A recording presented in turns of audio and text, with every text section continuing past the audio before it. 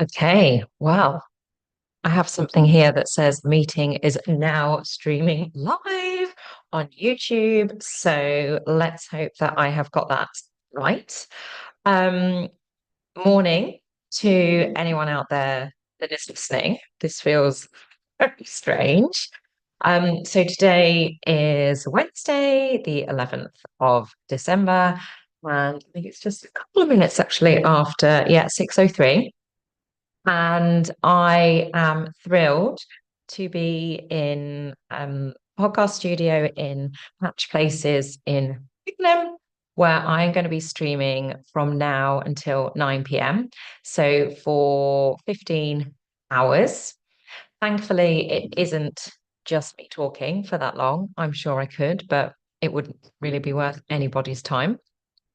So I am being joined by 20 speakers, all covering sort of very different things. I've got some live practical sessions, got some interviews, I've got people sharing personal stories, and this is all for Mind Mental Health Charity.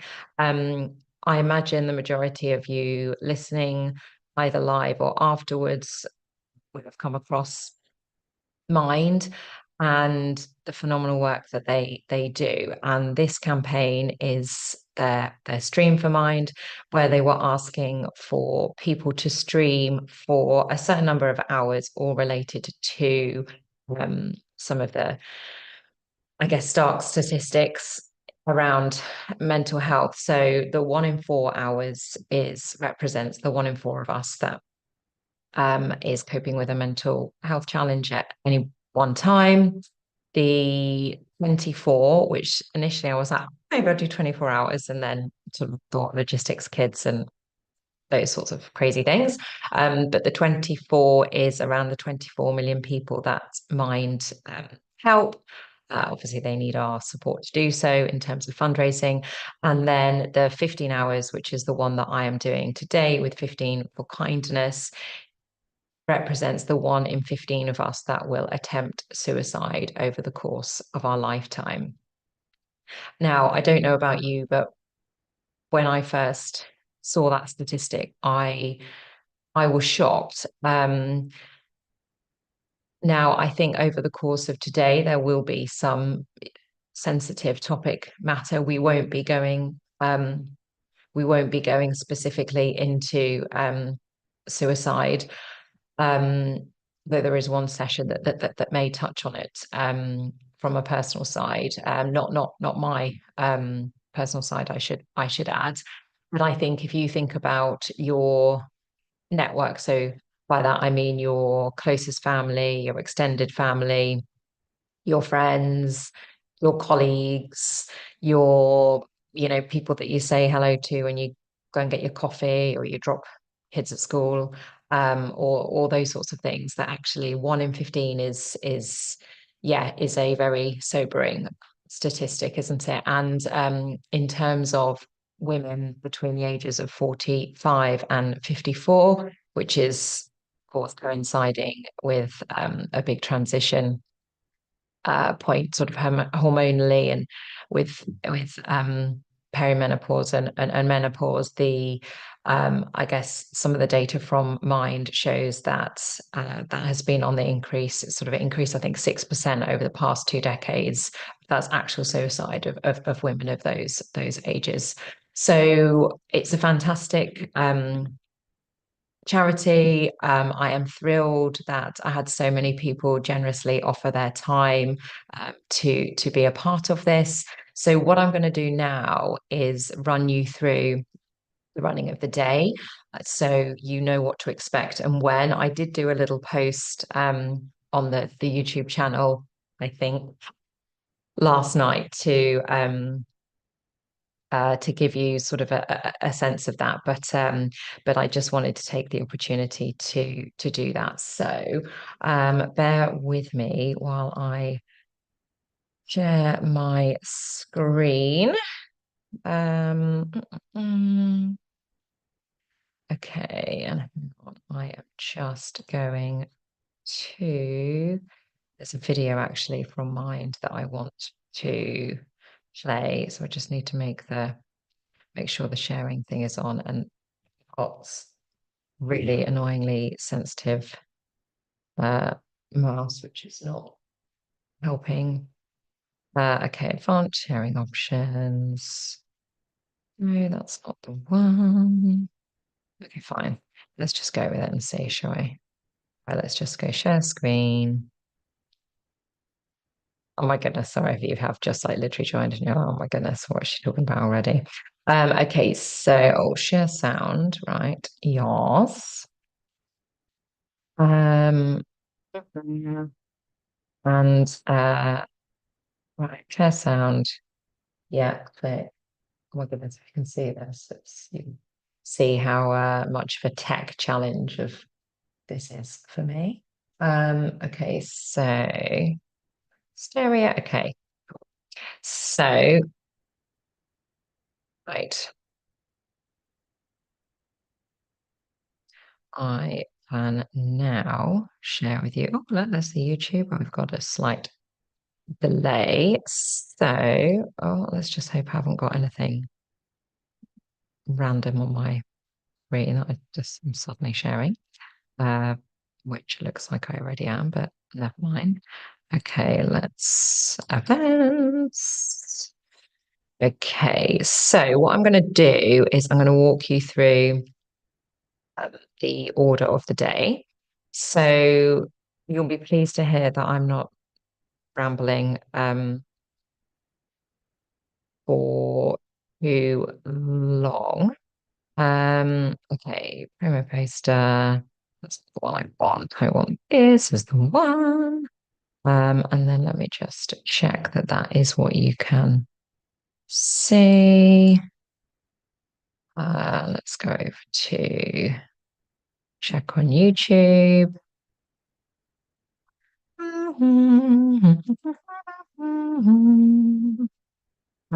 Okay, there's my confused looking face. Right.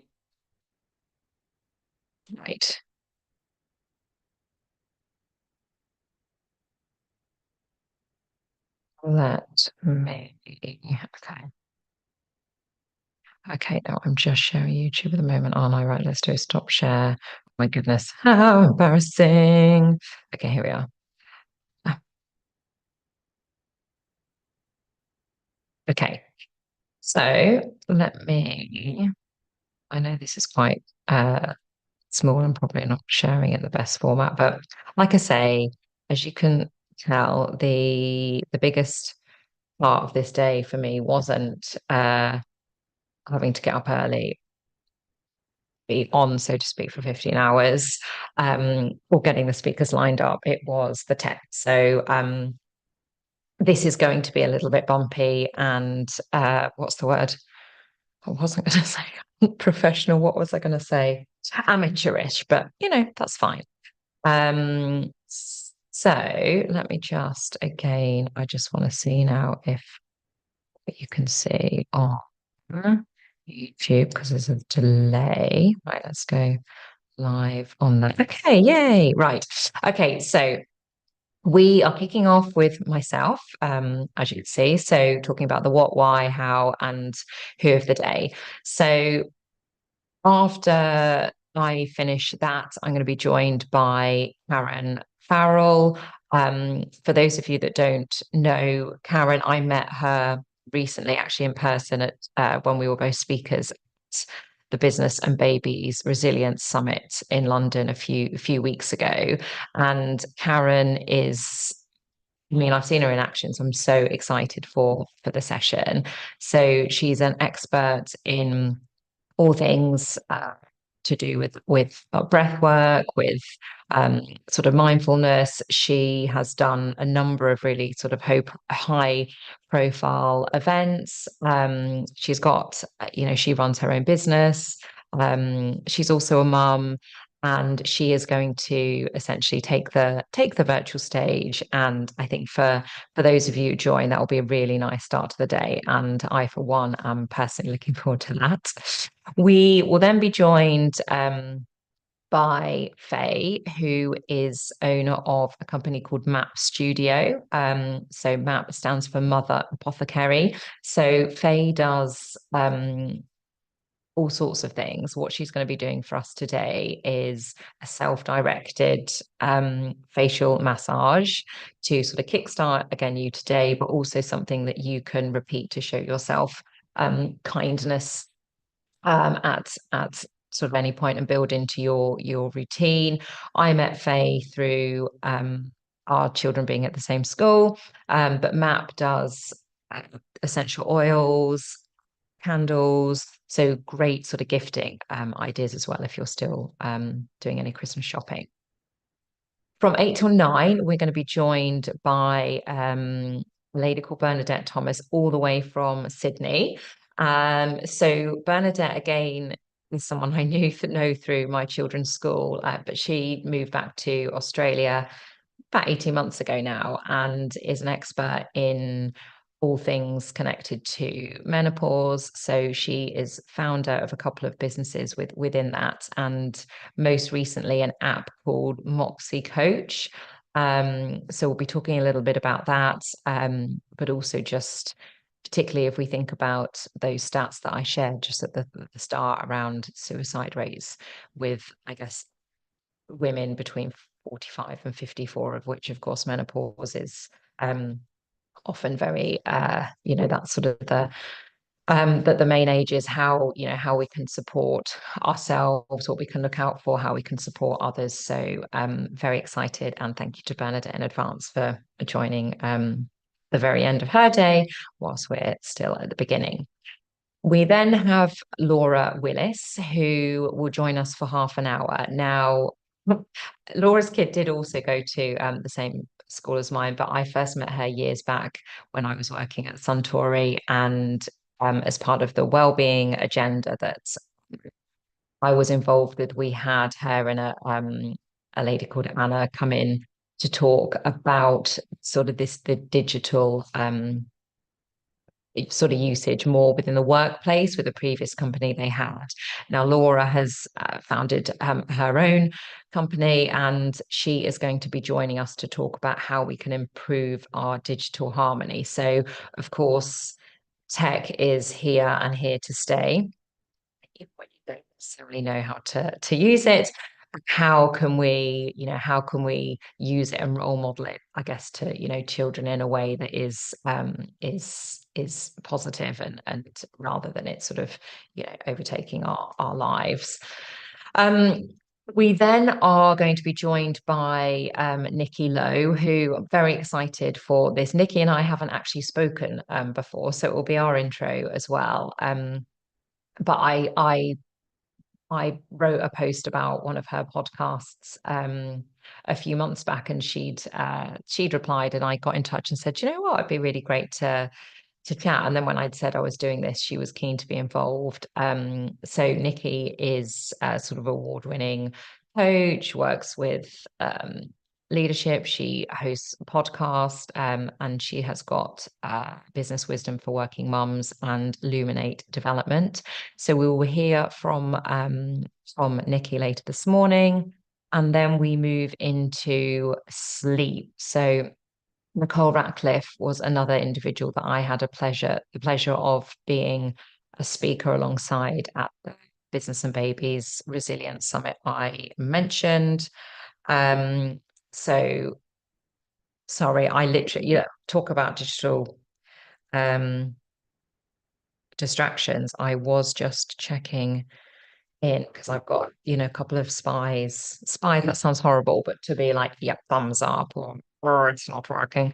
So Nicole was a speaker at Business and Babies Resilience Summit and is founder of the Workplace Sleep Coach and Baby to Sleep. So we will be talking, funnily enough, about sleep, about the importance of it, and about, how we can I guess get some more of it if we are not having enough.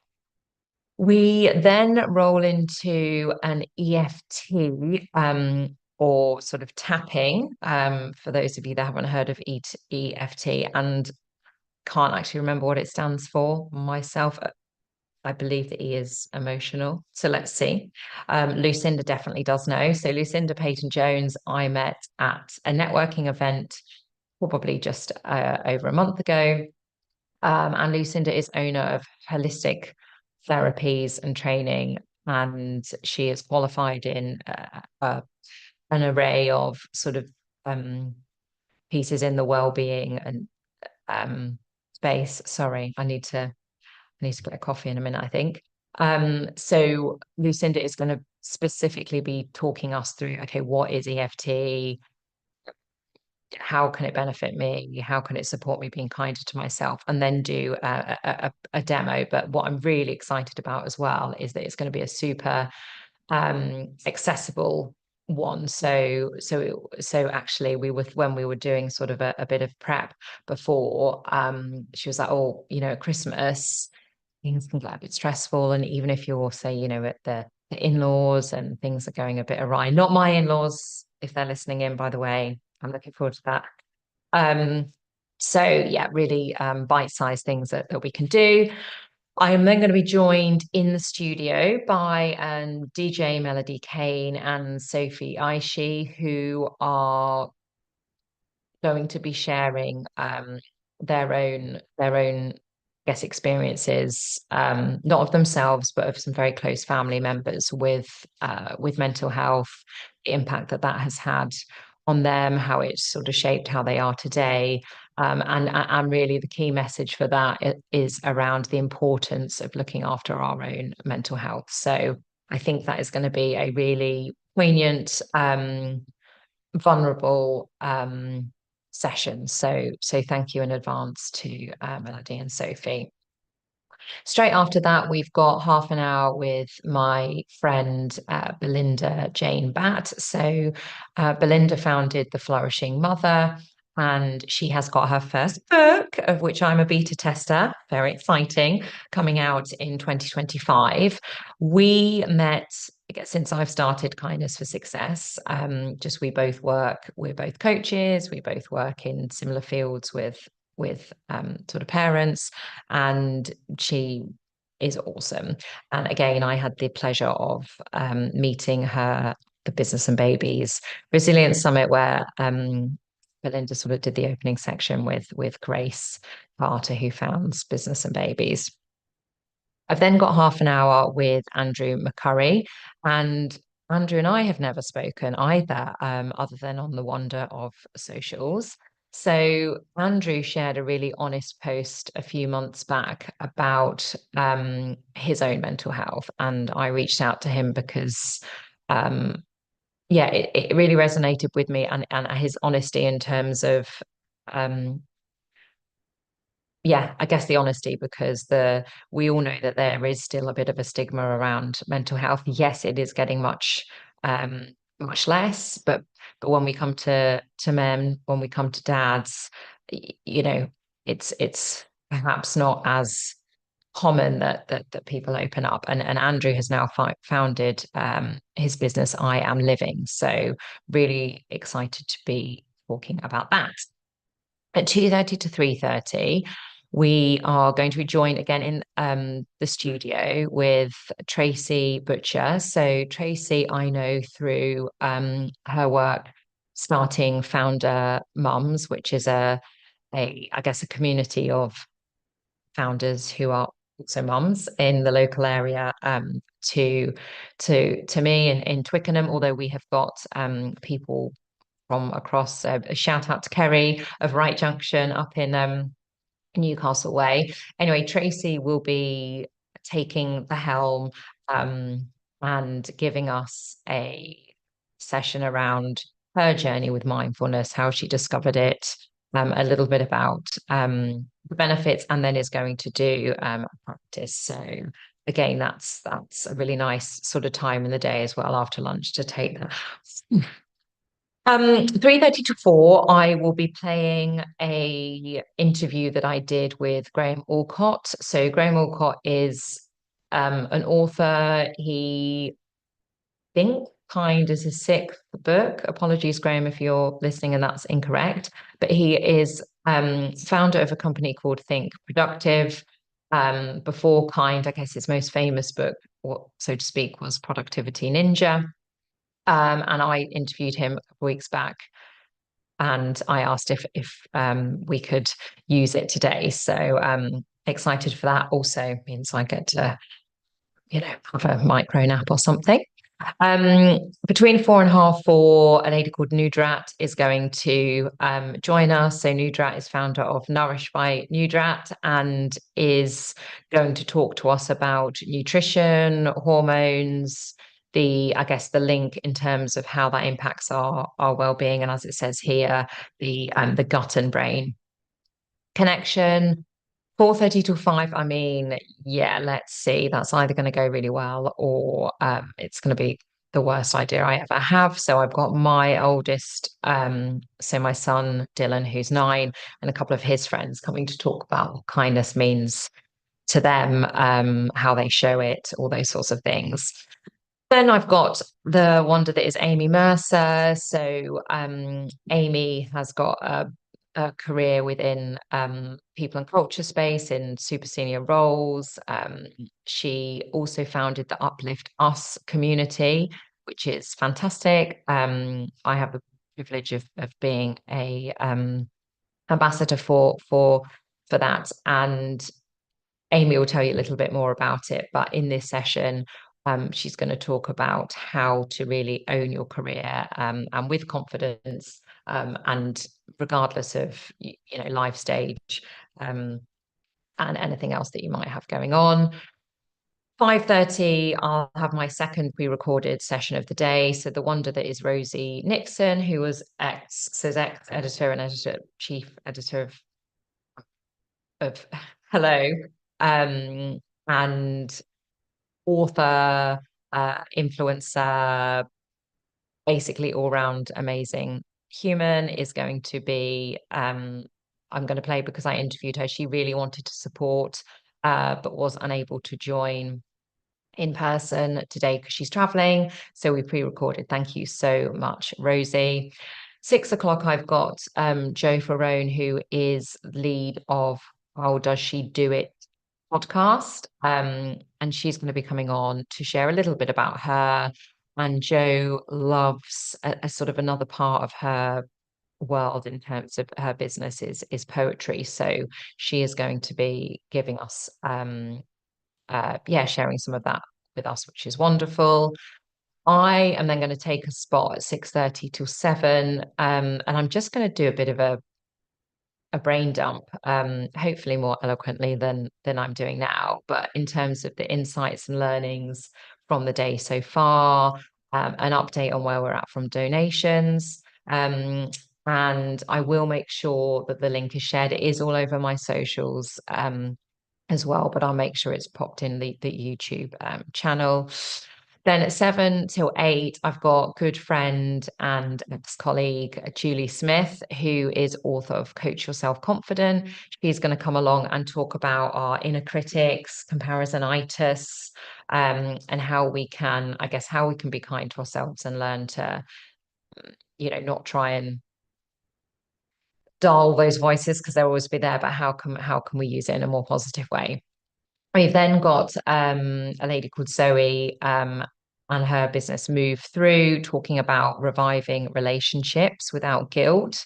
So how we can, particularly if you're a parent, how can we prioritize social connections when it's blooming sometimes hard to get out of the house. And then we finish. I'm very sad, but my poor sister is really poorly. She was going to be leading us in a gentle meditation. So Nikki Branner Schmidt is founder of Press Pause, but she can barely speak. So get well soon, Nick.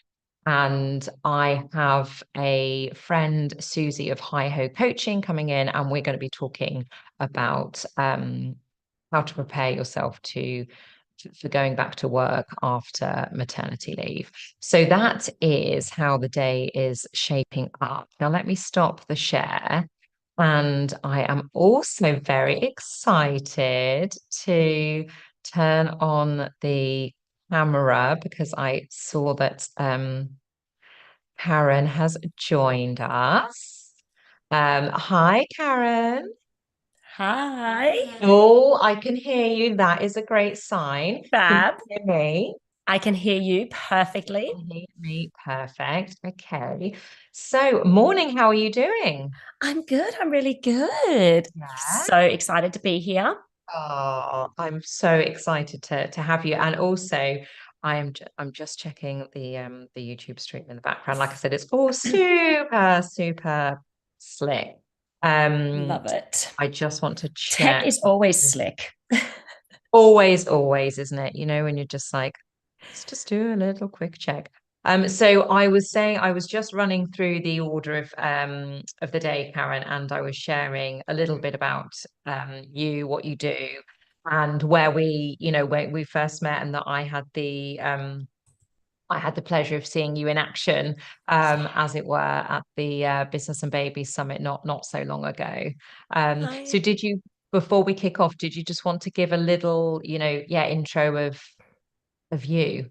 Of me, yes. So hi, I'm Karen Farrell, founder of Mindful Station. I am a qualified breathwork coach. I am passionate about helping people to basically learn to regulate their nervous system for peak performance and well-being by harnessing the power of their breath, because it is a very powerful resource and it is there. It is so accessible. And what I love about breath work, it is so tangible.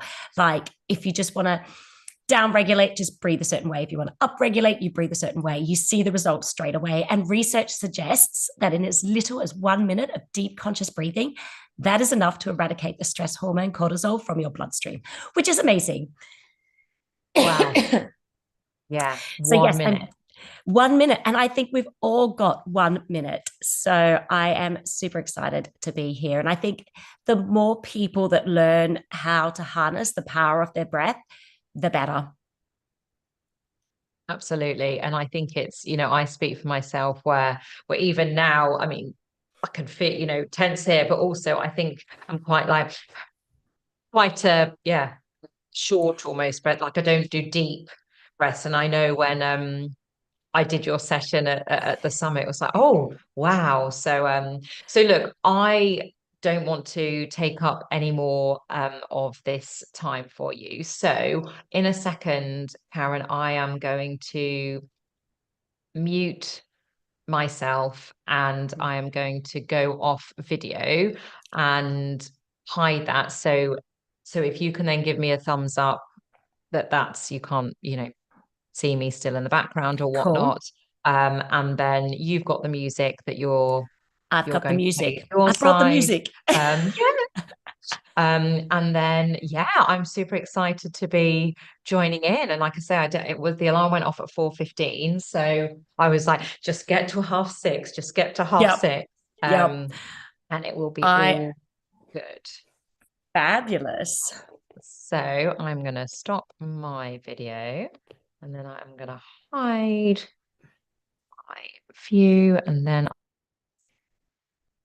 Amazing. So I can see that your camera is off and you are now on mute. So I'm going to assume that everyone can just see me. Um, so welcome and thank you so much for joining me. For those who are watching this on live, welcome. For those who are watching this on replay, thank you so much for joining me. We are going to be together for just under an hour. We're going to be doing some beautiful breathing. So I've got a little bit of a schedule worked out because I wanted this to be a bit of a journey. So how it's going to start, because it is 6:30 in the morning for some of us. So what we're going to do is we're just going to do a little bit of breath and body awareness. Let's just wake up our body, get our body moving, get some energy moving. And the reason I want to do this is stress, overwhelm, burnout. This is all felt in the body. It's not felt in the mind, it's felt in the body. So let's just reconnect the breath with our body because quite often it is disconnected. So we're going to connect the two. We're then going to move into some lovely kind of balancing breathing where we're breathing in for 4, we're breathing out for 4. We're going to do some breath holds.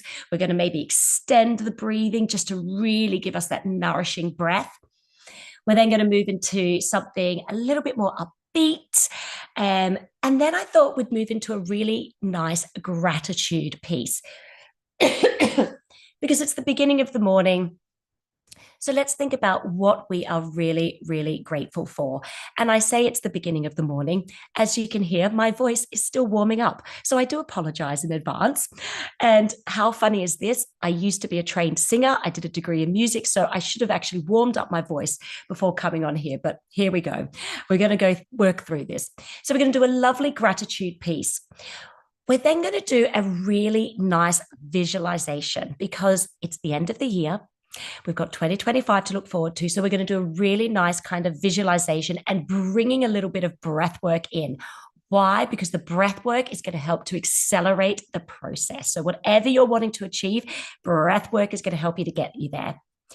And then we're going to have a little bit of time to just bring ourselves back to the moment. And then we're going to do something really uplifting and energizing because it's the beginning of the day. And I don't want you being like, oh, I'm so tired. I want to go back to sleep. I want to get you super energized. So we're going to do a nice uplifting piece. So I hope that sounds good.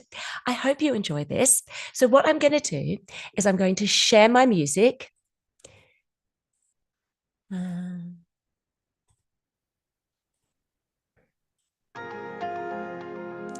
Okay.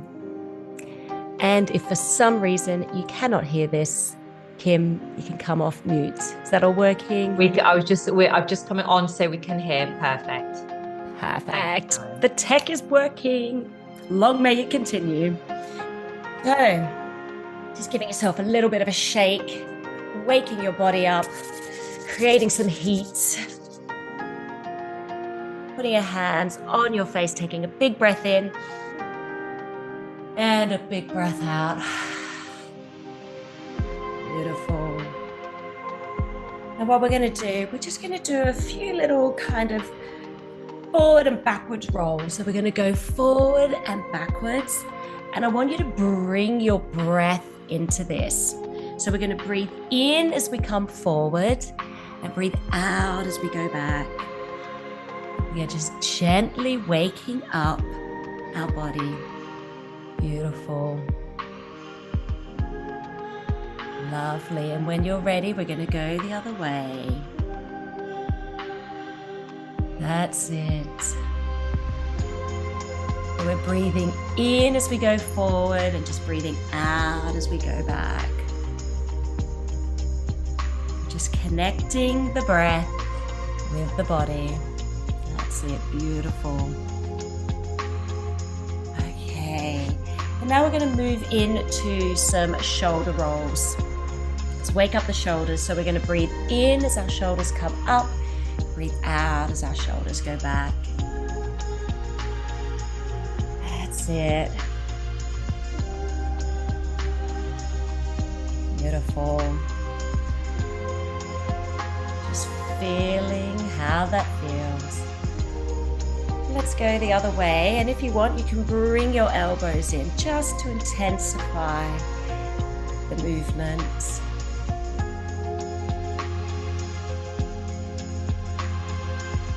Just gently waking up the body.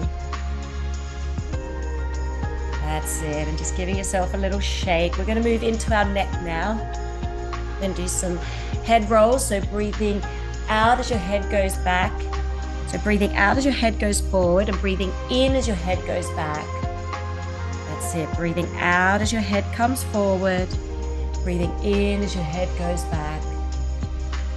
You got this. And let's go the other way. So breathing in as your head goes back. Breathing out as your head comes forward. Gently waking up the body, connecting the breath with the body. Now we're going to do some seated cat-cows. So breathing out as your shoulders come forward and breathing in as your shoulders come back. Breathing out as your shoulders come forward and breathing in as your shoulders come back, and really have a little proud chest. Beautiful. And just remembering that stress, overwhelm, burnout, it's not felt in the body. Not felt in the mind, it's felt in the body. So let's connect them. Here we go. We're taking a big breath in and just sighing it out. Beautiful. Taking a big breath in and sighing it out. That's it. One more time, breathing in and sighing it out. That's it. And just shaking it out.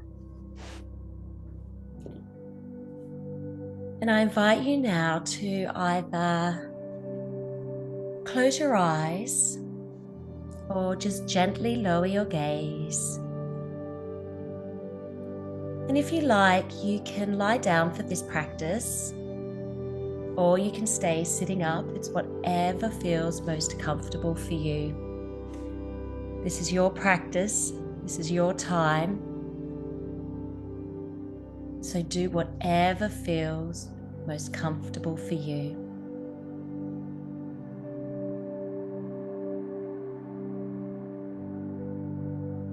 Just allow the energetic effects of what we've been doing to settle.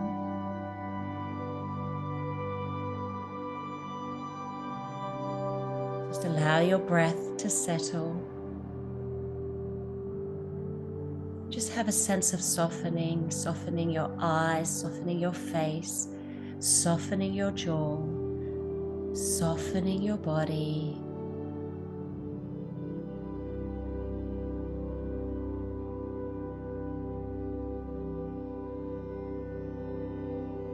Throughout this practice, I want you to always breathe in and out through your nose. There will be times when we breathe out through our mouth, and I'll guide you through this.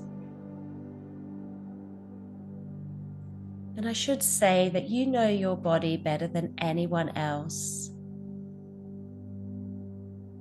So if you have any underlying health conditions or you are pregnant, I just invite you to take it easy. You know your body better than anyone else. So you do what is right for you.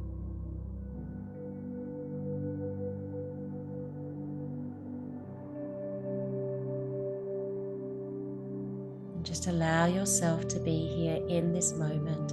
You have nowhere else to be.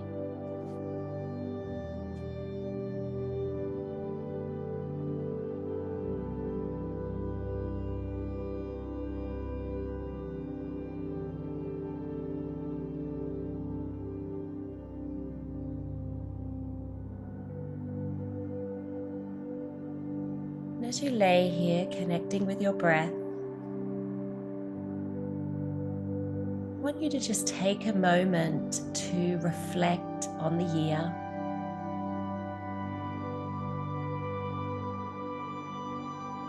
I want you to think about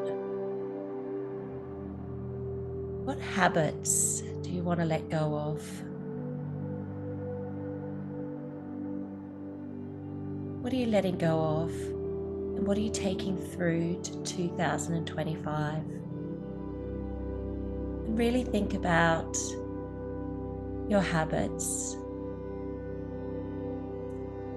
And the reason I say that is there is a famous quote by F.M. Alexander who says, "People do not decide their futures, they decide their habits, and it's their habits that decide their future." So I want you to think about what habits can you stop? What habits can you start? And what habits can you continue through to 2025?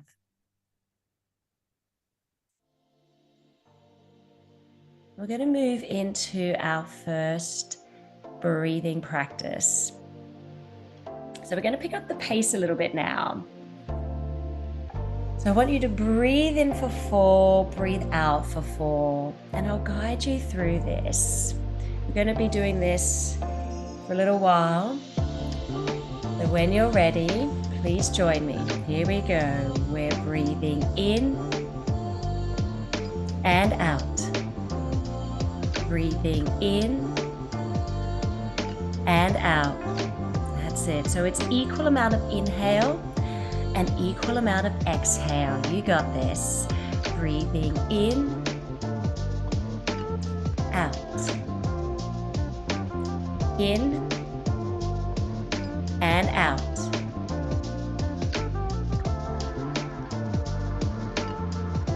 That's it. In and out. And we're going to go into a little breath hold now. So taking a big breath in, big breath in, big breath in, and just holding on full. Just allowing yourself to be here in this energy. And slowly exhaling. That's it. Let's go back to breathing in for 4. Here we go. Breathing in and out.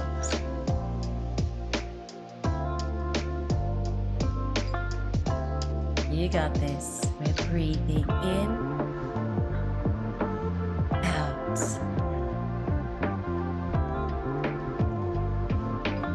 All right, and remember it's in through the nose and out through the nose.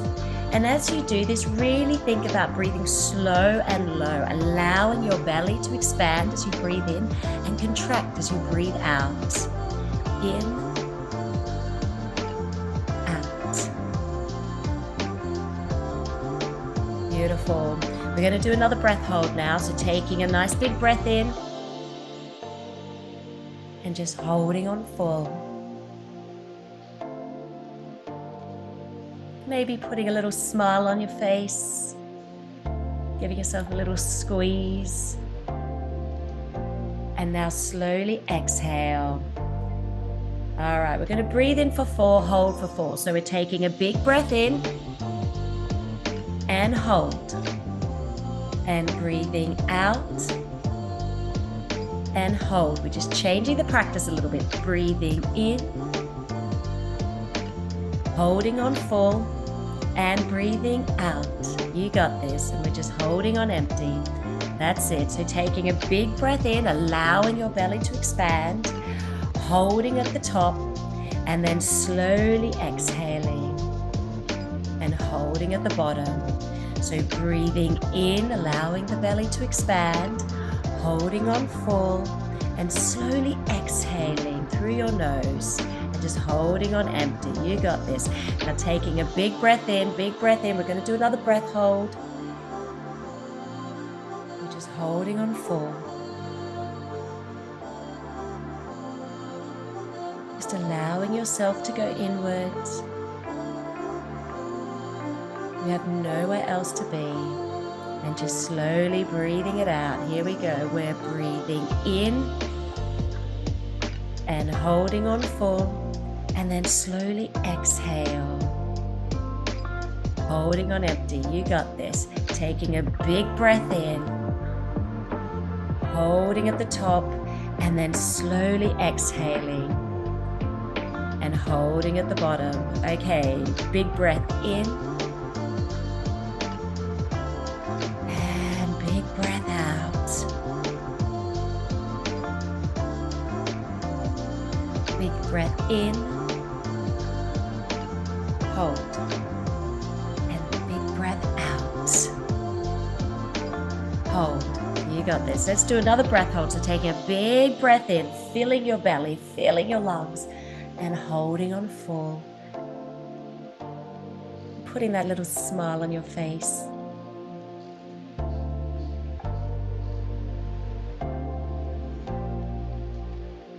And slowly exhaling. All right, here we go. We're breathing in, hold, and breathing out. You got this. Holding on empty. So taking that big nourishing breath in, and then slowly exhaling. You got this.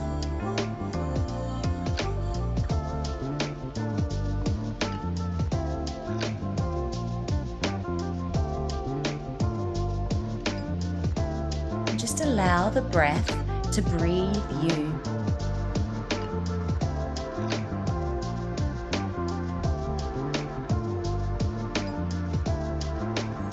Now taking that big breath in, we're doing another breath hold. So breathing it in, few extra sips and just holding on full. Just allowing yourself to be here in this stillness. And slowly exhale. Let's go back to breathing in for 4. Breathing in, 2, 3, 4, and out. Breathing in, out, in, out.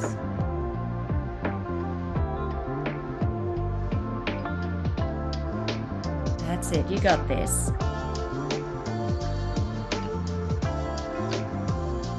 And just allow that breath to breathe you. Connecting with your breath, connecting with your body. All right, let's take that big breath in. Here we go for a breath hold, breathing it in, sitting on a still. Putting that smile on your face, giving yourself a squeeze.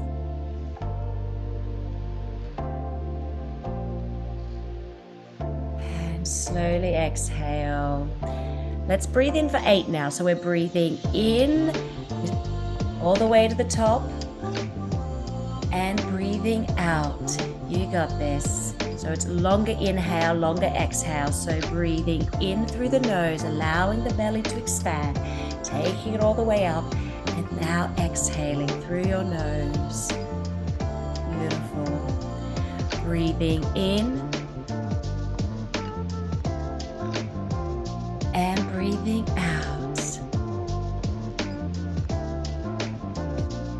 Breathing in through the nose, allowing that belly to expand. And breathing out. Okay, let's do another breath hold. Breathing in, taking a big breath in, big breath in, big breath in. And just holding on full.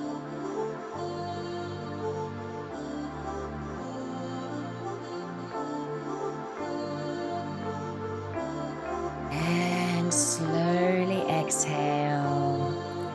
All right, here we go. We're breathing in all the way up to the top and slowly exhaling. That's it. So we're taking these big nourishing breaths in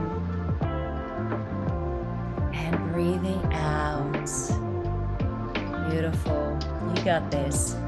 Breathing in and breathing out. Breathing in and breathing out. Let's do another breath hold. So just taking a really big breath in, feeling your belly, feeling your lungs, and just holding on still. Feeling that energy inside you, feeling that fullness.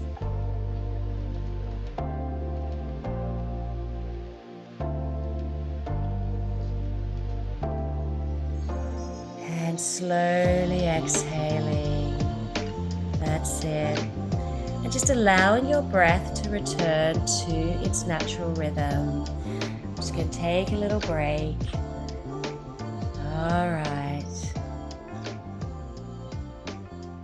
Allowing your breath to be as it is. We're not trying to control it anymore.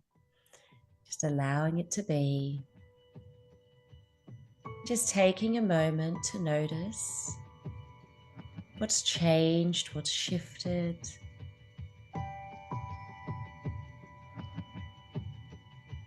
Just allowing yourself to breathe naturally.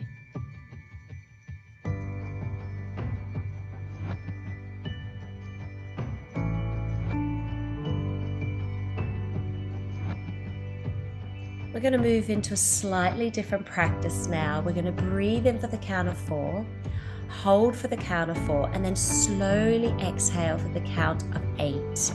And if you like, you can breathe out through your nose or through pursed lips. Whatever feels most comfortable for you.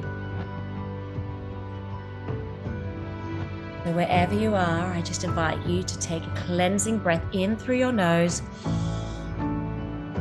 and just sighing it out through your mouth. That's it. Taking another big breath in and just sighing it out. Okay, here we go. So we're breathing in through our nose, holding on full, and slowly exhaling for the count of 8. You got this. We're breathing in, hold, and slowly exhale. Just letting it go. That's it. We're just picking up the pace. We're breathing in through our nose, holding on full, and then slowly exhaling. Okay, now let's breathe in some confidence, okay? Let's breathe it in. And hold. And breathing out, letting it all go. That's it. Use your breath to breathe in confidence, love, abundance, joy, happiness, success. And as you breathe out, just letting go of anything that no longer serves you. So we're breathing in, hold, and slowly exhale. That's it. Taking that big breath in, holding on full, and slowly exhale. Beautiful. And just allowing your breath to return to its natural rhythm.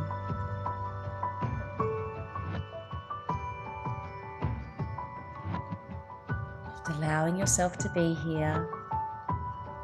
You have nowhere else to be. And I really want you to think about using your breath to change your state of being.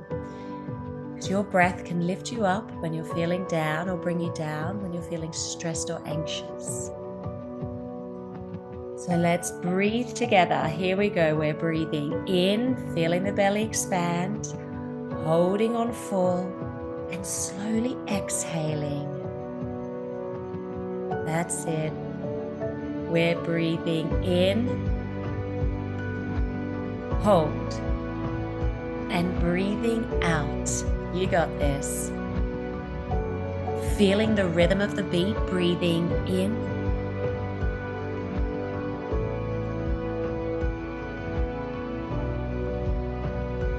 all right, let's breathe in some confidence, shall we? Here we go. We're breathing it in.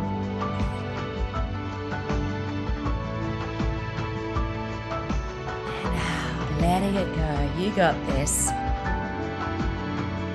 We're breathing in,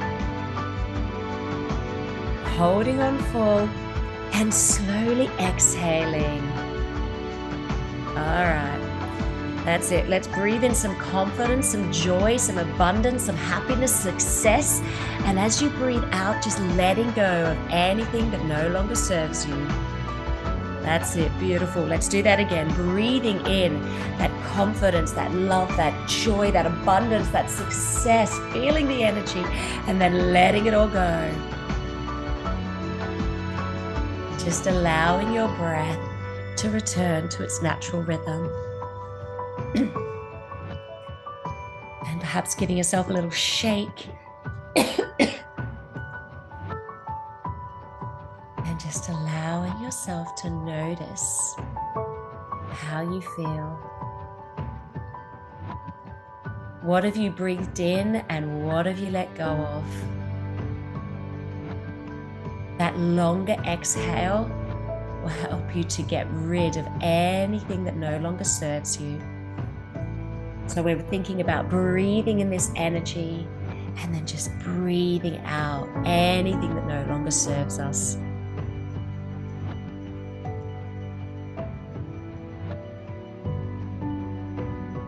So going back to what I said at the beginning of the session, what are you letting go of?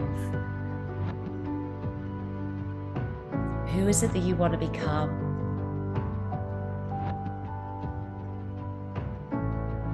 Who is it that you want to be? Use your breath to take you there.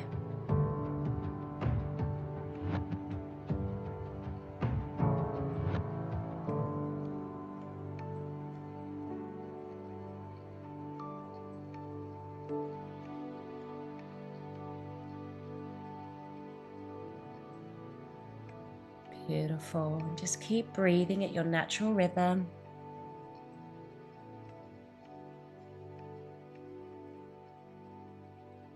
We're going to be picking up the energy a little bit in our next practice.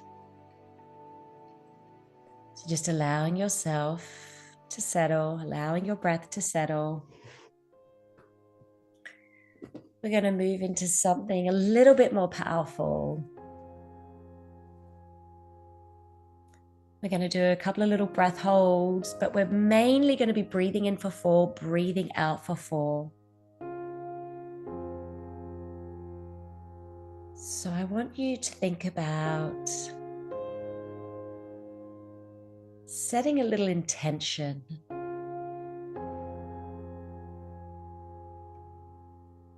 And let's breathe in all the way to the top and breathing out. Remember, we're having that letting go. So what is it that you're breathing in for 2025? And what is it that you're letting go of in 2024? Let's do that again. Breathing in through your nose, taking it all the way up to the top. And then breathing it out. Maybe even sighing it out.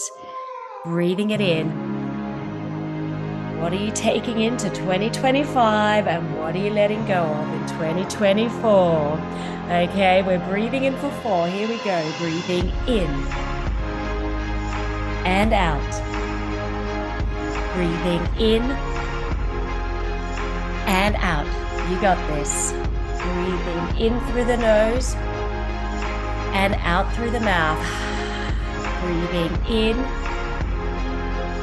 and out. That's it. Now let's take a big breath in, big breath in, big breath in, big breath in. And just sighing it out. Letting it go. Taking that big cleansing breath in, breathing in that energy, and then breathing out anything that no longer serves you. Let's do that again. Breathing it in and breathing it out. Beautiful.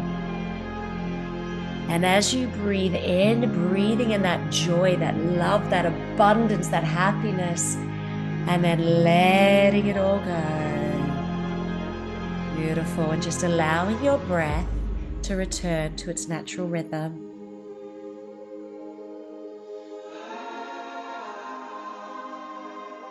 I want you to think about what joy are you going to bring into your life? All right. We're going to go back to breathing in for 4. Here we go. Breathing in and out. Let's make this really active, okay? Breathing in through the nose and out through the mouth. Breathing in through the nose and out. That's it. Breathing in that energy and letting go. You got this. Breathing in and out. In and out. In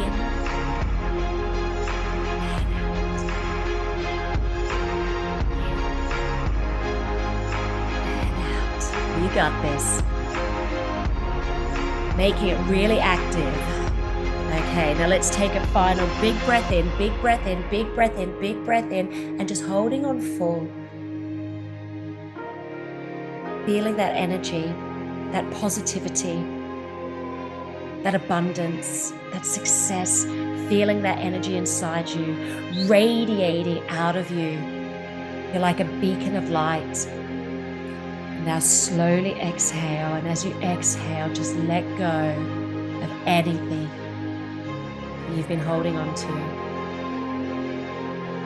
And just allowing your breath to return to its natural rhythm.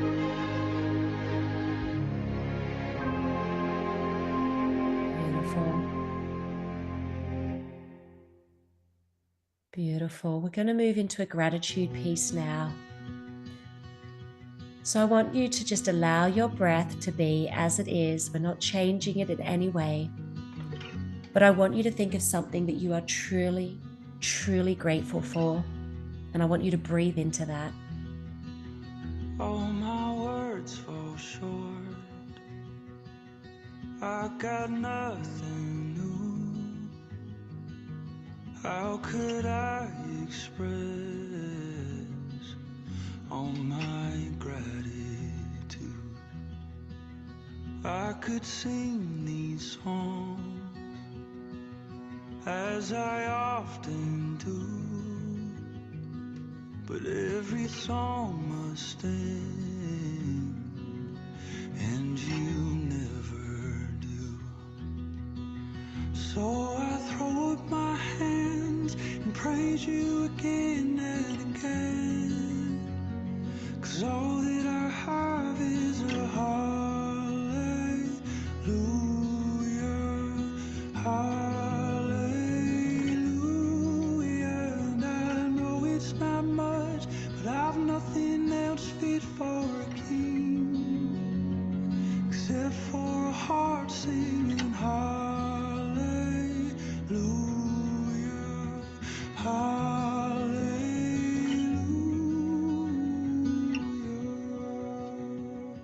Beautiful. Breathing into that gratitude. I've got just one move. With my arms stretched wide, I will worship you. So I throw up my hands and praise you again and again, 'cause all that I have is a hallelujah, hallelujah. And I know it's not much, but I've nothing else fit for a king except for a heart singing hallelujah. That's it. And really breathe into your heart. Breathe into that gratitude. Feeling that energy.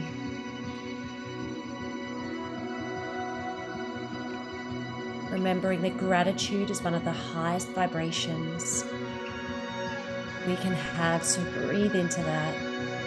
So come on, my soul, oh, don't you get shy on me, lift up your song, 'cause you've got a lion inside of those lungs. Get up and praise the Lord. Oh, come on, my soul, oh, don't you get That's it. shy Really on me, breathe into it lift up now. your song. Feeling the gratitude, feeling the love. Lion inside of those lungs. Get up and praise the Lord. Come on, my soul, oh, don't you get shy on me, lift up your song, 'cause you've got a lion inside of those lungs. Get up and praise the Lord.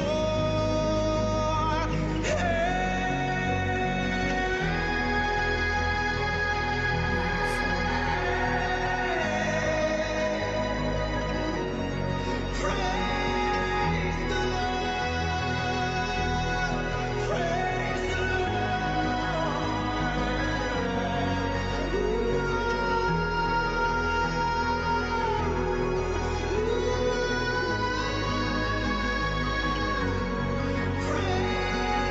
the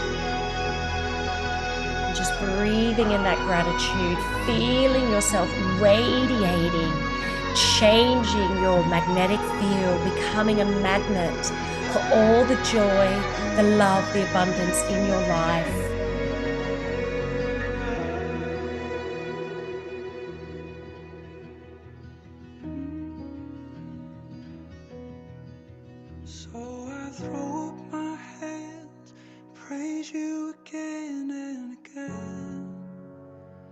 'cause all that I have is a hallelujah, hallelujah. Beautiful. And just keep And I breathing. know it's not much, but I've nothing else fit for a king except for a heart singing hallelujah, hallelujah.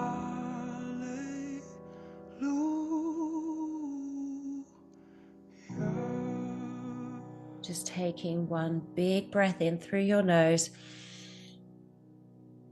and just sighing it out through your mouth. Beautiful. And just know that by breathing like that, you have created an electromagnetic field that is 60 times greater than your mind. Your heart creates a much bigger vibrational frequency. So you're just radiating this love, this joy.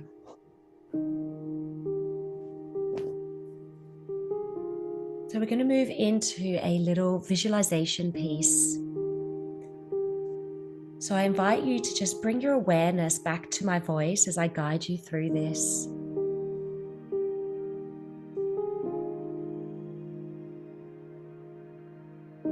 Taking a big breath in through your nose and just sighing it out through your mouth.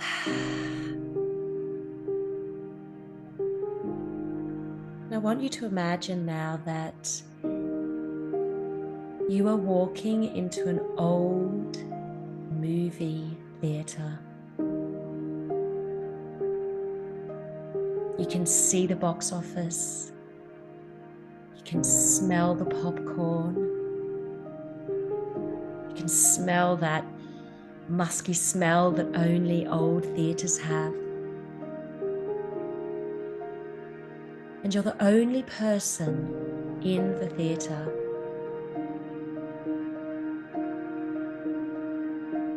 I want you to walk into where the movie screen is. You can feel the carpet under your feet. You can see all the chairs. And I want you to go and take a seat. You have the best seat in the house. You can see the heavy curtains in front of you.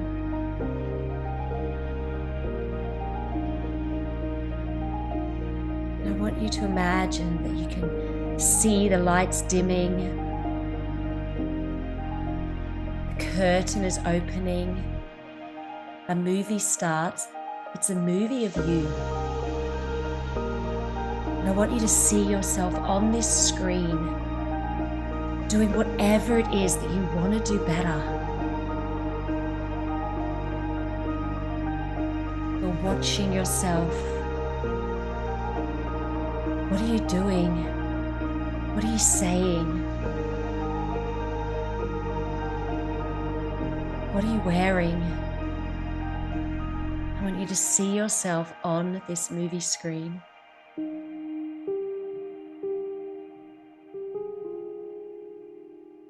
And now I invite you to very gently in your mind imagine that you are getting up out of that chair. And I want you to imagine that you are walking up to the movie screen. And at the bottom of the screen, there is a door. And I want you to open that door. And I want you to walk into the movie screen. You are now in the movie. You are now experiencing the same scene directly within you, but through your own eyes. And I want you to imagine that you are there. You are doing whatever it is that you want to do better, whatever it is that you want to achieve. And I want you to feel it. Feel what it would be like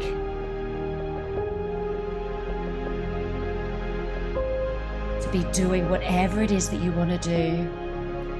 Perhaps it's a goal. Perhaps it's something that you want to achieve, something you want to do better. You are there. Bring in your senses. What can you hear? What can you see? What can you taste? What can you feel? Who's there in the room? Who's there with you? I want you to feel it, and I want you to radiate it.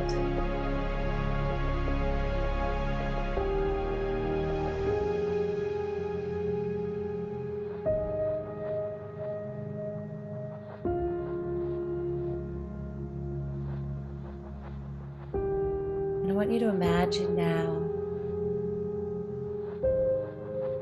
that you are walking into another room. You're slowly leaving that room and walking into another room. And in this room are all your friends, your family, your loved ones, all the people that you care about. They are in this room. And I want you to imagine that it's the end of the year. You are celebrating. You are celebrating all the things that you have achieved. And you are telling them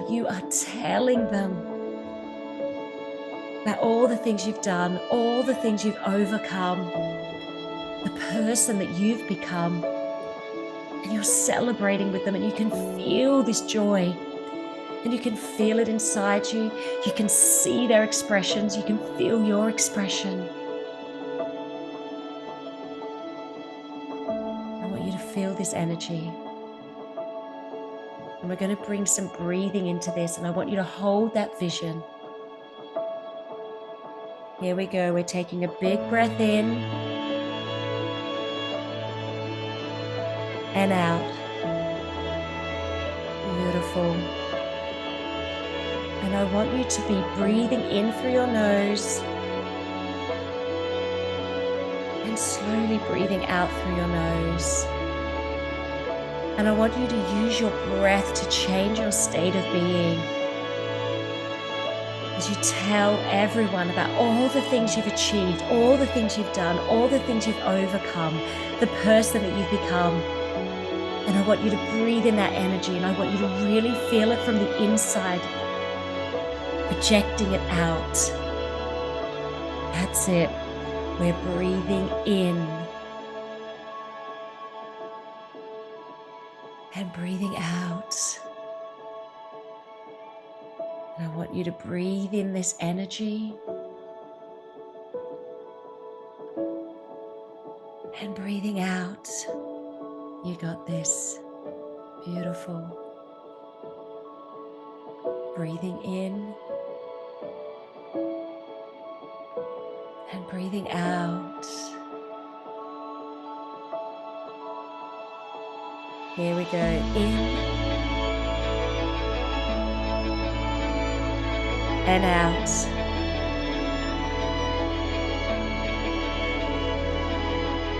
In and out. And as you use your breath, really think about amplifying those emotions, those feelings of what it would be like to achieve everything you want to achieve. It is the end of 2025 and you are there. You have done everything you set your mind to. And just feel how amazing it feels inside. And just radiating that energy. Taking a big breath in, big breath in, big breath in. And let's just hold on full for a moment. And just sighing it out. Beautiful. Just shaking it out. And I want you to just allow your breath to be at its natural rhythm.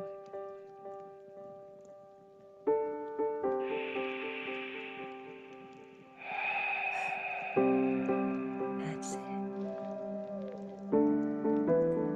And I invite you to place your hands on your heart. And we're just going to breathe in and out slowly. And imagine we're breathing into our heart. It's with you every moment. It's a back and forth, letting go of your attachment to yourself, to outcomes, letting go to the way things are.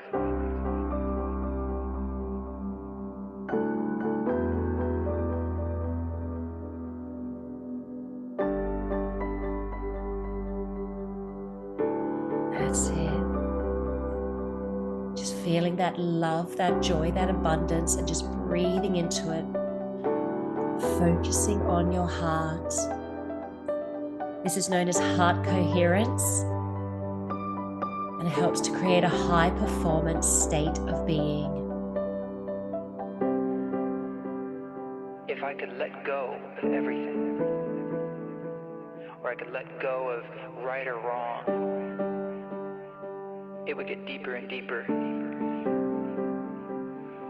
it was amazing.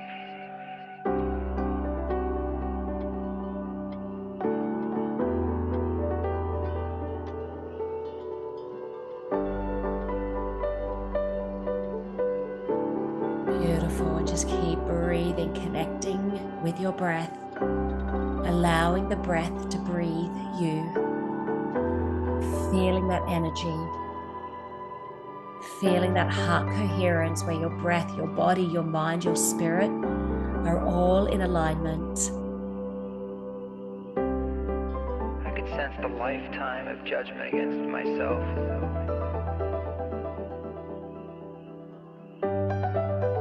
And letting that go.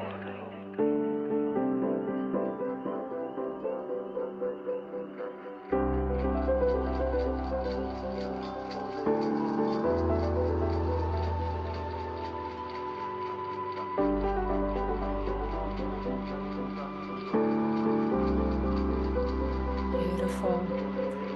Just keep breathing.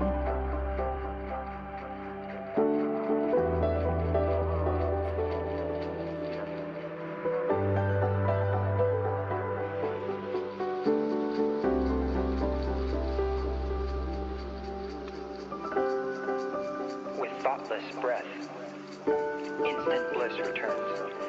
Instant infinity.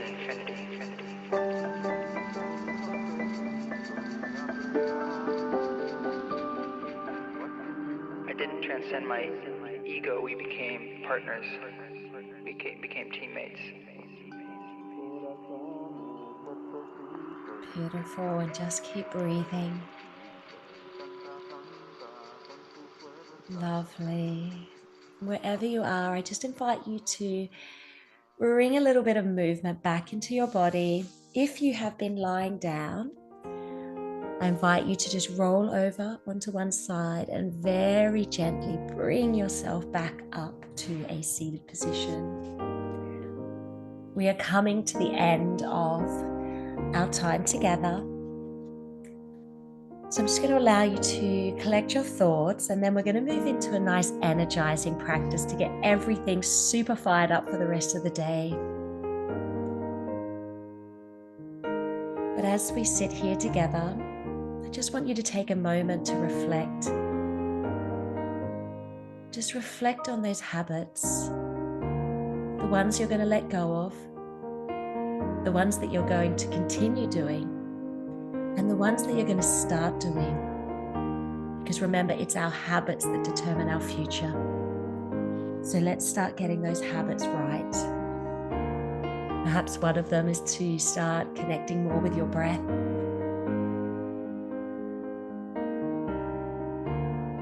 Using your breath as a tool to change your state of being. Beautiful. We're going to move into our nice energizing practice just to get you super fired up for the rest of the day, okay? So let's shake it out. All right. Let's bring some blood and some body and some warmth back into our bodies. So we're going to be breathing in, out, in, out. It's going to be quite fast. Here we go. We're breathing in, out, in, out. So keep it really light. In through the nose, out through the nose, or out through the mouth, whatever feels most comfortable. Okay, let's take a big breath in. Breathe in and out. Okay, we're just picking up the pace. Breathe in and out. Breathing in and out. Breathing in and out. Now we're going to take a really big breath in. Here we go. Breathing in that energy. Okay, taking it all the way up to the top and just holding on full. Okay, now slowly exhaling.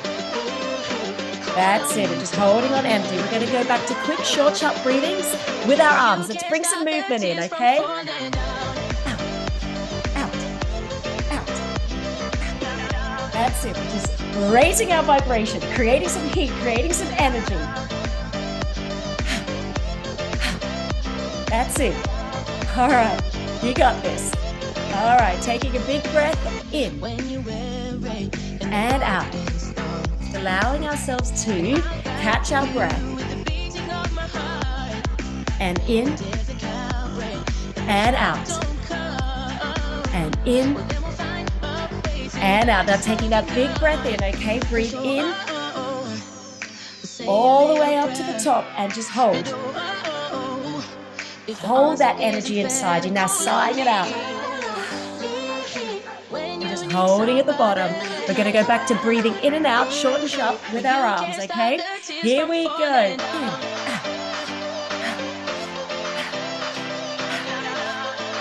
That's it. You got this. We're just creating some heat, some energy. All right. Now just allowing your breath to return to its natural rhythm. Here we go. Another round. We're creating some rhythm, some heat, some energy. And if you don't want to breathe, just do the arms, okay?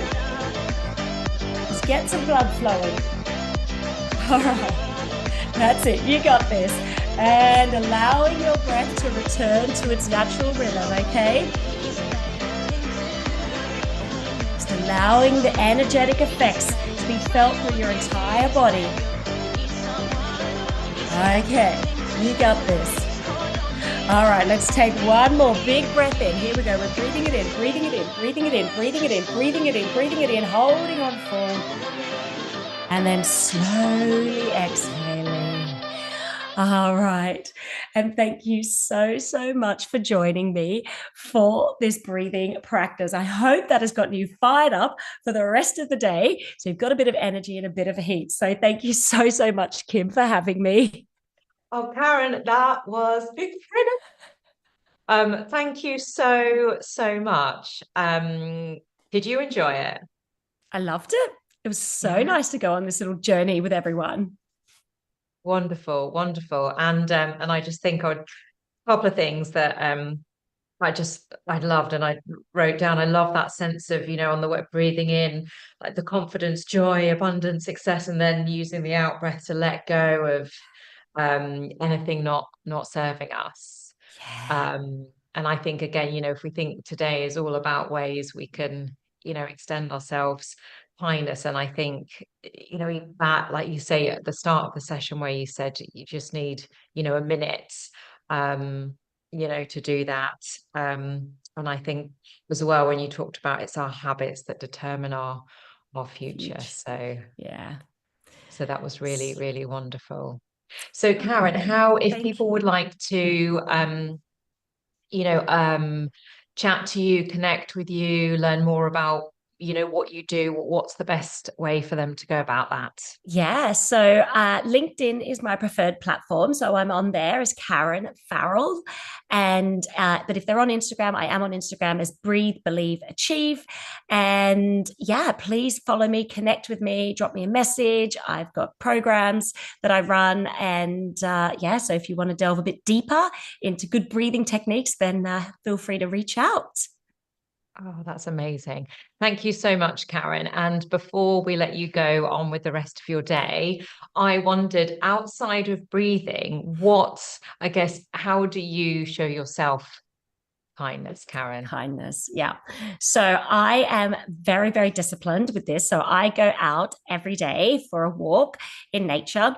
And that is my way of basically showing myself some kindness, because I think when it comes to priorities, it's so important that we make ourselves a priority. And I know everyone is busy and things like that, but for me, it's having that kind of hour a day that is protected time that is for me.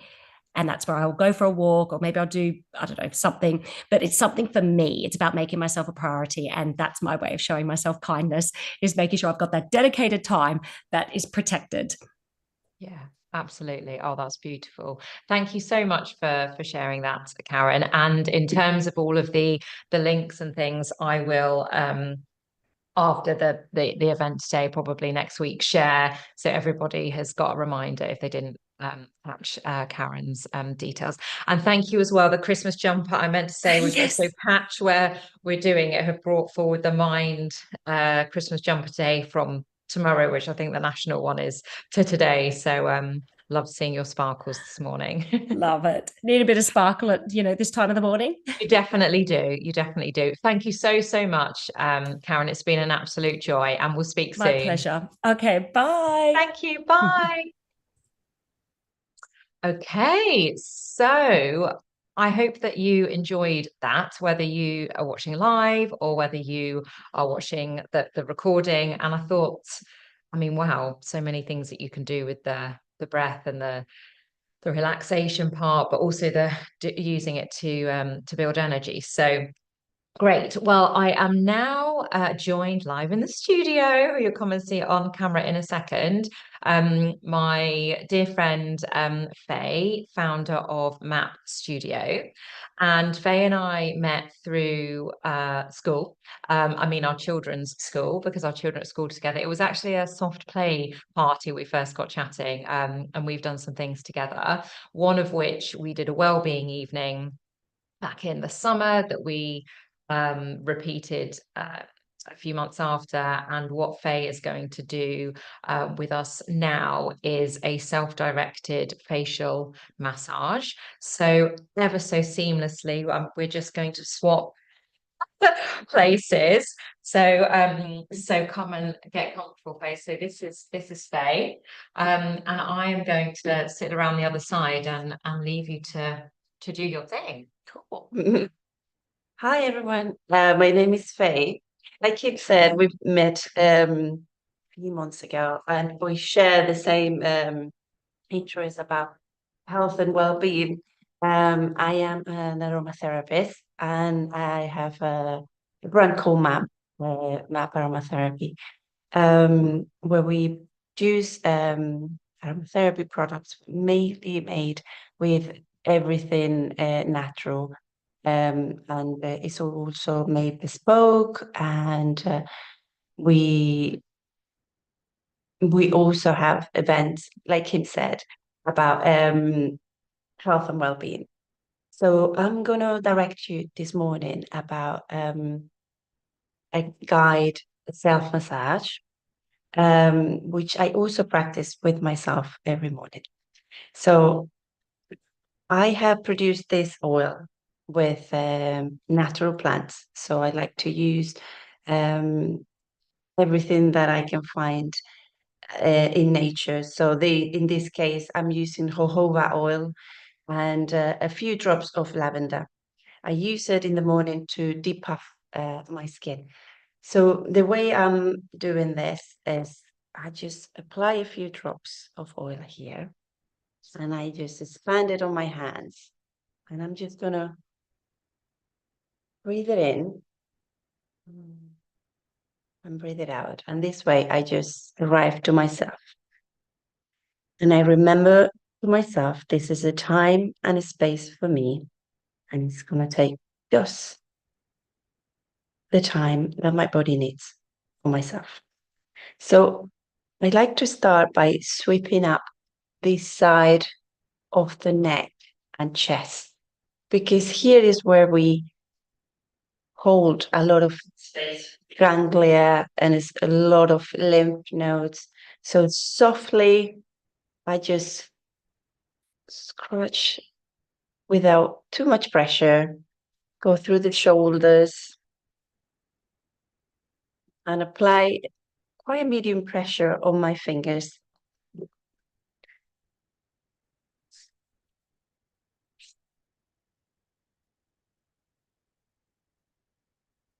Then when I get to this position, I like to sweep into my knuckles and then I go in circles towards one side. This way, I just stimulate this part of my skin. And slowly, I just go directly into my neck. On this time, I like to go through the back and into the front of my chest, really trying to release all the tense and stress that we hold in this part of the body. We spend hours in computers, so everything that we can do to release all the part of the neck will be great. And then slowly I'm making my way up to the neck, into my face. So I hold on my fingers up. And I like to put my fingers inside my head, like this.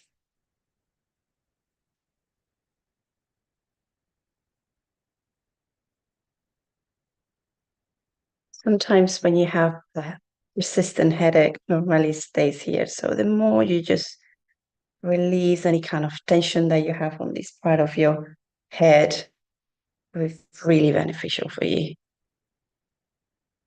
I also like to use this area here. Make sure I just pay attention. In this part of the face, we hold a nerve 7, which is the one that just holds all the face tension and nerves. So it's good just to give it a good shake. And when you sleep, sometimes you can clench your teeth. So this is a good way of releasing this part with the 2 fingers in. Then I like to just hold here and making sure this area get a really good relaxation. So fingers in and into the side of the shoulder. And I repeat here. I mean, every exercise I do it for 4 to 5 times. So it's only a little bit of time. And this area will normally get a little bit red, but that's okay. It's just because we're stimulating all this part. Then I get into my jaw and I just, with my 2 fingers, I like to just stretch everything up, holding up to this lovely cheek. Mm.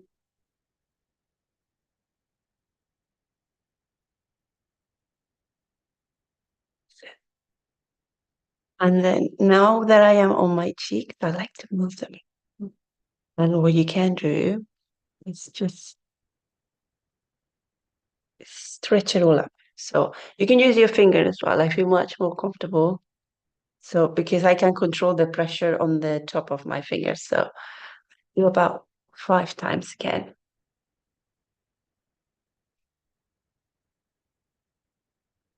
Always at the bottom part of the cheek. So just here. And then I like to squeeze everything up on the side, all the way up. This is like lifting it. On this side.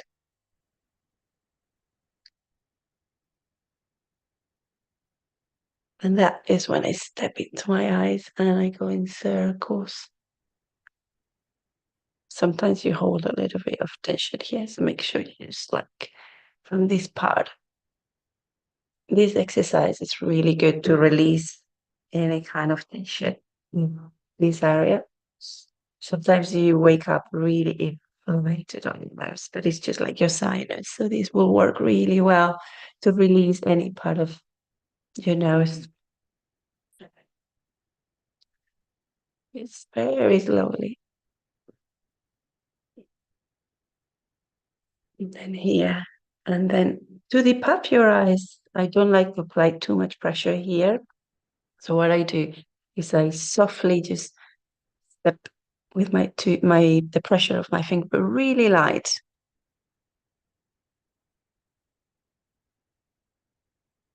Like this. Very light. Not too much pressure.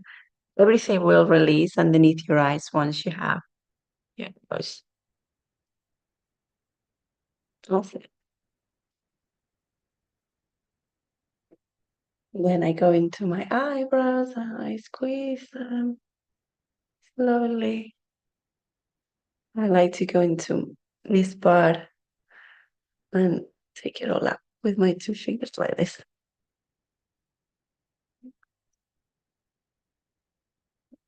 And then all the part of my forehead, I just like to slowly pressure with the top pit of my fingers. But just go like this, all the way into the end.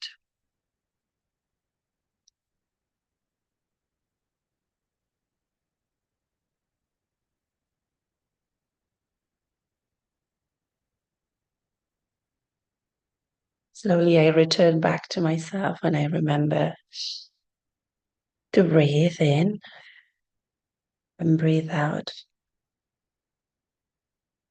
Breathe in and breathe out. And I'm back. I'm back to my routine and my daily things, but I had these 20 minutes for myself when I feel much more alive, very hydrated, and full of release my tension. Well, that's my morning routine. Oh, thank you so much, Faye. I'm going to come round and join you. Super. Very high-tech, smooth transitions. Well, thank you so much for doing that. So how let's just see your face. And also I look at your face and mine, I'm like, yeah, I definitely need to do some of that. So how ideally, regularly would people do that? I do it every day. Okay. So it's just it's a practice. Like if you feel something like this you wash your face or you put your makeup, so this is the same. You just having like 10, 15 minutes Yeah. for you. And do you tend to do it so in the morning or the evening or both? If I had a chance, I like to have it in the evening. Yeah. But if no, I like to wake up early and have this time for myself. Do it. Nice, nice. So tell us then a little bit about MAP. MAP's a brand. I created MAP a couple of years ago. I just, the contact with nature was missing from my life, and I just dive deep into what it is just to live with nature products only. And it just changed my life completely. So I went into study aromatherapy and cosmetic formulation, and I realized how much all the stuff we put in our body. So I wanted to create something that is beneficial for you, for your skin, and you really don't need all this stuff. It's just the natural product. Like in your previous events that we did, it's just the walking in nature that it makes you connect again with yourself. It's the same with the oils or the fragrance. The more natural, the more connected with ourselves that we will be. So that's my mindfulness. Yeah, oh, wonderful. And I think it's I met a friend for dinner actually on Monday and she said that she's very, very different in terms of, but her mindfulness is actually playing rugby. And because she said to me, oh, I don't like meditation and things, it's not for me. So I thought mindfulness wasn't for me. And then I think someone said to her, no, but actually that's when you're present, you're focused, you're energized. So for you, it's that connecting with nature. And where then, Faye, can people find you and find out more about brand MAP? So we have a website, Mhm. MAP studio.co. Studio.co. Yeah, so we are mainly there, and then we also stored in a few shops around London, but mainly the website and Instagram as well. Yes, and when I look at Faye's Instagram and I look at mine, I'm like, oh my goodness, mine looks like a child has thrown their paints all over it. And Faye's is like, oh, it's like stepping into an Ideal Home magazine or something. So Faye, also just, and I'm just thinking, plugging you a bit here, in terms of obviously today it's all around showing ourselves kindness, and you've done that for us this morning with the facial massage.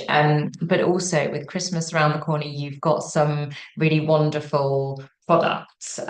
So did you want to share about those? Yeah, we sell beautiful candles made with aromatherapy and soya wax.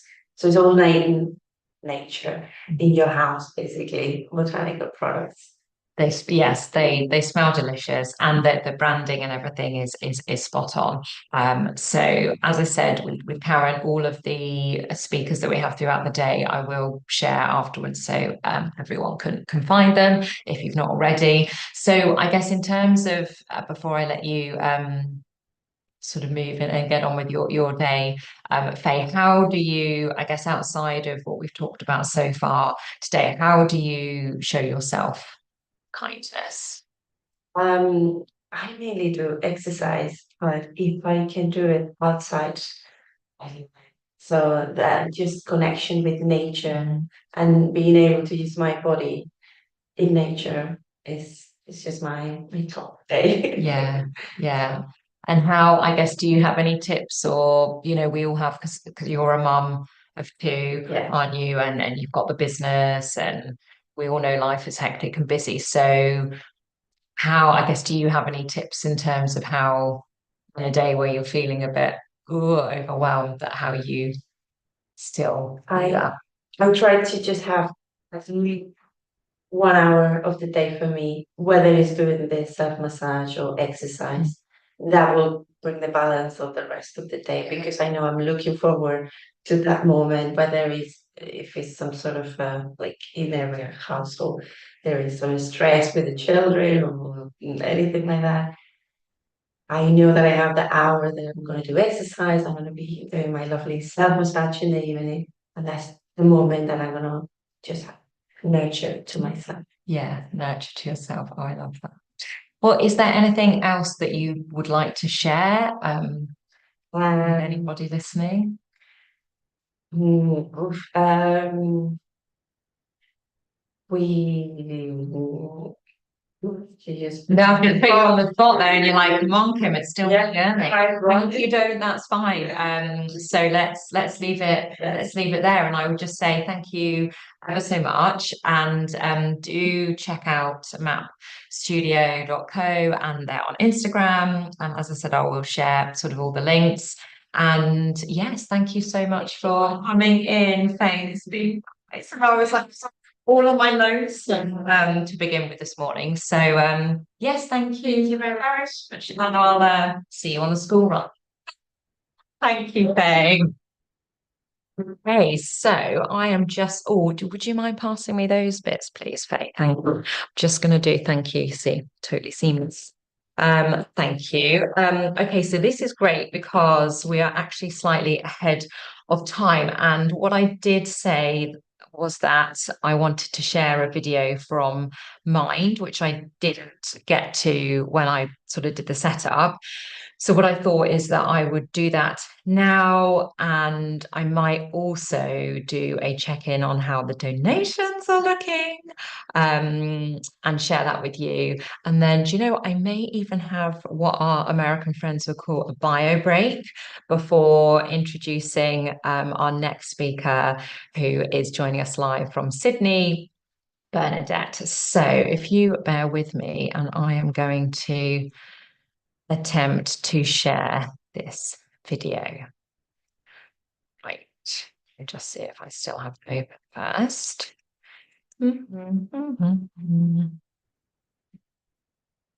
Okay, so this is the one, and I need to make sure I am sharing sound. Right, bear with me. I mean, if you're like, oh, okay, I'm bored, then you can go and get a coffee or something yourself. I haven't had one yet. I've had 2 cups of tea though, so advanced sharing options. Yeah, that's not the one I want actually. Oh. I've got a mouse that is on a bit of it's a bit slow, so then I just end up, oh, there we go. Getting click happy. Oh, hang on, I haven't pressed share sound. Yes, I have.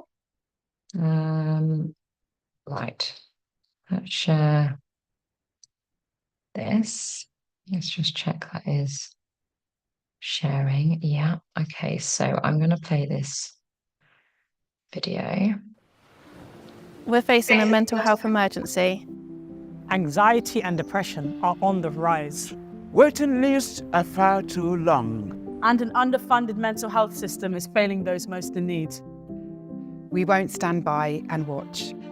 We're Mind, and we are here to fight for mental health. We're here to change minds.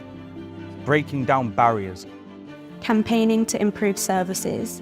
Taclo'r anghyfiawnder sy'n gwneud bywyd yn anoddach i rai ohonom sydd â problemau iechyd y feddwl. We're here to support minds. Listening. Providing information and life-changing support. Speaking out for a generation of young people that are dealing with an uncertain future. We're here to connect minds. Sharing knowledge and ideas. Empowering voices that are too often ignored. Bringing together people who care about mental health to make a difference. We're passionate, Determined. And unstoppable. we're Mind, and we're here to fight for mental health.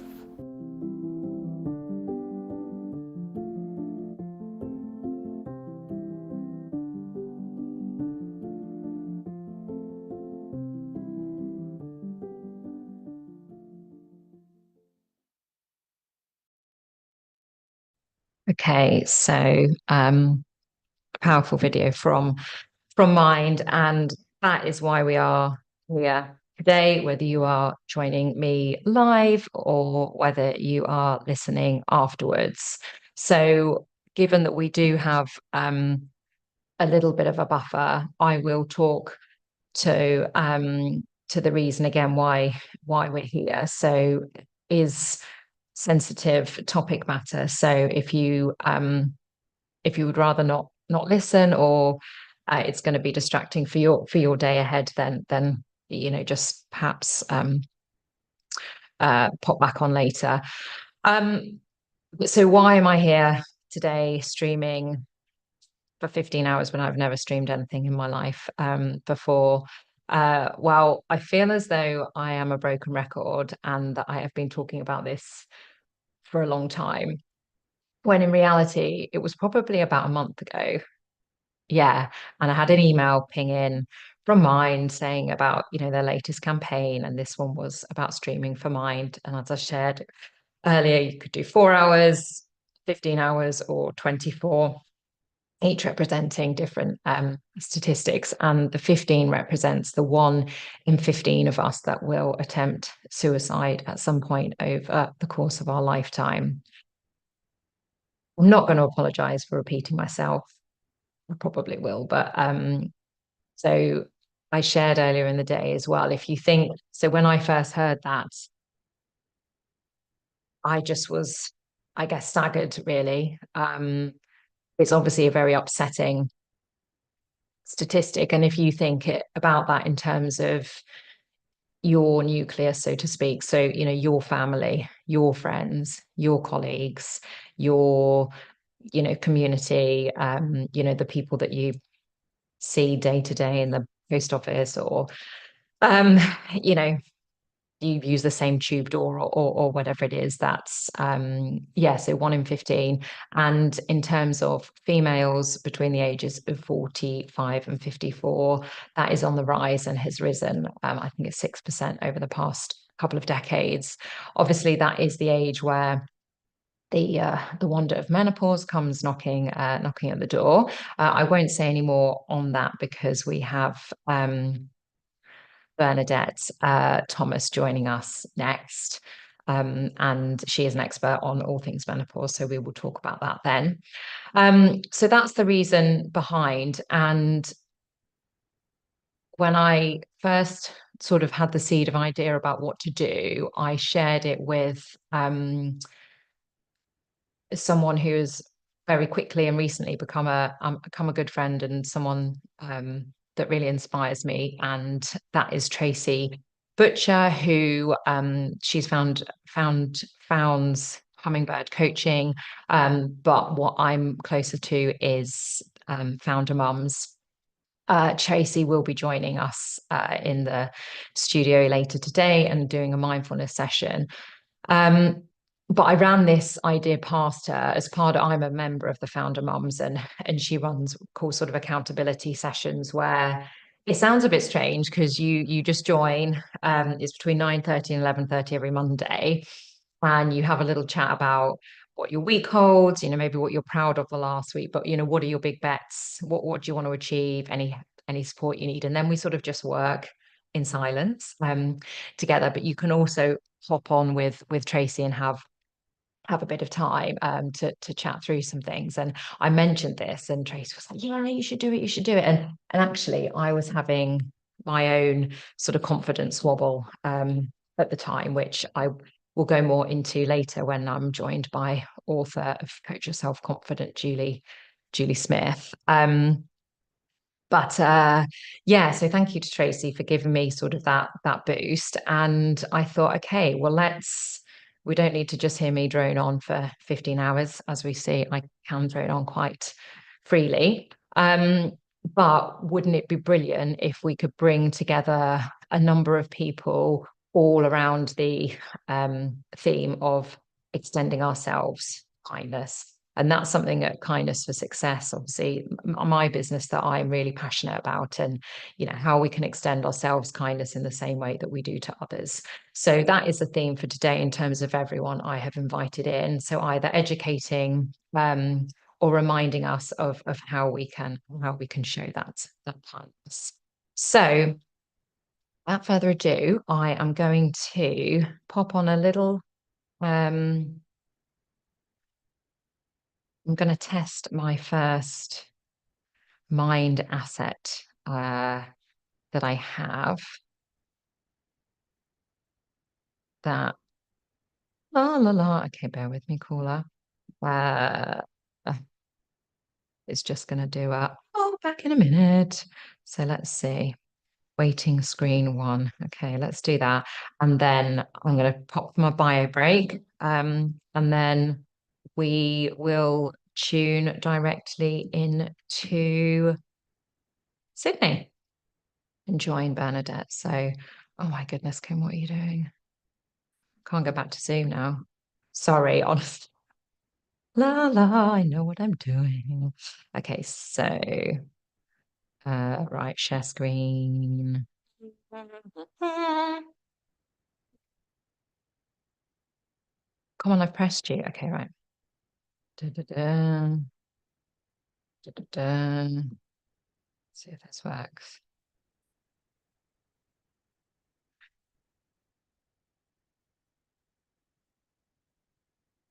Yay. Right. Over and out for a couple of minutes.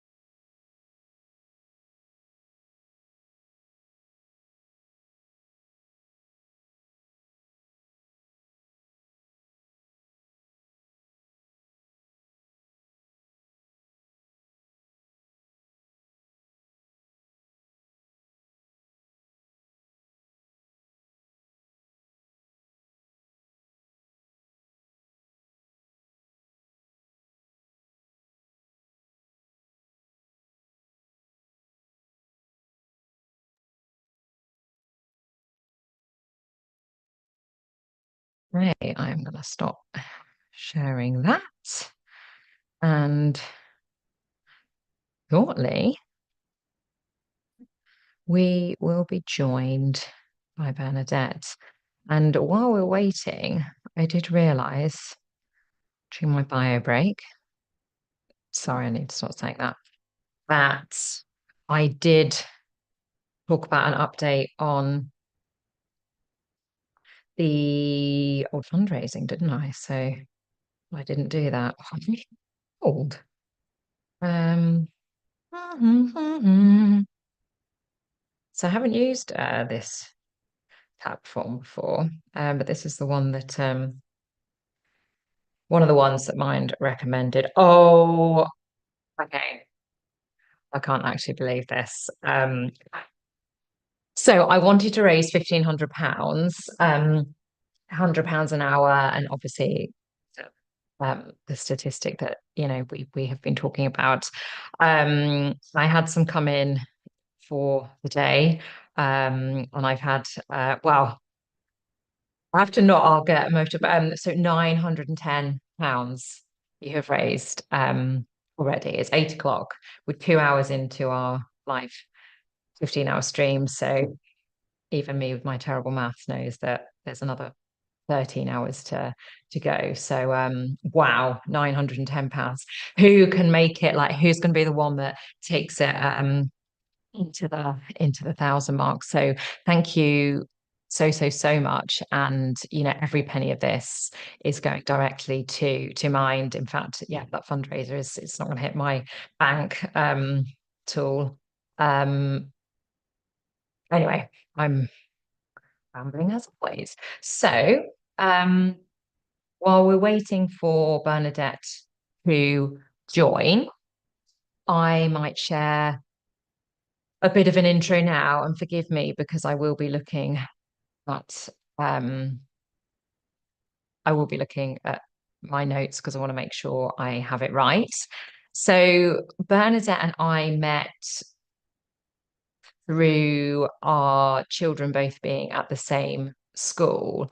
It struck me actually that quite a few people that I've talked about today are through that. And yeah, sometimes that sort of community piece starts, where you sort of least expect it. So Bernadette is a coach and has actually provided me with some career coaching a couple of years back. So I know she's awesome. And Bernadette has held a number of really, really senior roles and still does across people and culture, or HR for to call it its old school name, where Bernadette coaches leaders and executives, and is, as I said, they recently relocated. I say recently, I think about 18 months ago now, relocated to Sydney, where Bernadette's family is. And Bernadette founded a couple of companies. So Roseby Consulting, which is still ongoing today. Previously, the Wellbeing Games, which she worked with corporates in. And then most recently, I think it was March 23, has co-founded something called the Moxie Menopause App, which is a solution to support, educate, and coach women through their own menopause journey. So that's what we're going to hear about from Bernadette today. Now, I know, bless her, that obviously in Sydney it's the end of her day and she was at work, so we had to try and get it so it was not an awful time for her time zone wise, but obviously she does have a day job, so I imagine she is just frantically trying to get back and logged on. So what I think I might do is I'm just going to send the link so it's at the top of her email, because you know what it's like when you're trying to find something. So let's do that. Oh, that's not what I wanted. Why is my mailbox not coming up? because I have closed it, obviously.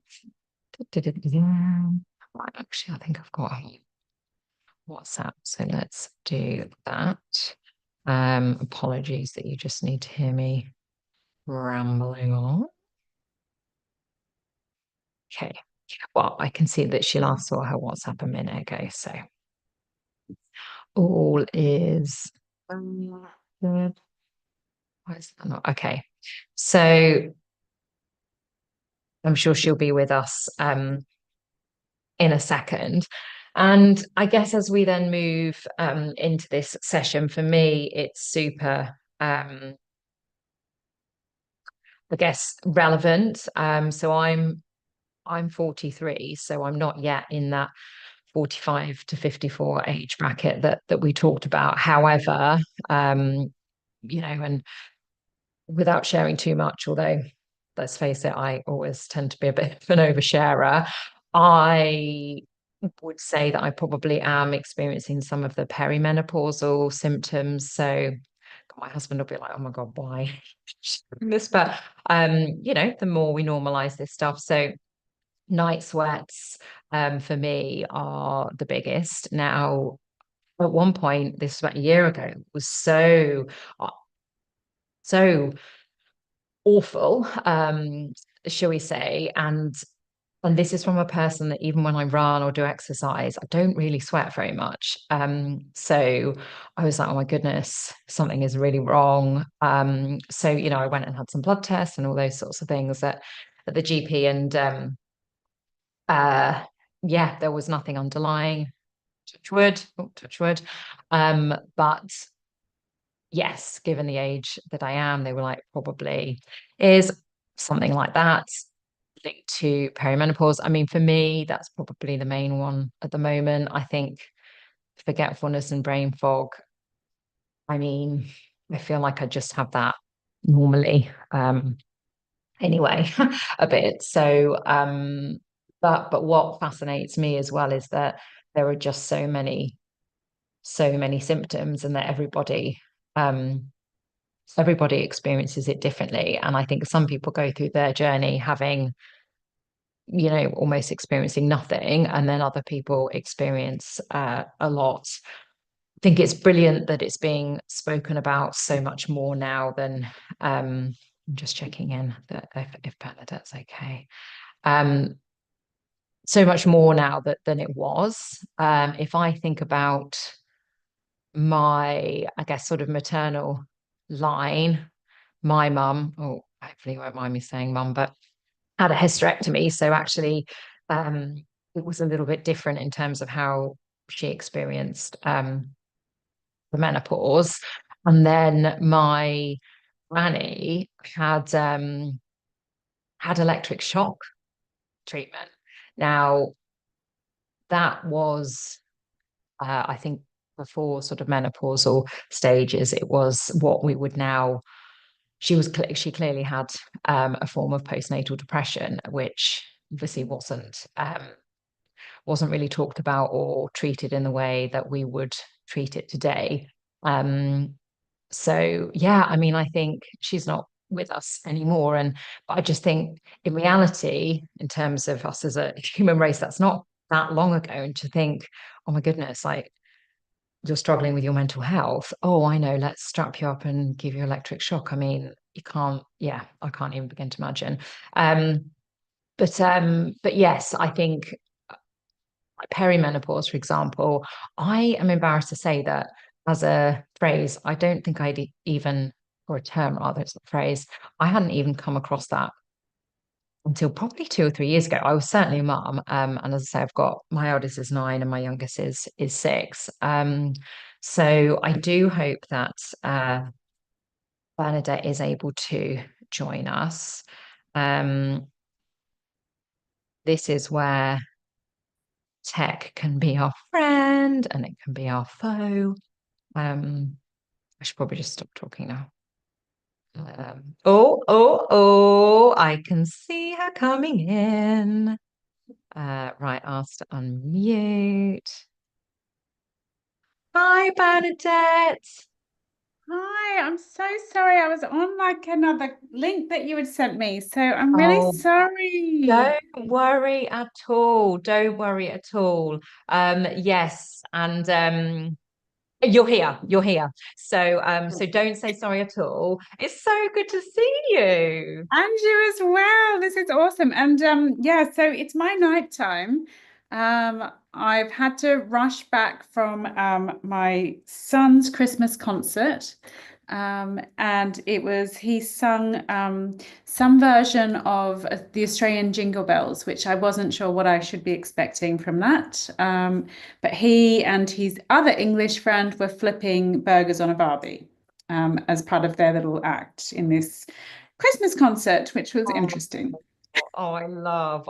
Well, no, while I was waiting for you to join, I was explaining, well, I'd already said that obviously you're joining us from Sydney, which is very exciting, but also that bless you, that you'd had, a full day's work. It's the end of your day. So We had a work thank you Christmas so, so much. party. I had Did to you? rush to get to my son's Christmas concert, and then it was still going only about 20 minutes ago. I was like, I've got to Oh, go home. Like, so I quickly rushed to get home. And then I've been sat here like, I'm ready, and I'm so oh, sorry. bless you. Oh, yes. Apologies. I thought I had well, anyway, we're here now. We're both here, and I can see yeah, you're all live on YouTube as well. So that's great. So I will then sort of fire off with some of the questions that I've and hopefully you've seen those, but if you haven't, they're nothing I have, horrible, yeah. I promise. So in the sort of while I was waiting, I did just share how we first met through again good old school network, and actually that you had donated some coaching through the school's sort of silent auction, hadn't you? And Correct. Yeah. I was fortunate enough to be the recipient of some of those. So I've experienced, your coaching, and I was talking about, I guess, you've all worked in and still do in senior people and culture roles, but obviously you have Roseberry Consulting, you've had the Wellbeing Games, you're now co-founder of Moxie Menopause app. But tell me, I guess, or tell anyone that's listening now or after Bernadette, just a little bit about yourself and what's brought you to where you are now. Yeah, so I guess I studied HR, so it was one of those things that I went into, but my dad's an employment lawyer, so there was a little bit of background there anyway. And then as I developed into more senior HR roles, and I'm definitely a generalist, I started really thinking about why, as organizations, we don't look at our employees like we do elite athletes. We're doing all this high performance stuff, so, thinking about 10, 15 years ago. So why are we not doing anything to be really focusing on our employees and their holistic sense of self? And so went and studied coaching, and obviously I had been coaching different people, and I had some like basic qualifications in coaching, just that I'd been gifted as part of my training in different organizations. And I then went on and qualified as a coach, but also as a team coach, and studied nutrition, because I just thought we need to do something more, especially at that exec level, when you've got these well-being initiatives within an organization, but the execs never take part. It's always, oh, I'm too busy, or we've got this for them. And actually, I'm not sure they ever truly bought into well-being as a concept. So I really wanted to do something that was far more focused around that exec level. And it was during that kind of work that I was doing that I founded Rosby, because I wanted to do something which was far more around culture, behaviors, how we're driving that really kind of elite performance mentality. But how do you then make sure you're looking after yourself, that you can be your best at work? And what is that kind of duty of care? And how do you then align that with the strategy of an organization, with purpose, with values, etc.? So, it was it evolved a lot. And it was through that I started thinking more and more about, I was working with very senior people within different organizations. And then COVID hit and they just felt so disconnected to their teams, and they were really struggling with, how do I connect with my team? I'm struggling myself. How do I then get my team to come together?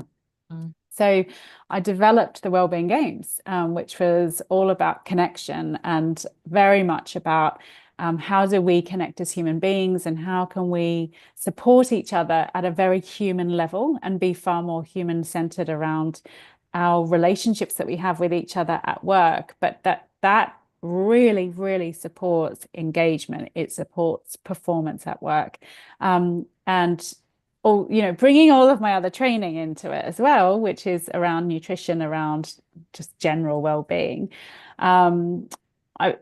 I really felt very strongly about that connection point and the importance of having human connections at work, which are far deeper than just surface level conversations, but very much around understanding, being compassionate, being kind, and very much being centered around us as human beings. So, there's a lot to be said about broadening that into DEI as well. But I truly believe that it's not just about DEI, it's actually about us being human beings at work and treating each other as humans. I was working on ROSB in terms of the consulting side. I was working on the Wellbeing Games, and that both of those were going really well because I was having the ability to do this kind of fun stuff with the Wellbeing Games and seeing that the impact that was having on teams, but also then the consulting side, really making a difference within organizations, where you're looking at culture and changing culture and helping people to realize what I'm doing is connected, again, this whole connection piece, with what my organization wants to be doing and where they want to be growing and the products that we're developing or the services that we're offering and how I'm connected to that as an individual. So I then decided that I was coaching a lot of women, and I thought there's something going on here. A lot of women feeling like they're not necessarily connected to their workplace. They felt like they were struggling with themselves and with their ability to continue to carry on. And I thought there's something, I'm personally being impacted by my hormonal changes. Something's not quite right for me. So I started looking a lot into menopause, and it did become a really hot topic in the UK, maybe about 6 years ago, or maybe 5 years ago. Davina McCall, started doing a lot around what's going on for women, why, there was a huge push at the time. And it was then that terms like perimenopause were becoming a lot more popular. So I noticed, Kim, you asked me a question when you sent me out the list, is it weird that perimenopause wasn't really a word that we even knew about until recently? And you're right, it's a very recent word. So it's not even 10 years old, I don't think. So it literally wasn't just me, I was like, oh, I never. No, honestly, I remember I was having my own hormonal issues, and I had this letter from my gynae, and it just said, to my GP, because I'd been referred, and it just said, Bernadette is perimenopausal. And I was like, well, what does that even mean? You didn't tell me that. What does that even mean? What does that mean? I don't know what that means. Googling. Right. And I was like, I don't get this. She told me all about my hormone levels, and my FSH is this, and your estrogen is this, and you're only in your 30s, and this is very young, and blah, blah, blah. Let's just take this. And I was like, okay, what? And I was just very fortunate that I have this curious mind, that I was then able to go and investigate and really try and understand what is perimenopause? What does this mean? And then I started thinking about all these women, very senior women who I'd been coaching, who were sort of saying, I'm feeling like this and I feel like this. And even my friends who, a couple of them are a number of years older than me. And they were really, really struggling with their mental health, significantly struggling with their mental health. And they'd been diagnosed, they had been prescribed antidepressants and things. And I just kept digging and digging. And I guess it's helped me to understand a lot more about women in the workplace, number one. And number two, hormonal journey of women and all of the changes that we didn't know about and the world still doesn't know about. And there's so much untapped information out there that like we're still trying to understand what does go on for women during this time in their lives. And I guess I was just so curious about it that I wanted to find out more. And it's all connected, so bear with me a little bit. I realize I've just been talking No, at no, you. no, no. Keep going. So I then started talking to someone about the Wellbeing Games, and he's a CTO who I've known for a number of years. And I said to him, "Oh, I'd love you to come and join me as a CTO for the Wellbeing Games." And he said, "Look, companies are just not investing in wellbeing. Like, I just hate to break it to you, but COVID's over now. No one really gives a shit. And we like they've bought things in-house, but it's become so much of a tokenistic and tick box exercise that it's another resilience program, or it's another this, or it's another that." And he said, "Look, let's just be honest. You're doing a lot in the menopause space. I think you're onto something." And so he said, "I'd love to help you develop a product that takes all of that information that you've got from the Wellbeing Games that is far more dedicated to women." And I was like, "Oh, okay." And of course, at the time, I then, started looking into all of this and thought, well, the Wellbeing Games, the concept of the Wellbeing Games is 5 wellbeing activities every single day. And so you do this for 10 days. It's a sprint. So one is a nutrition challenge, one is a movement challenge, one is sleep, one is mindfulness, and one is connection. And so taking all of that information, I was thinking, well, yeah, I mean, as women, we need to really adjust our nutrition at different stages of our lives. And depending on our age, depends on what we actually need to nourish our bodies with. And physically, we need to be doing totally different things in our 30s and 40s than we did even in our 40s from our 30s, but than we did in our 20s. So, oh my gosh, there is so much here that I could start thinking about. Sleep, oh my God, is completely different in your perimenopausal and menopausal stages than prior to that. Mental health is significantly different. All these things, I was like, actually, there's something here. And so I then took a lot of the concepts around it and specifically targeted them within like a menopause for menopausal women. So that was like the first step of building an app. But actually, the more that we looked into it, the more research I was doing with women around what would be helpful, what's missing in the market.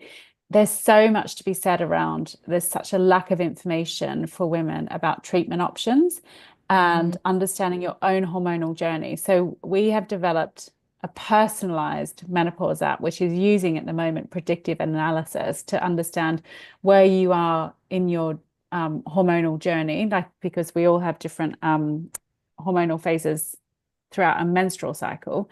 When you then go through perimenopause and menopause, that's very much interrupted. So understanding what's going on in your hormones for you personally to then start predict, well, what can you do to manage those before they become too unmanageable? It's proactive. So it's proactively looking after your well-being. So having those well-being tips and then using a lot of that data to say, okay, now let's look at, you're managing some of this yourself, and obviously some of it you absolutely cannot manage by yourself. What else are you taking? So then understanding from that person who's using it, with her permission, to understand, well, what are the different things that you're doing that are helping with your sleep? So it could be you are on HRT, it could be that you're taking supplements, it could be that you're having therapy. Like, what are those other things that are helpful for you? And let's understand you to then help millions of other women around the world with their different symptoms that they have. And let's really, really define how we can help women throughout their menopausal journey that is personal to them. So it's essentially live research. So that's Moxie, which I've now developed, and it's still being developed, so it's not there yet, but that's where we're at the moment, and we are looking for investment. So if there's anyone out there who is keen to invest in a femtech product, it is going to be huge, and it is all around data. So there's a load of data that we're able to capture. We've got hundreds of users already throughout the world. And yeah, it's really, really exciting to say we are genuinely doing something that will help women and have a huge impact on women globally.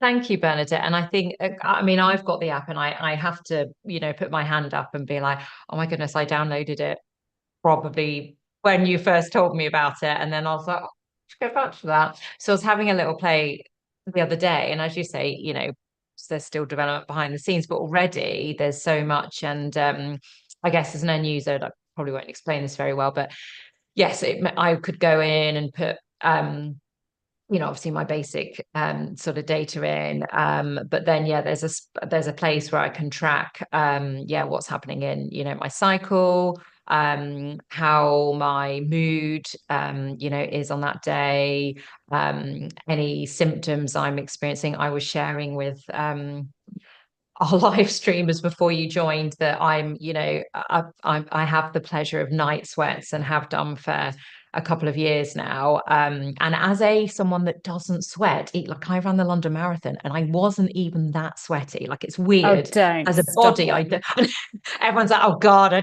shut up, Kim. Okay, fine. Maybe, I obviously did sweat, but I'm not a sweaty person. Do you know what I mean? Whereas and again, you can imagine Ralph would be like, oh my God, I'll wake up and I have to change and it's drenched and you're like, oh, what is going, like, am I dying?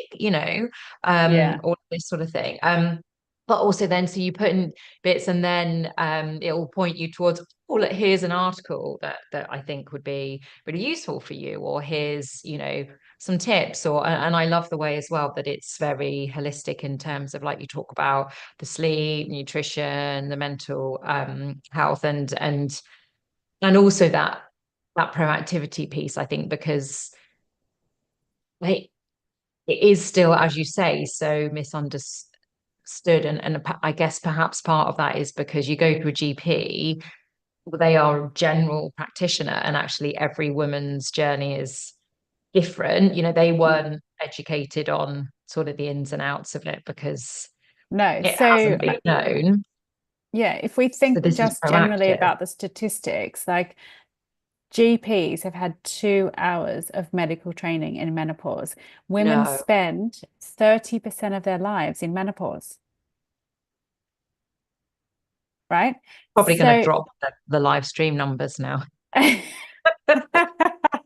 Sorry. I will, I can stop talking about that. But no. We need to hear it. We like the budgets that are allocated to menopause is something like 0.01% of a like a national budget for the women's health budget. So women's health gets allocated a set amount, and then menopause is allocated an amount within that, which is less than 1%.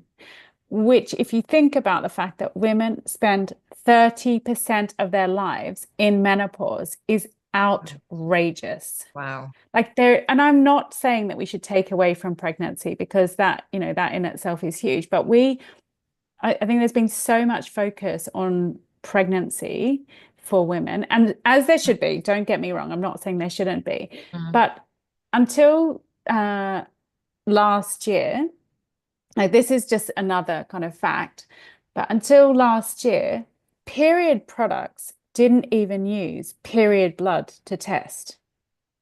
Wow. Yeah. They just that lovely old blue dye. Yeah, right. In the adverts. Yeah. So they didn't actually really know how effective they were. Yeah. Using proper data, I guess, or resources. Yeah. Like women's health has been so underinvested in for years, because there were lots of studies that were done in the 60s that caused issues. So there was this huge push medically to stop researching on women. Every single, and also white men were the only subjects that were used for any sort of testing, unless it was something they thought was very dangerous. And then, of course, there was other men. In the woman. Right. So, wow. Yeah. So all of like heart attacks, women are twice as likely to have cardiac issues than men. Yet we only hear about, the left side pain as a heart attack. Women don't present with chest pain when they're having a heart attack. Their Wow. symptoms are far more like a cold. Oh, wow. That's quite Yeah. scary. So there's so many Yeah. things that we are Yeah. so unaware of. Yeah. That I just don't understand why there's not more money and more Mm. funding going into this, which is why we've developed Moxie. It's just one of those other reasons that really support having something where we're able to really understand what is going on for women, really capturing that data and having this very live clinical knowledge. Yeah. Yeah, Well, and which also is the fact, like you said, I think as well that there's something really I don't know what the word is, but that you're doing it, like you say, you've got at the moment hundreds, and obviously it will be thousands, but globally, and again from, I guess, different as well, different backgrounds, different, cultures, different ethnicities, and all, everything in sort of the mix. So I think as well, what I just wanted to I guess make a connection to Bernadette is obviously, that this, 15 for Kindness is Stream for Mind, mental health, which it's not in Australia, is it? It's a UK mental health that's right. Yeah. charity. So anyone listening in Oz, that's what it is.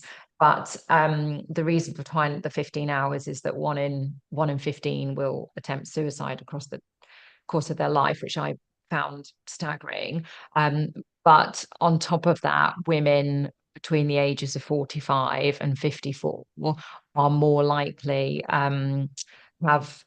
there's been a 6% increase across the last 2 decades, and that's of women actually committing suicide, so not just the attempted. And I mean, as I sort of share that, and I guess knowing what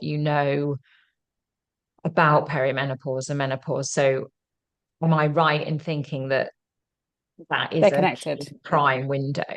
Yeah. So our hormones play a huge role in our serotonin levels. They play a huge role in other elements. So estrogen impacts over 400 receptors in your body. And with the changes in estrogen, it's having a significant impact on our mental health. You're not getting as much sleep. So emotionally, you're not as resilient as you might be. It does change our brain. So there's a brilliant doctor in the US, Dr. Lisa Mosconi, who's doing brain studies. And she is predominantly looking at dementia. However, she has found so many links between the changes of your brain during pregnancy and perimenopause. So puberty, pregnancy, perimenopause. So we're seeing that there's just so many changes going on in the neuroplasticity, but also in just the chemicals in your brain. And because of the hormonal changes, it's really having a significant impact then on your mental and your cognitive ability, which then kind of starts to bring on other issues that might flare up that you might have been predisposed to anyway. So there is a higher incidence of people who had like trauma in their younger years, or they might have suffered with anxiety and depression when they were younger. It does come out again during perimenopause. Right.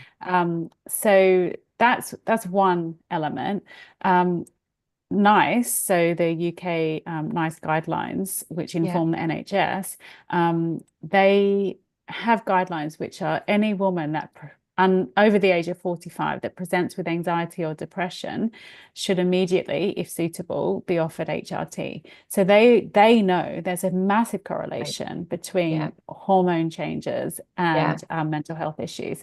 Like I can go on with some more anecdotal information that has been written down, but maybe not necessarily studied, just around how women, their sense of self during this time. And it's so difficult when you are going through all these changes to, one, acknowledge that you are perimenopausal, and don't forget, like, I bet all of us at some point have been dismissed by a doctor. Oh, you're too young, or you're too this. Oh, it's like you're not having any period changes. Oh, it's not, you're not menopausal. Or oh, this isn't happening. Oh, you're not menopausal.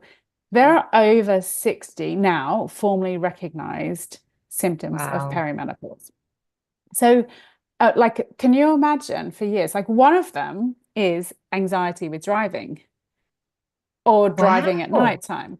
Yeah. So it like Okay. most people don't know these things, but you suddenly start to feel really anxious about driving, or you might be having more heart palpitations because there is such a huge correlation between cardiovascular system and estrogen. I like if you start to suddenly feel like that and you don't understand it, you've got nobody to talk to about it. You might be in an environment where people don't open up, and let's face it, the British culture is far more about sorry, I'm just getting a call in there. The British culture is far more reserved and not necessarily open to have conversations about things. So if you're in a culture where you don't speak up about something, then who do you talk to about how you're feeling, what's going on for you? Suddenly, like, where do you turn to for help? Your doctor's ignoring you. You're not getting any help. You're like, maybe you're losing your hair. It feels sometimes like brain fog is a real thing. It's so significant for some women. They think they're starting to get dementia. That then has an impact on how they feel about themselves. Like all of these things happening. And then confidence spirals and Exactly right. And I just think like this is part of us being able to openly talk about it. Couple that with like maybe you are in a relationship and you're like you just cannot stand your partner anymore. Like that, there's something there also about relationship breakdown, and like it might be that you've got elderly parents or parents who are aging and suddenly like one of them might die, and that grief just is like unbearable because of where you are in your perimenopausal or menopausal journey. And I just think that there are lots of things that we don't necessarily appreciate about the significant impact of our hormones on our resilience, on our mental health, and just on our sense of self. Yeah. Wow. It's, I mean, there's some, they say every day is a school day, don't they? And I'm like, whoa, I definitely need to take notes. But I think, the fact that that's going to stick with me, that we spend 30% of our lifetime in this phase. I knew that there were a number of symptoms, but actually you said, so there's, I guess it's growing, but at the moment there's 60 recognized, symptoms. And I think that in itself is, it sort of is almost, that's almost tricky, isn't it? Because it's not that, oh, okay, so if you've got a chest infection or something, oh, right, okay, this, you'll have this and you'll have that. And oh, yeah, I had that. And this is how, whereas everyone can experience it differently. But I think this is why, I'm so happy to have you as part of this day, Bernadette, because I think it's even if we can get to one person, even if it's not that they're experiencing that, gives them a bit more knowledge to then spot in others. Because I think I shared before you joined us that my gran, so my mum's mum, had electric shock treatment. Now I think that was more in after birth, so that clearly she had a form of postnatal depression. But I mean, and she, it's like I can look back now and feel real empathy and compassion for her. But when I was growing up, when I'd see it, she just was always always like sit in a chair and just, I didn't really used to like going there, and she always went for naps, and she always had a headache and all of those sorts of things. But actually it's, we just didn't really understand. And certainly there was, whereas now we can talk about, these things, and the more people that know you are going through significant changes, so it's okay to feel crap, scared, all of the different things. But also there is a lot of, like you say, there's whether it's things that you control yourself, so like, the nutrition, the mindfulness, sleep, all of those things that we can do, but also then, exploring. I know there was obviously some years back now, I mean, we were obviously a lot younger, but the whole like, oh no, HRT is dangerous, and all those sorts of things that sort of seem to stick a while. But actually Yeah, there's, but do you know what that again, was? that's evolved, and actually I know some people that are like, wow, literally life-changing, and it's the best thing that's for me and needed, in the same way we may with anxiety medication or depression or whatever it is. So interestingly, that HRT study was done on postmenopausal women who had underlying health issues, and they then developed cancer, a couple of them. I honestly, sorry, I should have looked up the statistics before talking about this, and I'm No, probably not at wrong all. with like my numbers, but I like that was an inconclusive study, which has now been overruled and found to be Right. incorrect. But for 20 years, women were essentially told, no, you shouldn't be taking HRT, it Right. causes cancer. Now, Yeah. that's not to say that people who have a predisposition to cancer, especially breast cancers, that it is safe, because there are still studies out there to say it's actually not safe for some women. So I'm not saying every woman should be No. given it, but Mhm. it certainly isn't as bad as what it had been claimed to be, and that no one should be Yeah. taking it, because for the millions of women who do take it, it is hugely beneficial. And like, as I said to you, estrogen is responsible for over 400 different receptors in our body. And if we then like can improve our longevity, but also our quality of life as we age, Yes. then that's got to be a consideration, right? Yes. There are so many studies about the impact of estrogen and progesterone and testosterone, and how beneficial they can be for so many women. So there's something to be said about these studies that were like not correct, and they did not have And the I think right at the time it was sort of tabloid sense Oh, totally. Yeah. and all of those things. So okay, yes, and also it goes without saying that Bernadette or I are not advising one way or another on that, and it's No, about exactly. understanding your own journey and going and speaking and being curious and all of those sorts of things for what's going on for you. Can I just say, Kim, as well, like men go through Oh changes, yes. hormonal Talk. changes. Yeah, let's talk about that. And I think I'm pretty sure you've got a speaker talking about men's health later, so I don't want to steal their Yes. thunder at all. But men, so their testosterone levels start to decrease anytime from their 30s. And obviously, like women, it can happen at different times, in different stages, and at different speeds. So theirs is far more gradual than women's, which is why we don't necessarily talk about it. But testosterone plays a major part for men in their energy levels, in their ability to kind of get up in the morning. It has an impact on their physical health. So a lot of men start to gain weight as they reduce their testosterone levels. Hair thinning, baldness, lots of things that are similar to women. Sweat can also be like a huge factor as well. So it's fair during that time for men, we're also seeing increases in mental health issues and increases in suicide rates. So I think that it should not be unspoken about.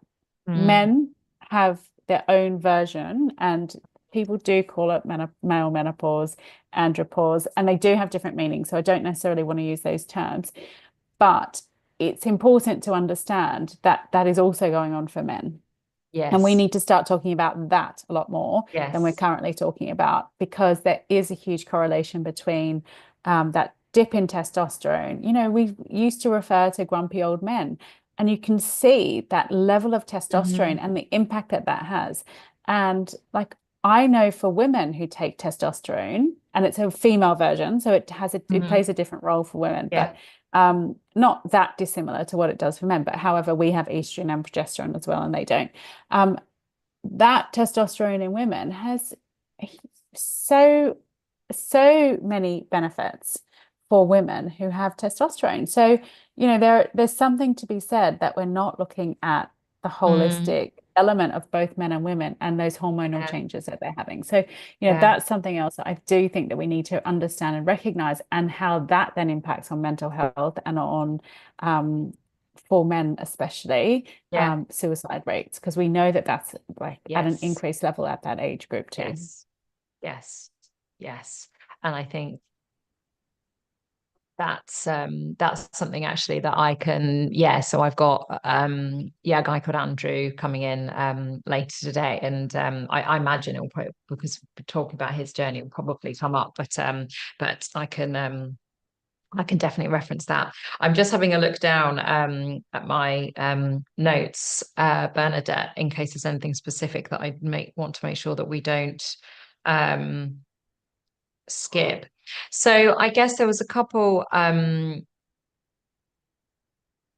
actually. So the first is, you know, given that this is you know, as far as possible, I'm keen for speakers throughout the day to be able to you know, either educate or remind us of how we can, you know, show kindness, you know, to ourselves, with a view that, you know, if we were all a bit kinder to ourselves, then perhaps, you know, there would be a positive impact on the suicide rates. For I guess, in terms of your like expertise that we've been talking about today, but also if it's more useful to think about your broader, you know, HR and things background, what, I guess, practical things would you say we could be doing to, you know, to more proactively support ourselves? So this is where I really, really love to bring in my coaching knowledge and experience. And I think there's something to be said about doing something little every day for yourself.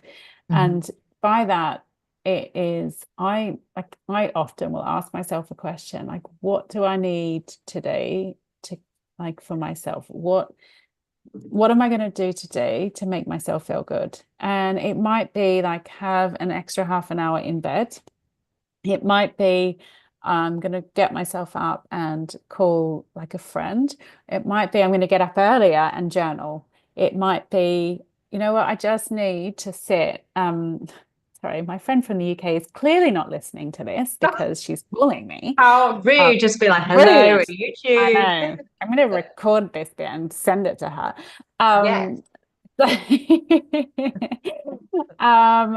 think that there's something really important about just doing one little thing just for yourself each day, whether it's like, you know, it could be big. It could be like, I'm going to get up earlier and go for like a 20K run or something like that. But just one little thing just for you each day. And I think that it could, you know, it's thinking about it ahead of time as well. So it could be, do you know what? I'm feeling really tired. I'm going to go to bed 10 minutes earlier. That's so simple to do, right? But just one thing that I'm committed to do that's going to make me feel good today. And what is that? What's that one thing that I'm going to do for myself? I love that.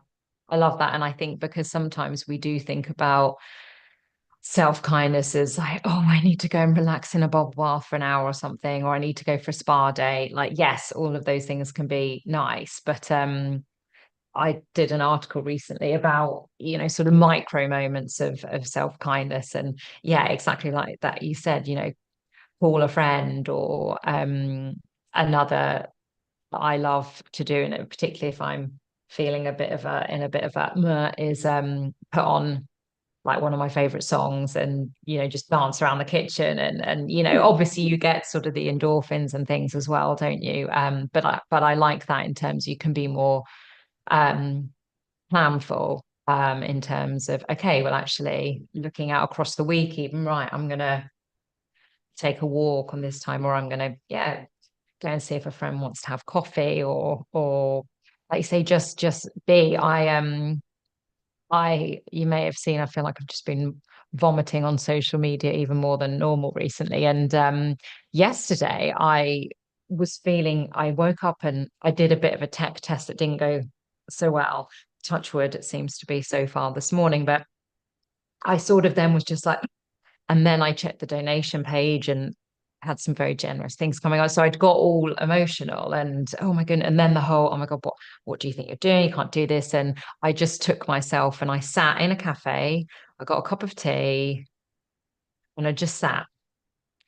Yeah, I probably just sat for about 15 minutes.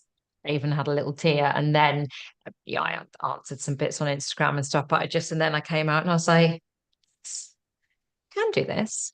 Whereas not that long ago, or when you first coached me years ago, hello, I haven't got time to do that. I'm like live streaming tomorrow for 15 hours, and the stuff is on at home. I've got washing the machine that's been there probably over 24 hours, and I haven't got time.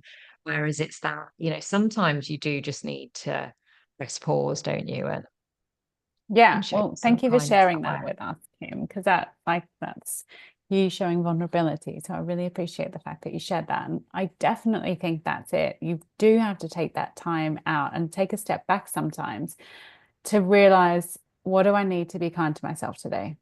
Yeah. Like, what is that one thing that I can do that is self-kindness today? And so much of us is like judgy of ourselves, and like that inner voice is mostly an inner critic rather than an inner coach.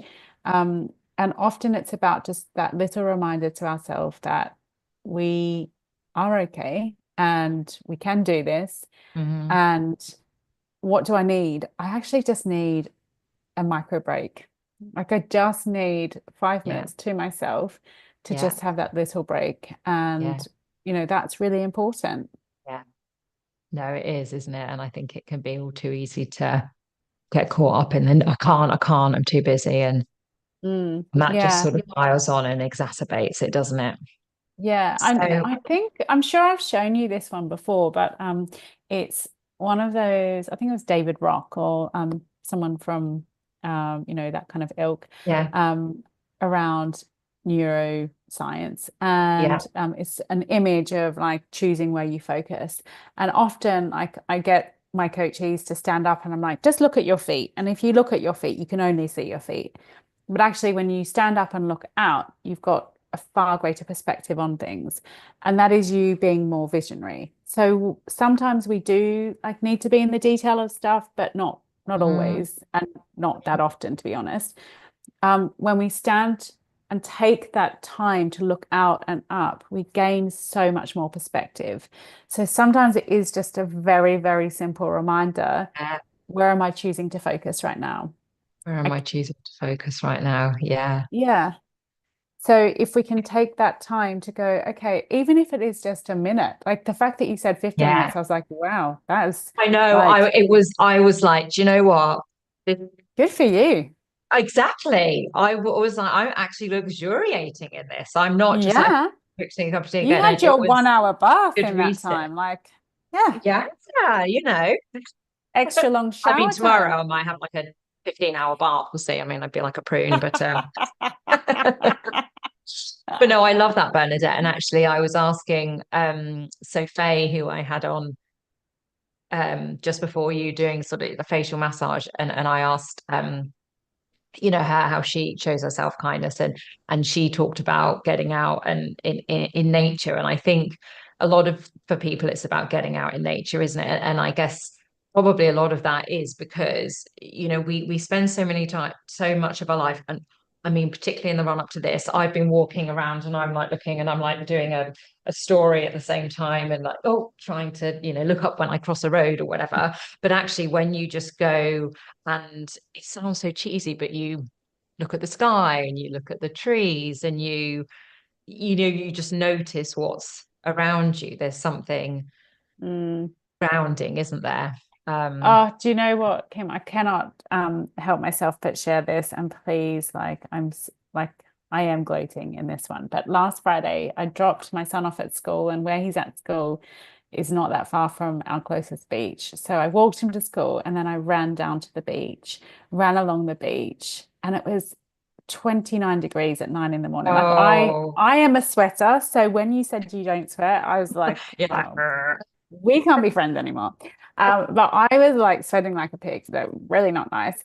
And I did my 5Ks, and I'd taken my swimmers with me. and I dove into that water, but only for a Oh, minute. And then I walked back out and I walked home. I just put my running stuff just back over yeah. the top of me, and I walked home sopping wet, and I loved it. And I was just like, that was the best. Thing. Like it took 2 seconds for me to jump in and jump Yeah. out. And Yeah. I haven't been ocean swimming for a while. I don't know why. I live near the beach, but I just hadn't. And it was the nicest way to start my Friday morning. Like Yeah. I love running anyway, but going into the water and being like just having that ocean on your like it was amazing. I loved it. Okay, well, again, now we can't then be friends my way as well, because you're just talking about that. Oh, I went for a run on the beach and then see my 29 degrees. I'm like, on Twickenham High Street, freezing with my scarf. And Come well, and visit. Come for a run and a swim. I know. Oh, yes. Yes. I need to. Well, if anyone wants to, funding, maybe Kind of Success and Moxie can do some, joint thing. And if you want to fly me over to Australia, then I am fine with that. Yeah. I'm conscious of time and your time, and also my next speaker, but also I can hear there's some actually the life in the building now, so I'm excited because the cafe's open and I'm going to get my first coffee of the day. I have had 2 teas. Yeah. But so I guess for those keen to I guess learn more about you, stay connected, what you're up to, what's the best way for people to do that, Bernadette? Yeah, so probably LinkedIn is a really, really good way to find me because I'm here in Australia and I'm working for a human agency. So it's an HR consultancy over here.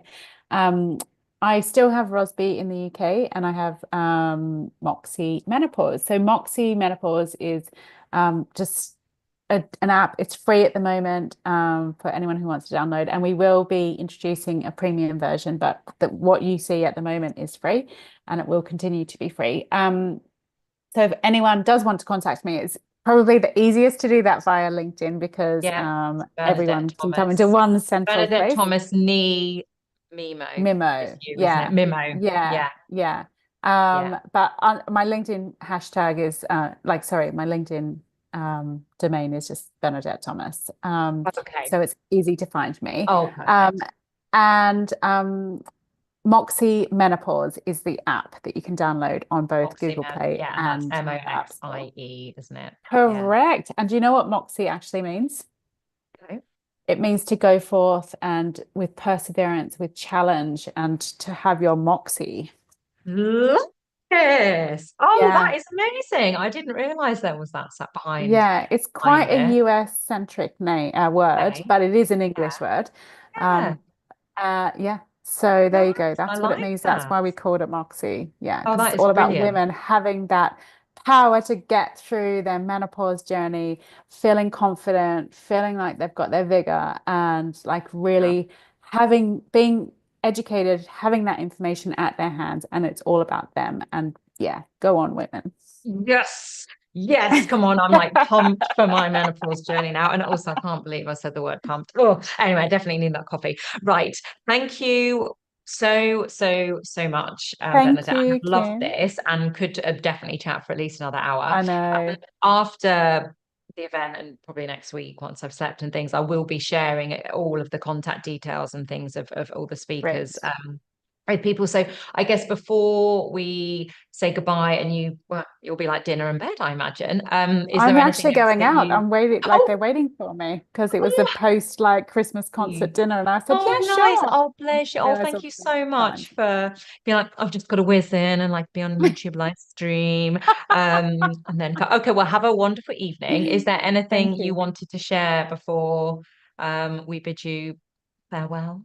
No, I think this is absolutely awesome, Kim, and I love that you're doing this. And I just think that this is such a great idea. So I just wanted to say thank you. I really appreciate and feel hugely grateful that I have been invited to be part of today for you. And I just think it's brilliant that you're doing so much for such a wonderful charity. Oh, well, thank you so much, Bernadette. And it's been a privilege to have you on. So, right, get to your drinks, have a glass of fizz for me, and we'll speak again soon. Okay, bye. Okay, see you later. Bye.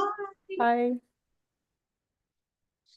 Okay, isn't she awesome? So I am going to have a super quick break, as I mentioned. So Django's in Patch Places in Twickenham are both sponsoring me today, and Django's is going to keep me fed and watered, and I really need a coffee. So I'm going to nip out and get that, and then I will be introducing our next speaker, Laura Willis. So let me just pop on our little screensaver and be back in a minute or two.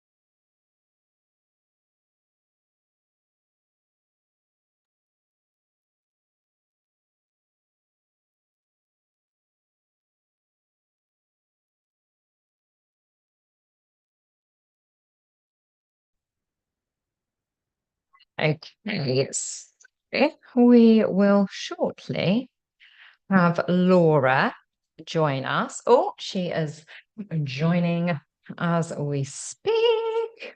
Hello. Hi, I'm hello. so sorry. I clicked on the wrong link. Oh God, don't be silly. No, and I've literally only come on because I ran for a quick bio break, as our American friends say. And I've got the door open because Django's, who's the cafe in Patch Places where I'm hosting for, are sponsoring me through feeding and giving me coffee. So so there's one's gonna come in. And then yes. So if you see me slightly distracted, I've had 2 cups of tea, but no coffee yet. So how are you, Laura? I'm okay. How are you? More to the point.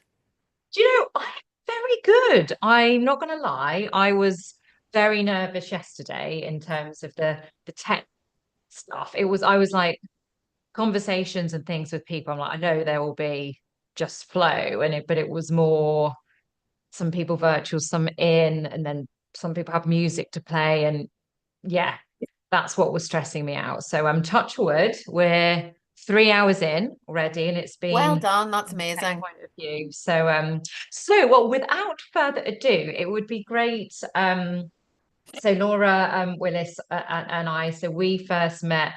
What we were saying, it was back in 2000 and it's about 10 years ago, wasn't it? When I was at Yeah, about Centaur, that. Yeah. a previous company that Laura and a co-founder had that did some work around sort of digital well-being, and I brought Laura in when I was in sort of the HR team to come and speak, and we sort of stayed in touch, but loosely on LinkedIn, as you sort of do, and then we ended up living in the same place, and our children ended up going into the same school and class, which was lovely. And then it was a year ago you moved, Yeah. or Yeah. just over over a a year year. ago. Yeah. And then, yeah, we recently got back in touch because you've started up another business, and yeah, and then we've got you here to talk about sort of, I guess, digital harmony, which is something I think all of us could learn a thing or two about, in terms of how we use it in a way that is for us rather than Yeah. drives us. So yeah, so tell us a little bit then about you and what's got you to where you're at now, Laura.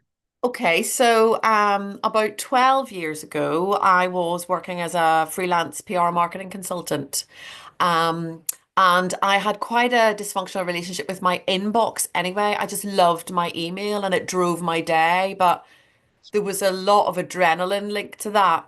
And then I got my smartphone and I put my email on my phone.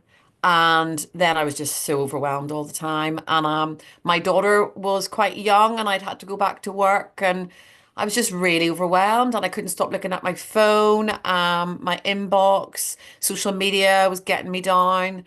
And I hit a really low period and I just wasn't very well mentally. So I started to try and work out what was going on, and I realized that it was the relationship that I had with my phone. So I made a few changes, got a watch so I didn't have to look at my phone as an excuse to check the time all the time, got an alarm clock, took email off my phone, made loads of changes and started to feel better. And then talked to people in my life about it. And my sister, I met her for coffee one Saturday and she was crying and she said she was working for a big agency at the time and she said, I just can't get away from work at the weekends. It's an absolute nightmare. And then we were out for dinner at a friend's house and the husband kept leaving the table to check his phone and it transpired he was checking his work email. So I just had a light bulb moment on a train one morning and was like, everybody around me is on their devices all the time. Are people feeling in control? No. And I started to do some research and felt that there really was a space for someone to go out and start to really talk to people about their digital habits. So that's when Anna and I launched Shine Offline, and we ran the business for nearly 9 years, supporting people to understand the relationships they have with their technology and try and make adjustments and start to normalize conversations so that they can use them in a controlled way that, as you say, is enhancing their lives and their work. And we closed Shine Offline and I've recently relaunched. And as you said, I'm supporting people with their digital harmony. And a lot of my work has been around the workplace piece because people spend their days at work, at their desks, on their laptops, phones are there, they've got Teams, they've got email, they're in meetings all day. And I've been supporting people to understand that and culturally what's going on, psychologically what's going on, and what can you do to try and create a healthier digital culture at work. But now I'm also supporting people to think about their digital harmony at home. And that's quite selfish because my daughter's just started secondary school. So she's got her dumb smartphone. It's not a Nokia, it's a smartphone, but it's very dumb. So selfishly, I wanted to get back into this space around personal habits because I know it's something that a lot of people struggle with, and it's something that I want to have a reason that I've got to keep up to date with what's going on in the world out there. So I'm starting to help people in that space as well, which is again going really well. So yeah. Yeah. Oh, that's fantastic. And I think that's yeah, we're not there yet. So my eldest has just turned 9, and then I've got my youngest is 6. But I think it's already, I hear the conversations with parents that have got, children slightly older, in the whole phone. Do they get one? Do they not? Is it an Android? Is it a thing? Do they get access to WhatsApp and all of those sorts of things? So I guess why did you think so many of us are almost yet obsessed and really pulled towards tech and specifically our phones? Well, it's all happened really quickly. If you think about it, I was watching footage from my wedding, which was only 15 years ago, and people are taking photographs on cameras. So quite quickly, this stuff has become so central to our world. And when it comes to the personal tech, the social media, the news, all the apps that we use to run our lives, they're designed in a way that is very persuasive because the companies who create this technology want us to be on it as much as possible because that's how they make money. So I think this is becoming more common knowledge these days that the attention economy, your attention is worth money to these people. The more time you spend on your phone, the more scrolling you do, the more clicking you do, they're making more money. And there's a correlation between the way that technology works and Vegas and the slot machines. Because whenever we go onto our phones, we don't know what's going to come in, if it's going to be good, bad, interesting, who's going to have liked a comment, who's going to have sent us a text, whatever. And it's the slot machine psychology. It's that intermittent reward. We don't know what's going to come in. And that drives our behavior because dopamine is being released in our brains. It's in the reward neurotransmitter. So that dopamine's being released and we crave dopamine because it makes us feel really good. So especially whenever we're stressed, we're having a really busy morning and we're having a coffee break. We want to feel better. And a great way to feel better these days is to get some dopamine by scrolling. So that's what's happening. Also, it's very habitual now. We're sort of on autopilot with it because it's so entrenched in everything. This technology is mobile. We can have it with us all the time. And also we live in this always on world. So we look around us and everybody else is on their phone. So standing in the supermarket queue or on the commuter train or waiting to pick the kids up from school, well, everybody's on their phone. So we're sheep. We copy each other. And things like FOMO, there is a pressure, like WhatsApp groups for, I don't know, friendship groups, school mums, etc. You don't want to be the only one who's missing out. So that's driving that behavior as well. And behavior creates culture. And that's why we're in this situation that we're in. And this technology is absolutely amazing. And in the work I do, I'm not demonizing it and telling people to chuck it away and go and live in a forest. I'm asking people to really look to their behavior and try and understand their behavior and why they're being persuaded to be on their technology all the time and really consider, how do you want to spend your attention? Because where you put your attention is who you are, and that defines your life. And by bringing some consciousness to the way we're existing, we can start to really choose how we live and choose where we place our attention and choose how we want our kids to see us if we're parents. I want to model to my children that I'm here and I'm present and I'm listening and you matter to me. I don't want to spend okay, sometimes I will be on my phone, but I'll be saying, just give me a minute because I've just got to do this thing and then I'm going to put it away and then I'll be present with you. So I think recognizing that there is choice. And we can make a difference by becoming aware, I think, of what's going on. Thank you, Laura. And I guess thank you as well for, sharing openly, where this came from for you. And you said, you had a really bad relationship with, with your phone. And I think there'll be, people that are listening live and listening afterwards, particularly that our parents are very conscious of the phone thing, and it's tricky, isn't it? Because I'm super conscious of it with our two, and this is what I still think back to the talk that you did, because and I'll say to sorry, because he probably is listening. My husband, I'm always like, get off your phone. And he's like, yeah, but I'm like, he might be ordering a Christmas present or doing something. And I'm like, yeah. And I remember from your thing that, all they're seeing is this is what's most important. Yeah. And I think that's where it is hard, isn't it? Because yes, you might be doing, you might be writing the online blooming teacher's card. You might be doing the Tesco shop. You might be checking a work email. You might be responding to, so a lot of it might be towards them, but actually they don't see. So it's silly. Even if I'm like on the sofa, like sometimes I'll like, if I've got something I'm doing, I'll like, and then I find, oh no, I'm like trying to hide it. So I think, yes, what I'm trying to say is that I think a lot of people will resonate, and I'll often, sometimes if I've put my phone down, my youngest, specifically Isabel, she'll come and be like, oh mummy, you left your phone. So I know, and then I'm like, oh my God, and I'll be like, Tiny, mummy doesn't need to always have her phone. But clearly that's not what I have been role modeling. So I guess how, what can we do to improve our digital harmony? Well, I think the first thing to stop that, we live with a phone with us, beside us all the time, and something pops into our mind that tells us we need to action something, all those things that you just mentioned that you or your husband might be doing. What I like to encourage people to do is, rather than jumping off and on the device all day as your brain reminds you of something that needs to be actioned, getting into a habit of batching your time on your phone.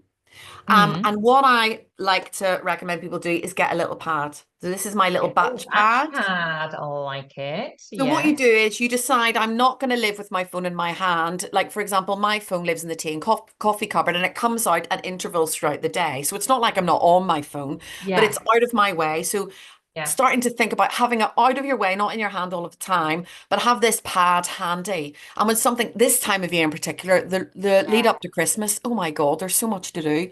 Write it on the pad. And then it means that rather than jumping on and off your phone, because every time you go on the phone, you're also going to end up in a rabbit hole, because other notifications will be there, or something else will be reminded, or you just fancy having a little look on the news app or whatever. So start writing stuff on your pad, and then action those things at intervals in the day. Schedule when you go on, and try and make that a new habit. And then that means that you're being really efficient with your time and really efficient with your phone. And you can talk to your kids about that. Because, for me, I've been trying to demonstrate my healthy phone behavior for my daughter, who's now got her own phone. And it's standard practice in our house that the phone lives in the tea and coffee cupboard. It doesn't come out until after you've eaten your breakfast and you're ready and dressed for the day. There's habits that I've got that she's now following. So this pad of paper can be a life changer. So I would highly recommend people start to think about that. I think we need to work out, there are ways that you can turn towards the technology and use the tech to improve your relationship with it. So things like using flight mode, using do not disturb, but maybe having certain numbers that you still want to be able to contact you in an emergency, like a partner or a parent or a school or whatever. Turning off your notifications, cleaning up your phone. So all those apps that pull you in maybe aren't even on the phone anymore. They're only accessible on the laptop, or they're not on the home screen and the notifications aren't going off. Starting to use your screen time features in your phone, which everybody's got now. How long was I on my phone today? What was I doing? Setting yourself limits through the screen time features, which you can do as well. I do like to recommend to people, if there's apps that are a bit junk foody and they make you feel rubbish, but you're on them all the time, take them off the phone altogether and put them on your laptop, and bring real consciousness to sitting down and treating yourself for 20 minutes on social media in the evening or whatever the situation is. There's a feature called Stay Focused, which is a Google Chrome extension, and you can link it up to websites and set yourself a limit. So I only want to be on Instagram for 20 minutes tomorrow. I'm going to set myself a 20-minute limit. And after 20 minutes, which can be 5 minutes here and there, or 20 minutes of a block, it locks you out. You can't get in again until tomorrow. So starting to understand, go into Google and ask, how can I improve? AI is amazing now. ChatGPT. How can I improve my relationship with my phone so I'm not distracted whenever I'm at home? It will tell you all the things that you can do, because this stuff isn't complicated. We just need the knowledge to understand how to do it. And I think starting to try and slow down, try to pause a little bit, you know, that knee jerk, a moment of boredom, a moment of irritation.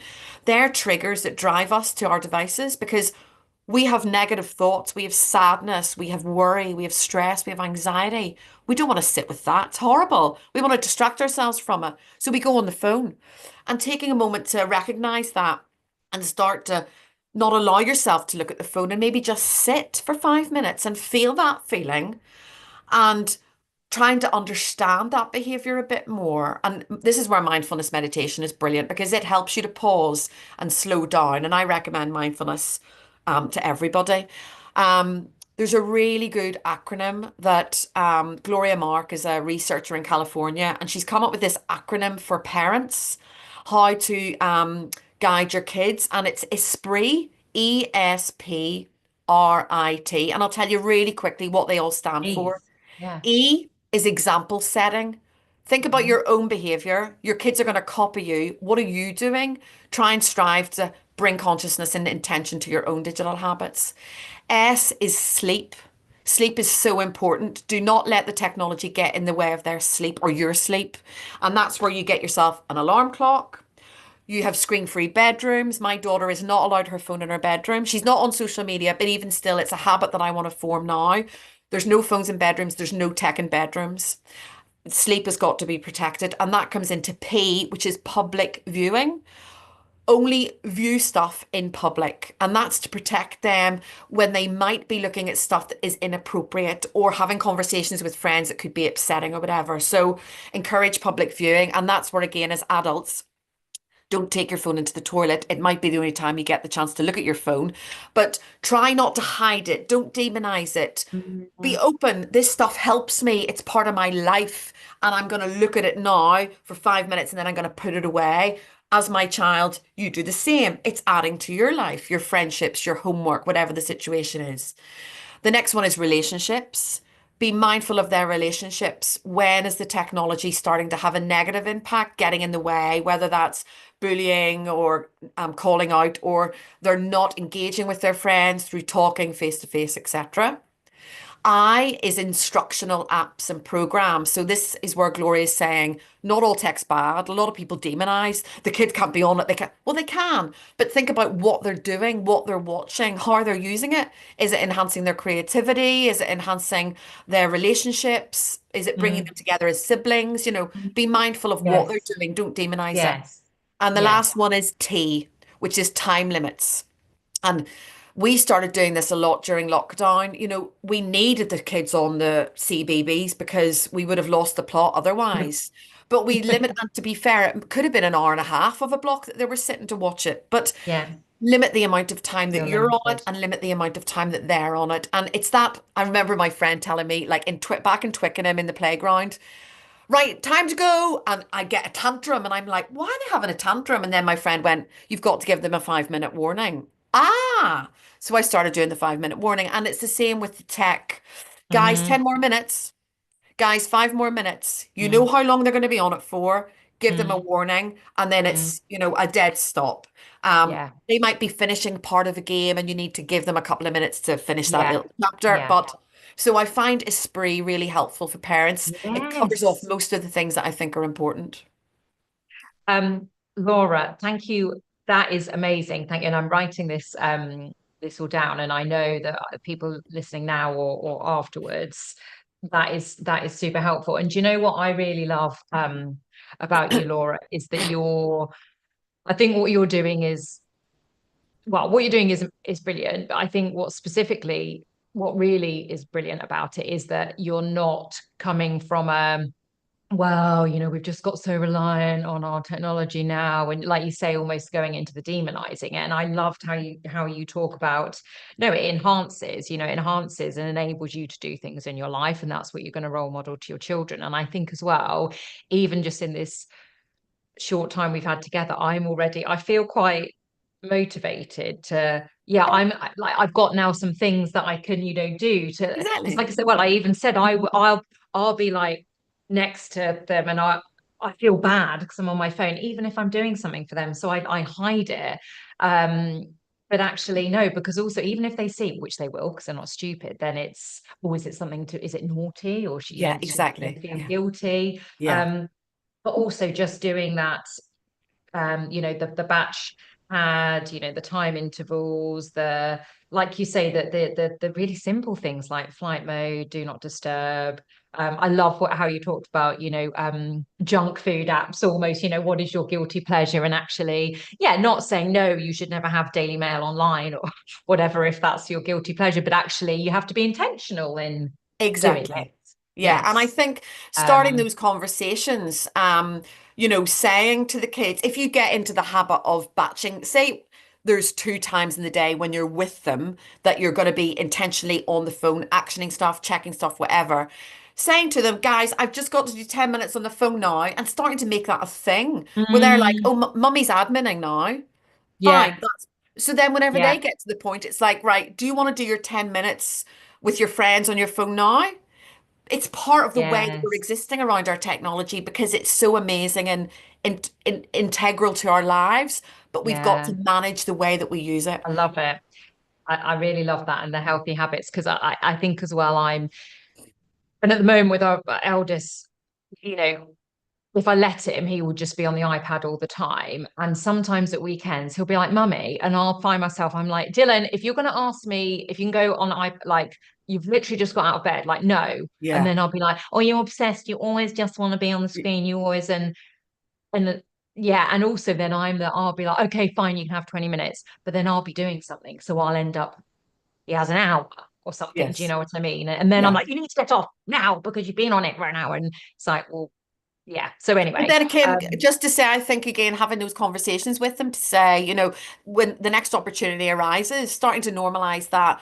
Isn't it so cool that you can do that on your iPad? But let's be really mindful that we're still like doing our craft and we're still yeah, having our fun together and we're still kicking the ball or whatever and starting yeah, to get them thinking, oh, yeah, this is part of my life and I need to yes, work out how I'm going to make it part of my life because yes, we were never given that opportunity. We were literally just given no, all this stuff and we were like, yeah, oh, whereas yes, we can try and help them to yeah. Oh, I understand. love that. It's a bit I love like the that. food thing, you know. Yeah, you can eat chips all day if you want, darling, but you're going to end up with spots, liver disease, heart disease. So let's not do that. Yes, We'll yes. have How chips can on a we Friday support them night make the right healthy and get them choices? Yeah, thinking about why are we doing it this way and why do I yeah, want to live this way? And, you know, yeah. Oh my goodness. I can't believe how quickly the time has gone. So thank you so much. This is such a valuable session. Two things I'd like to ask you before you leave, Laura. The first is how do you show yourself kindness? I'm asking all of our speakers this today. oh, How do that's you show interesting. yourself Well, kindness? yesterday I decided to show myself some kindness because having launched now on my own, my overwhelm is getting double overwhelm. And being on my own, you know what it's like. I want this to be a success and I get carried away. So I've sought out a business coach. And I had a brilliant conversation with the girl yesterday, and I'm very excited. So I'm recognizing that I'm human and I've got limitations, and what I do is really amazing and I'm really good at it, but I've got to look after myself. So I'm seeking some external support. And that's really big kindness to me. Day to day, I have a coffee in bed every morning and I aim to go for a walk on my own with no phone every day. Since relocating from Twickenham, it was a brilliant habit for me back then, but not as much now. But yeah, getting out there and leaving that phone behind is really invaluable. Yeah. Thank you. Those are brilliant ones. And, you know, big fan of coaching. So that's awesome to Yeah. hear. And finally, so how obviously and I love, you know, you're not on social media. So if people are wanting to find out more about you, connect with you, have a chat, what's the best way for them to do that, Laura? So the website is it's a very interesting name. It's laura-willis.com. It's the only way to go. One and So if only. people just go onto the website, they can find out a Yeah. little bit more about me. And I'm Laura at laura-willis.com. I'm supporting people, the stuff we've been talking about today, in their personal worlds, but the majority of my work really is about workplace behavior. And that's still where I get most of my interest from, because businesses want to support their people to use technology in a sustainable way at work and not get overwhelmed, not get distracted, and not be overloaded, not burning out, etc. But there are two areas that I'm really focusing in on. So if anybody wants to talk to me about anything, oh, and I've just finalized the show reel. I don't know if I was telling you about this whenever we spoke, but I worked on pulling together all my content of me talking, and I've developed a 2-minute show reel. And oh my God, Kim, see watching yourself back. Oh, but anyway, Oh, it's like out this, there. and then you hear like your voice, like Your voice, like a fish wife. But that's going to go on the website as well. Okay, And amazing. yeah, if anybody wants to get in touch, please do. Okay, brilliant. Well, like I say, after today, I am going to share out all of the contact details of all of the speakers. So I'll share that. And also, I can either point people directly to the website, or if you wanted to share the show reel, whichever works. But thank you so much for taking the time to join. And like I say, I've written loads of notes, and I'm like, okay, Esprit, example setting, sleep, public viewing, relationships, instructional apps, time limits. Yes. Brilliant. Well done, you. That's brilliant. Have a Well, fab day. thank I hope you. it goes really well. Thanks so much, Laura. Take care. All right, Bye. Kim. Bye. Bye. Okay, where are we at? Okay, we have got a minute until our next speaker, which is Nikki Lowe. I'm going to go off camera to just eat a couple of bites of my breakfast, if you don't mind. And if you do, then you can't choose if I do or not. So doesn't make any sense. Okay, that's why I just need to put something in my mouth quickly.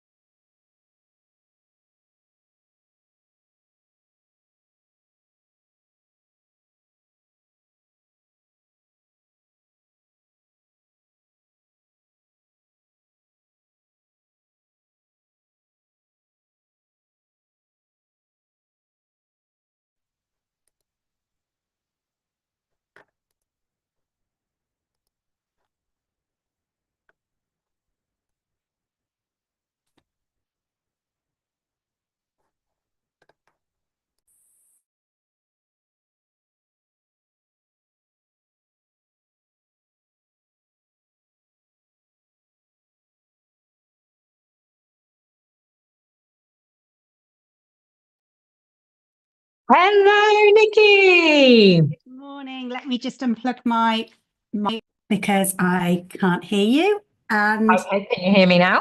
I can. Good morning. Oh my goodness, I literally have been so stressed about the not so stressed, but that was the one thing, like the tech. And then, like I said, keep touching Word, but so far it's like, oh, it seems to be going in our favor. So that's all good. So welcome to 15 for Kindness, and thank you so much, Nikki, for joining me this morning. And I'm just going to grab my things. So this is, I was saying when I did actually the run through of the day first thing this morning, that this is the first time we have spoken, isn't it? It is. We've been kind of messaging on social media and emails, but yeah, we've not spoken in person. So I've got, I guess, you know, I'm going to give a little, you know, the professional sort of overview. I'll read from my notes, and then you can give us okay, come on, tell us about, you know, the Nikki, the whole you. So Nikki Lowe is an award-winning and accredited executive coach with over 20 years of experience, specializing in female leadership, well-being and impact, and you're founder of both Luminate Development and Wisdom for Working Mums, and with a podcast of the same name. And actually, in terms of how we connected, it was one of your podcast episodes with Mary Ann Seagart, the author of the Authority Code or the Authority Gap? Gap, yes. The Authority Gap. had really struck a chord, and I'd done a post with a quote from that around, we praise girls for being ornamental and we praise boys for being instrumental. And I tagged you, and I have to say, Nikki, often, you do these things and you don't, necessarily hear back. And you not only did you sort of comment, we then had a couple of messages, and then you popped in some time, which we were going to have just the two of us. And then I was like, well, actually, I'm going to be like live streaming 15 hours. So are you comfortable to still do it in that capacity? So so tell us then a little bit about you and what's brought you to do what you do, Nikki. Well, firstly, thank you for inviting me to be part of this, because I think what you're doing is phenomenal. I mean, what a marathon of a day. I was like, when is she going to get toilet breaks? When's she going to get to eat? So my kind of kindness was kind of extending out. Yes, I've had quite a few people messaging me, are you going to be okay? Like toilet, food, drink, but I've got my Django's, the cafe attached to the thing of giving me food and coffee and lovely. I've got my coffee my here bio too. breaks. Yes. So I just think what you're doing is fantastic, and I was really kind of privileged when you said, would you like to be part of it? So thank you for inviting me. So for those that don't know me, my name's Nikki Lowe, and as you said, the past 20 years, I've been an executive coach and leadership development consultant.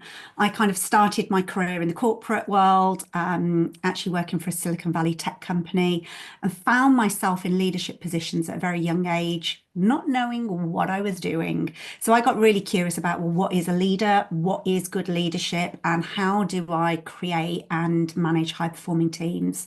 So that was kind of, and it was a baptism of fire, in all honesty. I was thrown at the deep end and I kind of had to sink or swim. And so I got really curious about this stuff so that I could swim, and discovered coaching on that journey, and fell in love with it, and decided 20 years ago, actually after a bereavement, I knew that I wanted to get out of the corporate world, thought that I wanted to do this coaching, but I was kind of dabbling and not brave enough. And I had a bereavement, and I just went, you know what, life's too short. And I took the kind of leap of faith to leave corporate, took a year out to retrain, and then launched my business, Luminate, 19 years ago this year, so nearly 20 years. Literally last week, 19 years ago. Oh, congratulations. Thank you.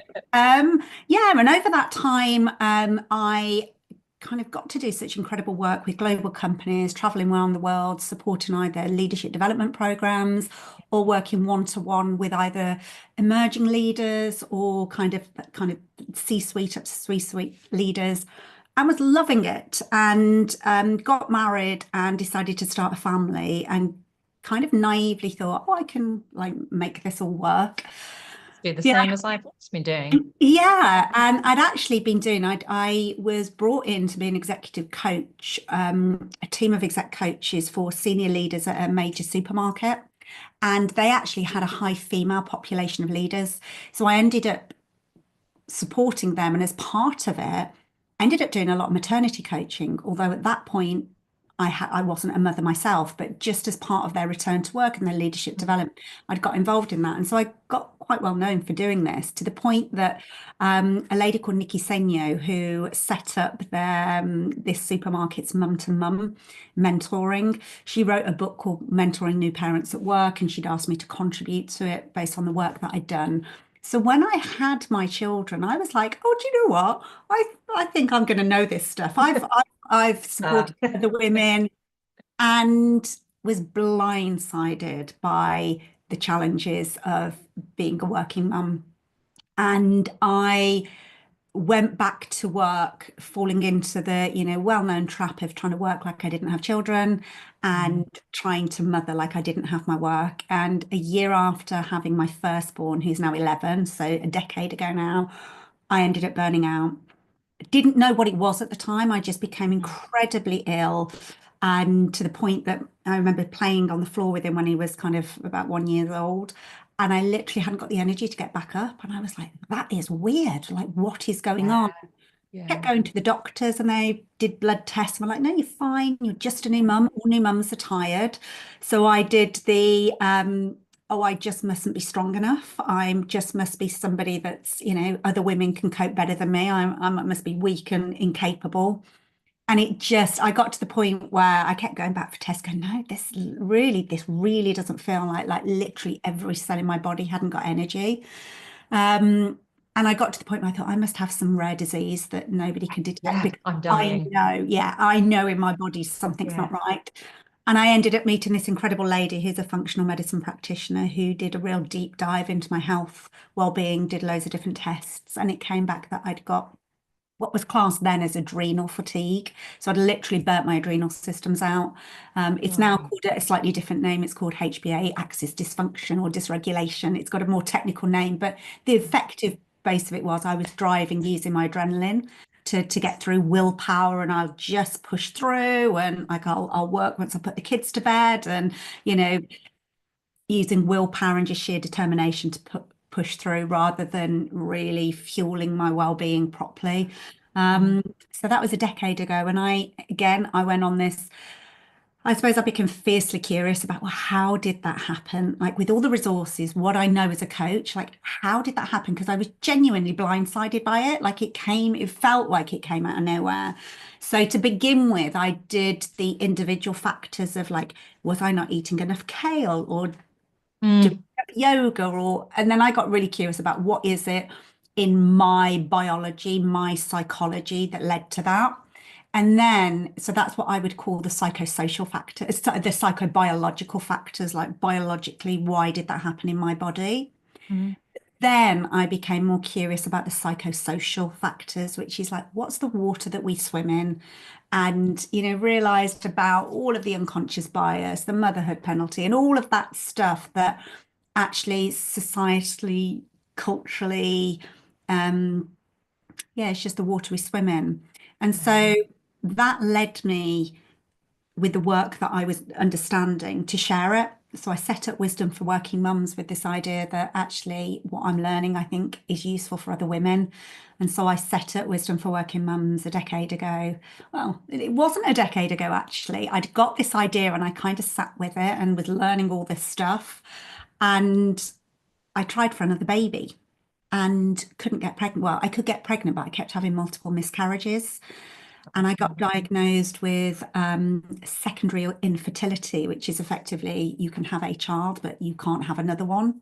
So I thought, okay, if I can't have another child, I will launch this business into the world. So got the idea for Wisdom for Working Mums, was getting it all set up, and then discovered I was pregnant with my second child, she's coming at 7. So I launched Wisdom for Working Mums literally 6 weeks before she was born. I kind of went, if I don't put this out into the world, I'm never going to do it. So I launched the podcast, I launched the blog, and kind of put it out into the world as a bit of an experiment.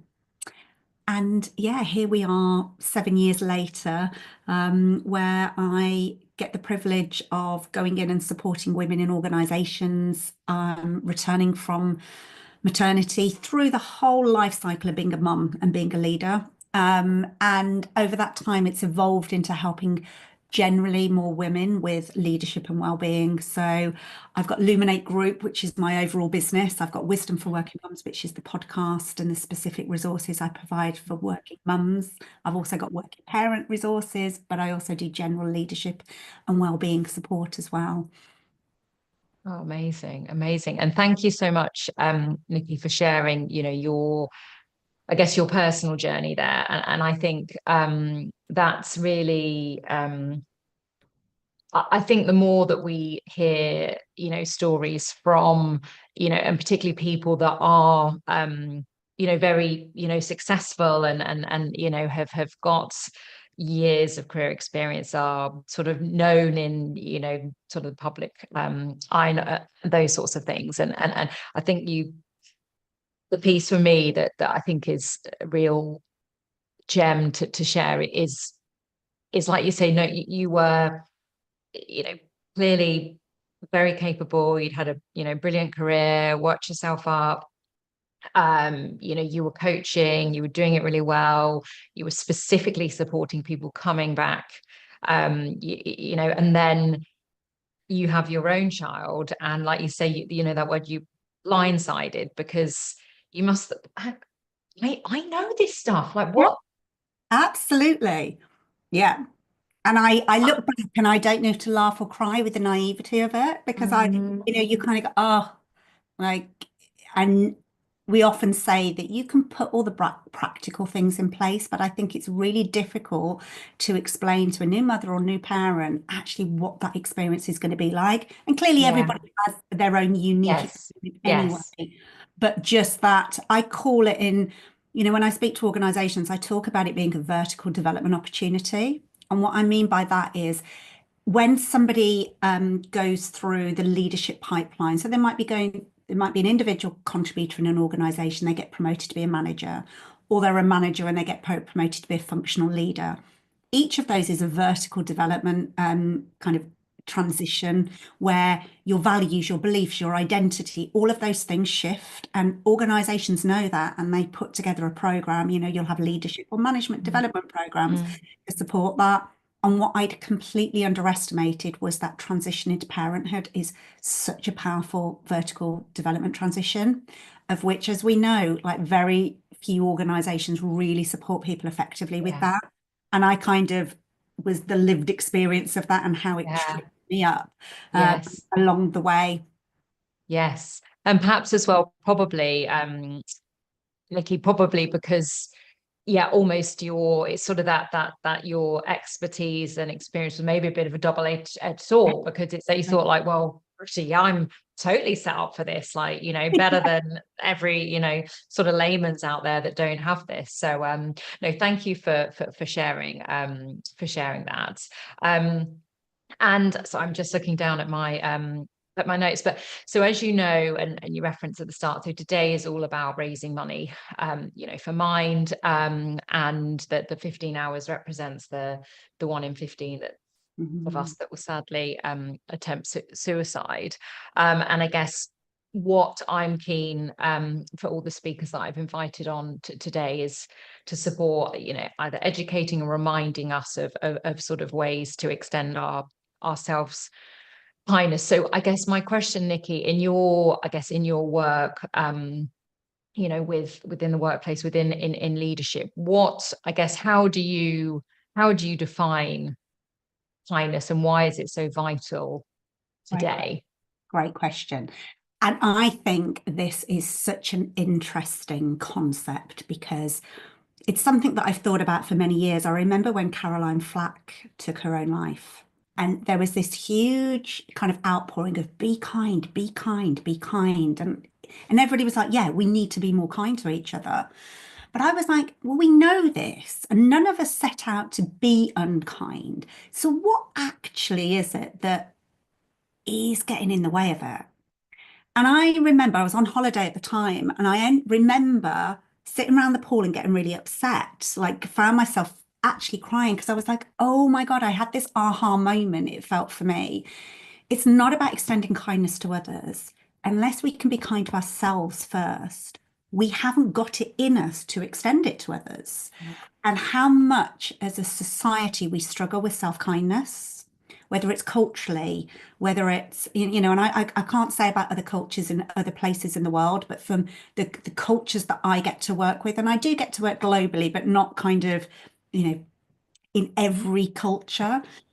My experience is, particularly for high achieving women, we find it incredibly difficult to be kind to ourselves, like really difficult. I was coaching a client literally last week, and the session was all around how tough she was on herself and how self-critical she was. And when we were looking at strategies about how she could try and be more kind to herself, it was so uncomfortable for her. Like she was literally viscerally like, oh, I cannot do that. And I don't think she's alone, and we'll be at different places along that spectrum. But I think this whole concept of self-kindness is really tricky. Particularly, I think there's something about, well, if we're kind to ourselves, we're being selfish, or we are somehow thinking that we're better than others. And as women, as girls, we're taught, be kind to others, be nice, put others before yourself. So I think there's some conditioning in there. But I think then, in my experience, if I layer on, my typical clients tend to be high achieving, highly driven women. And with that, what often drives them is a very strong inner critic. And it's a double-edged sword because that inner critic has really contributed to their success because it's made them do things better and longer and faster and harder and and seen them achieve great success. But the cost of that, particularly when you get to a certain level, then you layer in, you know, perhaps parenthood, that becomes unsustainable. So often I'm talking with my clients about what gets you to one level in your career is not what's going to get you to the next level. And I love the work of a guy called Dr. Paul Gilbert. He developed something called compassion-based therapy. And I came across his work, probably about a decade ago. And I was lucky enough to go and do some training with him. And he's got this brilliant concept of actually, we need self-correction, not self-criticism. Self-correction is what can I learn from this and do better? Self-criticism is that you've done it, not only have you done something wrong, but you are wrong. And that then makes it really difficult to be kind to yourself along that path. So for me, it's such an important element of living a good life. So with that, I mean, you know, having the career that you want and enjoying your career, but also thriving personally, whatever that means for you. We often think it's, you know, we admire the people that can drive, and those are the kind of people that are often recognized culturally as like outstanding. But the people that I believe that are really outstanding are able to navigate that self-compassion and self-kindness along the way. And that sprinkling is actually the magic that I think creates a really good, like, wholehearted life. But as I say, it's really tricky. Yeah. Oh my goodness. So many. I'm a notes person, Nikki. So I'm like scribbling I am as down well. here I've got and my notebook and so many awesome, I guess, tidbits there. And I think a couple of things specifically that you talked about, sort of that, you know, a lot of the clients you work are high achieving, driven women, and with that comes a very strong inner critic. And actually, I've got, I was fortunate enough to work. And I'm now friends with a lady called Julie Smith, who is the author of, she had a book come out this year, Coach Your Self-Confidence. So she's coming on this evening and talking around the inner critic and that sort of comparisonitis. And again, Julie, 100% high achieving, driven woman. So, and again, the book comes from, you know, her own experience of it. But I love as well what you talk around, you know, and I'll certainly myself look up sort of, you know, Paul Gilbert and self-correction versus self-criticism. And I think, yes, whether it's societal, whether it's, you know, what we experience from our own upbringing, or whether it was because we're looking at, you know, what everybody else is doing, we're always do that. Oh, Kim, I can't believe you said that, or, oh, Kim, can't believe you did that. Not, okay, Kim, maybe it was a bit of a random thing to say, but okay, what could you have said instead, or what could we learn, you know, from it? And I think kindness for success, I guess, is to me exactly that, is defining success for you. So success for me, and the wholehearted life that you beautifully put there, Nikki, it will be different to you, will be different to you know, Laura, who I just spoke to before. And it's actually about, well, how can we extend ourselves kindness to live our version of success? Because like you say, and like the whole reason we're here today, life is too short. And I put another post recently again about why don't wait for the crisis, because so often it is, isn't it, like, you know, a bereavement or whatever, and people are like, no. So yes, very, very powerful, isn't it? And I love that thought about the self-correction versus self-criticism. And I guess it sort of reminds me as well, because my background, as you know, as well, is HR and leadership development. And I remember when I was working at PepsiCo, we did some work with Gallup, and, you know, around obviously that, you know, the strengths, and sort of leveraging and stretching your strengths versus focusing on your development areas. And that it seemed like this was almost like quite, you know, and people being like, oh, does that mean you can just go around being not very good at stuff? And it's like, no. So, and that's sort of now, I think, quite widely recognized in organizations, isn't it? You know, think about your, you know, your strengths, but actually, so how can we almost apply that, you know, a bit more inwardly as well? Yeah. Nikki, can I just do a quick time check, because I believe we need to finish at the half an hour. Is that right? Yeah, I've got until about 10:05, if that's okay. So I've got okay, yeah, okay, amazing. That's brilliant. Thank you so much.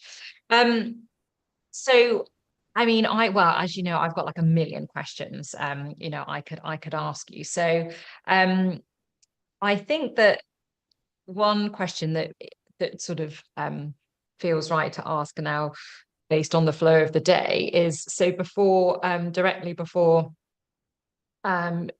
you, I had a lady called Laura Willis join, and she's got she talks about digital harmony. So I thought, as I was sort of doing my research, I was like, oh, and looking through your recent posts and your role as ambassador of Tech Time Out Tuesday, I wondered if you could tell us a little bit about what you did recently with your team and why, you know, why that's so important.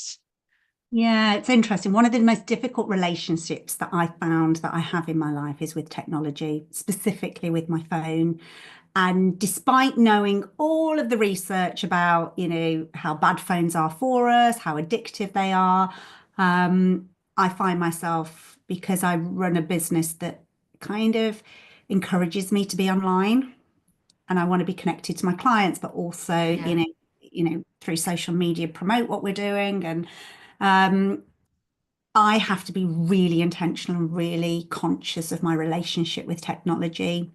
So I met Stephanie, who heads up Tech Time Out, a couple of years ago, and just loved what she's doing in terms of supporting digital wellbeing. And I realized that actually I can't effectively support my clients with wellbeing unless I pay attention to the digital wellbeing side of it. And so I started supporting Stephanie in her work and became an ambassador for Tech Time Out. And basically, Tech Time Out Tuesday, they host every year. It's normally the first Tuesday in December. And it's effectively a digital work detox day where they encourage people to, even if it's just half an hour, be really intentional about unhooking from technology. So myself and my team, I've got an amazing team that support me. We decided we would sign up for it as a team and each kind of decide what we were going to pick for that day to do, and intentionally go and unhook from all of the tech. So Lauren on my team loves horse riding, so she went off horse riding. The other Lauren on my team loves walking and riding a bike, so she went out in the countryside. Laura, my other team member, she just snuggled up with a book and read a book. I've got dogs and I live out in the countryside, and I just got out, and, you know, as a team we supported it. But I think it's often when we talk about well-being, we talk about all the things that we know we should be doing, you know, getting movement, eating well, you know, looking after our mental health, but we don't think about actually how technology impacts all of those things and more. So that was kind of why I decided to become an ambassador for them.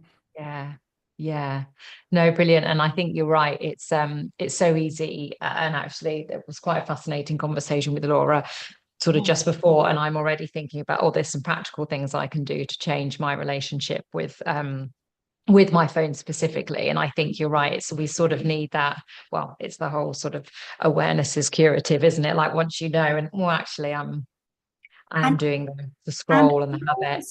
Knowing that we're up against, you know, billion-pound companies, or even in like Apple's, I heard this morning they're worth nearly 4 trillion. You know, they are putting incredible amounts of money and, you know, smart people to keep us hooked into our technology. So we're up against. So again, it's that kindness of actually, if I trained myself about reaching for my phone, not to beat myself up, just notice, oh, here we go again, and to step back from it. Absolutely.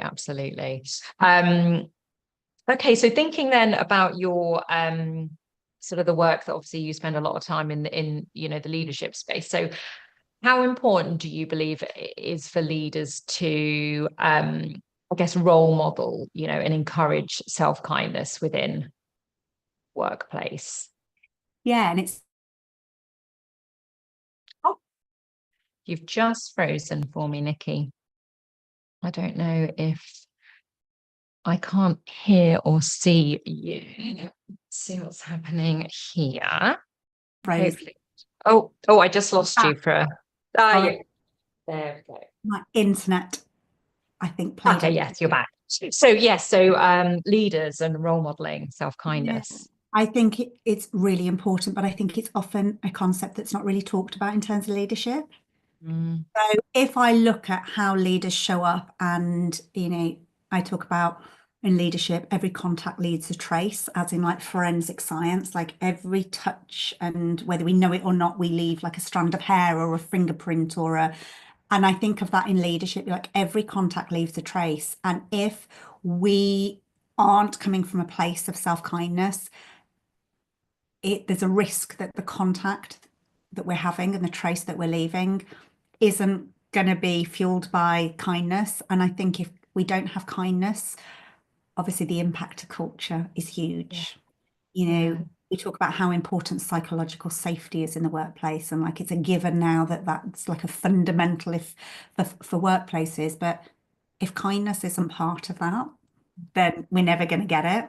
But again, about fueling individual leaders' well-being, if they haven't got self-kindness, often they're using an energy, and I say this from my own personal experience, we're using far more energy to kind of beat ourselves up or be hard on ourselves or drive ourselves.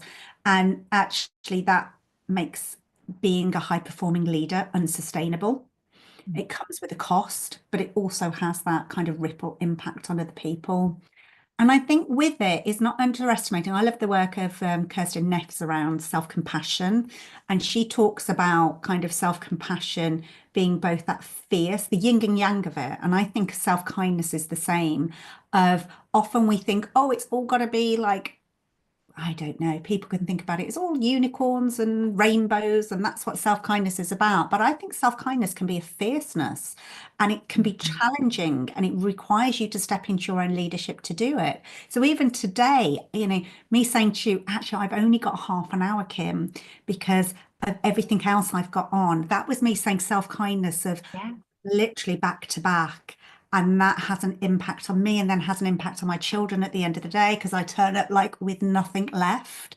So that self-kindness often is about having the difficult conversations or tolerating the disappointment about actually what my body needs today is different, and not overcommitting. So that there can be like this fierce boundary holding as part of that self-kindness. It's not all softness.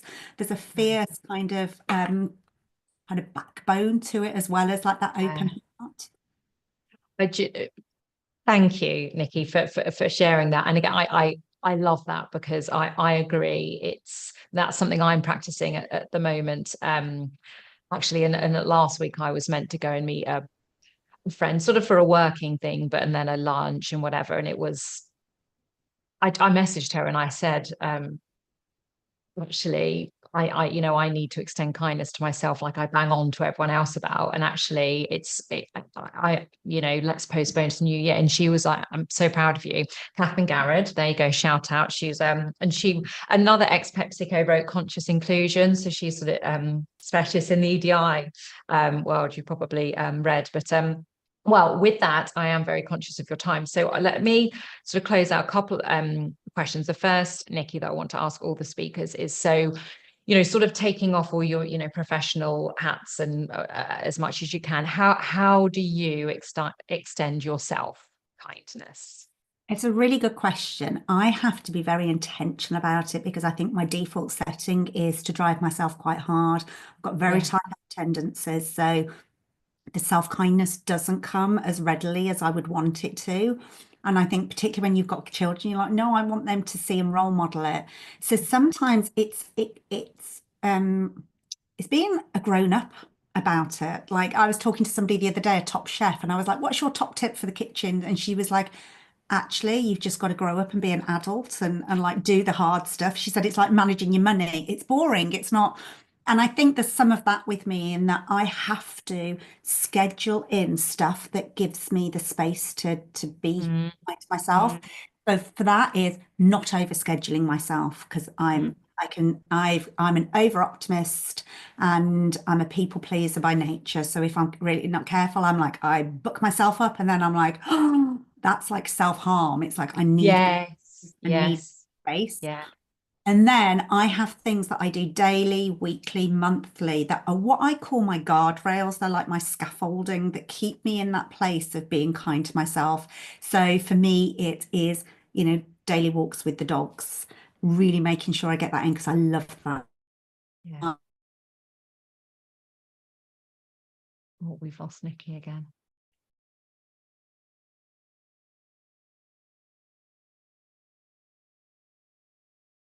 Oh, I froze again. You're back. So yeah, no, the dog walking. Reflexology, I have monthly reflexology, which is like my top way of regulating my nervous system, getting oxytocin and all those feel-good hormones. So yeah, I actually schedule in stuff that's being kind to myself. So I kind of try to do something that my future self will thank me for. I really try and put myself in that space. Yeah, I love that. I love that. Okay, well, parting the question, Nikki, is how, if people have enjoyed today, for those joining live, which I know they will have, and those watching afterwards, what's the best way to, connect with you, to understand more about what it is that you do?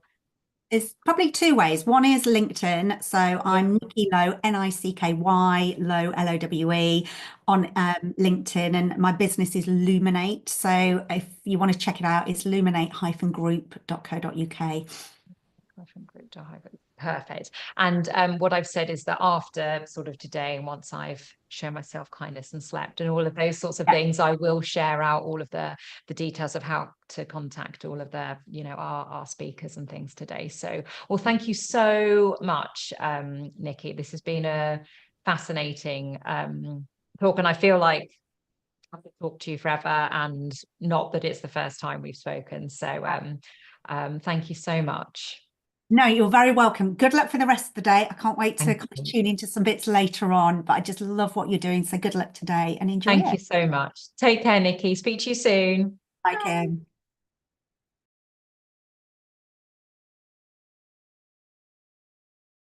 Okay, so wasn't that yeah, that was brilliant. And I just loved so much of what Nikki said. And I think something that's come through for me is about that intentionality that I guess Laura spoke about with the phones, and Nikki spoke about, both in terms of her actually relationship with tech, but also in terms of how she extends her self-kindness. So we have a slight change in schedule. So it is 6 minutes past 10. And I have got what's happening at 10:30? I think I've got Nicole, our sleep expert, who I'm definitely looking forward to some of that tomorrow.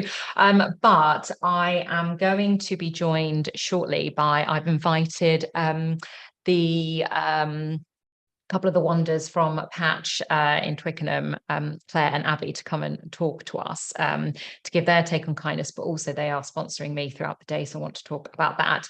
So I'm going to pause probably for 5 minutes, get another coffee and a bio break. So join me back in sort of 5 minutes, and see you there.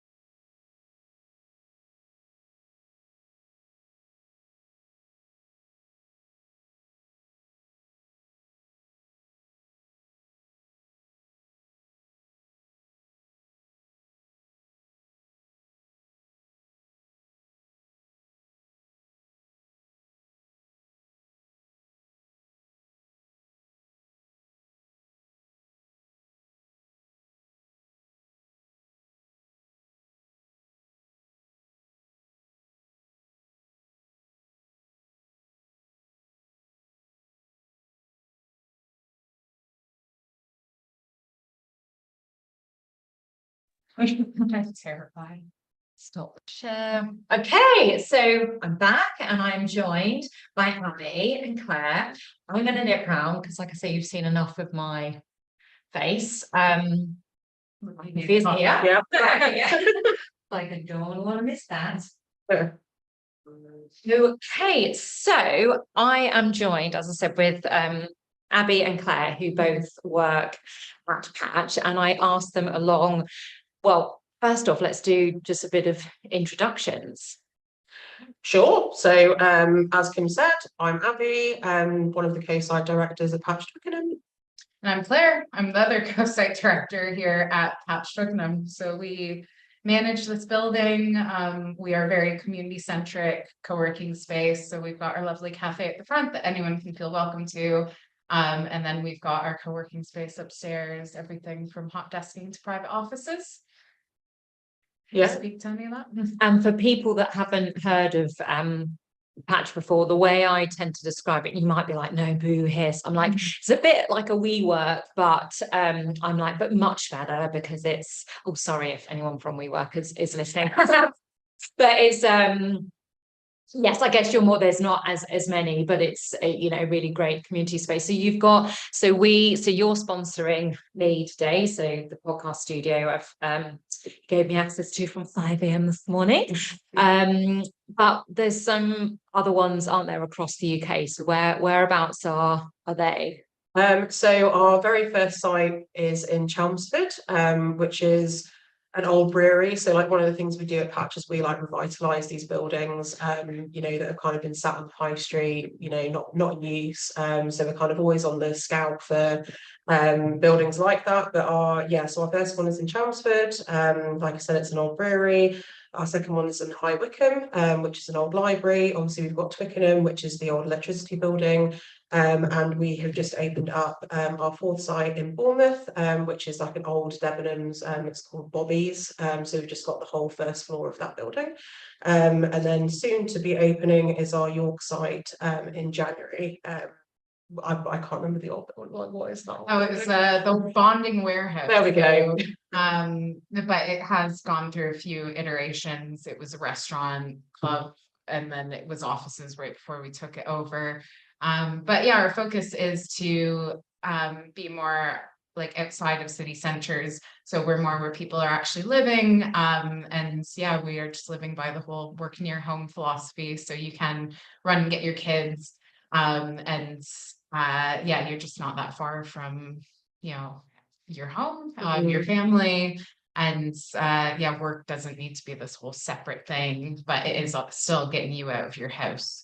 For a better work-life balance. Oh, I love it. And actually, you know, I guess thinking about today and the theme being around, you know, how we show ourselves kindness, like say those that can seem small things of like, you can be on a call and then actually at the school gate in like 2 or 3 minutes, like I frequently do, you know, that's huge. I think about when I was working out in the city or something and you're like, oh, and then you're always working backwards and you're like, oh, what if the train's delayed? And you know, it's extra stress. And then by the time you get there, whoever you're meeting, your kids or your partner or whatever, feel that stress. So in terms of then today, I guess this is in sorry, I probably need to have this second coffee. My brain's starting to go. So we are obviously raising money for Mind. So I wondered if, because I know we spoke very briefly earlier, but what experience, if any, of you had with Mind, if you're happy to share? So my kind of experience, I suppose, is I have had it personally. So you know, I think I'm somebody that can definitely advocate for therapy. I think like it's a great thing. I really want to stress that like people shouldn't see it as a weakness. If anything, I think it's seen as a strength just because you're, you know, recognizing that you need that extra bit of help. But Mind themselves have actually helped me through tough times. If anything, I met my therapist through Mind and then have continued with her from that. And I think that kind of relationship is priceless, really. And I can honestly say it was the first therapy that I've been to where like it actually really worked for me. Didn't realize that there are obviously these different types, but have found the one that works for me and obviously have stuck with the therapist since. So that's kind of like a personal experience of mine. And then I would say since working for Patch, obviously we have a very close like partnership with the local kind of advocates for Richmond Mind. So having those kind of, you know, conversations and that, you know, rapport and relationship to see how we can help, like whenever we can when they're kind of doing things. So like today, for example, and yeah, just kind of whenever we can, it's quite nice to have almost like the other side of the table, like relationship with them as well.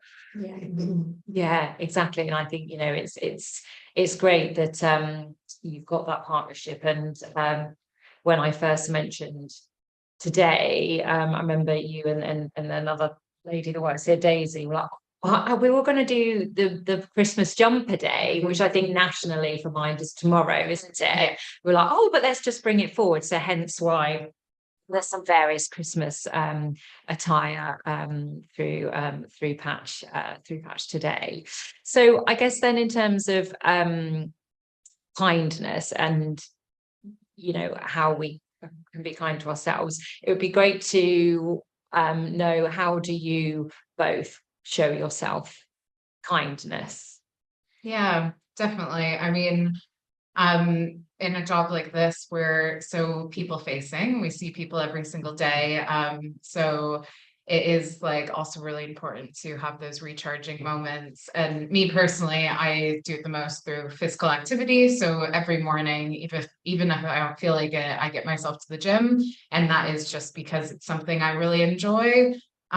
So yeah, I do CrossFit. So similar to Patch, it's very community centric kind of model. So I work out with kind of the same people every day, and just having that moment where I feel like I can switch off is so important. And if I didn't get that in the day, yeah, I think I'd go a bit stir crazy.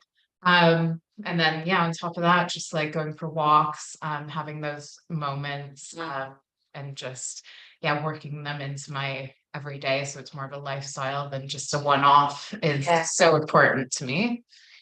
I think for me, like I was actually having a conversation with another member only yesterday actually, where I think we live in this society where we put so much pressure on ourselves that like you have to you know, almost make your spare time worth it. So I think like with the pace of life, a lot of, you know, things like say like admin tasks that perhaps like you need to like return a package and stuff, like it can't, you know, if it can't fit into your working week, it's like something that ends up going to your weekend, and where you should actually be taking the rest on your weekends.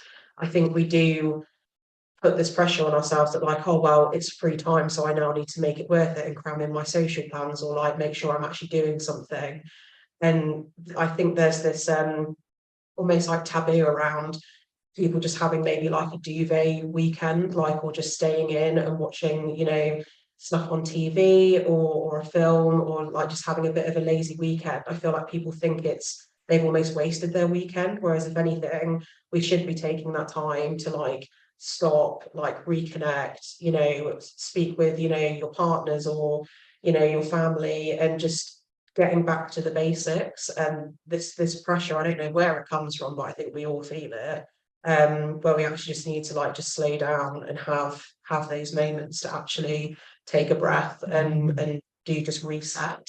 So yeah, I would say it's something that I'm trying to teach myself, because I feel like I said, I'm very much a case of like, right, well, it's my weekend, I should probably be doing stuff, like, you know, and feel like I have this conditioning where it's a bit like, oh, if I don't do anything, I've wasted it. Whereas that's like a retraining thing that I'm trying to work on, and hopefully other people will as well. Particularly around Christmas time, which can be obviously quite stressful. Perhaps we can all just take a moment to ourselves over the break. Do you know, I think that's so important, and I think I can, I guess, resonate with both of you. So yeah, exercise for me is a way that I sort of support myself from a kindness point of view. And it's sort of my mindfulness, you know, in a way, running, particularly for me. Definitely. But and I also hear you, Abby, and I think there's I don't know who said it, but sort of this, you know, this notion of actually, if we can think about, you know, rest is productive, and we don't always, you know, I've always been terrible for and like my husband will be like, oh my God, we just, you know, just sit down, or like, but then I'm like, okay, but I'm just going to do something at the Tesco shop, or like I'm going to do like, you know, whatever. And actually that is something that I am really trying hard on, and also because it's like, well, I bang on about it, you know, in my business. So actually, you know, you need to be able to sort of, you know, practice what you preach and stuff. But I think, as you say, almost to as well share when, do you know what, I had a weekend where just chilled out, just didn't do anything. And the more that we can do, you know, rather than lazy, or like, or if you're not got any friends to see, or you know, something. And I think you're right, particularly about this time of year as well. It's actually how, you know, it's as well having sometimes, you know, well, there's a Christmas do action for sort of the gym that I go to on Friday, and I put it in my diary, but I've said I'm not going to go because it would be fun, but this week's been a busy week. We're going to Kew Lights as a family on Saturday. I want to enjoy that. So not that long ago I'd have been like, oh, but I should go. And it's like, well, actually, that for me, that's not what I need. I need just a night where I'm, you know, chilled in. So absolutely. Prioritizing rest just as much, and which I've had to get good at as well, for sure. And it's like, you know what, I feel so much better getting back to the gym if I actually have like that day of rest. So I think it's just as important, for sure.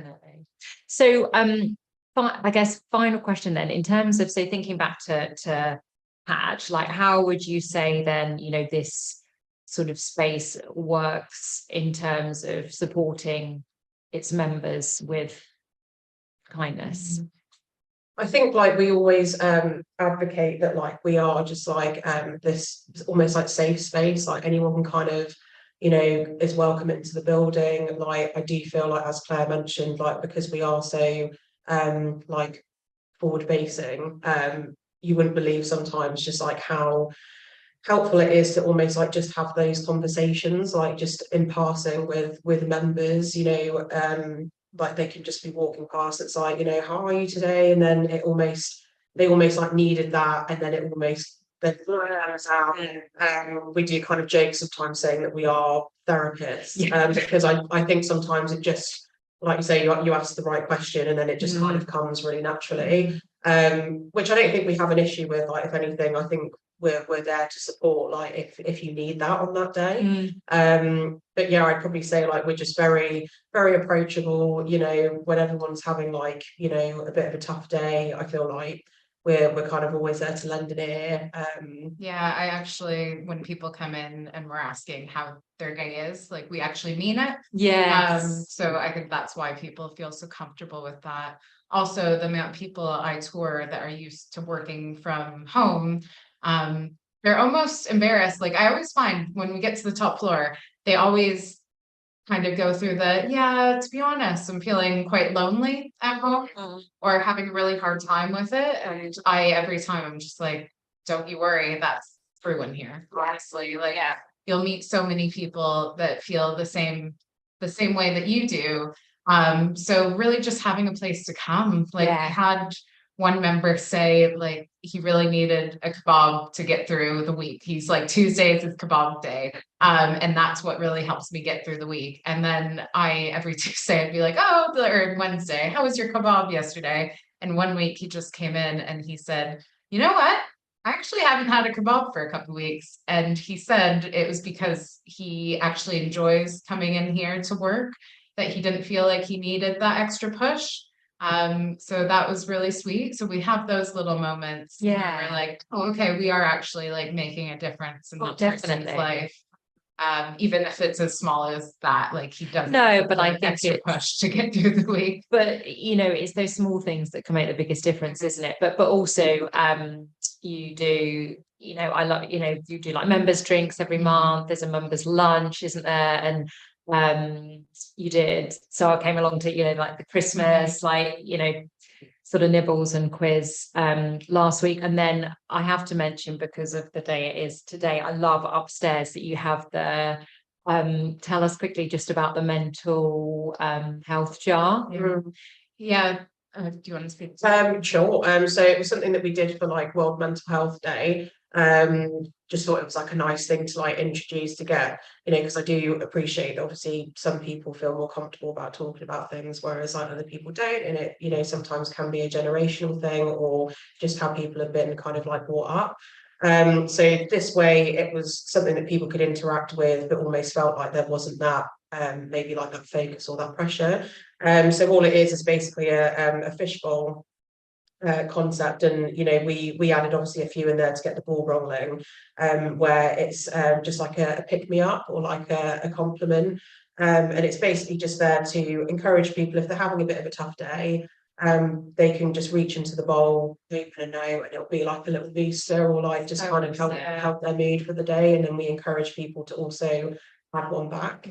So just a very simple concept, but I actually think means a lot. Yeah, I mean, we did it just for Mental Health Day, and then we actually were going through it at the end of the day, and we were like, people were actually writing some really nice things in there. So we just thought, why don't we just keep it? Yeah. And I actually had like a moment the other day where I just was having a lot of everything all at once, and I just went in there and grabbed it. And yeah, it's just, even though it's a little note from potentially a stranger that doesn't know what they're actually saying, like you pick it up and you just feel a bit better. So Exactly. yeah, A little sprinkle of kindness.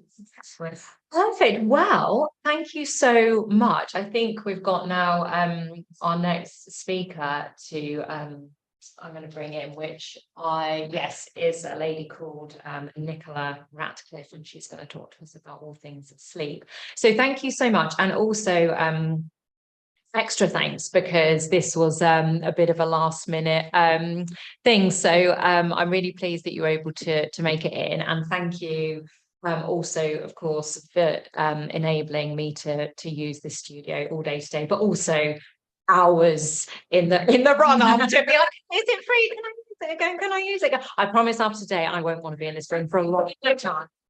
Oh, thank you for having us, and good luck with the rest of the show. Thank you for doing this. I think it's so important. So yeah, it's a pleasure. Happy to have you. It's a pleasure. Right. So hey, let me switch seats, yes. And then we might have to nibble while Nicole good luck. Yeah, right. Thank you. They see you later. Thanks for putting the heat on.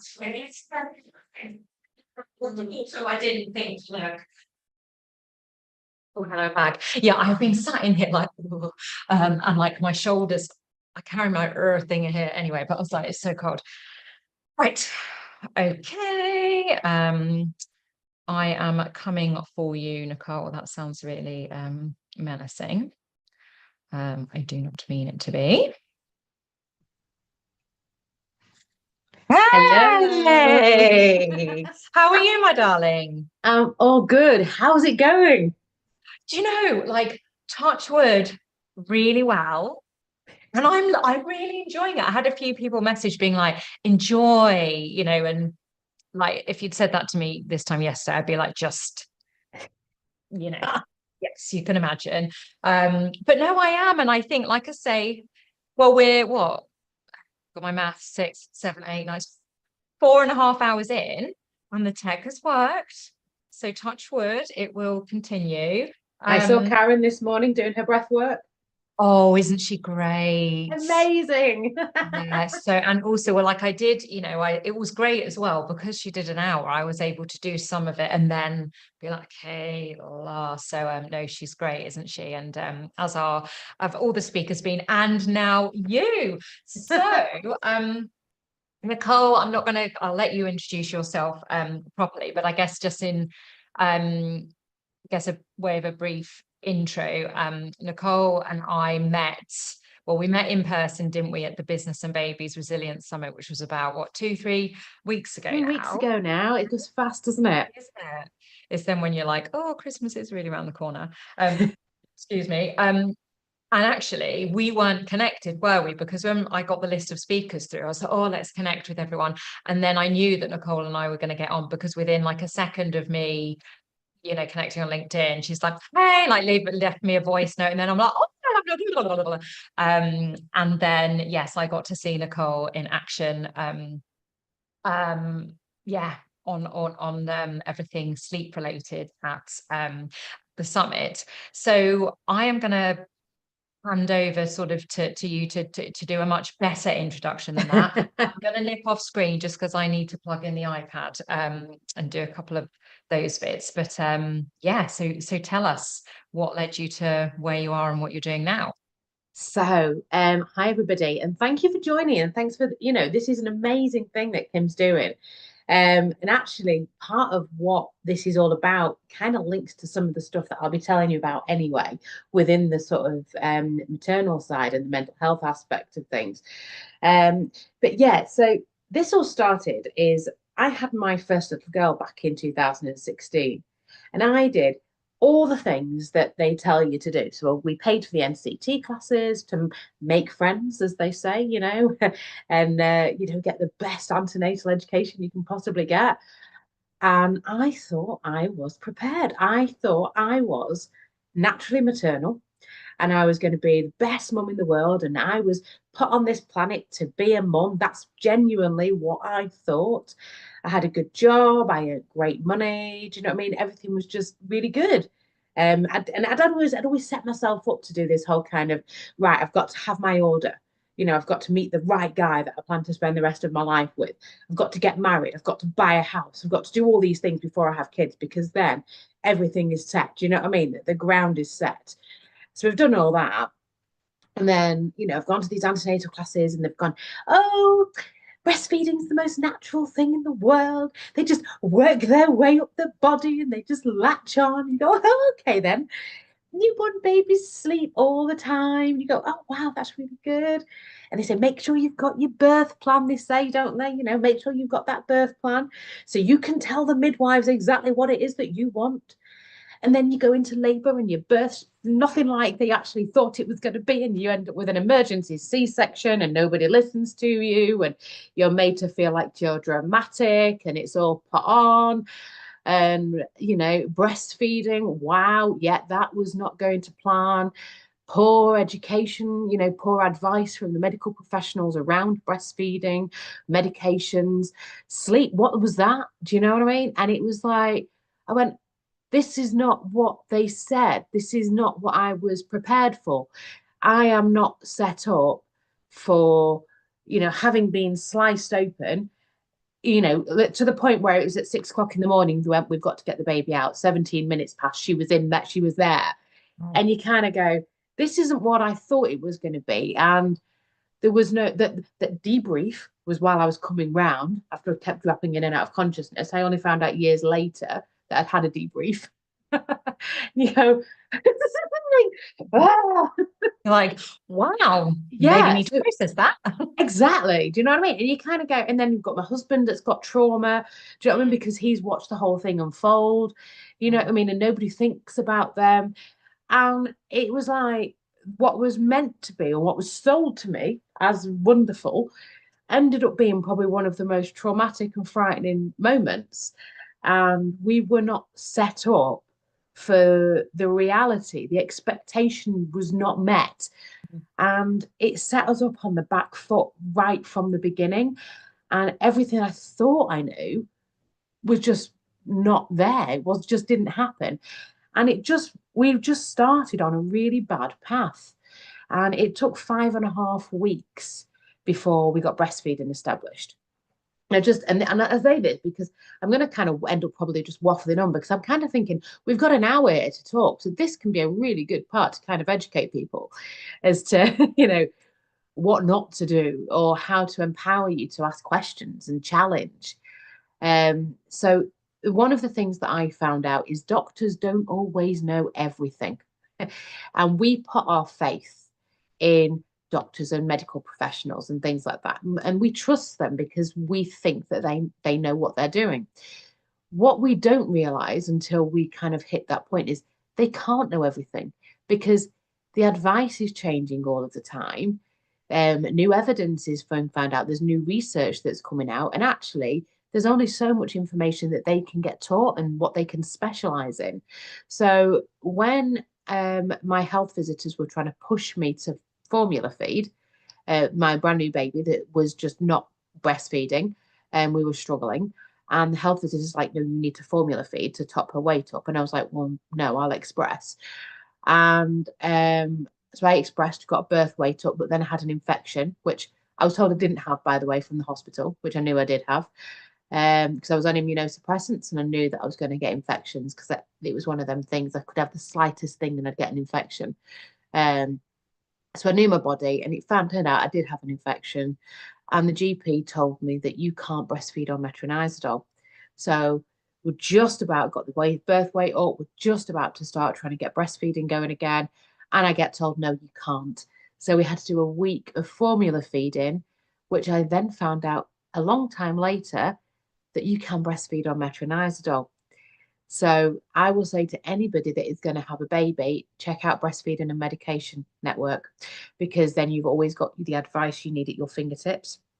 And if you don't know something, you can challenge the experts for them to actually go off and do their research. And a consultant said to me, the best thing you can do is to challenge us. This is because we can't keep on top of everything. No, like you say, there's it's I guess everything evolves, doesn't it? But I think, that the knowledge in terms of medicine and science and all of those sorts of things evolve. And I think as well, just to share, and again, I'm not, for anyone listening, this is as well, I think for me being a mum as well, it's all around what works the time for you and that baby, isn't it? And so sometimes it's breastfeeding, sometimes it's formula, sometimes it's both. And at the end of the day, I think there's so much, you could find there's strong opinions for both ends of the scale, aren't there? And I think, that the biggest thing, I think, and particularly when we think about our own mental health, is about, you have to do what is working for you at the time, and actually fundamentally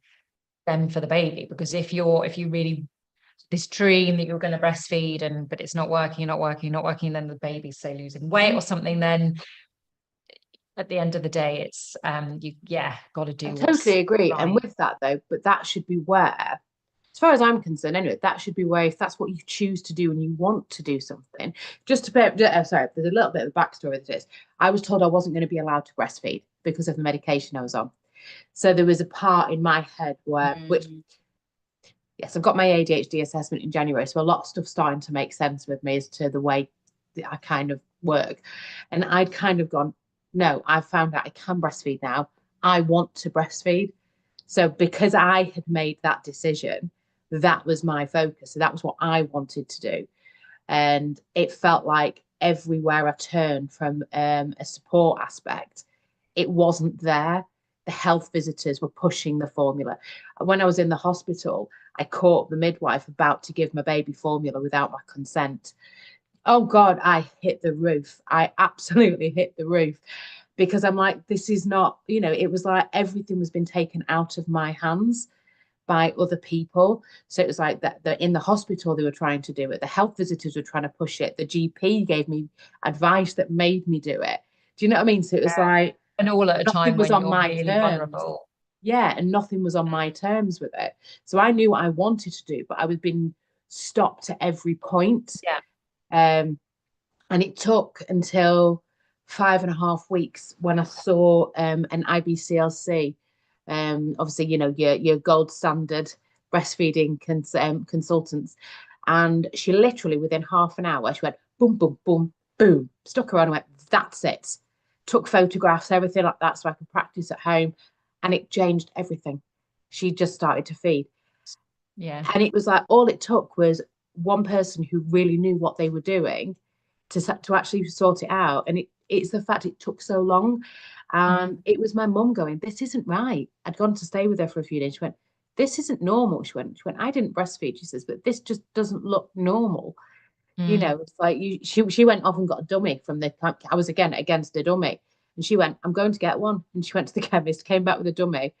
And it was the fact it even just gave me 10 minutes of respite, because she was just attached all the time. She wasn't latching properly. And it was awful. But so then it was like, right, well, the sleep's got to surely improve now. We've sorted the breastfeeding out. The sleep's surely going to improve. Yeah. But it didn't. And we were on the back foot with the sleep right from the beginning. And we're talking now 4 months into her life, me and my husband were in marriage counselling, because it was that bad, and nobody had prepared us for how we were going to feel, how we could support each other through that, what it was that our brain actually needed for the purposes of being able to actually function. I mean, I set off to mother care and only realised halfway there I'd not strapped her in the car. You know, a brand new baby in the back seat of the car, and I'm driving. I just went, oh, yeah. Oh, well, we're all like, you know, 80s babies where it was just chuck you in the bassinet and back anyways. We're all fine. But it was that every time I drive past that lay-by now, do you know what I mean? It still gets me, yeah. And we're talking over 8 years ago, 8.5 years ago. And I don't think that will ever kind of go. I'll never forget where I pulled in and was like, I can't believe I've done this. But that's what it does to you, is that sleep deprivation. It's frightening where it can take you. And we kind of go into marriage counselling, we'd come out arguing. Like, this isn't what it's meant to be. You go to marriage counselling because you're supposed to be getting better. But what we hadn't realised is the fact that because we weren't sleeping, there was no part of our brain that was coping at all. We had no ability, either of us, to regulate our emotions in any way, shape or form. You know, it was just, we're still together now. Do you know what I mean? We've got a second one, but we kind of look back and we go, how did we get through that? Because it was so bad.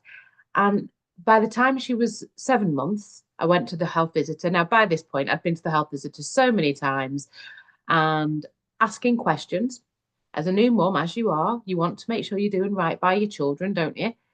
And, you know, I didn't understand. I remember them saying, so you're going to do baby-led weaning then? I went, oh, yeah, of course I am. Of course I'm going to follow baby's lead. Because that's genuinely what I thought it meant. I'm going to follow what my baby says. I didn't realise it meant you just don't do purees and you give them, because nobody tells you these things. And I went away and Googled it and went, oh, that's what it is. Oh, okay, then I'll find out more about that. But it's assumptions that we already know these things, you know, and we don't. And I remember I got labelled by them as an anxious mum. Oh, no, you're just an anxious mum. No, I'm not an anxious mum. I just want to get it right. Not patronising at all. Exactly. No, I just want to get it right. And I know that there'll be people that watch this that go, that's me. That's what happened with me. Because we seem to be stuck in this thing where if you want to get it right, if you ask questions, because there isn't any support, if you ask questions because you want to do best by your child, you must be anxious. And it's like, well, how are you supposed to do this? You don't start a job. You don't literally just kind of start a job and have no one teaching you how to use the systems or how to actually navigate the software or whatever it is. Do you know what I mean? You don't have that. You have somebody that teaches you things and holds your hand a little bit. Absolutely. But with parenting, it's kind of like, there's an internet, off you go. I mean, there's an internet. Yeah. Which sometimes is the worst thing, isn't it? Because you're suddenly absolutely like, awful. goodness, what's wrong with them? Yeah. So tell me then, tell us, Nicole, then a bit about how then you channeled like your experience into what you do now. So when she was 8.5 months, bearing in mind, I'd been to the health visitor when she was 7 months, and they told me to try the Solihull technique, which was basically controlled crying, which resulted in my baby crying her eyes out in the cot and me sitting on the top of the stairs crying my eyes out listening to her. And it was horrific. So it didn't work. And by the time she was 8.5 months, a friend recommended a sleep consultant. And we had no money. But we kind of went, well, actually, what's cheaper, this or a divorce? And that was the turning point. Because that was all there was. It was either a divorce or we kind of do something about it. So we went, well, we've got to give it a try because a divorce is more expensive. And we don't want to do that anyway. And it changed everything. And I'm not saying she started sleeping through the night straight away or anything, but we got our evenings back and we got blocks of sleep. Do you know what I mean? And that thing of having that blocks of sleep, and there was the odd night of us sleeping through as such. Wow. And I just kind of went, hang on, how have we got from what we've just had for 8.5 months to within a matter of days, this? And actually, it was the education piece, and I couldn't stop talking about it. And I'd be in the park, and I'd be pushing her on the swings, and I'd be going, so how does your baby sleep then? Oh, well. And I just couldn't stop talking about it. And I always knew I always wanted to run my own business, but there was never anything that I felt passionate enough about. Because obviously, if you're running a business, you have got to be literally eating, breathing, sleeping the business, because it's like it takes over, doesn't it? Mm. And and I was like, right, anyway, I went back to work and I had to fight to go back part-time. So I went back part-time and I was in a field sales job, which was just, yeah. And I was driving around and I was falling asleep on the motorway. I was falling asleep in between my appointments. I went from being one of the top performers in the business to one of the worst in the business. And at the time, I didn't understand why. Obviously, looking back, I totally know. There was nothing there. Do you know what I mean? There was just nothing working in here. People would walk past me. I'd go, do you want? And they'd go, no. And okay. It's like, I wasn't really going to be doing any sales there, was I? And I'd just be sat there going, I can't. I've just got nothing. Yeah. And the support I got from my manager at the time was non-existent. And it was, I don't feel safe to do my job. Well, you can. There's nothing else you can do, so it's either get on with it, or maybe you should be at home. Go home. Oh no, I've got bills to pay. Got targets to hit. You're already putting me on performance improvement plans. You're already trying to manage me out of the business. I've just got to keep on going. So I actually put my life and so many other people's lives at risk by carrying on and not having that support. Yet I'd had to sign a contract when I went back to work saying that I wouldn't drive tired, and it stated how many accidents happen every single week in work time, work related traffic accidents, and you just go, this is crazy. And while I was working, an opportunity came up to start studying sleep with the person I'd initially hired to help me. And I went, this is what I want to do. And I'd heard redundancies were on the cards. And I went, right, okay. So I took a loan, started studying while I was working, and I literally got made redundant at the exact same time that I'd just finished my course. So I took my redundancy money and set the business up, and I just started helping people on a one-to-one basis. But quickly realized that wasn't enough information. You've got to keep on learning. So I went off and I did holistic sleep coaching. Then I kind of went, and then I hit more battles with my then 2-year-old deciding that actually that she wasn't going to sleep anymore. So we'd gone through this wonderful stage where they sleep, and people don't tell you when they're 2, things can be really, really challenging. Don't know if you remember. They go, oh, I've got my little independent spirit now, and I'd like to test some boundaries, and I'm going to push. And you go, what's this all about? Hang on a minute. You were fine before. What do you mean you don't want a nap? No, you've got a nap. What do you mean you don't want to stay in your bed? No, you go to bed. What's this all about? And we went back to 2 hours a night again when she came out of a cot. And it was just horrific. And I very quickly learned that actually it's not about sleep at that point. So I went, and this is part of the thing that we'll talk about in a bit. I totally had a breakdown. This was around the Christmas time back in 2018, it would be. And I went to the GP and I'm going, I can't cope. I don't know what's going on. And I felt frightened to be around my daughter because of how tired we were and how angry I was. So they referred me to what is now CBT. They're not allowed to call it anger management anymore. And I went to anger management. And yes, okay, got some useful strategies. Didn't fix the problem though, because the problem was I wasn't sleeping. And it doesn't matter how many strategies you've got. If you've not got any capacity to sleep, for your brain to actually function, you can't function.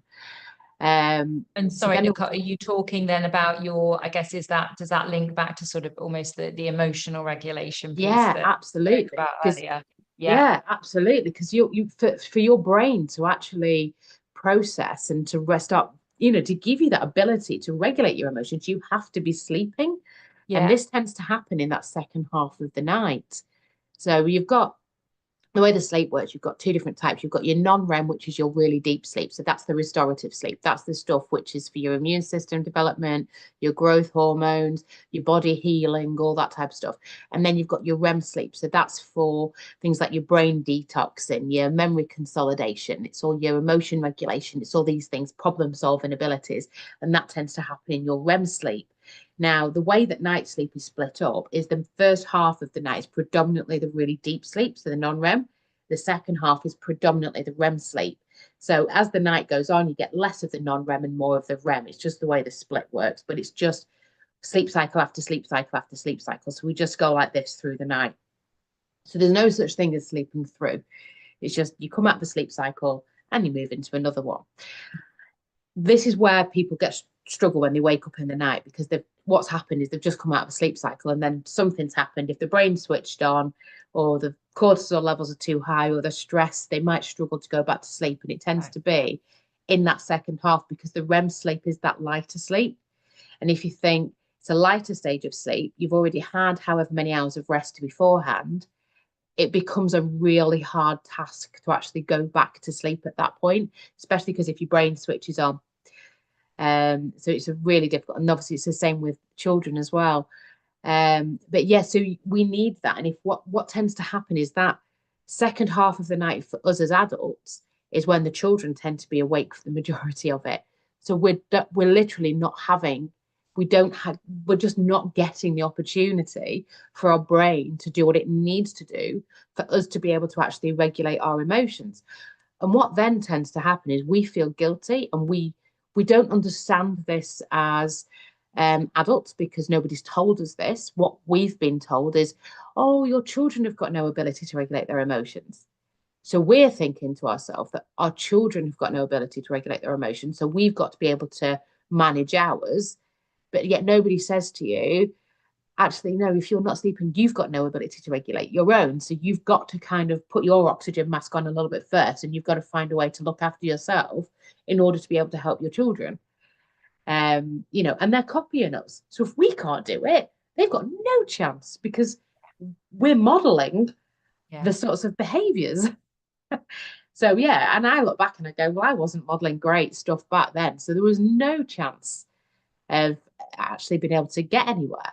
And so I went off and I did the Incredible Years course, which is about parenting behaviors and all these types of things and boundaries. And I was able to kind of take what I learned from that, mix that with all my sleep studies and my education. And that's when I went, right, this is how I can fix it. And this is where there's a lot of issues within the sleep industry for children, because you have your sleep consultants, which do babies, that do children, but they don't get a parenting kind of education. And then you get your parent specialists that don't have the same sleep education. So there's a bit of a crossover. So actually, where I kind of went was, well, I'd paid the person who who trained me in sleep to help me with my child's sleep, and she couldn't, because actually it wasn't to do with sleep. It was to do with all this over here. But actually, that on its own wouldn't have fixed the sleep. I had to have the understanding of the sleep to be able to connect the dots. Right. Yeah. So I had that, and then I got pregnant, and then it was like second baby came 6 days before we went into lockdown, and he was good. Great timing. I was like, oh my God. By this time, I'd already taken like my courses online. So I'd already kind of took my training online to try and help people and create sleep courses. But then obviously I kind of developed it after that, because what happened is when I had I'll never forget this. For as long as I live, I was in the park with Sophia, my eldest, and I was heavily pregnant, and I met this other mum, and she was telling me her sister was due her baby, and she texted me. We must have been a few days into lockdown, and she texted me to tell me that her sister had had a baby and was having to send photographs of her sanitary towel to the midwife to ask questions. And I went, I love this when people share things that you're like, okay, you do know that I'm about to go through this myself, and actually, no, there's I'd something I already just don't had need to mine. know. Well, I'd already had her, so I'd had Oh, mine okay. 6 days before. Oh, yes, of course. 6 days before lockdown. Yeah. So this was literally as it was happening. And I went, this isn't right.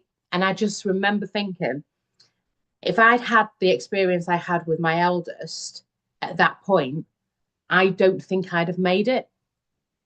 So I ended up setting up a support group on Facebook, which we ended up with like 6,000 people in, and I brought in feeding specialists, doulas, midwives, you know what I mean, and stuff like that to try and support people through that. So it's all been about everything I do. It's all about trying to support people and help people. And I was like, you've just had a baby. Why are you doing this? I was like, I'm doing this because I've just had a baby, and because I can't stand the idea that there's other people that could be going through what I first went through right now, with no support, and the idea that someone has to send a photograph of the sanitary I know there's some things you're like, come on, there's some things that should just never happen.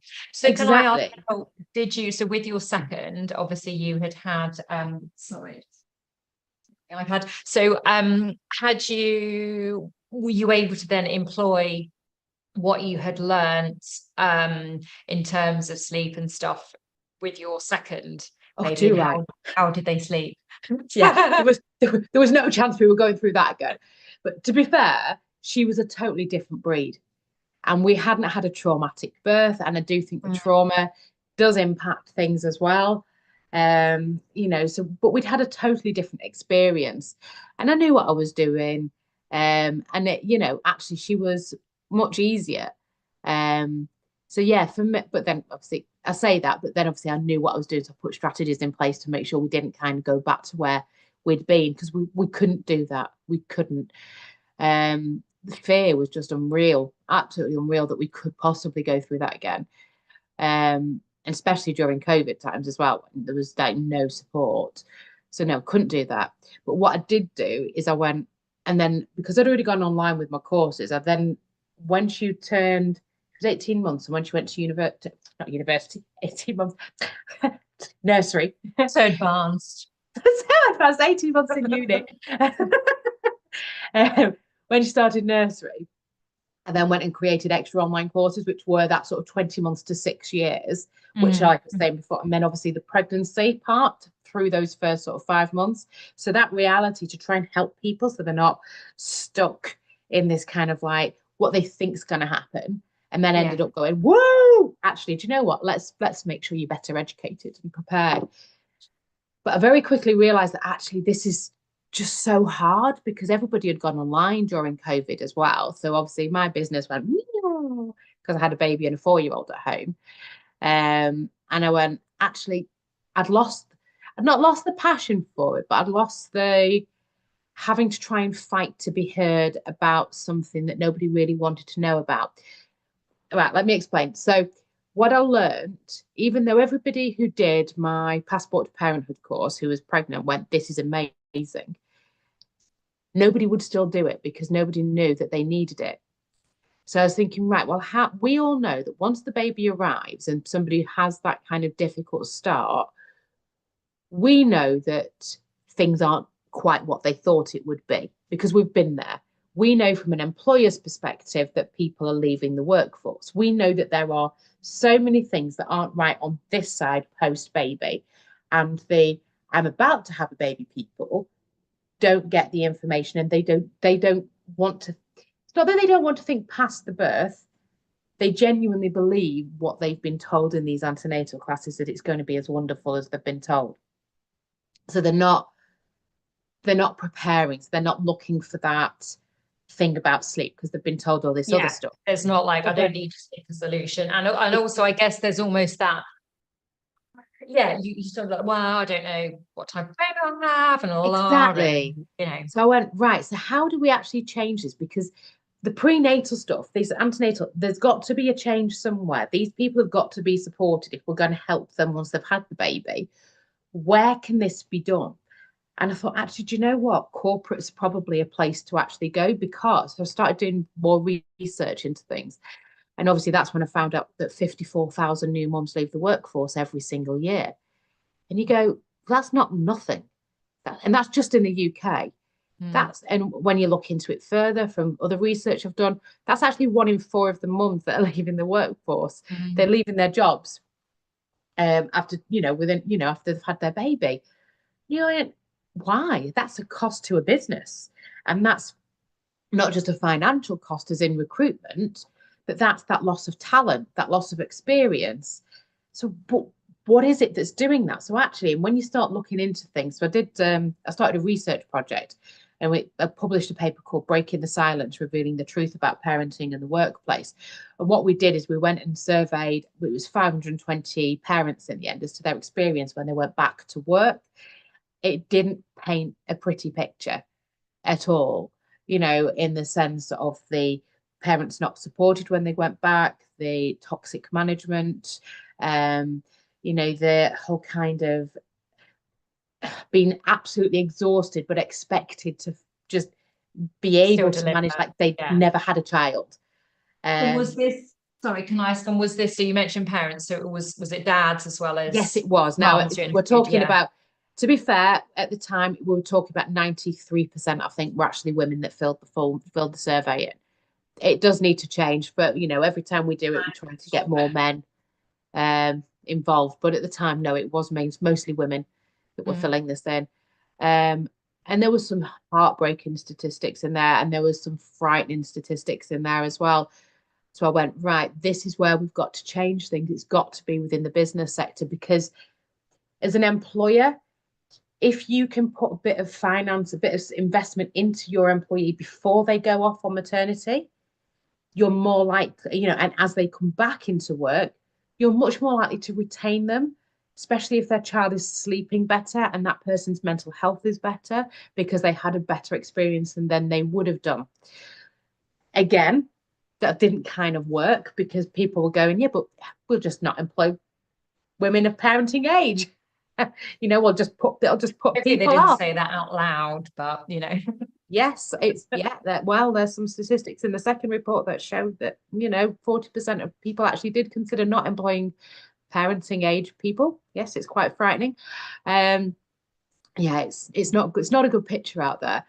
And so everyone went, right, actually this is great that you've done this. Now you know what the size of the problem is and what is impacting, but now you need to tell businesses how much it's costing them. I went, oh goodness me. So I started another research project. I went, right, let's see how much this is really costing people. Let's see what the economic cost is. And actually, it's quite frightening. Lack of sleep's costing the UK economy £40 billion a year just from poor sleep. We're looking at, so Gravitate HR have worked it out to be £1,035 per person every single year. And and is that across? That's not just parents. No, this is nationally. So this is forget parents. This is this. We are in the middle of a sleep epidemic. We are. It's not getting any better. So 1 in 3 people are struggling with sleep, and 43% of workers are sleep deprived. And the cost is currently sitting at £1,035 per employee per year. So if you think about that as 1 in 3 that's struggling, well, that's over £3,000 per year per employee that's struggling. Then you've got the parent aspect to this as well. So then also you've got the gender equity side of it. So what we're finding through our research is actually women are naturally at a disadvantage when it comes to sleep as well. Because not only have we got the societal aspects of things of kind of making us go, as parents, as women, we take on the lion's share of the parenting tasks, which again has thrown out that women are doing 60% more unpaid domestic labour than men, which includes their caregiving, so night wakings, carrying the mental load of everything, 60% more. It's quite a frightening statistic with that. So we've got the societal expectations, but then we've also got the biological factors as well. So things like the way that the hormones are affected when you've had a baby and how it affects your sleep. Then you've also got menopause that we go through.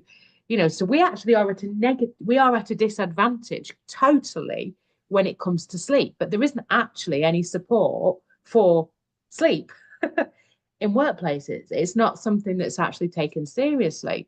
So I was like, right, okay, so we've got a huge big problem here. It's not just about parents anymore. Looking at all these statistics, we've actually really got to make sleep the main topic here. We've got to kind of boost it up the food leverage chain. it, raise the agenda. Yeah. So how practically do you do that then in the work that you do with the workplace sleep coach and Baby to Sleep, Nicole? There's lots of things. So we can, there's the simple stuff, which is a bit of an education for the actual employees that can be done through things like your lunch and learns and stuff like that and workshops.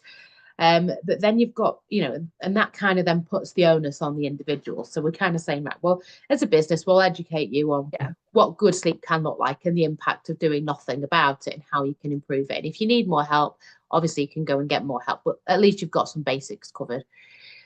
But then you've got the bit where actually we ran a case study with a company called Atlanta Group towards the beginning of this year, where we put my online courses into the workplace.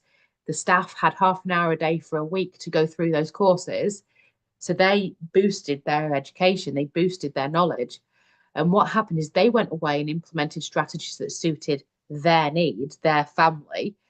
And what we saw is their sleep improved, their child's sleep improved, their sleep improved, their anxiety levels got better, their mental health improved, and their workplace productivity improved. One of the people who took part in the actual project said that work that had got to the point of taking 3 to 4 hours to complete and needed a second pair of eyes to check over it was back to taking 1 hour again. And this was all because she was sleeping, because her child was sleeping. And you kind of go, that's a huge thing. So that kind of proved for me the thing that actually, if we can help parents in the workplace improve their child's sleep, that's only going to have a positive impact in the workplace. And when, again, the research shows that I think it's 59%, I think it was, 59% of parents are sleep deprived up to 6 years after the baby's born, you're kind of going, it's huge, you're kind of going, this is a big part of it. And I think it was 69% said that their main reasons for struggling with sleep was having a third party, like a child, waking them up through the night. A third party, I love it.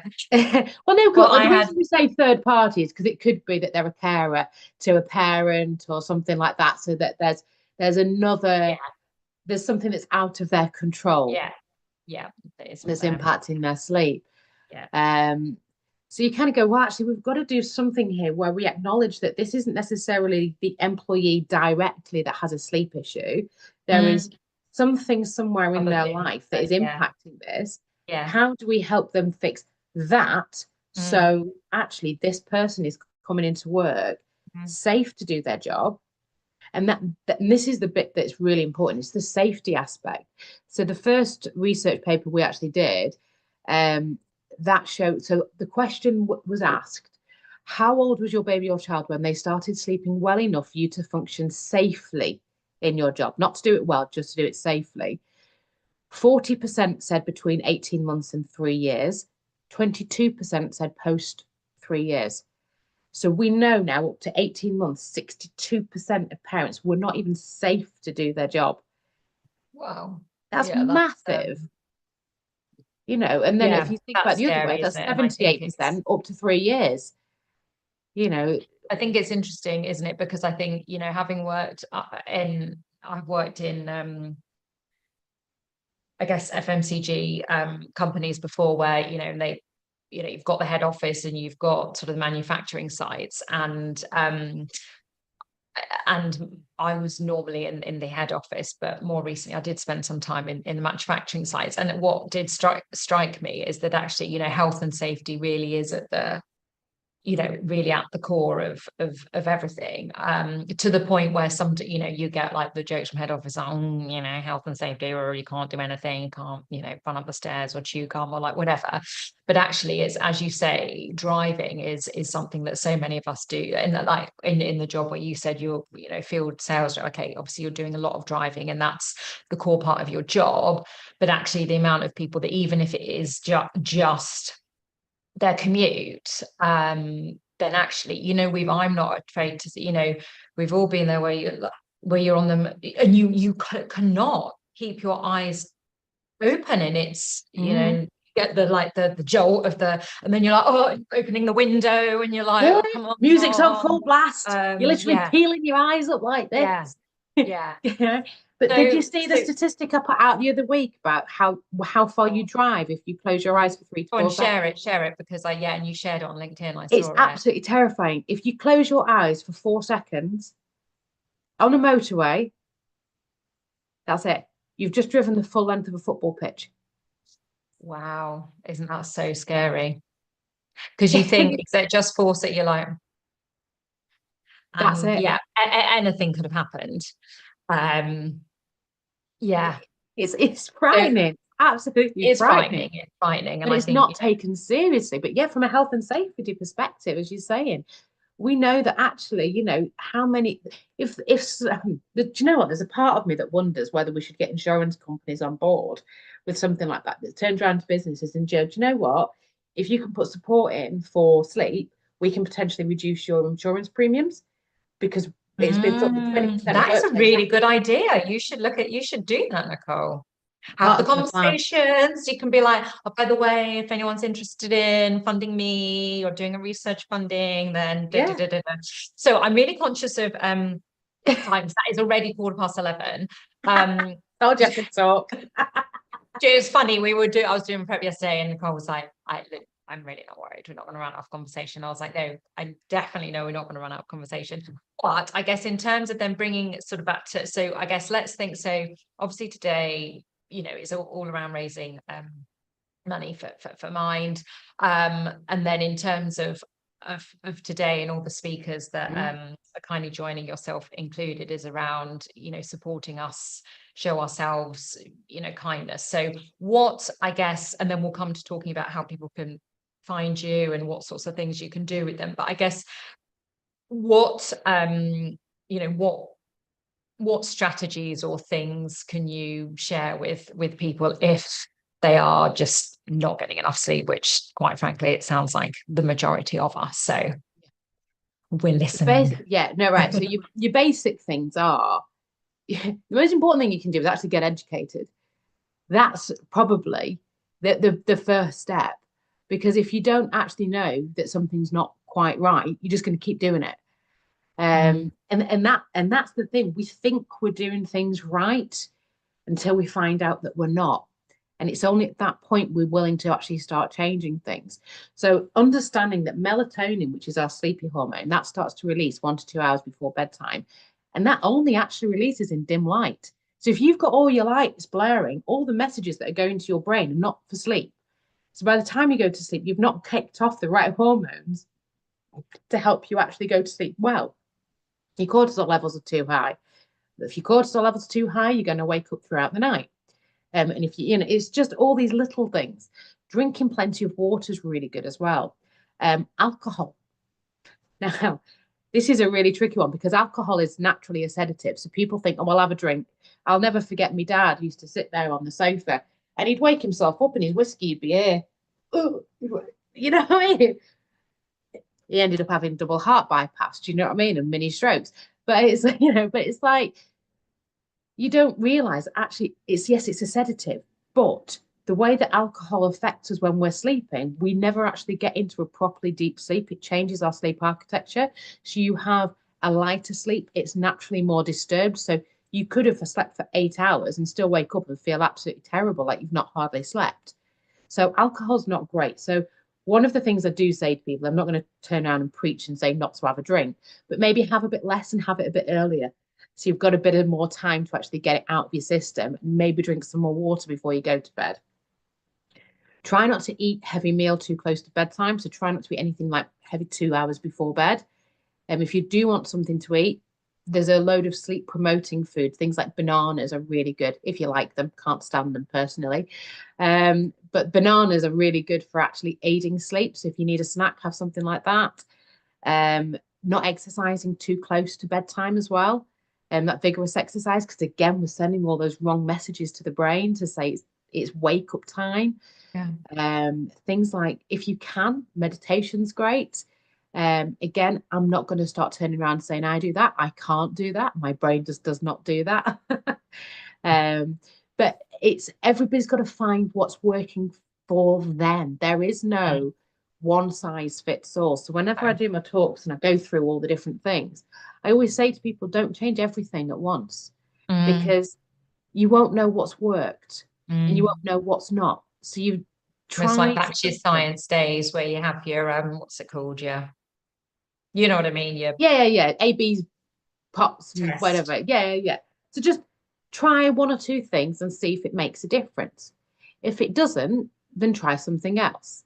And it's things like losing weight. And I hate talking about this because, again, it's a really tricky one because we all want to lose weight. We all want to try and look after ourselves better or exercise more and things like that. But actually, if you don't understand the impact of that on sleep, so it's so tricky. If you're not sleeping well, you're then wanting to eat more sugary foods because you need that to actually keep going. You're also too tired to be bothered to exercise. So those two things alone are actually going to help us gain weight.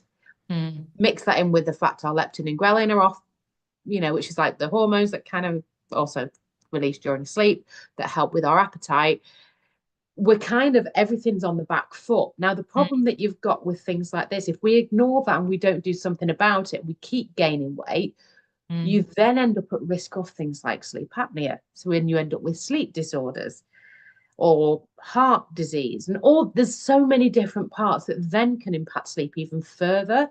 So actually it's that acknowledgement that, yes, actually, do you know what? Sleep and weight are connected. And if we can find a way to improve our exercise, even if it's just 15 minutes a day. And I'm talking about the fact that prior to May this year, I'd never ran in my life. I used to be the person that used to look at the runners, do you know what I mean, and laugh because I was like, just not a chance. It's like, you idiots. And then we were going away to Butlins with the kids, and I was like, right, I need to lose some weight. I've got no time and I've got no money. What do I do? But I'll just start trying to run home from school after I've dropped them off. I run home. And I must have stopped, bearing in mind we're only 0.4 miles away. And I must have stopped about 10 times. I got home, I was bright red, I had to lie down and I couldn't catch my breath. And I went, oh, that is how unfit I am. I was like, that is disgusting. And we're talking within a matter of weeks, I was running 2 kilometers every morning quite happily.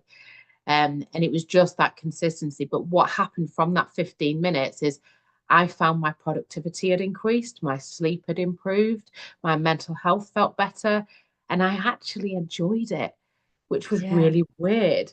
You're getting the dopamine hit, aren't you? But I will say to anybody, if you think you can't, I am literally living proof that you can, because there was just no way that I thought I could have ever done that. But yet, things like even just 15 minutes a day, the impact that can have on your sleep is massive. Mindset. Think about what you can control and what you can't control. If you can't control something, do you know what I mean? You need to just put it to bed. You can't take that to bed with you. If you can control it, do something about it. Write things down before you go to bed. So you've kind of got it out of the way. So it's not playing on your mind. So you're not going to forget it. You can come back or to a little notepad by your bed. It's another good one, isn't it? There's just little things like that, and just kind of plan for what you might do in the night if you were to wake up. Don't go when, but if, and have your plan so you're not saying going, oh, I'm at it again. Oh, I'm up again. Yeah, exactly. And that negative self-talk, and actually, again, even speaking more kindly to yourself about, okay, I'm awake again. That's fine. And actually, I can do some things about it. Okay, so before we begin to wrap up, Nicole, there's a couple of things that I wanted to just touch upon. The first was, I know you mentioned earlier actually about, you said that you were almost like scared to be with your, you know, child because you were so sleep deprived and obviously you couldn't emotionally regulate, so sort of that anger and stuff like that. So I know you wanted to talk about one of the online workshops that you've got around managing sort of parental rage, I think you've referred to it as, and a special offer that you're going to so why don't we start with just a brief overview of what that is and if people are interested. So it's really hard because obviously, especially now, we're coming up to Christmas, and parental overwhelm in general, mixed with poor sleep, doesn't paint the pretty picture at all. And that the guilt we feel when we lose it at our kids and we shout at them and stuff, you know, we're kind of going, we love them. They're our most prized possession as such. They're the things that we love the most in the world. And I can't believe as a parent, I've just totally lost it with them. We feel like failures, and we all think we're the only person sitting behind the bathroom door crying, feeling like a failure, and we've let our children down. But actually, we're all at it because it's so hard. So what I've done is I've taken one of the corporate workshops that I've done, which is in parental rage, and I've recorded it. I've adapted it a bit and I've turned it into a 1-hour session where we talk about why it happens. Because if you can understand why it happens, you're going to be much kinder to yourself. And you can also then put strategies into place to maybe stop you getting to that point. But then we've also got that thing that if you do end up in that situation, how you can calm down, how you can repair that situation so you can actually come out the other side. And then that importance of reflecting on that as well. Because again, it's a huge part of this. We can't just kind of, once we've kind of gone through it, you can't just go, oh, right, okay, I'll keep feeling guilty. Actually, looking back and reflecting on that situation, going, well, what happened? What could I do different next time? You know, that can make a big difference. And then obviously talking about self-care and obviously a bit about basic sleep hygiene, and obviously then talking about how we can improve the run up to bedtime with our children as well, in a way that actually we're connecting as a family, rather than it just being a case of, right, it's bedtime, off we go, let's go to bed. How do we actually make that run up much happier, much smoother, and everybody feeling better? But what I want to do with it, it's £15, but half of that is going to go to Mind Charity for anybody who buys it this week by Sunday. So she's thank you, amazing. Thank you, and I promise you, it would be the best £15 you've ever spent. And as you say, that will be another £7.50 donation for everyone that is purchased between now and the end of Sunday to Mind. So thank you for your generosity in that, Nicole. And what I would say is, it probably for anyone that's listening live now and is like, oh yeah, I'd like to check that out. Perhaps you could pop the link into, there's a live chat on. I'll pop your link into it because that's where we know where it's all coming from. Perfect. And then, as I said, I'll be sharing sort of links to everyone that's spoken today, like not tomorrow, probably Friday. So no, that's amazing. And I have watched it and done it. I learned quite a bit, both about sort of some of the science of sleep, which I like, but in an accessible, way, and some strategies for myself, but also in terms of those how to it helped me to understand ways that I can, I guess, parent in a way that I would want to, maybe a little bit more, but also have that kindness to myself when I recognize that actually I probably lost it because I haven't slept, and you've been up and down. I think even though, mine are 9 and 6 now, so they take ages to get to sleep because they're faffing about, but once they're asleep, they're asleep. But you still get the like, oh, I've had a nightmare, or like, oh, I've had a at 4 a.m. and then you're suddenly awake half an hour and XYZ. So what one thing apart from making sure you get a good night's sleep, Nicole, how do you show yourself kindness? Oh gosh, something I'm not very good at, to be fair.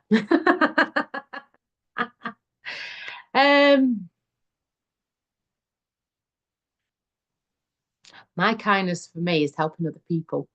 That sounds crazy, doesn't it?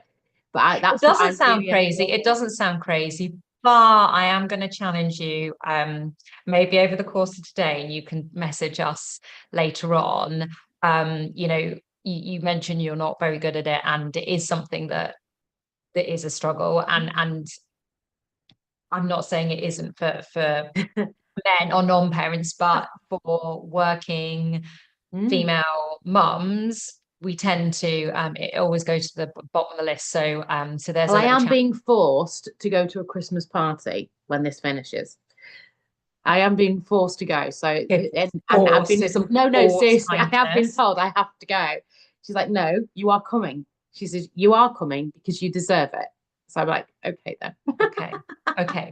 Well, do that, but also then I think, yeah, even between now and the end of the weekend, and we'll catch up because we'll check in to see how many of your the courses have gone and how much extra we've raised for mine. Think about, even if it's like taking 10 minutes with a book or having a walk on your own without your phone or something. So yes. There Well, is look, one other thank quick you. thing. No, there is Yeah. one other quick thing. So I did mention at the beginning, there is another reason I wanted to actually be doing this specifically with Mind and the link.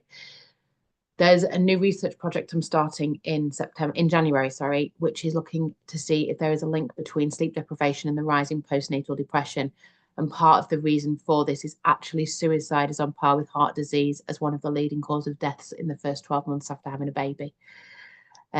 So that is another reason why I wanted to do this today, because it's a huge thing. And obviously what I'm trying to do is change that sort of prenatal, postnatal support system to improve that. And obviously that can save lives as well.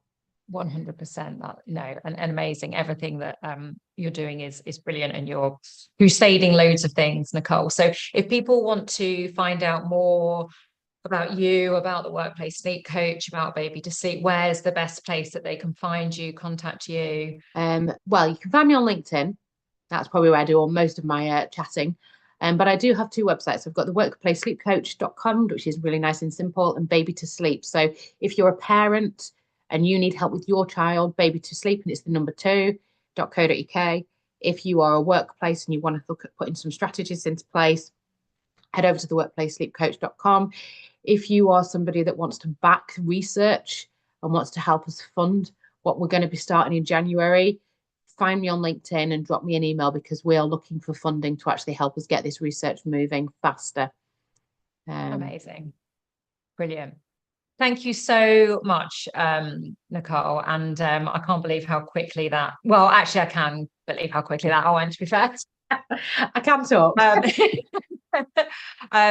thank you so much for joining us. And like I say, I will share sort of all the links and things like that. But and yeah, if you want to share that link that you shared with me last night on the YouTube that people can start to check out now, that would be great. And I will speak to you soon. Will do. See you later. Good Thanks luck a with lot. the Take care. Thank you. See you later. Bye. Bye. Okay, so what time are we on? Okay, 11:30. So we are going to have Lucinda joining us in a second to kick off our next session, which is on EFT, which actually I was like, I don't know what it stands for. And then Joe Ferroni, who's one of our later guests, emotional freedom technique is actually what it stands for. So I'm going to pop on my Be Right Back because I do need the toilet. And I think I can't really run a day banging on about self-kindness and sit here being like, oh my God, am I going to wet myself? And being a 43-year-old mom of two, that could potentially happen. So, right. Okay, let's put on this, taking a short break. And then I am just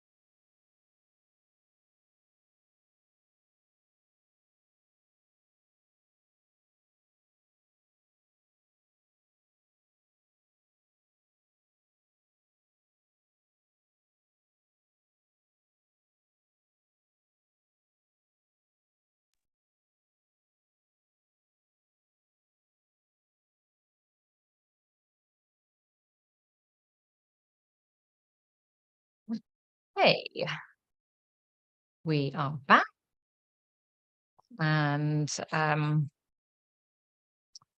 we are going to be joined by a lady called Lucinda Payton Jones shortly, and we met for about a month ago now at a networking event. And we only spoke very briefly. It was a networking, and the lady's surname escapes me, which I feel really bad about. So I'm just seeing if I can find it. Yona, I know I have spelt it in. I'm pronouncing it incorrectly. So Yona, so Jona Digital. So she's a social media strategist. Hello, if you're listening. And she runs networking events, and there was one in Earlsfield. And yeah, so I met Lucinda there, and we got chatting about what it is we do. And Lucinda is founder of Holistic Training and Therapies. And today she is going to come along and talk to us about what EFT is, and what tapping is that just another name for EFT, and then do a bit of a demo with it. So I'm excited for that, because maybe a bit like perimenopause, I only came across this notion of tapping actually probably less than a year ago, and it was actually Faye who was on earlier doing the facial massage. She was talking about a friend of hers that does an online tapping every Wednesday, I think it is. And I was like, oh, don't really know. Clearly I don't know the science behind it. Oh, hang on, Lucinda has just messaged me. I'm on Zoom. Okay, so you must be on the old link. Will resend here. I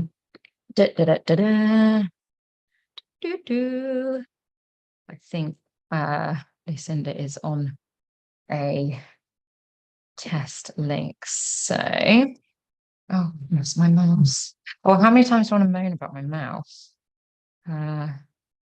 Right. Invite. No, I just want to copy the link. It's the last one you sent. Yeah, that was a test. So invite people to join. Okay, come on.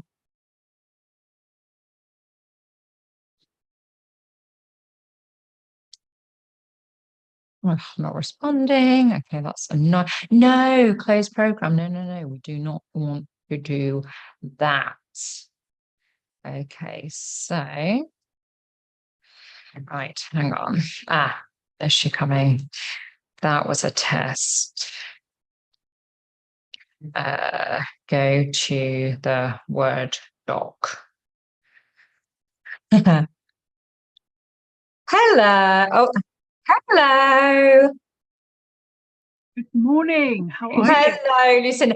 Don't worry. I was live being like, oh, so we've had a few different test things and bits, haven't we? So I was just about to resend, and you're here. So wonderful. Can you hear me okay? I can hear you as long as you can hear me. I can hear you, I can see you, and oh, it's lovely. If you've got I like must be the lens of your camera. It's a nice wide like view, and you can see the lovely background with the paintings and all of those things. You've got my whole sitting room. I'm sitting under my skylight because I thought it was better light. Nice for the light. Yeah, exactly. Well, look, welcome. And in the before we were live together now, I was just sharing a little bit about where we met, and you know what you do, but only very briefly. So it would be brilliant, Lucinda, for you to just give a general sort of introduction of who you are, and what it is you do. Feel like Cilla Black or something. You are sweet. Thank you so much. Well, I am a how do you put it? I say complementary therapist, but I use I help people, let's put it this way, let's be much more succinct. I help people with trauma, stress, somebody that's going through cancer, going through long-term illnesses. And I've learned a number of different techniques to help people travel that road, to negotiate all those things, because everything, the physical and the mental are inextricably linked. And I use energy therapies, somatic treatment. So I'm a Reiki master and teacher. And I also use a technique called EFT in its short version. It's also known as tapping. And in its long version, it's called emotional freedom technique, which doesn't mean to say that you are free of your emotions if you use it. But what we're doing is we're allowing people to talk about negative stuff and be all right about it. Because when we have negative thoughts, feelings, emotions, they block our energy system, and we need to deal with those, find out where they started, what they started for and why, and get to the root of where it all began, so that we can experience things as though we're going, that's very odd, I have a light shining on my head, I really must change that. Or is it raining outside? Do I need an umbrella? So you don't want any emotional intensity attached to whatever the event or that has happened in the past, or maybe going to happen in the future. And I came to it because I went through a difficult moment in my life. I went through a divorce. I went through having my ovaries taken out and then forgetting to tell me that I needed HRT or something to replace sort of things. And I moved house at the same time. So it was a triple whammy. Wasn't the rosiest of times. And I had a girlfriend who took me to learn Reiki. And I will thank her for the rest of my days for it. And it was because of learning Reiki, which I realized that I'd always felt I had tingling in my hands and this and that and the next thing. It was something that I could always do, but I never knew how to or what to. And anyway, one of the girls who was learning with me when we got to the master teacher level also used EFT, and she did a morning of would you like to get to know what it's all about? So I went along and thought, oh, this sounds quite jolly. And so I went and I discovered what tapping on various parts of your face could do for you. Because it sounds such a bizarre thing to be doing, talking and tapping. But what you're doing is you're tapping, we hold our emotions in our organs. So in your liver and your stomach and so on, and spleen and so on and so forth. And which are the lines that hold the energy that allows everything to flow through our body. And I don't know enough about meridians. You need to talk to somebody who's expert on that. But the points that we tap on are acupuncture points. So instead of using needles, we're using our fingers. And what we're doing as we tap, we're helping to unblock the blockages in our energy system in a safe and controlled way. So with EFT, we have the amygdala, which is at the back of our brain here. And that's where the fight, flight, and freeze response is. I'm sure you and loads of people know about that. But sometimes when we go through a lot of anxiety, a lot of stress, a lot of difficulty in our lives, it gets switched on and it stays switched on. Mm-hmm. And we need to find a way to switch it off. And by using the tapping, what we're doing is we're switching it off and we're calming it down. We're calming the brain down, allowing us to access all sorts of other stuff. And when you are calmer, you look at the world in a different way. When you start looking at things in a calmer way, you find ways of managing, dealing, and sorting. but also it allows you to address the things that are causing what we call the disruption in your energy system. So the stress, the anxiety. But we want to find out where we learnt to react in situations that are similar to this, so that we can perhaps think of a way to change our reactions and our ways of reacting in these situations. So many of them go back to when we were little, and in ways that we just don't expect. I'm quite dyslexic, so the idea of me of standing up and talking to anybody fills me with complete horror. But I can remember doing it at school, and of course everybody sort of laughed and giggled when you stood up and you didn't pronounce it properly, or you took too long to do it, and the teacher went, please don't stand up, or you would sit down, or there would be comments and so on and so forth. And it gives you that feeling of, I can't do this, I'm not good enough. And so, if it happens often enough, you just don't try. Yes. But now, when I do things like this, I do a lot of tapping before I come on and talk to you.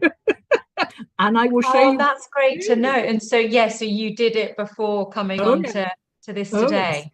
So just because I teach it doesn't mean to say that I don't still have some of these things. But what I do is I have a tool that gets me out of it quicker and calms things down, so that I'm able to take a breath. And address it in a calmer way. And if I go back to the beginning, it means that you can unpick a lot of the things that have happened between then and now. And actually, it means that frequently it doesn't happen at all anymore.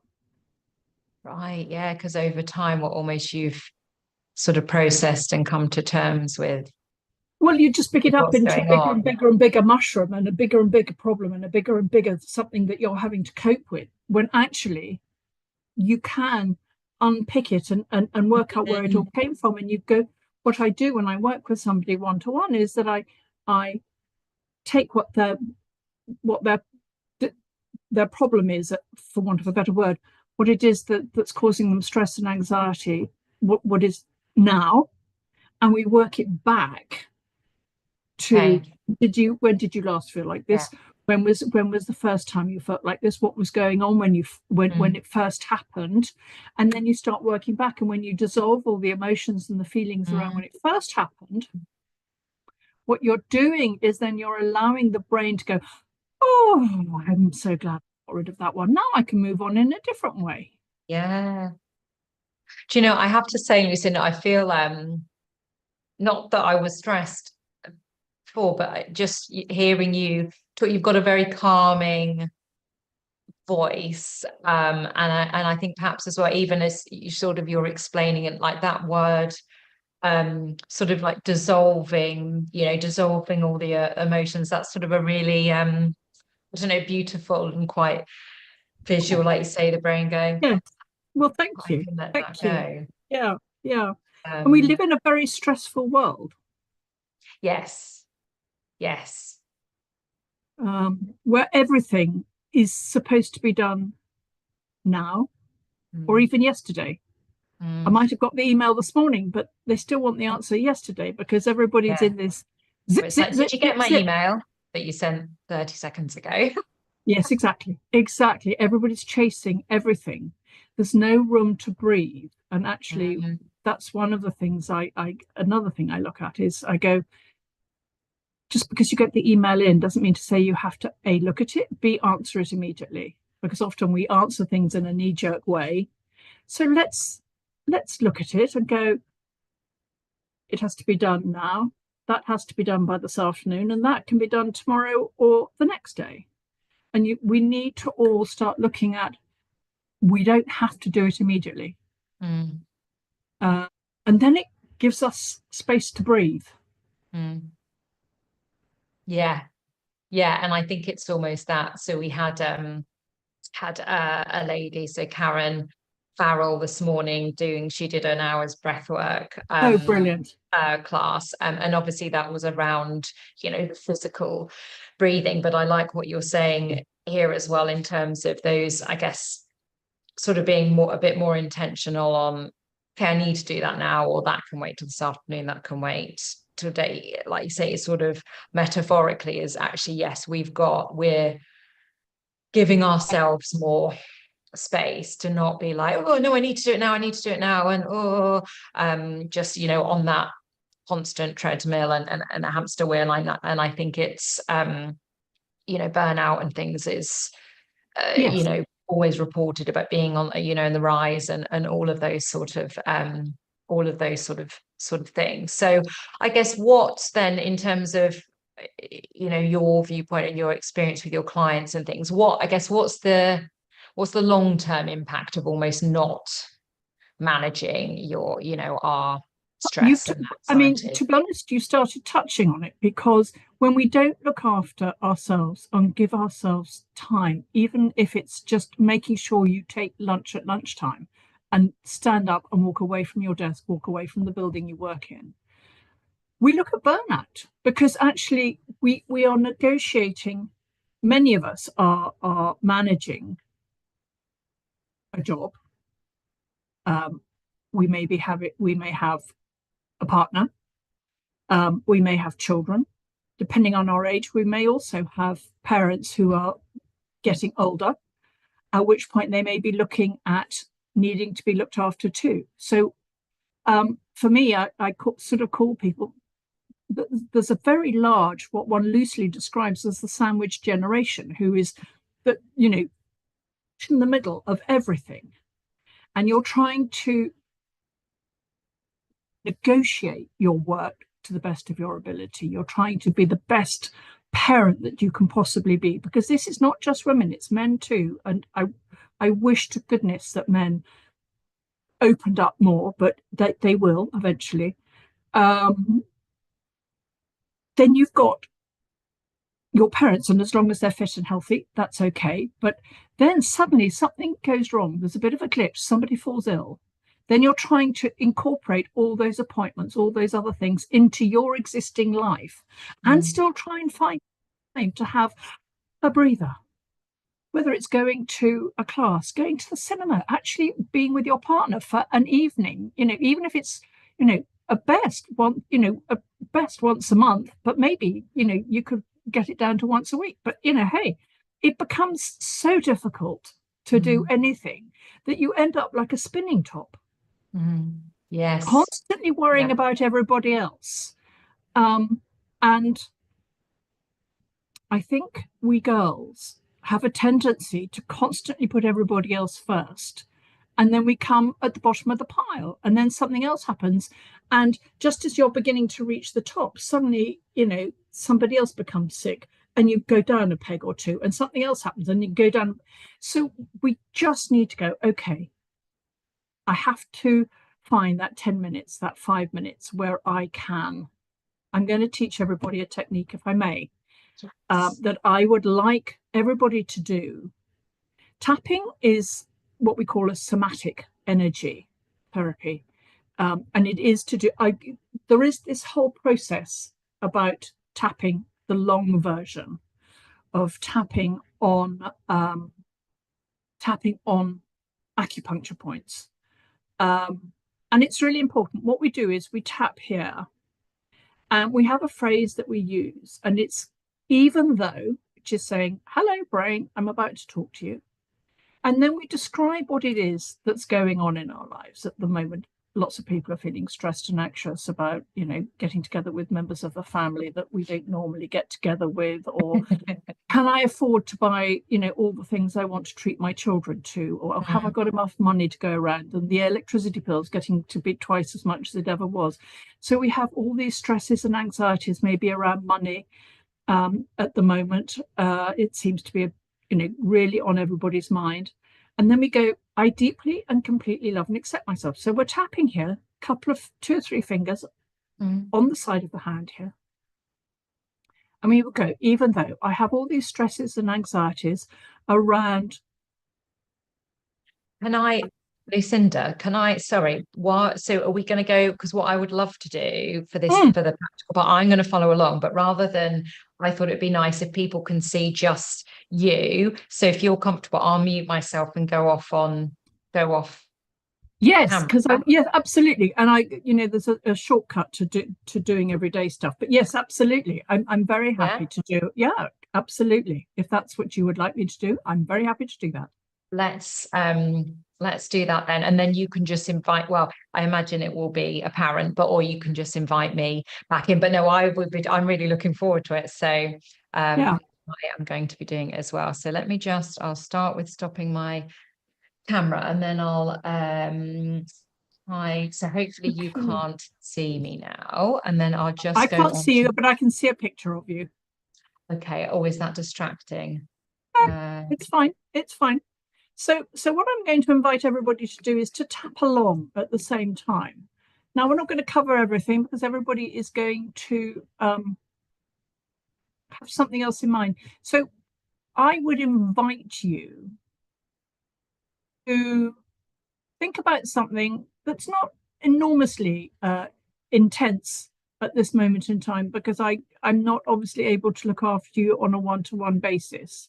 But I want to show you how this can be very effective, even by tapping along to somebody else's words, even if it doesn't immediately address your particular piece of something that's stressing and causing anxiety. And then I want you to give it a number from 0 to 10. 0 means whatever it is. It could be, I'm going to be with lots of members of family I'm not sure I like very much at Christmas, or I'm having to deal with the in-laws, or what am I going to do over the school play, or how are we going to pay the electricity bill in January, or it could be anything you like. Work's getting tough, how am I going to manage? Anything you like. But what you're going to do is you're going to tap along to the words that I'm going to use, because you're going to do what we call borrowing benefits. And bizarrely, tapping along, once you've got your own stuff in your mind, tapping along, even if you're tapping to somebody else's words, makes an enormous difference. So I'm going to show you, first of all, what we're going to do, and then we're going to do it together. So, as I've said, we tap on the side of the hand with 2 or 3 fingers, saying this phrase, even though. I'm actually just going to say I have this worry and anxiety. Those are the words I'm going to use, because that may be appropriate for everybody. And then you can use whatever phrase you want there. And then we're going to say, if it's all right with you, I deeply and completely love and accept myself. The more positive you can make that phrase, the better it is. Now, the universe doesn't understand lying. It doesn't understand something that isn't 100% true. So even if you don't feel 100% that you can say that, you could say, I'm okay right now. And that would be good. But it needs to be a positive affirmation.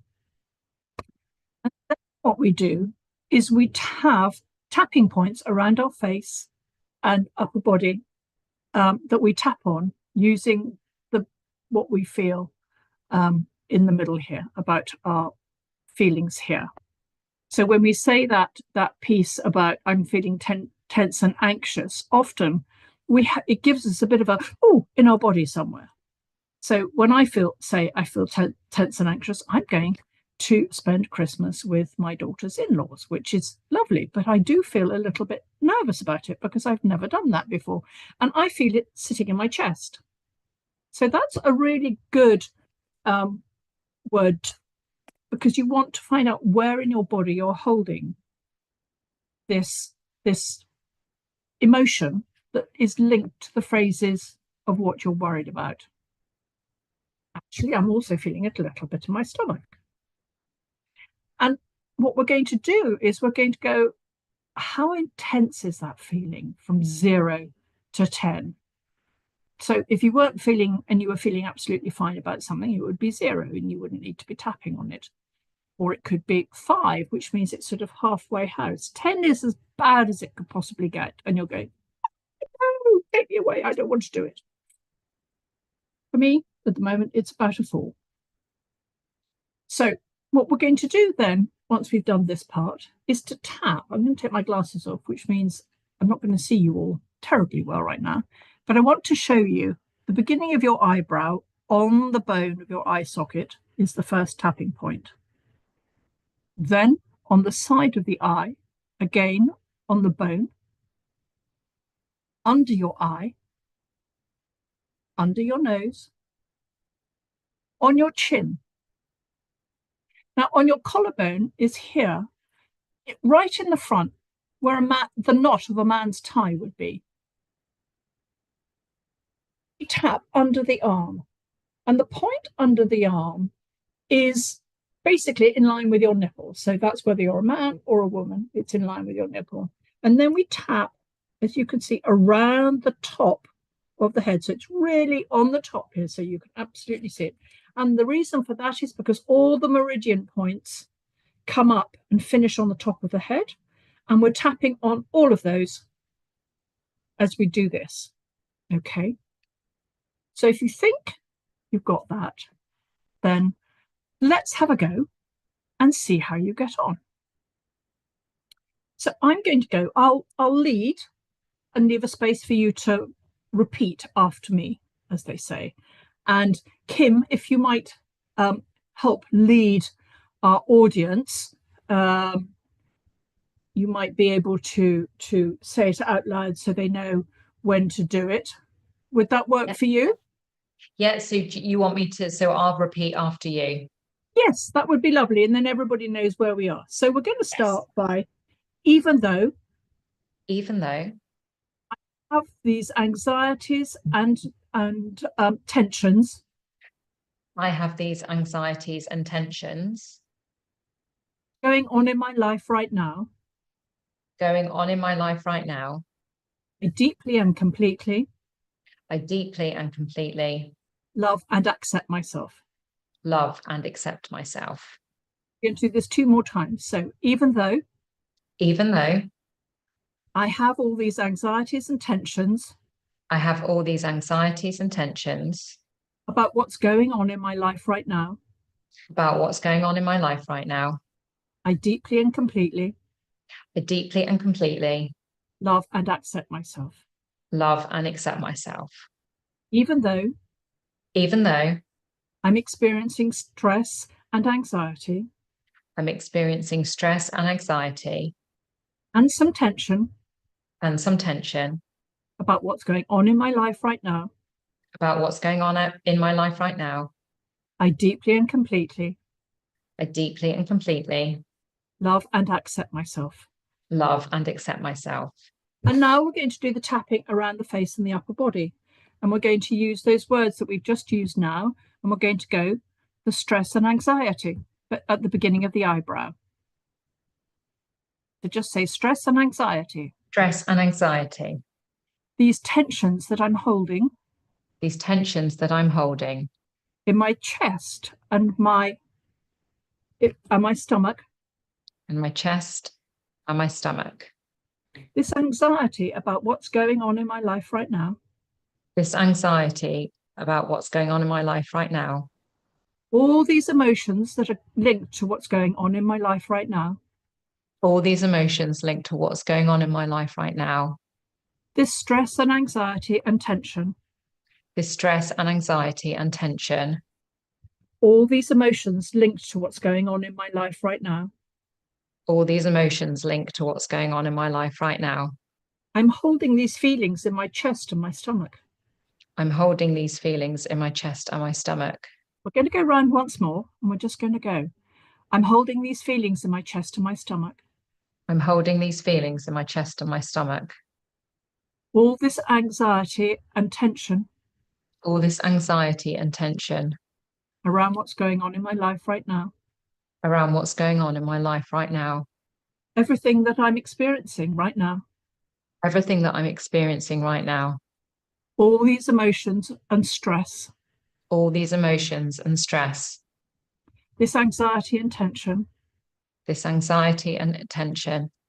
I'm holding it in my chest and my stomach. I'm holding it in my chest and my stomach. It's all to do with what's going on in my life right now.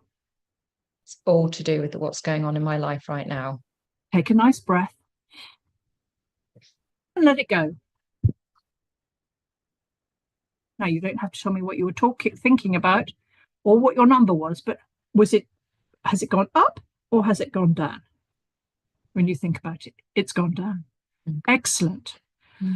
So when it's gone down, you do this, and the feelings that you're tapping on, and the emotions, actually, the feeling in my chest has reduced enormously. So I don't really feel that anymore, but I still have a little in my stomach.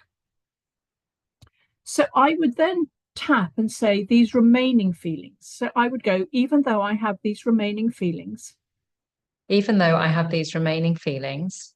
I deeply and completely love and accept myself. I deeply and completely love and accept myself. Even though I still have a few of these feelings left in my stomach.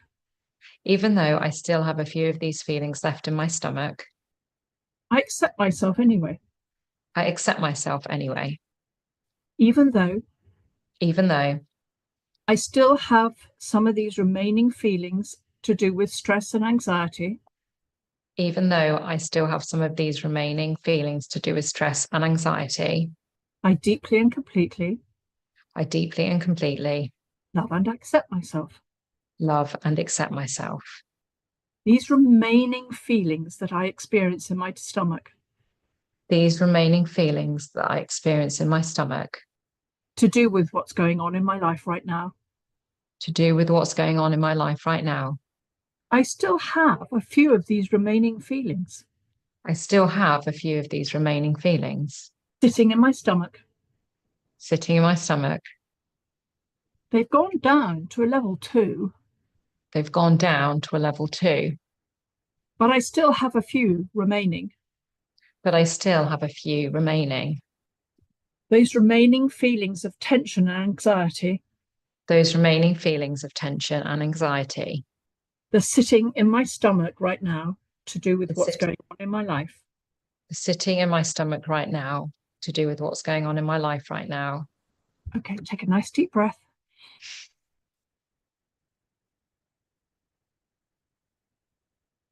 How's that feeling for you now? Has it gone down a bit more? Yeah. Okay. So if I may, doing this is wonderful. What we want to do is, when I'm working with somebody, I would take that and I would explore where feeling stressed and anxious about what's going on, or meeting, for me, the in-laws, etc., actually came from, and what was happening, and where meeting people I wasn't sure about might have come, and how I could get to the root of that. And that's part of working. You can do it with yourself, because there is a way of doing this. Or you go, if you think it's quite involved, go and see somebody like myself. But what there is also a technique that I like to teach everybody that comes to see me, and anybody that I actually meet who will let me, because I get very talkative and I get very passionate about it, that everybody should be able to help themselves in the moment. Love it. And tapping on your fingers is very similar to doing all this tapping.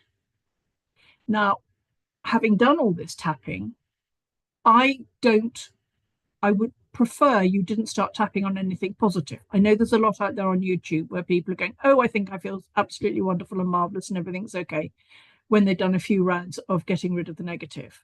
But until you know you've really got to the bottom of what all that negative stuff is, that positive stuff really is not going to stay in your brain, and it's really not going to work, which is why so many people go, oh, EFT, no, it doesn't really work. It might work for a few hours, but actually all that negative stuff is going to come back, because your brain's going to go, what? No. Like that, remember? So until you clear all of that, till your brain actually knows that you've cleared all of that, tapping on positive stuff isn't helpful. But what we can do is, in the moment, before something happens, before you're about to give an interview, before you're about to go in and see the in-laws when you ring the doorbell, on the car journey there, when you're with them, sitting at the dining room table, when you're in a meeting and you have to do your proposal, when you're going to the dentist and you know you're about to have an injection and you don't like needles, is tap. Anything that makes you feel tapping on your fingers. So I'm going to show you what to do. Now you can do it two-handed, because you would do it like this, one finger on the other. But I want to show you how to do it one-handed, because it means you can still be talking up here and doing something completely different with your other hand, and nobody knows what's going on. Because you can tap in your pocket, you can tap with one hand behind your back, and you're talking, and I've still got another hand here, so nobody knows that you're doing anything at all. So what I would like you to do is I'd like you to take your first finger and tap on the corner of the nail bed of your thumb. And while you're tapping, you're going to say, I'm feeling anxious, I'm feeling nervous. Then you're going to take your thumb and you're going to tap on the nail bed, the corner of the nail bed of your first finger. Now, this is going to feel really cack-handed to begin with. But believe me, with practice, it's also good for our dexterity.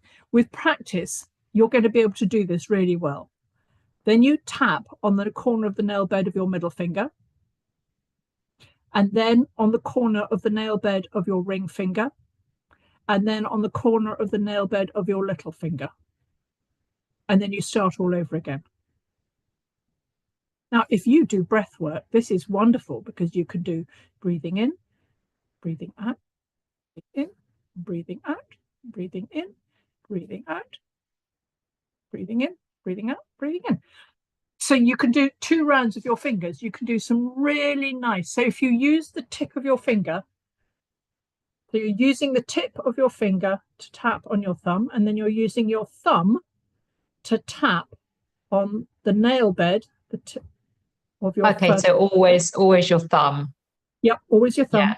It's too difficult otherwise. Like that, like that, and like that. If you're on your own, of course, you can just go like this, like this, like this, like this, and like this. But the reason I teach people to do it one-handed is, as I say, because it allows you to do it in a discreet way, whether you're on a bus or a tube or in a car or wherever you might be, because it's important that we calm the amygdala, take it out of fight, flight, and freeze. When you do that, what you're allowing is to take a breath. Now, talking through what you're feeling tense and nervous about is a really good thing. But if you can't, you can say it in your brain, or you can just use that lovely breathing technique of breathing in and breathing out slowly and really with, concentrated breathing.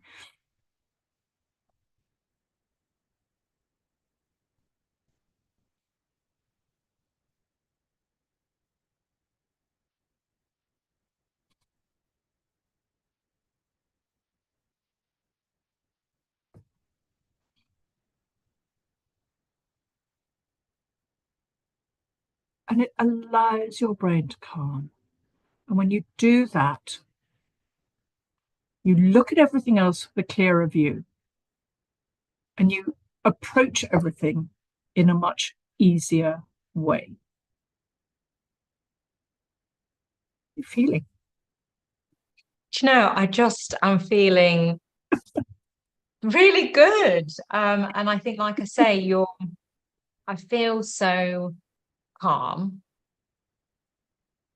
And I think, as I said, there's something almost sort of melodic about your voice and how you describe it. But what I really like, Lucinda, is that we've then just in like 10 minutes or something, you've done a demo where I'm, doing all the, the points, and I'm, repeating things, but through to, at some point over the next couple of weeks, I could just be, like I talk with my hands a lot, but I could still be So maybe if Yes. I'm really nervous, maybe the interview later this evening, I can just do it Yeah. and keep breathing. So actually, literally no one knows. So it's so accessible. And actually, as you know, I've got my son and a couple of his friends coming in to a section later on talking about sort of kindness. And it was that I picked him up. It was Cubs Christmas bingo last night. So we went along and we were in the car on the way home. And he was like, Mummy,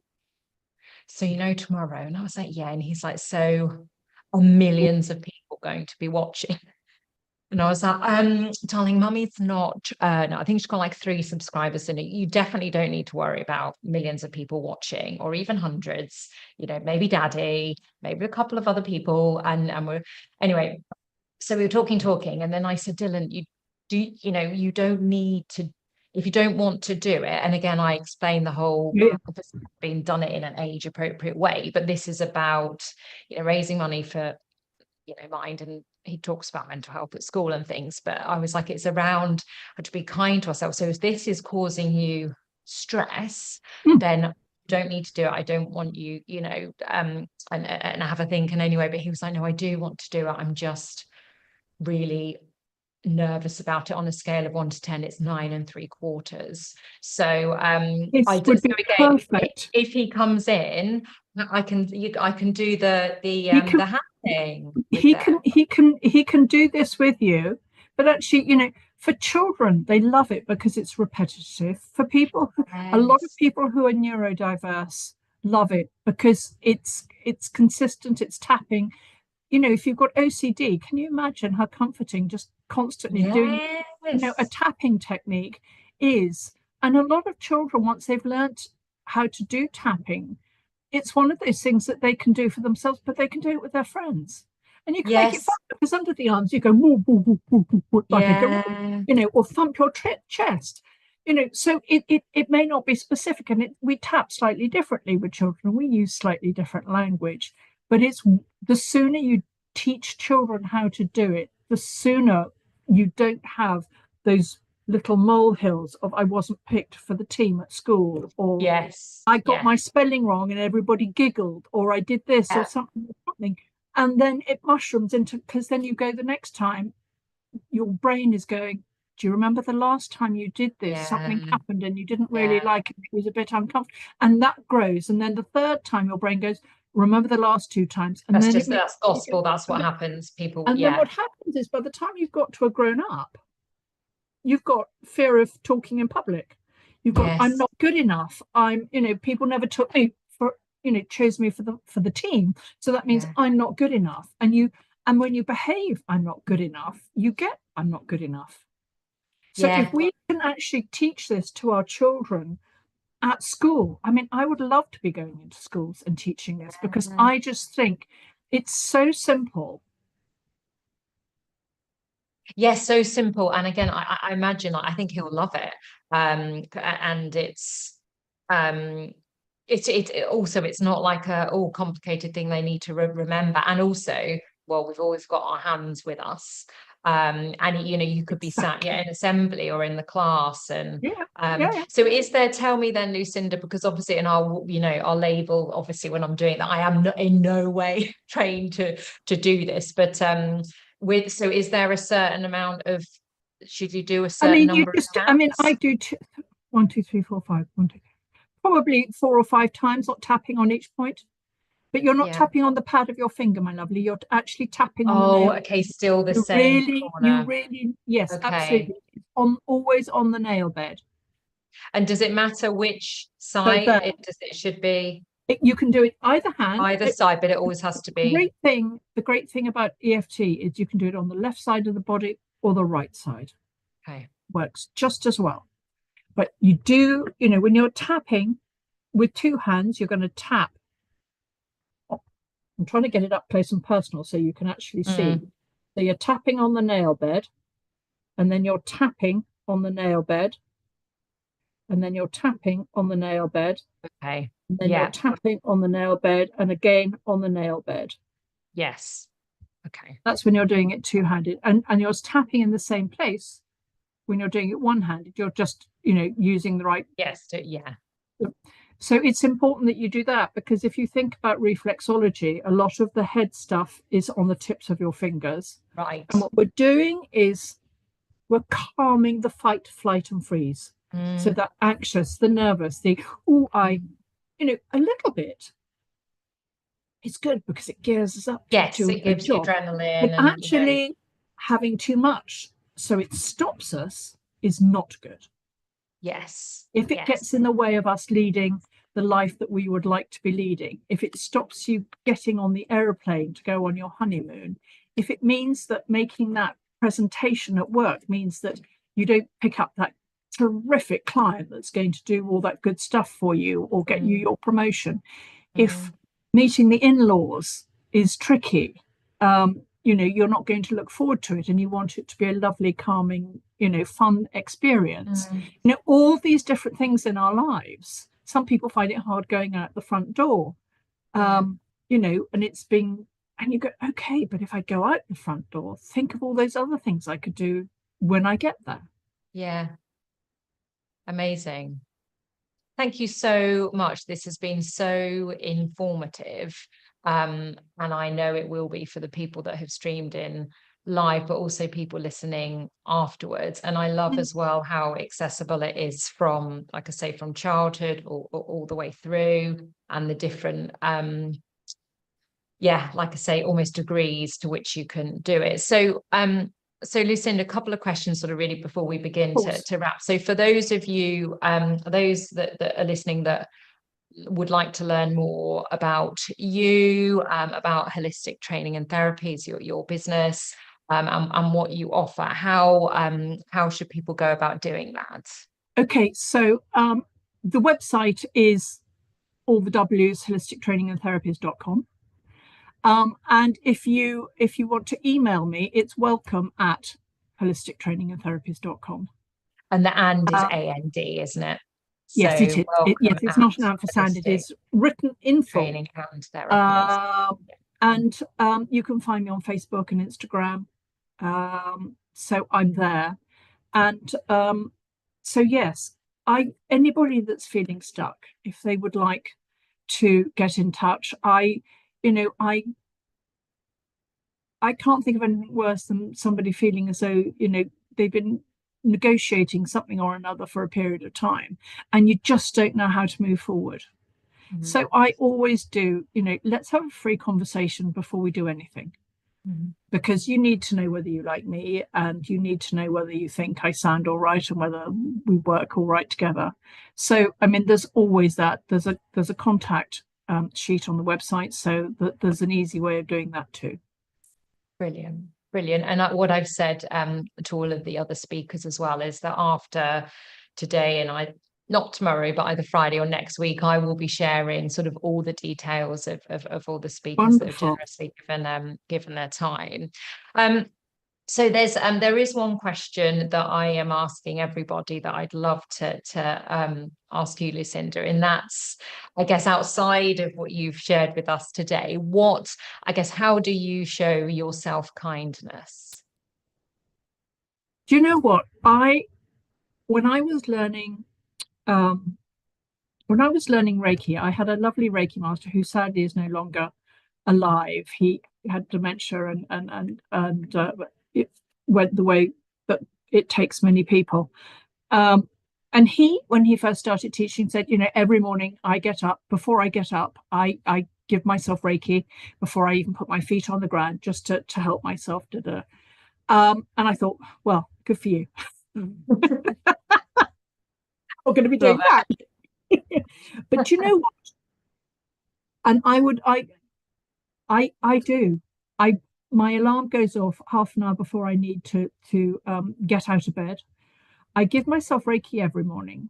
I also do something else, which I would ask if you can remember about and I'm happy to do a video for Kim to share with everybody about tapping, is to do some silent tapping for 5 minutes, 3 to 5 minutes before you go to bed, to help clear your brain so that you get a halfway decent night's sleep. And then in the morning to clear your brain of all the stuff it's been processing while you've been asleep. And it's extraordinary how, you know, tapping at the beginning of the day sets you up for your day because it helps to clear your mind. And you can tap on, you know, the thought, oh, I've got that client. I've got too many things on my list. I've got to go, I've got to go to the same supermarket. You can tap on all the things that might be on your to-do list as well as everything else, but you don't always have to say it all out loud. But doing, if you can, if you can't do it every day, do it when you can remember to do it. But you can tap all day, every day, and it's never going to do you any harm. All it's going to do is keep that amygdala switched out of the fight, flight, and freeze. Yeah. And I do that a lot. I had to go for Botox for my migraines yesterday, and all the time they were jabbing needles into me. I was tapping. I was breathing and tapping. Because actually, and before I went in, I'm not sure how many needles I like. I can do one at a time, but 30? Oh my goodness, yeah. Yeah. But you're able to So do I was that. doing that whole, let's be calm before we go in, because Yeah. if our body is calm, our muscles are relaxed. And when you're relaxed, everything is better. Yeah. Oh, 100%. Oh, Lucinda, thank you so much. If you would be happy to record a short video and share with me that we can share, that would be absolutely wonderful. And would really appreciate that. So I guess before we sort of say farewell for today, is there anything else you wanted to share or for anyone listening to hear? No, I think, I mean, it is just taking the time to take time and remembering that actually there's the airline phrase of put on your mask before you put anybody else's on. If you don't look after yourself and you get run down or you get sick or whatever else it is, you're not in a position to look after other people. And certainly we as mothers, you and I, Kim, or anybody else, whether you've got parents or grandparents or whether you're doing a job at work or whatever else it is, if you don't look after yourself, you can't do if you don't physically and emotionally look after yourself, you can't enjoy the other parts of your life. And it's really important for us to remember to do that. And I know businesses are becoming more aware, but actually, you know, somebody like me can come in and work in businesses and be there for you. But businesses need to know that that's what you want. Yeah. Yes. So you need to say, we want people who can be here that we can go to. Need to have that it's not so much flexible working, but we need to know that we can do these things. I know at Virgin and possibly even at Google, you have flexible working insofar as long as you get all your work done, then you can go home. If you don't get your work done, then you stay. So, you know, if you're very efficient and you get it all sorted, then your time within the office is less. But that's fine because you've been really efficient and you look after yourself, because then you can go and do the things that give you pleasure. Yeah. And that's important. We need to do things that give us pleasure. We do. And it's the whole, you know, life is too short, isn't it? And yes. Well, look, thank you so much. I screw everyone else. I really love this session. But no, I know others will that have joined live or listened to afterwards. So thank you so much. And again, I just love as well how, you know, it was, we just both happened to go to a networking event and be there and have a quick conversation, and then here we are. So here we are. And if you ever want to do much. this again, I would be more than happy to share with you 100%. Yes, we will definitely be in touch again soon. Well, for now, thank you so much, Lucinda. Have a great rest of your day. And if we don't speak before, good luck with the in-law. Be tapping away. Indeed. Enjoy Christmas, enjoy the festive season Thank to you and to everybody that may be watching. And we will catch up shortly. Anon. Yes. Yes. All right. Take Take care. care. Thanks so much. Take care. Bye. Bye Bye. Bye. bye. Bye. Bye bye. Well, that's oh, I love that. Now I can see outside my next guests who are going to join me in the studio, DJ Melody Kane and Sophie Aishi. So I'm going to nip out, get them, have a quick little break. So you know the drill by now. I'm going to just share my little break screen, and then we will be back very shortly.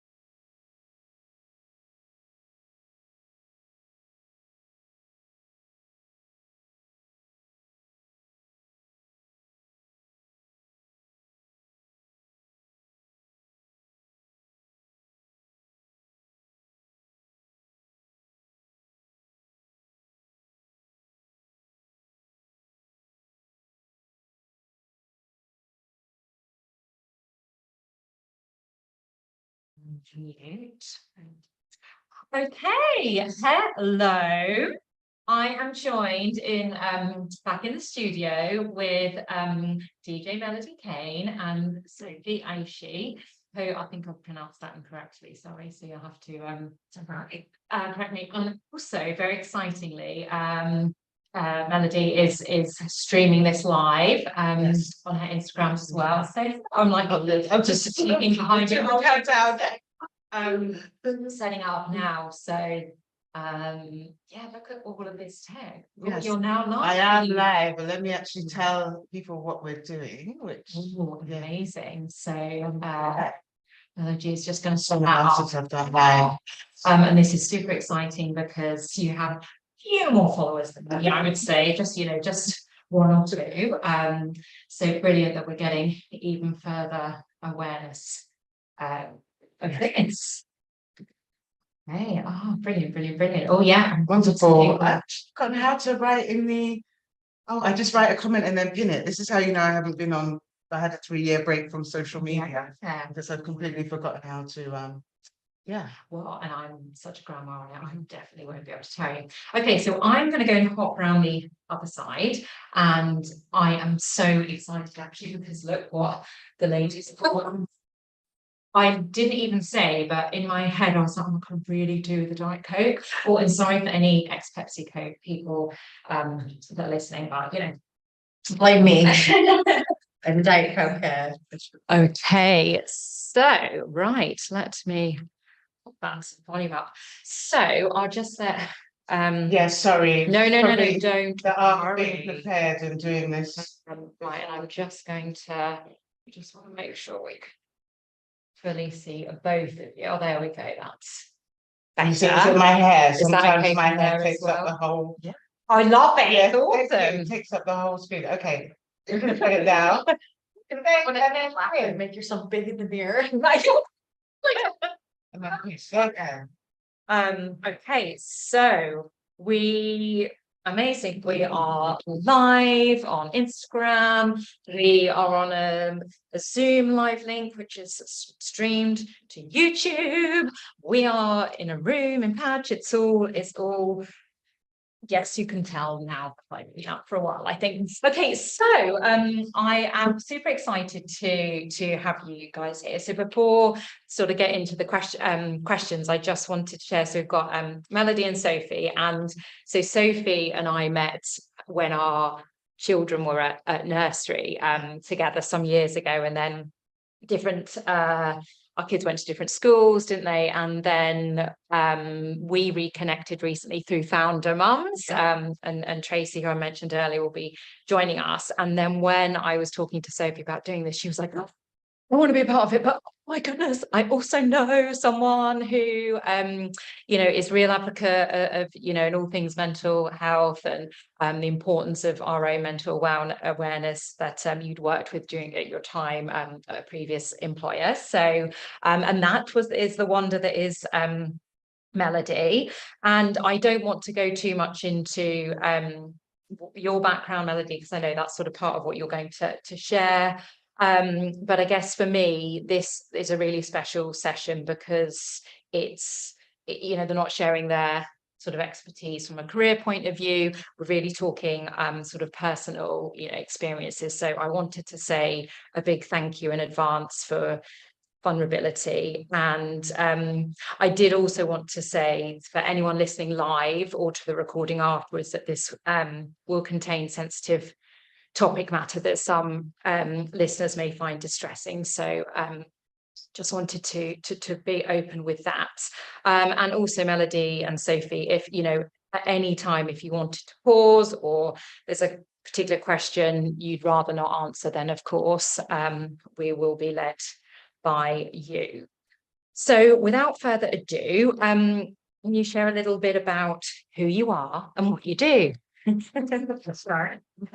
So firstly, thank you so much for having me here. Like I really, really appreciate it. And just the cause that is mine is something that is super close to my heart. So I'm really appreciative to be here. And Greg, I'm sorry that I didn't get the Christmas jumper memo. I did get a jumper memo, but I just ignored it. So I have to point that out. Transparency. Yeah, no, me too as well. I ignored it because I am the Grinch, unfortunately. But yeah, so I am Melody Kane. I'm a international DJ, specializing in wellness, fitness, and I've been a DJ, full-time DJ for around 20 years. And there's sort of many versions and aspects of me that have evolved. The most recent sort of version of me kind of came to a standstill around 3 years ago, and that version of me was extremely fit, you know, DJing a lot, traveling the world, and very focused on health and well-being.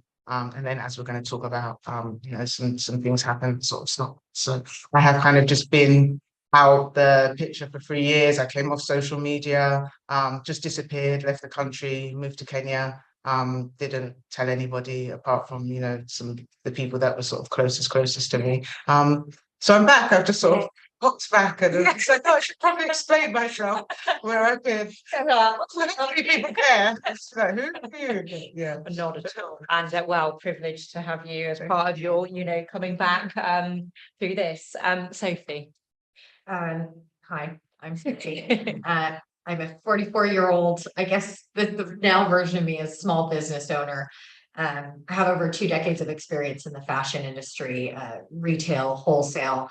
It's actually how I met Melody. She was DJing at like Regent Street Global opening. And actually, the past 5 years of my life, I love you just said that this version of yourself, because I've been an expat since I was 5. I've moved to several different countries, and I think the last 5 years, last time I saw Melody, I think I was pregnant. Yes. Yes. So my daughter's now 5.5. So and I got a message from her maybe 2 months ago, a month ago, just saying, hey, I'm back.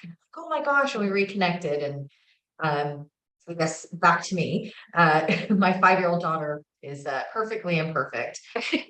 Aren't we all? Married to a Yorkshireman, got a great dog. And what I'm doing right now is just having a small business that's called Joy Connection London. And there is event production in that, there's pop-ups, and I'm supporting a new fashion line, bags and stuff called Yo Darlings. But for me, it's all in the name. I really, really get a lot of joy out of connecting people, which you found out when we were talking. And I said, oh, I need to get to Melody.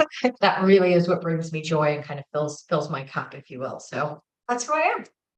Amazing. Thank you both so much. And yes, I think the name for your business is spot on, because I think, yes, you like to have a party and you like to do events and you like to connect people. So awesome. So when we first spoke about this session, you shared that you'd like the main message to land is about the importance of dealing with our own mental health. So can you briefly share what's behind this? So I have sort of come to a place, and I want to make it very clear because I think this is important for me. I'm still very much on the journey. And I know we all are up to a certain point, but for me, I feel like I'm not in the middle of the journey. I'm in a place of self-awareness, but I'm still very much on the journey when it comes to kind of having, I guess, the answers and the realization. But for me, as somebody that was diagnosed with CTPSD, which is complex post-traumatic stress disorder, or can also be known as childhood post-traumatic stress disorder, and experiencing losing my parents and my best friend in a very, very short space of time, which is why I just sort of shut down and left. Just navigating grief, navigating neurological issues whilst trying to sort of be successful in a creative role. I think for us creatives, I'm not necessarily saying it's more complicated for us, but I think there's a certain amount of when you have a schedule, I guess a 9-to-5 schedule or that sort of lifestyle, I think there's a certain amount of sort of safety in that, where, you know, you can feel that things are laid out for you, so you're able to follow that path, so to speak. I think when you're a creative, there's a lot of chaos in that.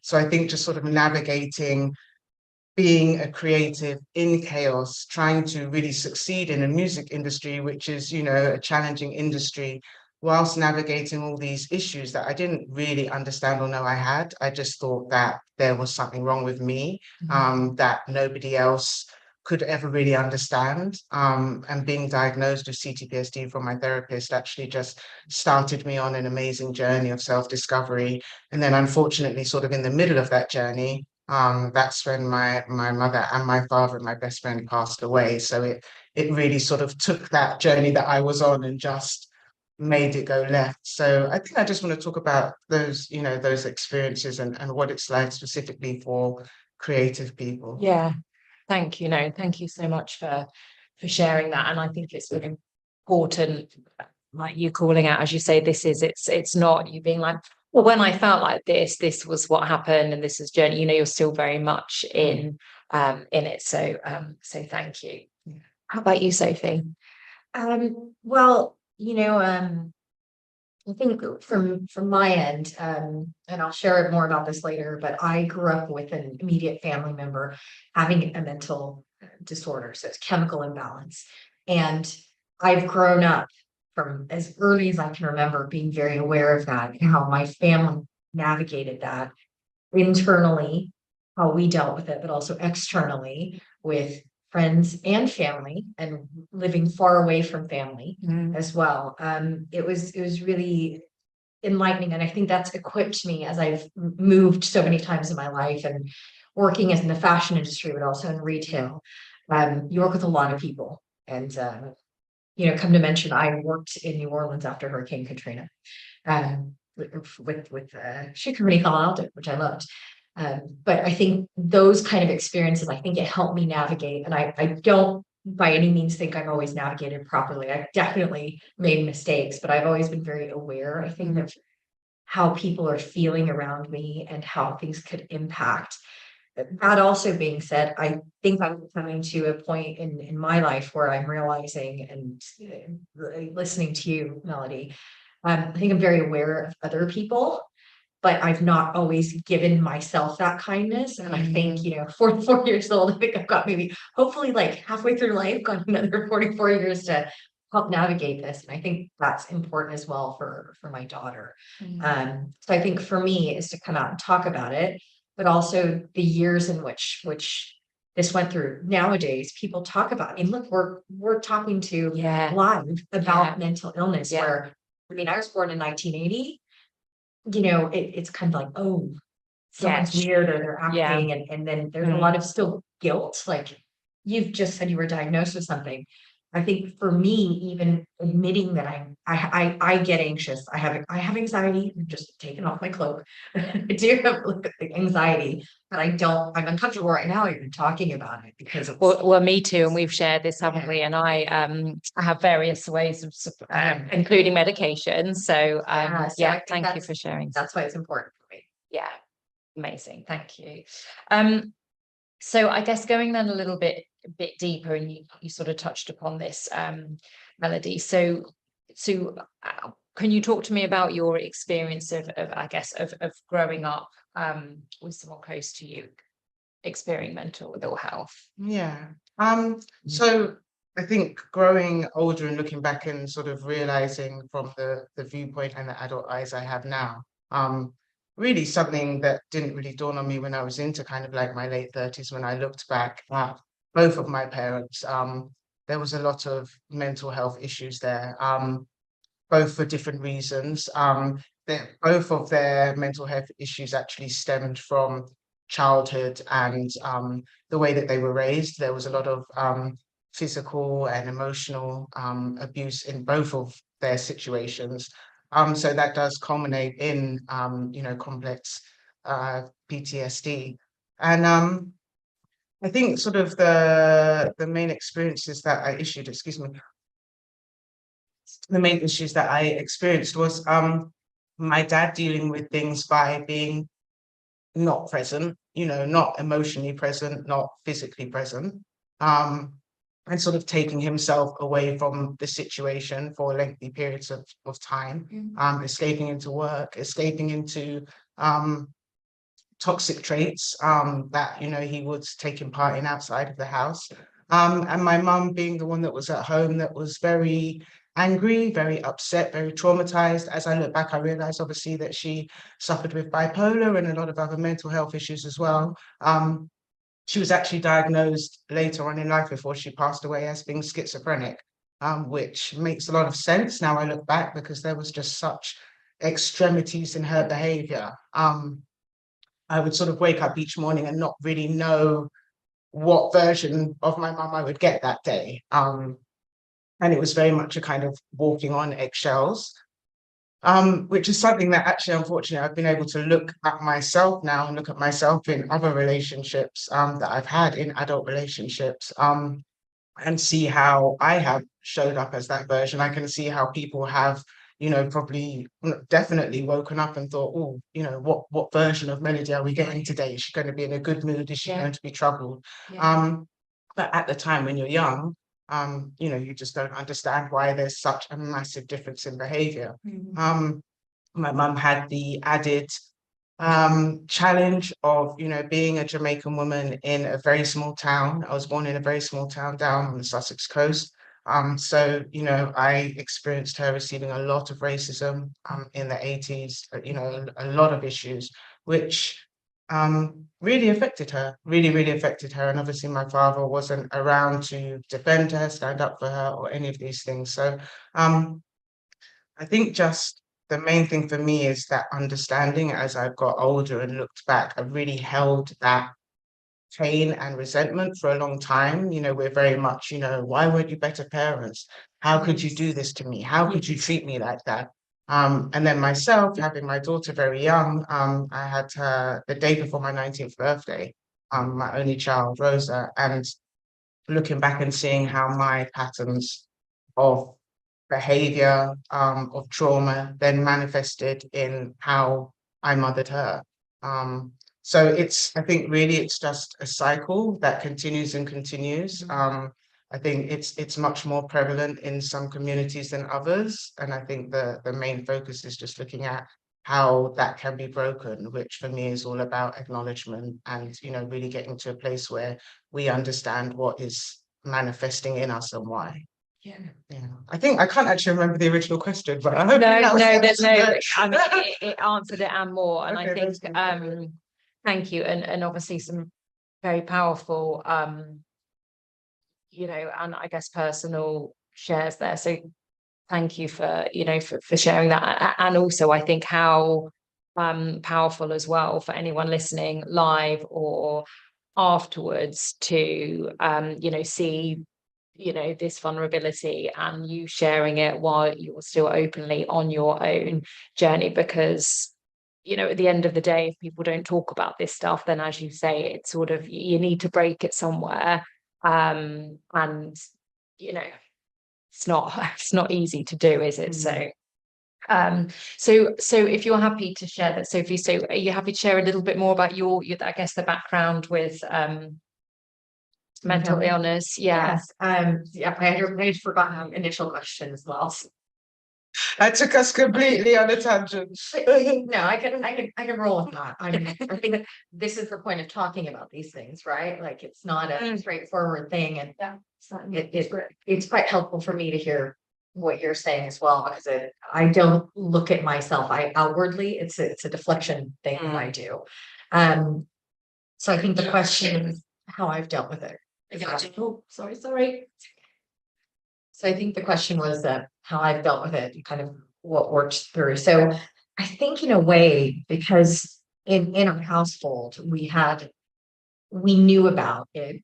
We knew something was wrong. We were trying to deal with it in terms of like doctors, medication, and, you know, on the whole, outwardly, things are really good. Like, I'm very loving household, a lot of support. But, you know, the term I think is quite often used with having children is it takes a village. It really does take a village as well, because when somebody in the household is having an episode, whether it's so there was a bipolar episode, so whether it was a high or a low, it's hard sometimes to understand, is this an episode or is this just this person having a bad day? And there's a lot of inward feelings about that, especially as a child in the household of, did I do something wrong? Or, oh, this is really fun, but is this okay? Because the manic side is like so fun. Like, what's Shopping sprees. there's a lot of good stuff, and there's a lot of stuff I do with my daughter, and I'm like, oh my God, like, I think my mom did this, but it also helps me try to understand if it was, intentional or not, or, both my parents. And it wasn't, we had one person in the family who was diagnosed, but it did affect all of us. To where I think later in life, like I just mentioned, I have anxiety. I think it's because I'm acutely aware of how I could be perceived at any time. I walk into a situation and my mind immediately goes, what does this look like? So you could interpret that as like care too much about what people think. But that's really not it. It's that I've had to manage and help. Like, not that I was cloaking for the family member, but I knew when that person wasn't well, and you want to support as a family member, but also as like a child. You don't necessarily want everyone to see that. And we were very lucky that we had really good friends that we shared that with, and the people close. So I spent a lot of sleepovers and stuff at other friends' houses, and they knew what was going on. And that was really helpful, but it was very, very, even still now, I don't think it's quite common. I think I grew up in a great situation in terms of supporting that family member, but I do think it's had long-term effects on me. And I see it now when I'm with my daughter, and I'm like, oh gosh, like, did I just do that? Did I, so I'm on this journey as well, trying to do the best I can as a parent, and not mess up my daughter. Which is amazing, and Sophie's daughter is amazing, and I think we both described our daughters as firecrackers, in the best way. But I think as well, what I would say, Sophie, is with that share now, I think it's also, I wonder if you ever think about it in, almost actually the way it's positively impacted you. So for example, connection is so important to you, and your generosity with others and connecting people, and actually perhaps that is a product of, oh yeah, I love to go to church. Like sugar or salt, you got it a little bit, anything with a little bit of sugar. But I do think that's why I tend to do, like, that's, even this discussion can be quite difficult, right? But it's just something that's been ingrained in me from the way I grew up, and it served me well most of the time. So Melody, in terms of I guess what you've shared with and about your mom and your dad, I guess, how was your was that openly discussed, sort of the mental illness, or was it something not talked about? Yeah, no, it's very sort of very common in African and Caribbean households that it's very much a thing. What goes on in the household doesn't leave the household. We're very always talk about with my friends how we laughed the first time we went to like a white person's house, like our friends, and like how they were talking to their parents, the things they could get away with. It's a running joke, but it's just true. We would have a look of horror because we wouldn't discuss anything that went on in our house. And, it's a very well-known thing that if we did, there would be, so much trouble. I remember a time when I had, tried to sort of say at my school and also at church as well, these things are happening, I'm being beaten, there's these things sort of going on. And I wasn't believed. Obviously that was in the 80s, and it was very much a thing of, you don't, now literally, you can't even tell your child anything, and social service was walking around, literally. But at the time it was, very much so.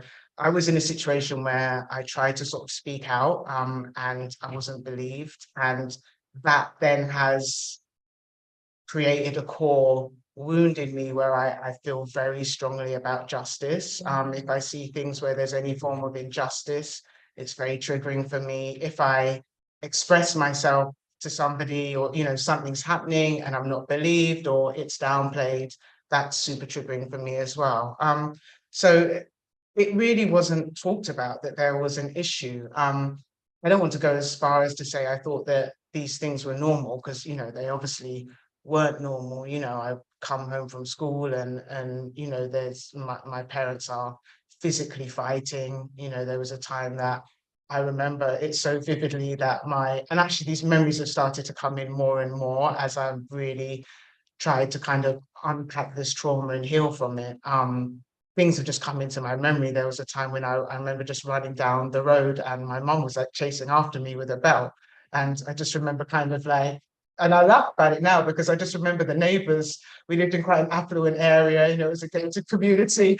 And I just thought these, well-to-do white people just coming out their houses, just a complete horror. And there's me just running down the road in my little row, and my mum's running after me with a belt. It was so crazy, it was, but it never felt comfortable, but it was just kind of my normal. So to take these things and to try and talk about them outside of the house, everything was downplayed. My mum was very much, as soon as she stepped out the house, face was perfect, clothes were perfect, hair was perfect. My mum was immaculate. And that obviously now I'm older, I can look back and understand that was her mask, that was her protection, because there was so much turmoil going on inside that she just had to, create this version of her that was perfection. My dad, was a very highly functioning alcoholic. So he was very successful businessman, very, very hardworking, very highly functioning. I can obviously look back now and see that there was, an extreme dependency with alcohol. So that was his way of coping. My mum's way of coping, I think, was to be just always striving for perfection and anger. My mum's anger energized her, which ultimately, as I know we're going to talk about later, sort of led to her downfall and her illness. But it never was something that we could ever talk about. Even now, I have an older brother who's 2 years older. Even as an adult, trying to discuss these things with him, he's not in a place to receive it. It was only really in therapy that I started to really unpack it and talk about these things. Previously to that, I tried to sort of discuss it in some relationships, but that became apparent that wasn't a place of safety. When I was younger, when I didn't really understand the implications of the fact that I was still attracting certain energies because I hadn't done my healing. And so those energies will take that vulnerability and then use it as a weapon against you. I didn't understand all of that. So I think it's been like a really late thing for me to actually really process and understand. And we have, I think, definitely since COVID had like an insurge of people really talking about mental health, understanding it, and being able to be really transparent. It's quite a recent thing, I think. Yeah, I think that the silver lining of COVID has been that, people talk about things now because everyone was so shut off. Yeah. And especially if you had turmoil in the household that you were isolating in, it magnified all. Yes. Yes. And I think we had to talk about our mental health, didn't we, in COVID, because I think, there was, as you say, the silver lining. So I know we've sort of started to touch upon this, but I guess, and either whoever wants to take this first, but how I guess has everything you've experienced impacted sort of the person that you are today? Okay, I'll go. I think overall it's been really positive. I think that, there's a lot more in the 44 years of life. My uncle passed away of AIDS when he was quite young, like 34, affected my family. We've been far away from family. And there's a lot of things that happen in life, right? But I do think that mindset is really important, and I never recognized it as that. And I think it would have been very easy for me to, and I think I really did it in my teenage years and when I was younger, and even in university when I was out of the household, to be very angry about that. Like outwardly, I'm like this, but I realized that I hide stuff. Like if I'm not okay, I mask it until it's like explosive, which is not a great personality trait, but it's something I'm working on.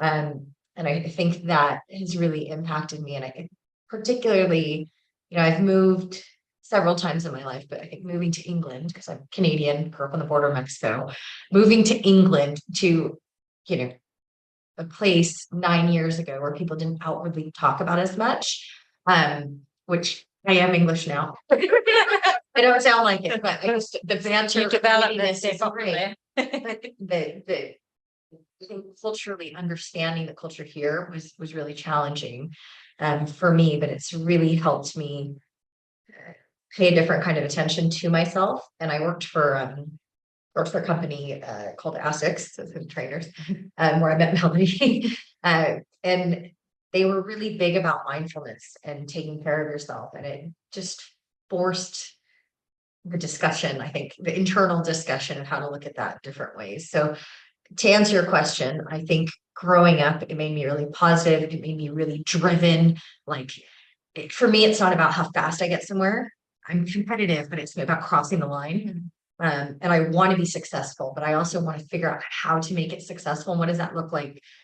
Maybe we're both trying to achieve the same goal, but it might look very different to you than it does for me. And I think over the years, working with so many people in retail and having, I mentioned New Orleans, but having these different challenges people are having in their lives, because capturing people usually in their 20s when their real turmoil starts, because you're out of the household and you're like, oh my God, and I'm an adult after the pill. How do I cross?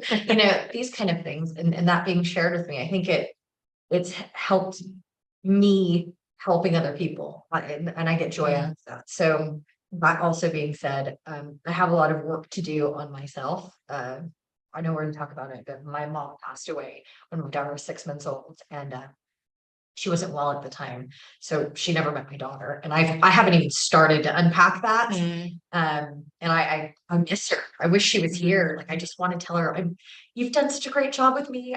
Such a pain in the ankle. My daughter, it's 10 times worse. I'm sure. You don't know how lucky you were. Yeah. So I hope that answered your question, but probably with my waffling on, I've answered some of it. I am on my journey. Hey, I'm trying to it's keep it not not waffling at all. And I, like I say, this is super personal and vulnerable. And there's no, you're like, oh, I hope I've answered it right. It's it's your experience. So Melody, you talked as well, you've talked about the sort of I can't remember the exact word you used, but something the version of who you are now. So I guess, how has the experiences that you've shared with us so far impacted, where you're at and the person you are today? I think sometimes I'm very guilty of sort of getting very caught up on the negative aspects of the person it's created me to be. But I do think that the positive aspects of it are really good as well. So for me, the negative parts of it is unfortunate. I think it's the same with a lot of people that experience trauma in childhood. You're always trying to either sort of replicate the emotions that you felt in childhood when you were in and around trauma and toxicity, not because you want that, but because subconsciously that's where your nervous system feels comfortable. Unfortunately, you haven't been able to build a system that feels secure in joy, in security, in belonging. And so even though, there's the part of your brain that knows the people that you want around you and the version of you that you want to be, there can just be that type where we revert to putting ourselves in and around situations that continue to re-traumatize us, just because that's what we're used to. I think that there's also a lot of wounds that we have looked to other people to heal, which, isn't their place to heal. It's my place to do the work and heal those things that were caused in childhood. So I think for me, it has given me an unrealistic expectation that I would put onto other people, whether that be partners or, friends or even in, work scenarios, in terms of how I would expect and want people to receive me, to act, to treat me essentially. So there is that part of it where really the unhealed issues just they do kind of spill out in lots of different ways. But there's really positive things for me. You know, it has made me very focused, very determined. There is that mentality that I had where it's very much just kind of me on my own and I've got to get this done. So, you know, that really helped me when I first started DJing to be very focused. I was so used to chaos and I was so used to sort of hearing no, and I was so used to, you know, being denied at many points in my childhood some of my basic needs, that when I got sort of no's from knocking on certain doors when I was trying to break into the industry, they didn't actually affect me. I just sort of brushed it off. And what's really interesting is because I didn't really, well, I didn't know or understand or realize at the time that I had CTPSD and that I had this trauma, they didn't affect me. As soon as I kind of found out that I have this, you know, this trauma that has been unhealed and has just been sort of living its life alongside me, that's when I suddenly became so self-aware. I always laugh and say now, if I had a baby now, I literally would just freak out and don't know how I'd cope. At 19, I just got on with it. Because you just get on with things. And I think the older we get, yes, there is that freedom, but there's also that, for me, there's more of a fear that's developed in me of all this self-awareness that I can now kind of overanalyze every scenario and think of all the steps ahead that could go wrong, and what those things mean. So I think for me, the strengths in it is being very focused and having amazing intuition. That's one thing that I think is a blessing and a curse, because you have to be very intuitive, and I'm sure, Sophie, you can attest to this, having to be very intuitive about what's happening as you're in and around people that are unstable.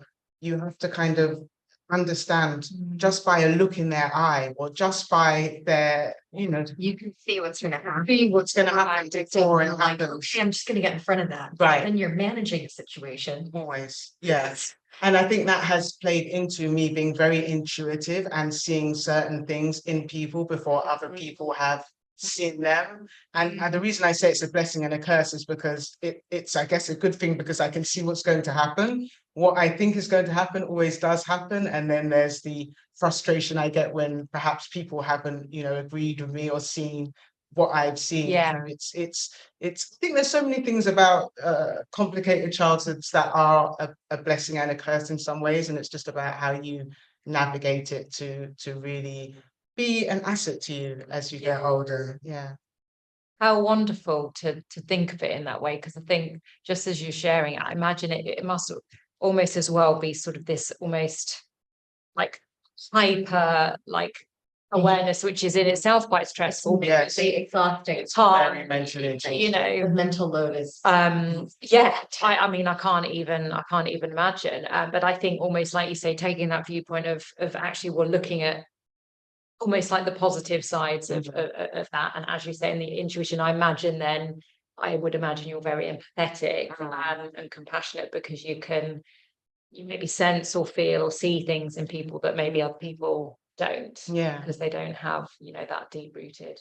I think that was a confusing thing for me for a long time, because I'm very empathetic and you know, would feel very strongly about things and feel the hurt through things. But then I could see, and you know, can still see how there's some aspects of my personality that could be, you know, defined as narcissistic traits when it comes to, you know, perhaps what is perceived to be like a selfishness and a detachment, and just a very sort of tunnel vision way of looking at things, which is, I think, what's always been very confusing for me, because I think people in my life, they'll see me one of two ways. You know, I've had friendships or relationships or whatever where people have very much just seen that one version of me, I guess that selfish version, and have assessed me as being this one thing. And then there's people that, you know, see the other side of me and see me as a very empathetic person. And I think just understanding that I am all those things and trying to navigate that in a healthy way could be quite complicated, because I know with trauma, we disassociate, and I disassociate a lot.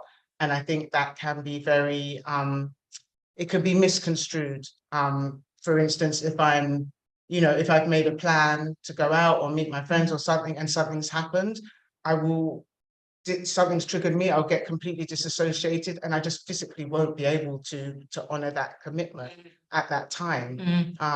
But if it's a work commitment, I will always honor it. And that's what's, I think, confusing for me and other people. It's just, if I can take a moment to heal myself when I am disassociated, I will choose that over honoring, you know, a commitment that isn't set in stone, if that makes sense. And I think that comes from quite selfish. Yeah, I mean, you know. That's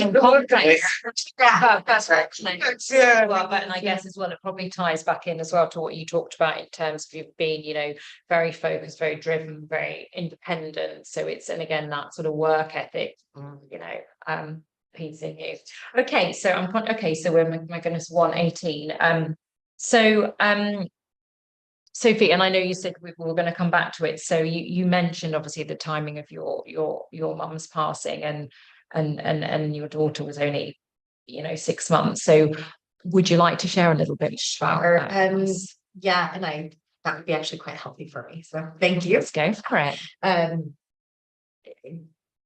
I think because she is in another country, it's easy sometimes, like mentally, just it's no different any other day, right? The thing that stopped for me was my mother used to call and leave voicemails, and I deleted her voicemail right before she passed away, the last one, and it's still like something I'm like triggered inside with. But so my mother passed away 2 days before her birthday, so like end of October, and 5 years ago.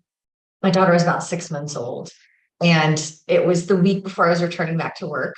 I know you could take like a year maternity leave here. I was like ready to go back to work after 6 weeks. Not because I don't love my daughter, but culturally you were like, what? I was like what are this, you know, like I am not a person that was like super, I was like the frustrated, angry pregnant woman. Like, it was not a great time for me.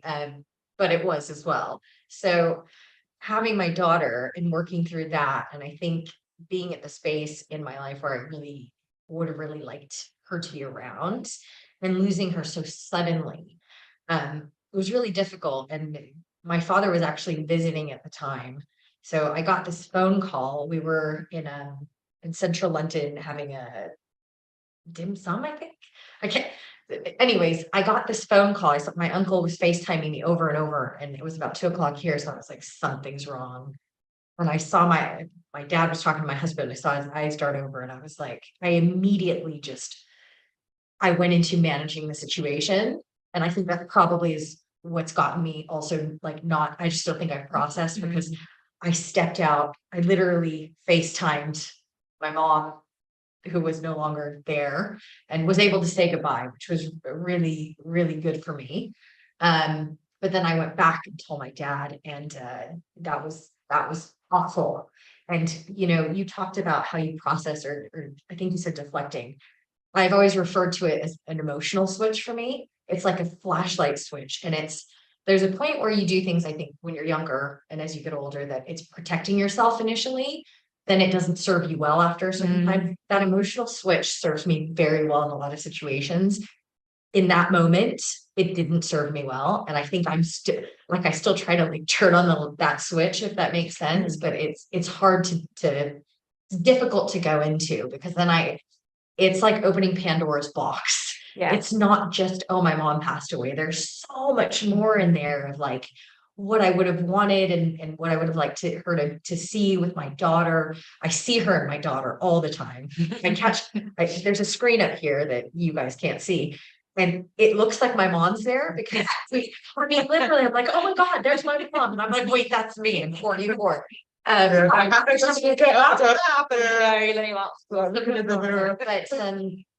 what I did want to say from that is, you know, in that moment, I was so desperate to go back to work, because that's where all my relationships were.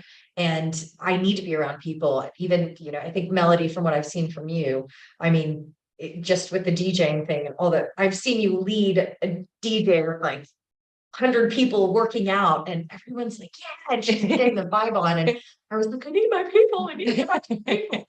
And even going back, was really difficult. So I'm a new mom. I am not in North America. So everything's a bit different here. Thank God for NCT, great thing. But I'm like, I need to get back to who I am, because I am a person and then I'm a mom. And those two things, how do they go together? Then, oh gosh, my mom dies the week before I go back to work.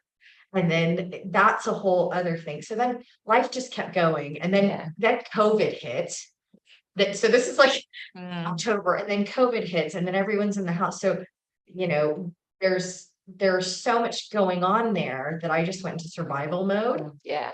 So I actually don't remember a lot of time. I take pictures of everything because I'm very visual. So I go back through my camera roll and I'm like, wow, it looked like I had a great time, but I also know I was struggling. And I did call her my lady. I do talk to somebody. She's great. I spent an hour before just being like, I'm just going to yell at you for an hour. Is that okay?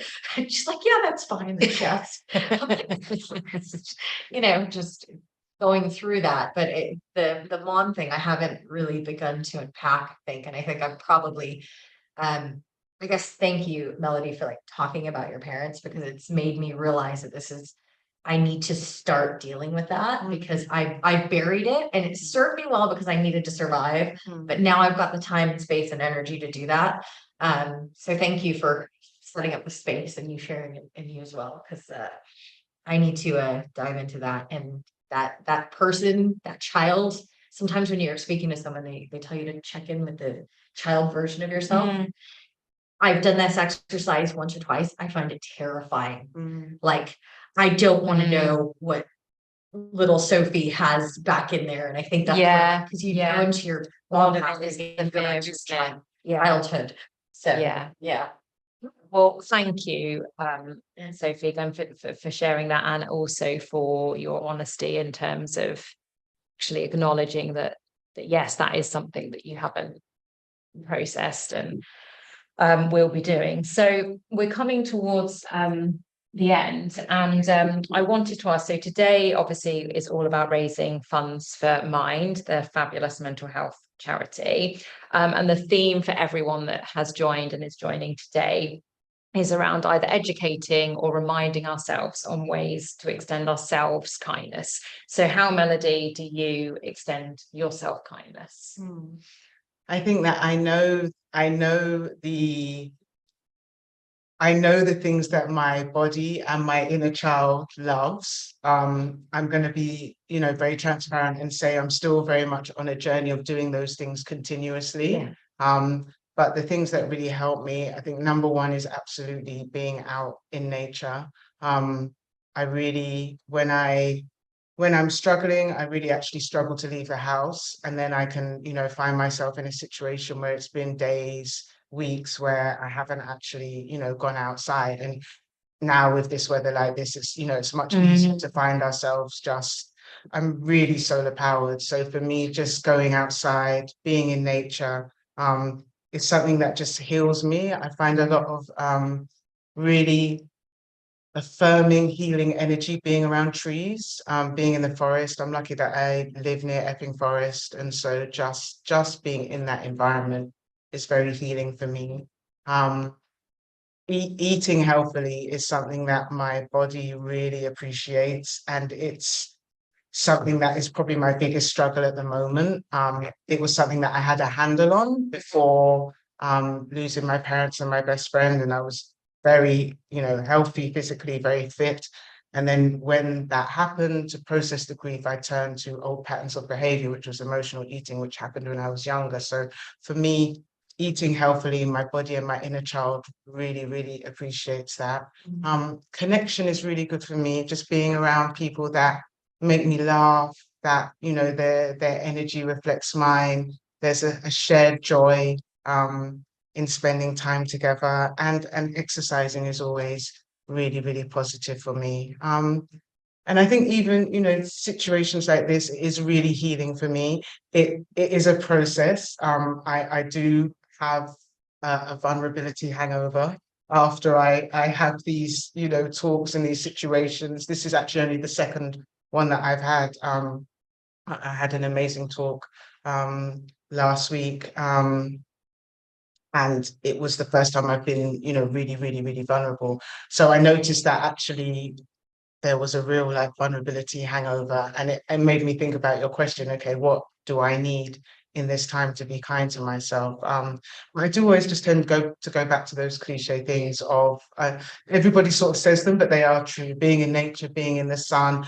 Have a toxic trait of watching a lot of true crime, and I feel like all of us trauma babies are just all about the true crime. And I tell myself, no, it's because I like to prepare as a woman for things that could happen, but I have no business watching the amount that I do. And I can recognize that those small things that don't seem like a big deal, they can actually negatively impact me. So I think being healthy, you know, listening to Louise Hay in the mornings, listening to affirmations, connecting with God, praying, meditating, listening to gospel music, it really uplifts me, really just gives me a positive environment. So yeah, that's amazing.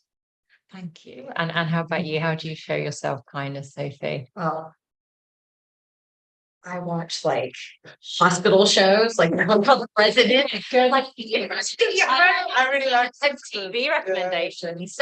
Like the actors are all really healthy and good looking too, so that's no, it's like Grey's Anatomy. Oh, okay, Inverted. I watch 5 series in my phone. Yeah, basically I'm watching ER, so I'm like, is my arm gone off tomorrow? If the doctors look like that, you're like, I'll cut it off. It is the 2020s version of like the awful gossip magazine that I used to pick up in the airport when I was like basically living on planes and like traveling all the time for work. So that's how my head decompresses. So I guess that would be one of them. So I am envious of you that you have these things that you know that you do. I am very much in the moment, and what I've had to realize to be kind to myself is to lean into things when they pop up, that I'm like, you know what, it's almost like I just through the suite or something, and I'm like, oh my gosh, and I'm like, you know what, I'm just gonna take what I was doing, move that aside, and I'm gonna lean into this right now. So those things for me, I was going to like this HIIT training, and it's a big part of the HIIT training is like there's a bag and like I've got gloves, and I really love hitting that bag to like techno music and stuff, or like 80s music. So that's a good one for me. So there is the working out piece. And the eating healthy is important, but I tend to do things in like spurts. So I think right now, if I lean into it right now, I think it is the connection piece. So initially I wasn't going to join this podcast. I was like, oh, you need to talk to Bonnie. And then the next day I was him a voice note and said, do you know what? I think I would actually like to join. I think it might be good for me. So the connection piece, and we've said founder moms about 10 times. Probably. Say it again. Tracy's not paying us with honest. She's not. But it's not being alone in something. So starting a small business with other women that also have children, and that support network.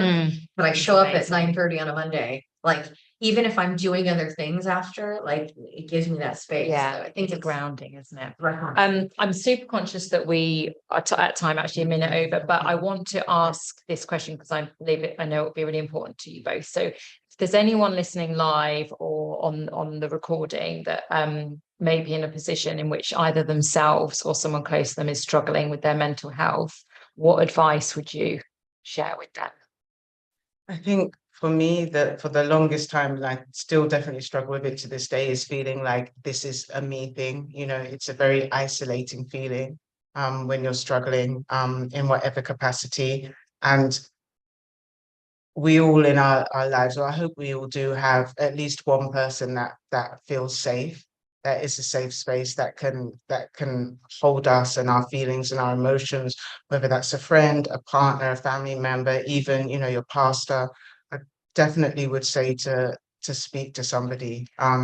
It's very much an issue in my community where we have been a lot more hesitant about speaking out, and that is something that, you know, is so much better now than it was. I would just say, don't be embarrassed. I know and understand like how embarrassing it can be, especially when you are feeling extreme thoughts. Obviously, you know, we're here because 1 in 15 people will attempt suicide. And, you know, I think that we don't talk enough about kind of suicide, adulation, and what that means. And I think to try and explain that to the outside world feels really scary. It's not that I necessarily don't want to be here anymore. It's that my mind is forcing me into a place where I can't function as this version of me in this place anymore. So can you help me navigate that? So I would definitely just say, really try and reach out to a safe person. There are resources out there. So, please just don't suffer alone, because, mental health, it's very isolating. Yeah. It's very, very isolating. Yeah. So, yeah.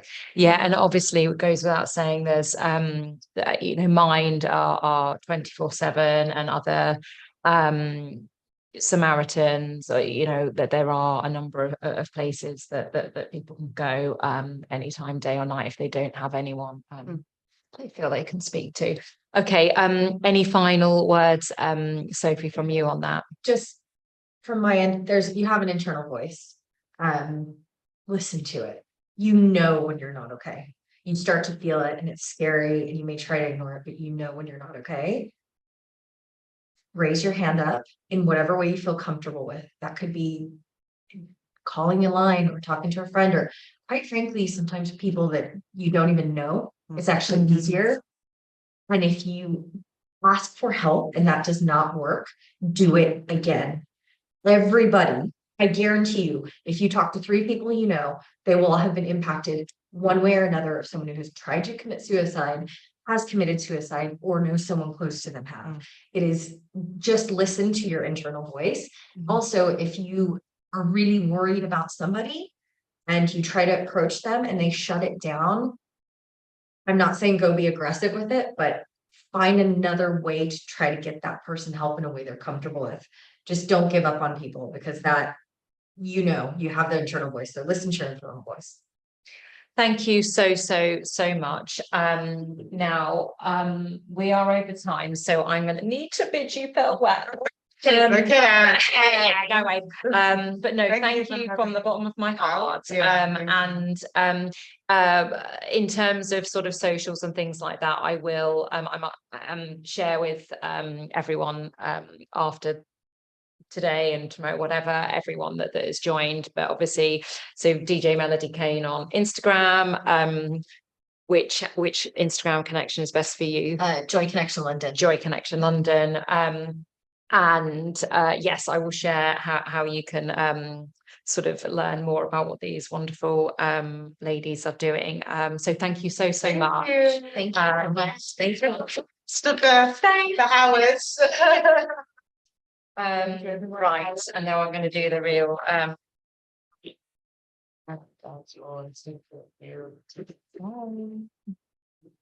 I'm going to do super smooth professional transition, and I believe I'll have the Yes, sorry, let me get no not at all. just making sure that I save this. Thank you so much. Thank you, amazing. Thank you. Absolutely amazing. And right, I'm going to let Belinda in. Thank you, guys. Hi, my love. Hello. How you doing? I'm so sorry, we're running late. Don't worry. Hang on, let me just my shut the lights door. are really blinding. Hang on, let me turn my light off. Sorry, bit of a moment. Is it that one? It's that one. Oh, hang on, I can hear an echo. Is that your end or mine? Oh no. Right. Oh no, I think we're all right actually. Hang on. Oh, hang on, someone's trying to. Oh yeah, sec. Bear with me, caller. Oh, bless you. Oh, look. Sorry, I hate this, but la. Oh, just providing coffee. Yay! Oh, thank you so much, Anthony. How many coffees have you had, and have you had a toilet break yet? Do you know, I've had a fair few toilet breaks, thank you. And I've had 2 teas, and this is my 3rd coffee. Okay. And a Diet Coke. So I've been worrying about you since I woke up this morning. Bless you. Do you know, I love that. I think of everybody. I think, Belinda, you were the first person that you're like, okay, amazing what you're doing. How are you going to go to the toilet? Please tell me you're building in bathroom breaks. Well, look, I'm conscious that we've only got 30 minutes and we've already into a bit of that. So so apologies. But so Belinda, the wonderful Belinda and I met for the first time. Oh my goodness. I'm getting all these little parcels of joy brought for me. I'll show you them in a minute. But look, Abby's just brought this in. Look. Kind of success with love and some goodie. Oh, and even look a healthy fruit salad, which is good. Oh, 'cause I good. can't Well make- done. Very Yeah. good. So Belinda and I met, mentioned this thing quite a lot actually, but Business and Babies Resilience Summit about 3 weeks ago. But we'd spoken a couple of times before, hadn't we? But really, we only got to know each other or connect earlier this year, I guess, when I set up Kindness for Success and then started surrounding myself by other women and coaches and working in similar space. So I came across your wonderful self, founder of The Flourishing Mother, and very excitingly, Belinda is working on her book, which will be released early next year. So super excited to have you here. So do you want to give a slightly better initial introduction of who you are? Belinda? No, that was a great introduction. I have to caveat this piece with the fact that I had very little sleep last night, as well as you probably. So I'm sort of I've been running on fumes today, but I'm coming back from the brink. I've decided that this would be a reinvention for your session. Yeah, my children kept me up all night last night, so joys of motherhood. Hey, yeah. So I am a positive psychology coach, and I work only with mothers. So for all different issues that mothers may face in their lives, whatever challenges they may be facing, I work with mothers. And yes, as Kim kindly pointed out, I am currently writing my first book, which is about maternal guilt. And it is, yes, a very prevalent topic in personal life and friends and clients and everything, basically. So yeah, I've just been editing a chapter just before I came on to speak to you. Exciting. And then I guess, so tell us a bit then about what's behind, what led you to writing the book that you're writing, Belinda? I think, to be honest, just the frustration of experiencing guilt in my own motherhood journey. I think the frustration of how demoralizing that can be and how all-consuming it can be, and just starting to have this feeling of when we're so preoccupied with our feelings of guilt in motherhood, it's kind of just stops us from being productive in any sphere of our lives. It's just so all-consuming, and I think I experienced that personally. You know, my children are still small; they're 4 and 6, and then as I kind of started to research it more in a more of an academic sense, and also work with my clients, you know, it just comes up time and time again. It's just this feeling of guilt, constant feeling of guilt, you know, and that we're not good enough. So yeah, I think I just wanted to dive into that a little bit more and think about what the underlying reasons are for why we experience this guilt, and whether we actually really have to feel this way, or if there's something we can do about it. Yeah, or if there's more of a choice, I wonder. Yeah. So are you happy to I guess share with us some of the sort of guilt, the motherhood guilt traps you either have experienced or do experience with your children, Belinda? So do you know what? I thought I would just bring one key one today, because I was thinking about what would be the best one to bring. And it's maybe a bit of a controversial one, but I think it's really appropriate for this time of year. You've probably seen some of the stuff that I've been posting the last few days about Christmas and motherhood. And I've been having a lot of conversations with people recently about the concept of maternal gatekeeping.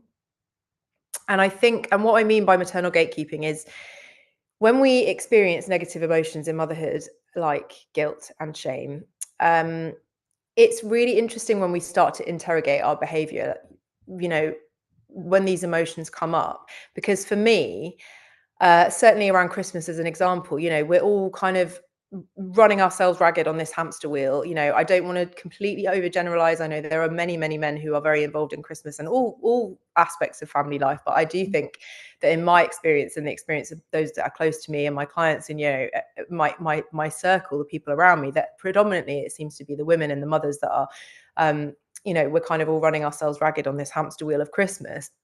And I've been really feeling the pressure of that for the last week or so. And I've been kind of mulling over this concept of maternal gatekeeping. So when I talk about it in my work, I often refer to, in my own life, for example, if I ask my husband, can you do bath time tonight? It's a silly example, but I still find myself, even he'll take the kids and he's like, don't come in, don't leave, you know, I'm on duty now, don't come in, because it's easier, because it's better, because as soon as my daughter sees me, you know, but I'm still find myself running around in the corridor carrying nappies and pajamas and popping them outside the door along with the water bottle and then the toothbrushes and all the things which he does forget, basically. But he would argue, and I think he would be right to argue, that he would eventually remember, and actually maybe once in a while he wouldn't, but you know, the point is that we don't have to do things exactly the same way. So when it comes to Christmas, and this is something that's been really coming up a lot with me and people around me this week, is just this constant feeling of we're on this treadmill, we're exhausted. The weight of the mental load is doubled, you know, at Christmas time, and we're trying to do all the normal stuff and also buy the presents, wrap the presents, send the cards, you know, order this, that, and the other, turn up for the school plays, you know, sort out my son's a squirrel in his play, you know, what the hell is he going to wear as a squirrel? You know, all this stuff. But I've been thinking about it through the lens of maternal gatekeeping. You know, in what ways am I kind of perpetuating this behavior, I guess? And that is just something that's really deeply sitting with me. So when we talk about guilt traps, coming back to your question, I think one of the traps we can fall into, and particularly at this time of year, is behaving in a way that perpetuates the problems or the challenges that we feel, you know, the obstacles that we face. It's almost like sometimes we're not doing ourselves a favor, because actually, in the bath example, if I just didn't put the pajamas and the nappies and whatnot outside the door, you know, he would work it out for himself, and maybe things would be a bit more chaotic, but at the end of the day, you know, he would work it out. And the same, and at Christmas, you know, you could argue that there is a bit of a similarity. If I just say, and actually, you know, this is really relates to mental health, and you know, the importance of saying when it's too much, you know, and not just doing it because we're conditioned to believe that being the ones that are predominantly responsible for Christmas in our families is it's somehow just part of our role, you know, as mothers. So I think that I really think that maternal gatekeeping is a very key one at the moment to think about. Is what are we doing that is playing into our social conditioning that we could maybe challenge and call out and maybe just say, actually, do you know what, this is too much for me, I can't do all of this, and so I'm going to stop doing some of it. Yes. Oh, Not thank very you. easy.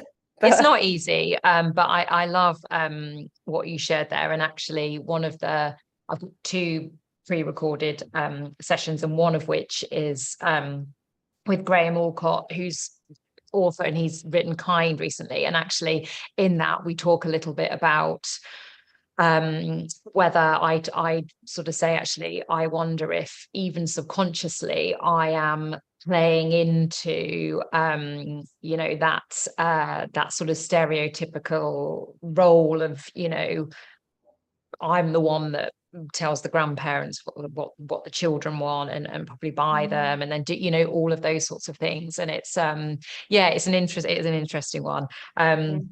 Thank you. And also thank you for your honesty in yes, and I have been for people that you don't so you can find Belinda on either LinkedIn or Instagram, The Flourishing Mother, and I really appreciate your honesty in terms of I guess everything you do. And I think in some ways we're similar, aren't we, in terms of, I know we're both passionate about not wanting to come across as inauthentic. You know, exactly. And like, no, it is bloody hard, and you know, the whole Christmas thing you talk about. So I know that you've interviewed like a number of women, like quite a number of women as part of the research for your upcoming book. So I guess a couple of questions. So what, if any, topics or themes came through that you were expecting? And then the second part of that question, were there any sort of discoveries or patterns that came through that were unexpected? Yeah, it's a good question. I think the obvious ones, the things that I was expecting that did come through, were this constant feeling of not good enough, this striving for perfection, or this goal, this ideal of perfect motherhood that we are all exposed to all the time, on our social media feeds and on the, all around us. The perfectly curated lives of all these mothers that we follow, and so much of that we take in, just even though we know on one logical level that these people are not living these perfect lives, there is also this aspect of seeing that through the lens of, I need to be better and I should be better. So I think the expected topics and themes were things like that, the feeling we're not good enough, the feeling that we're always trying to be perfect and we're always failing at being perfect. And I think the unexpected, or the less, maybe not, I don't know. I don't know what I expected really, but I think I was pleasantly surprised to find that a lot of the mums that I spoke to had already developed quite a few of their own coping mechanisms to mitigate feeling guilt and shame, maybe slightly less shame because it's a bit more of a complex emotion. But yeah, it was heartening, I would say, because a lot of the mums would say something about their experience of guilt which might be really really devastating for them and something that they've really struggled with. But then on the flip side, they'll kind of say, oh, but I tell myself this, or but I've managed to so they kind of like reframed it, or they managed to challenge the thoughts, like the title of the book is Challenge Your Guilt. So they'd already managed to start doing that to some extent, even if they weren't perhaps thinking in the broader context of what was happening to them in a societal perspective, or their own social conditioning, or any of that. Even if they didn't have any awareness of where their guilt was coming from, they still, in many cases had kind of started to try and fend it off, so that was a nice thing. In fact, there's a whole chapter in the book about that, because I was like, these women, they've got some good stuff to share. So I was like, I'll put that in. Yeah, well, but also I think that, that's part of it as well, is I think, you're sharing and learning from, each other, and also being like, yeah, cool. Yeah, how can I amplify that or celebrate it and all those sorts of things? And yes, I have to drop in here that I am a beta tester for Belinda's you book, are a beta tester. I'm getting sneak previews, which is amazing. I'll be like, notes. So and I even say in my script, well, you know what I mean, the sort of prompt thing that I sent through, that this is a big question. But if you were to sum up the key driver or drivers you believe play into motherhood guilt, what would these be? Okay, so I think it's important to make the distinction between helpful guilt and unhelpful guilt, because I always feel like it's necessary to sort of put that front and center in the sense that guilt is not always unhelpful. Like, guilt can be helpful to us. So I talk about helpful guilt, and what I mean by that is the kind of guilt that prompts us to change our behavior in a way that is more aligned with our values. And that might be, oh, I'm feeling guilty because my child is watching TV. So my helpful guilt is kind of basically course correcting me to think, okay, they've had, an hour of TV. So now it's maybe time that I reconnect with them, or we, do something else, play a board game, go for a walk, whatever. That would be helpful guilt. Bless you. In my mind. And then the unhelpful guilt is kind of like when you find yourself ruminating on things that, the guilt is much kind of more heavy, and it's kind of it gets under your skin more, and there's no real kind of obvious helpful behavior change at the end of it. It's just guilt that sits with you. It's more in the realm of towards shame, in the sense that you are bad rather than you have done bad, so that kind of slight shift. So first of all, I would say to know that distinction. Is it helpful guilt? Is it telling you to do something that will change your behavior in line with your values? In which case, great, go ahead, do it. Or is it unhelpful guilt? And then in the answer to your question, I think the key driver of unhelpful guilt and shame is rooted in our I hate to say the word, but like our patriarchal society. It's very much our social conditioning, the way that we've been conditioned into our role of mothers, the things that we associate with that, the perfect mother myth, which is all part and parcel of the way that we're socially conditioned into motherhood. And by the way, men are socially conditioned into the role of man and father as well, in different ways. So they are not distinct at all. They are distinct, but it needs to be considered as a whole. The way that we're all being socially conditioned yes is not healthy and not right, and we need to be sort of looking at how we can start to kind of dismantle those negative societal attitudes. So I think underpinning the unhelpful guilt is definitely that kind of patriarchal societal conditioning, which is what I'm trying to chip away at slowly but surely. And awesome that you are, and I know challenging your guilt is going to be a big part of that. I think what you shared there, Belinda, was really useful at a practical level for people to think about in terms of, is this helpful guilt or unhelpful guilt, which can then, like you say, lean more into shame. And I think I've not thought about it myself in that way before, so thank you. I think that's a really sort of practical thing that people can do. So you've got number of sort of qualifications. You're obviously a coach, and you are an accredited positive psychologist. So can you tell us a little bit about what that means? So positive psychology is concerned very much with well-being, like building on our well-being. And I guess the way that I describe it as differing from traditional psychology is just that we start from a place of wholeness or wellness, rather than from a place of illness or ill-being. So we're kind of just assuming that as we stand, we are whole, we are well, and that there are certain things that we can do to build on that to improve our well-being. So that we call them positive psychology interventions, but there are lots of different things that have been tested scientifically, to ensure that they're evidence-based, and they can be tiny little interventions. Like everyone's heard of the 3 good things, like gratitude practice, writing 3 things at the end of the day that you're grateful for, is probably the most well-known positive psychology intervention. So but there's a lot more than that. There's a lot more to it than that. So it's about sort of consciously making effort to improve our well-being through kind of scientifically backed interventions. I love that, and also very articulately put in terms of, I know what is a massive field, but I think it's something that I guess with sort of kindness to ourselves being at the heart of what Kindness for Success stands for. It's something that I'm like, I really want to understand more and dive into. So there'll be lots more questions other days coming from me, Belinda. So today, as you know, is all about raising funds for Mind, and all the speakers that have joined today and will be joining, playing their part in either educating us or reminding us about how to extend ourselves kindness. So how could sort of positive psychology support us doing that on a day-to-day basis?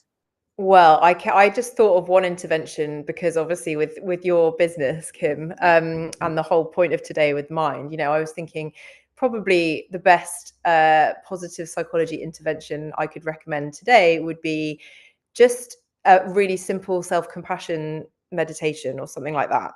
So I don't know if people will have heard of Kristin Neff, but if you haven't heard of Kristin Neff, she's probably the most well-known researcher in this area. So if you go onto her website, I can't remember the exact website, but it's Kristin Neff, Kristin, and then Neff is Neff. So if you look up her website, there are some free self-compassion meditations on there. So I think in line with your business, that would probably be the best place to start. I love that. And actually, I'm just it was either Lucinda or one of the other speakers has mentioned, Christine. It was Nikki Lowe mentioned Kristin Neff as well. So amazing. Perfect. That is brilliant. Thank you. Okay, so I know we're sort of in the end minutes now. So I guess If people want to know more about you, keep up to date with when the book is coming out and everything you do at the Flourishing Mother, what is the sort of best way of connecting with you, Belinda? Probably follow me on Instagram. It's just at Flourishing Mother. And in the bio, there is a link to sign up to my newsletter. So at the moment, we're not doing sales of the book or anything quite yet. So if you want to just follow the journey and be the first to know, like I put coaching offers and information about the book and everything all goes in my newsletter. So yeah, go to the Instagram profile, sign up to the newsletter. Amazing, amazing. And before I let you go, I'm asking all speakers the same question. How do you show your self-kindness, Belinda? I think, well, I know your previous guests were talking about movement and nature. Today, I and this week I've been really reflecting on that because I'm feeling a bit under the weather. And you know, when you're feeling a bit under the weather, mentally and physically, that tendency to, especially at this time of year, that tendency to just kind of, you know, go, oh, I'll just lie on the sofa, or I just, you know, I won't do anything. I've been really trying to lean away from that tendency this week. And even though I've been feeling a bit rough, I've been thinking, do you know what, I'm gonna do, there's a really short walk. I know it's like 20 minutes max and it's by the river and it just ticks the boxes of trees, river, little bit of movement, you know. So I would say that is a really big one for me, is movement in nature, but even if it's short, you know, it doesn't have to be long. Yeah. And I think just mentally as a mother, and a human in general, but just accepting that we can't do it all, you know, letting things go sometimes, and also congratulating ourselves a bit. I try and catch myself, you know, those moments when you feel, which is basically every day, that you've not achieved all the things that you wanted to achieve. So congratulating yourself when you do, you know, on what you have achieved, you know, instead of berating yourself for the things that you haven't done. I love that. Yeah. And finally, I just wrote micro moments of self-care. So, you know, if you haven't got a lot of time, just a couple of minutes to do like box breathing, like four breaths in, 4 breaths out, or walk around the kitchen, or dance to a song, or, you know, whatever that may be, but just like 2 minutes, you know, we can 100%. All give ourselves 2 minutes. Yeah. Massive fan of micro moments. Thank you so much. Is there anything else you wanted to share or say with anyone that might be listening live or on the recording before we part? I wanted to say I think you're amazing for doing this, first of all, and well done. And I'm going to be fully here for it and hopefully watching you later on with the kids. And yeah, I think just to the point of shame, because I've just been writing about it in the chapter I've been editing, you know, do not keep things to yourself. And I know that your previous guest said this, I'm sure everyone will say this today, but, you know, in the context of mind and mental health, and, you know, especially if you're experiencing feelings of like really, you know, global feelings of bad self-evaluation and you know, bordering on shame, that's when we're most likely to turn inwards and not speak to people, you know. So Brene Brown has done a lot of work around this, and I think the key thing to mention from her research is that she actually says that the best way to be resilient against shame is to speak our shame, to share our shame with other people. So don't keep it inside, like whatever those negative feelings are. I would say just talk to someone. Yeah. Amazing. No, really important message. So thank you. Oh, well, look, it's been wonderful to have you on. Thanks, I'm excited.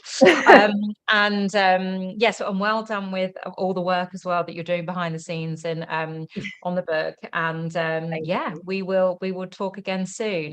But thanks so much for coming in. And as I said to all the speakers, I'll be sharing social details. Hi, Andrew. Thank you so much, Belinda. Good luck. You've got this. Bye. Thank you. Keep going. Bye. Will do. Hi, Andrew. How are you? Hey, I'm good, thank you. How are you? Oh, I'm very good, thank you. Do you know what? I'm feeling the love. I've had a number of I've got, you know, a bag of goodies here. I've got a bag of goodies that's out of reach there that's been dropped in. I had a coffee delivered a second ago. One of my speakers brought in yeah. I was going to say, how much caffeine have you had today? So I have now had 2 cups of tea and 3 coffees and a Diet Coke. So I'm like, I should probably move on to the herbal stuff now. Otherwise, by the evening, I'll be like this. Well, welcome, and it's brilliant to have you on. And for I guess for anyone listening live or afterwards, this is the first time that we have seen each other, isn't it? And Yeah. and I guess in terms of where we connected was I was looking, I think it was only a couple of months ago, you'd put a post that I thought was really vulnerable and I loved on LinkedIn, and I connected with you and shared a message, and you came straight back, and then I was out on a run, and that's when I do a lot of my good thinking, and I was like, do you know what, it's all women that I've got so far on this day. And I was like, no. And then I was thinking who, and then you sprung to mind. So I literally was like, blah, I'm doing this, what do you think? You were like, yeah, cool. So here we are. So I'm going to hand over to you I'm to super give an intro. I'm super privileged. Thank you so much for having me. Oh. And I'm glad to be one of the token meals in the day, which is great. Not token at all, but yes, I was like, yes, we've got you, and then I've got a session later with Graham Alcott. So yay to the men. So so Andrew, can you give, I guess, a bit of an intro in terms of of who course. you are, what you do, and obviously where you are with your business? Yeah. So my name's Andrew McCurry. I suppose my journey with mental health and mental wellness has probably been a bit up and down. And I suppose to give a bit of context, I've probably been on a journey for the last 10 years with my mental health, and I've really got to grips with it, certainly over the last couple of years. But the very first scenario and challenge that I had was whenever I suffered with burnout 10 years ago. I had a huge episode of burnout where I effectively got to a point where I lost a third of my blood. I spent time in HDU where I had a severe stomach ulcer that had burst. And I suppose what really got me to that point was my desire to try and prove everyone that I was the best. I worked myself to the ground. I never said no. And I always tried to do everything myself and take on every project. And it then obviously took its toll. I completely crippled. I fell over. And I never really used the support network around me. And, if you think about meals today, there's still this stigma that, you're weak if you don't talk, if you're weak if you talk, and you're weak if you say that you're vulnerable or, or show any signs of vulnerability. And I think that's really important, to reflect on, particularly in the topic of conversation today around meal suicide and improving mental health.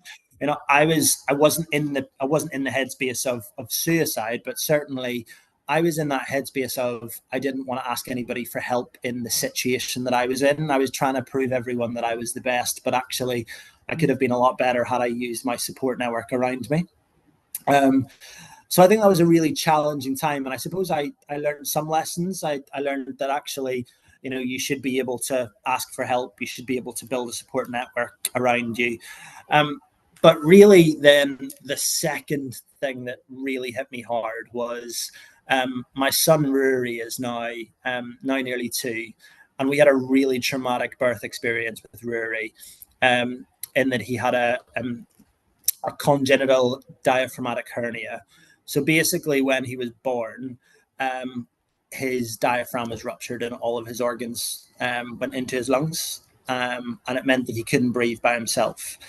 And, that was a really tough and challenging thing for me and my wife to go through, given that, all through our birth, our birth scenario, all through our scans, he was totally fine. And there was nothing wrong. And then it got to the day of the birth and, this little baby comes out and he's not breathing, and such a challenging time. And, my wife and my family have been hugely supportive, and they were hugely supportive. But what I would say for meals is sometimes people forget that meals equally have an impact in this.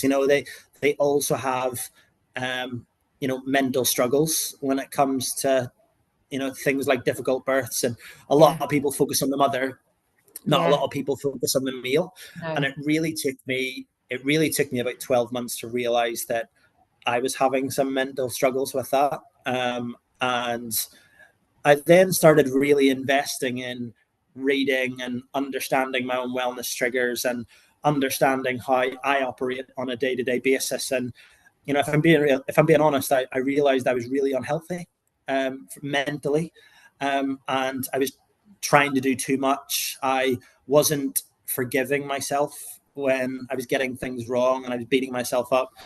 And I then really started to learn a lot about myself. And over the last couple of months, Kim, which you kind of mentioned at the start, I've started really opening up and being really vulnerable about, what I've learned, what my struggles were, what I'm doing differently.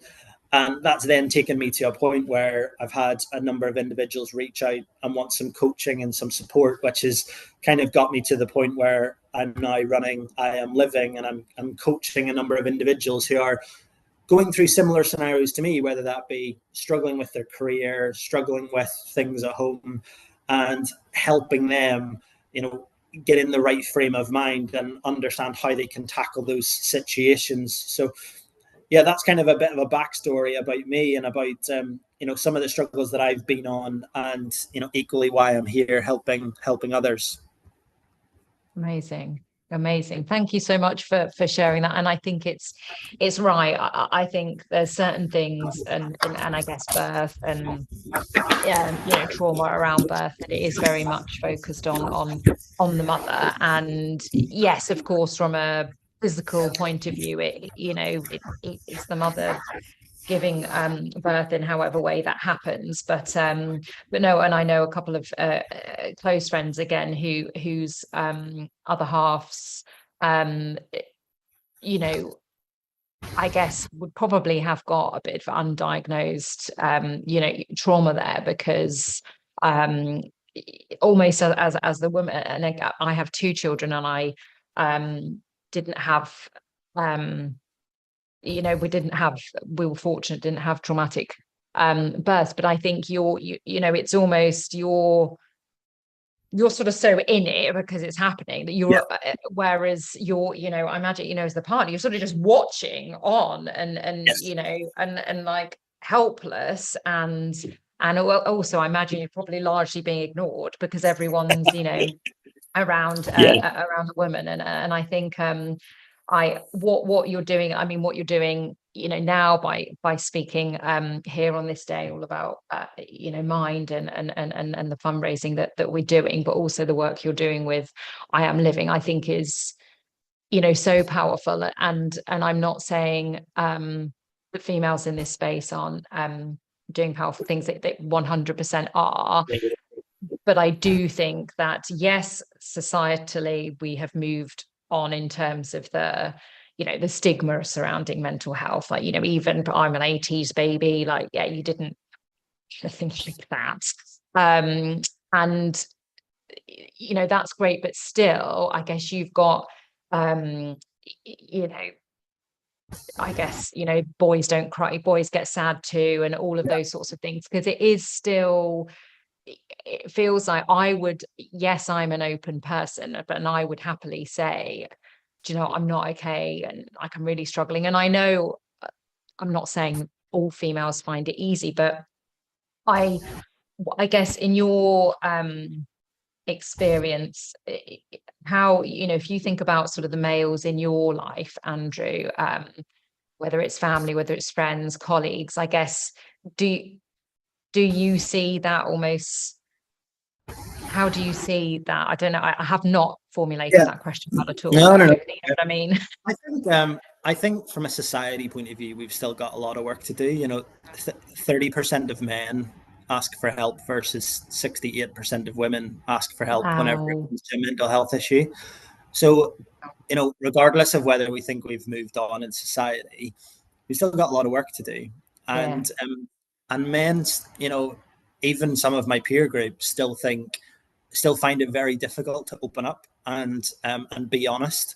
And do you know what? Since I've started doing it, I've found a lot of people around me being more honest and more open. I even find myself having more open and honest conversations with my dad about his mental health and Right, yeah. my mental health. And if I'm being honest, probably 18, 24 months ago, we wouldn't have had those level of conversations. Similar to some of my friends, some of my work colleagues, by being one of the first people to open up and show vulnerability, you open the door then for other people to be able to have those conversations. You show it's okay. And I think we need more people to do that, more male individuals, just to have the courage and open up and share their own vulnerabilities. Yeah. Everybody has a story to tell. Everybody is the superhero and the main character in their own story, and we all have a backstory. And I think it's really important that we open up and share our learnings, regardless of whether they are positive or negative. We can all learn from each other, whether we are, male, female, white, black. We all have a story to tell. Yeah. I think that's a really important thing for me around how people learn from each other. And I think as a male population, we still have a significant amount in decline. Yeah. Oh, do you know, I was just making a note of that. I love that you said, everyone is a superhero and main character in our own journey. That's that's wonderful. So I guess what then, for any, I guess, males particularly listening now, on the live stream or listening to the recording, that are thinking, oh, well, I could never do that, a post out, for example, on LinkedIn. What would your advice be, Andrew? Yeah, I don't think that we need everyone to start posting on social media. It only takes a few people to create a movement. But I think it's really about us just sharing with each other, sharing with our peer group. I would equally say, as individuals, we need to be able to call people out when they don't quite look right, or they look like they're having an off day. I would say that was one of my biggest learnings from burnout was I probably did just want someone to call me out. And if someone had said to me, Andrew, you're not operating in the right way, and you need to really think about doing things differently, and just talk to me about it. Actually, maybe I might have thought differently, but that didn't happen. I think everybody just accepted Andrew's got the capacity to deal with all of this around him. And I was young, I was naive, and had someone been there to help me through it, I think I maybe would have reacted differently. And I suppose 10 years on, that's what I'm trying to do, is I'm trying to show people that you can't operate at 120% all the time. And sometimes you do need to take a day out. You do need to just rest and recuperate. And I've heard a couple of people talk about that today, about just giving themselves the time, being able to go for a walk and exercise, and those opportunities to reset and reconfigure yourself are really important. So I think people need to open up, but equally people need to also give themselves the opportunity to recharge. No, that's so I think it's like you say, it's sort of opening up, giving yourself time to recharge, and also spot in others and sort of call it. I've noticed actually, that's you're always the last one in the office, or like, you seem to be working every weekend, or and again, I guess it's that, the closer relationships that you have, you get to sort of see the little tells, don't you? And whether it's like the snapping or whether it's whatnot. So no, thank you. And I really like what you shared there as well, as about it's not it's not about everyone going on LinkedIn, and if they want to, then great, but actually, as you say, a movement can be created, and I think that's one of the things, isn't it, that's powerful about social media, particularly people that have big followings, that I guess the positive impact that them being vulnerable or speaking up can do, because it opens the doors for others.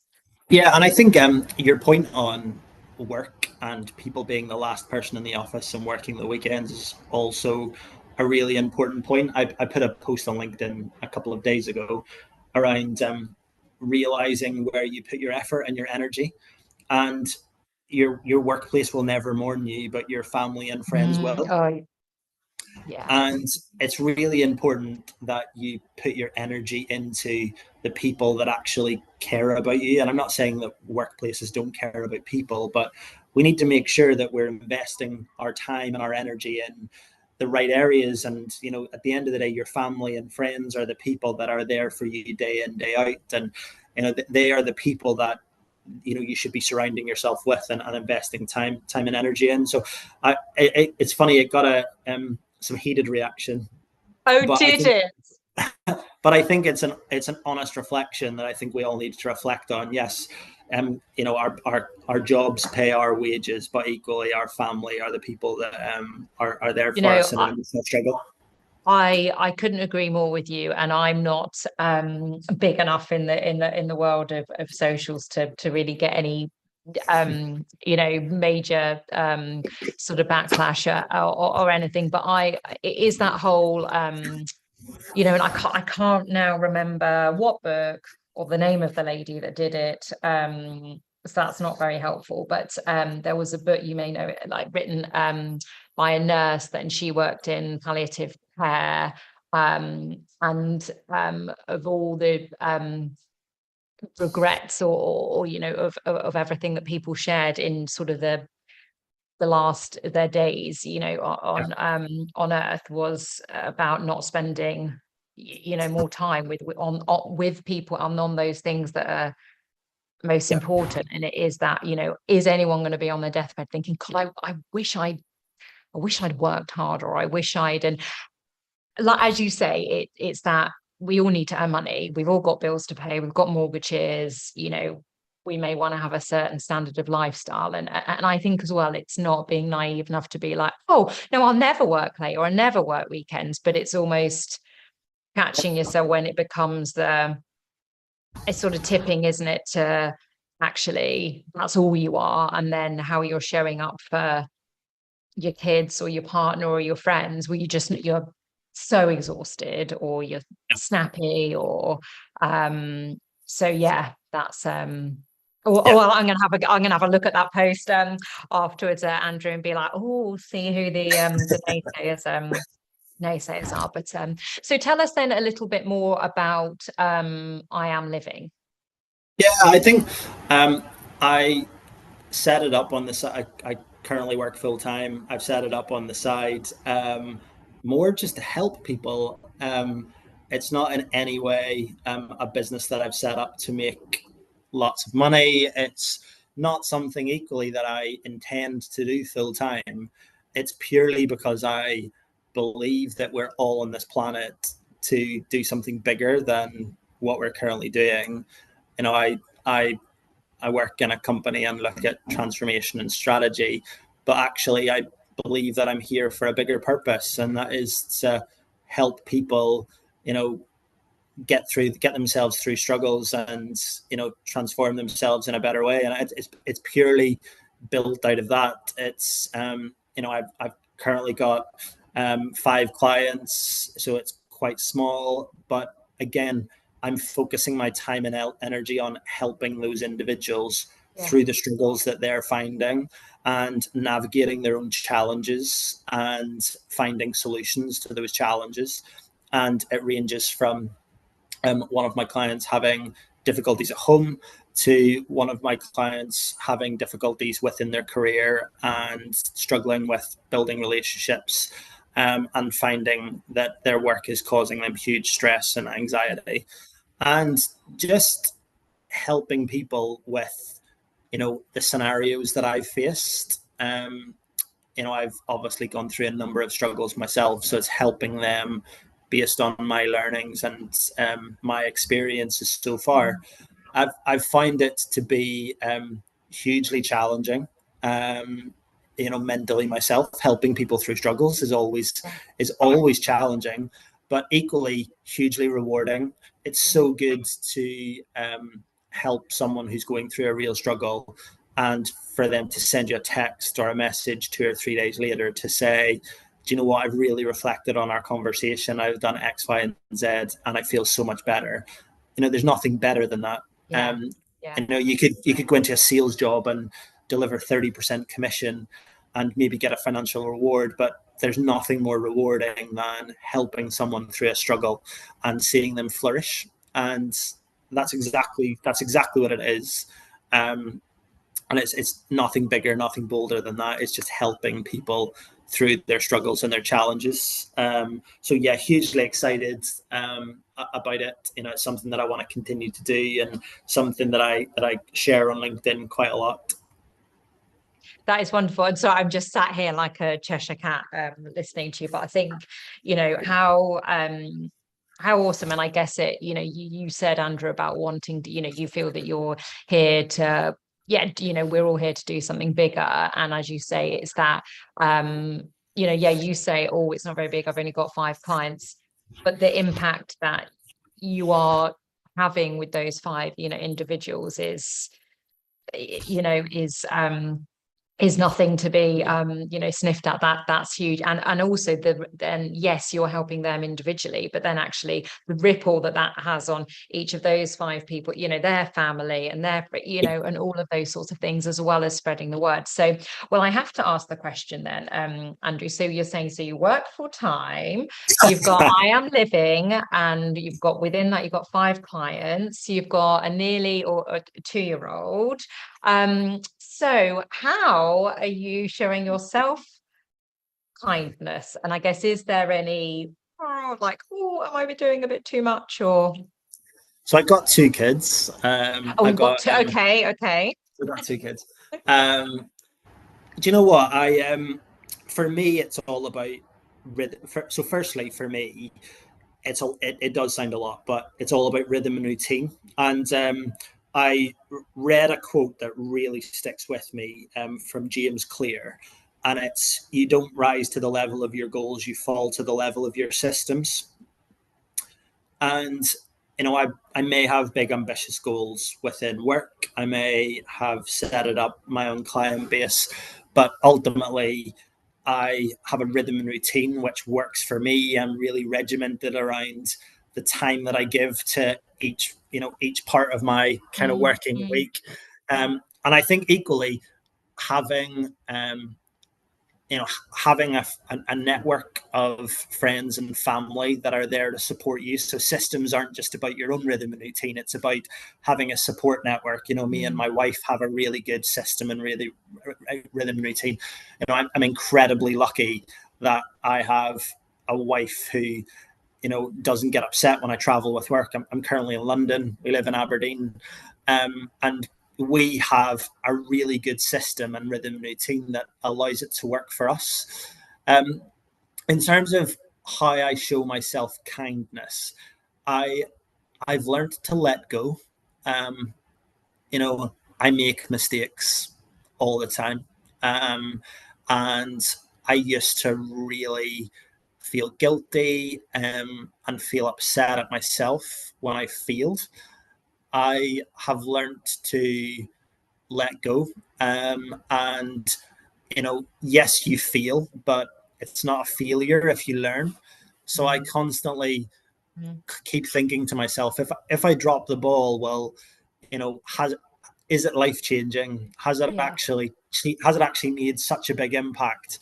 And also, how can I learn from it and do it differently next time? I think that has been really game-changing for me. And equally in work and in family life, my team in work sometimes make mistakes, and I'll say to them, well, do you know what? It's not the end of the world. Like, what do we learn from it? How do we move on? And the same with my family and friends. I think it's really important to not beat yourself up when you drop the ball, because you're always going to drop the ball. And equally, you drop the ball when you challenge yourself to do something greater than what you're already doing. So you're never going to grow or progress if you don't try something new and don't feel and don't learn.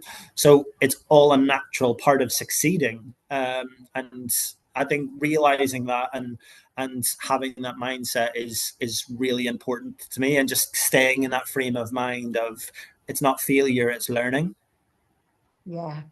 No, and it's resonating with something one of our earlier speakers, Nikki Lowe, shared around. She talked about the work of was it Dr. Paul Gilbert, I think, that talks about self-correction versus self-criticism. And again, that as you say, it's as when everyone makes mistakes, or marvelous mistakes, as my children's school like to say, but actually it's about, okay, well, we only learn that way, don't we? And actually then how we talk to ourselves about that, and the learnings are so important.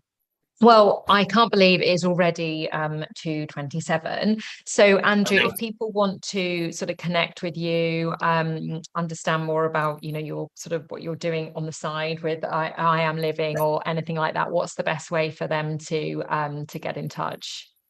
Yeah, I mean, best thing to do is either get me through LinkedIn at Andrew McCurry, or they can contact me at andrew@iamliving.co.uk. And I'll get back to them as soon as they can. But listen, Kim, thank you so much for having me. You are amazing at the fact that you're spending 15 hours doing this. I've watched a couple of sessions throughout the day, and it's been fantastic. So thank you so much for having me on the session. Oh, it's been an absolute pleasure, and to sort of see you in person, and hopefully we'll meet in real life soon enough as well. So thank you so much, and have a great rest of your day. Thanks, Kim. Speak later. Take care. See you later. Bye.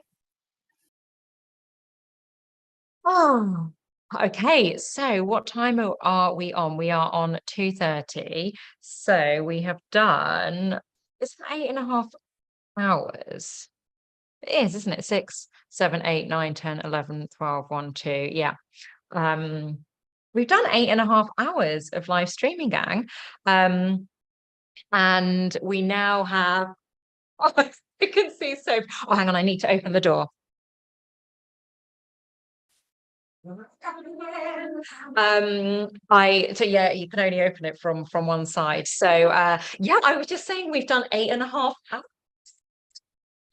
hours. Do you know, I have not checked for a few hours. Yeah, do you want to? Okay, go on then. £1,070.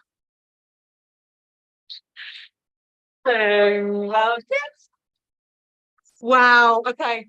With all the down. Oh my goodness. I don't know why I'd had to do the jazz hands, but okay, amazing. And we've still got hours to go, so that is amazing. So I am going to literally move, and also Tracy is giving me the gift of for the next hour. Hopefully this isn't cheating, but I'm going to go and sort of just have a bit of a chill, and I'm going to leave you in the wonderful hands of Tracy, who I would say it's like we've been a bit fangirling or something, isn't it, over being like, Tracy, I found a mum's, who is going to lead a session on mindfulness. So which is presentation for mind. So it's not sharing yet. Do you want me to go into share mode? Okie dokie. So bear with me, please, caller. Right. Okay. Is there sound in it? No. Okay. So we'll just do the standard share screen. I get impatient and I click it too many times. Okay. Right here. Okay. Share. Come on. See what I mean? It's on. Okay. Right. And then, we are. Okay. And then I'm assuming we want it in. No, it's mine. It's PDF, so I'll just Okay. run through it. Yeah. Yeah. And then just in terms of what people are seeing. Oh, I see. You want it in full mode, don't we? No. Well, I think that's probably better for people. Do we think? Is it This scene? Yeah. Everything. Is it this one? Fit to page. Nope. Try up here. Sorry, I thought I was being helpful. No, Then doing it as a, oh, there we go. Yeah. Perfect. Perfect. And then, yeah, it should just, yeah. Okay. Yeah, lovely. Great. So I will take this out. No, actually, do you want, I can leave that with you if you like. Okay. It's what you can see. All right. Right. So yeah, go. And message me if you need anything. If not, I'll put back in about an hour. Yes, do. Oh, thank you. Thank you so much. This is very exciting. I hope it's all working. Do give me a nudge if it's not.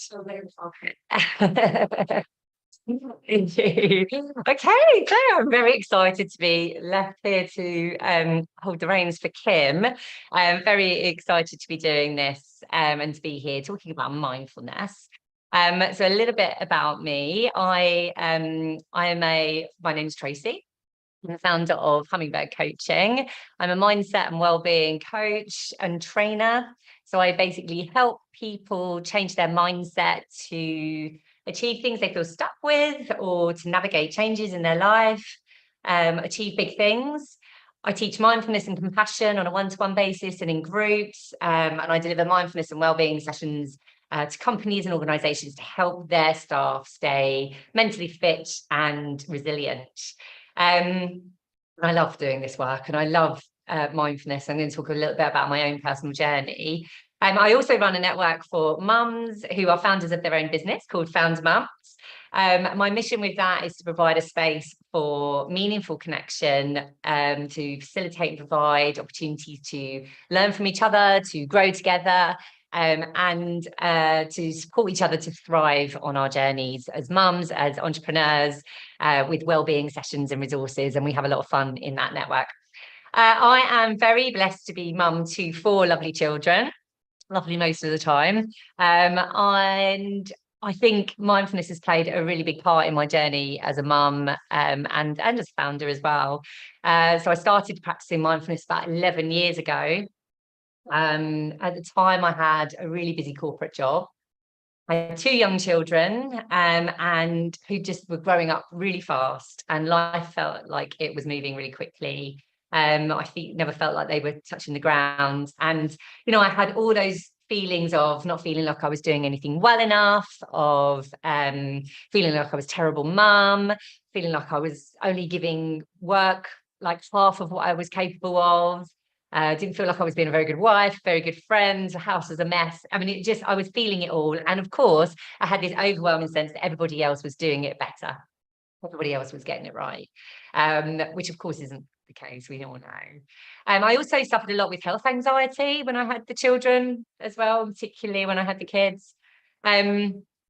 All of that just came quite exhausting, and I found that I was feeling quite resentful and quite angry quite a lot of the time. So that was kind of the doldrums that I was in about 11 years ago. Someone recommended I read a book called Mindfulness: Finding Peace in a Frantic World, and my life felt frantic, so I was like, right, I'm going to read this. And when I read it, so much of it started to make sense, and I started to put in some of the practices, and I just slowly started to feel kind of less mum guilt and a bit more connected to my life. And I remember looking at my son, one of my kids, and sort of seeing his face clearly for the first time. Like, you know, until that point, they'd been like little pink blurs kind of whirring around me.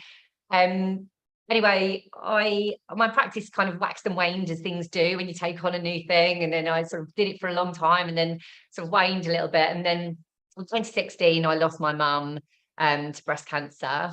And later that year, I fell pregnant with baby number 3. And I thought, well, I really need to do something to support myself, to get myself in a really good place for this. So I did an 8-week mindfulness course. And this was really the light bulb moment for me. This is when I really started to practice properly and live mindfully, and just started to notice the profound effect that it was kind of having on my life and my relationships. I just started to feel more accepting of what was happening around me, more aware, more in control, less guilt, and just able to manage my stress levels better and recover more quickly from stress, you know, get myself back to a normal place. And this is what mindfulness and compassion helps us with, controlling how we respond to difficult situations and challenging situations, and being kinder to ourselves and to others. And I think it's a really helpful practice for anyone who wants to stay mentally well as they navigate challenging situations, or anyone in a sort of caregiving role. So kind of overwhelmed by the transformation it had on my life, I felt very keen to, I just wanted to help others achieve the same thing that I had. So I trained to teach mindfulness and compassion in 2019, sat on it for a little while, and then finally in 2021 sort of gave up the corporate job to start helping others learn and practice mindfulness. So that's kind of largely what I do now, among lots of other things. So on to the presentation and what I'm going to be, I must remember to forward my slides on here. So yeah, well, these are the 5 areas that I'm going to be covering. I've only got a little bit of time, and hopefully I'm going to get through everything. So I'm going to do a little bit of background and benefits about mindfulness, talk a little bit about the science, and then we'll talk about some mindfulness principles around controlling negative thinking and how mindfulness helps you with that. And then I'm going to talk about some tools, some mindfulness tools to help you manage stress in the moment, and then talk about what you can do every day to help you help you when time gets tough, when things get challenging. And then I'm going to hopefully have time for a little 10-minute meditation practice at the end, which will hopefully work well. Okay, so let's move through this. So what is mindfulness? So this is the official definition from Jon Kabat-Zinn. Mindfulness is paying attention in a particular way, on purpose, in the present moment, and non-judgmentally. And if you break that down a little bit, so paying attention in a particular way on purpose, then mindfulness is all about having good control over your focus and your attention and your thoughts. And this helps us in lots of ways. So if you feel easily distracted, or if you're often caught up in negative thinking, keeps you awake at night, or you feel like you have difficulty concentrating, learning and practice mindfulness really helps improve your focus and your control of your attention. And you can absolutely train your attention in the same way that you can train any other muscle in your body. So that's great, because it really helps you notice when you're distracted and bring your attention to where you want it to be. And then you've got that second part, in the present moment. We spend a lot of time ruminating about the past or worrying about the future. And this isn't particularly helpful, particularly when you're going through a difficult time. So the skill of being able to notice that your thoughts have drifted to the past, or they're focused on the future, and bring yourself back into the moment is a really helpful way to, again, kind of control where your attention and your focus is, and ultimately give you a lot of time back.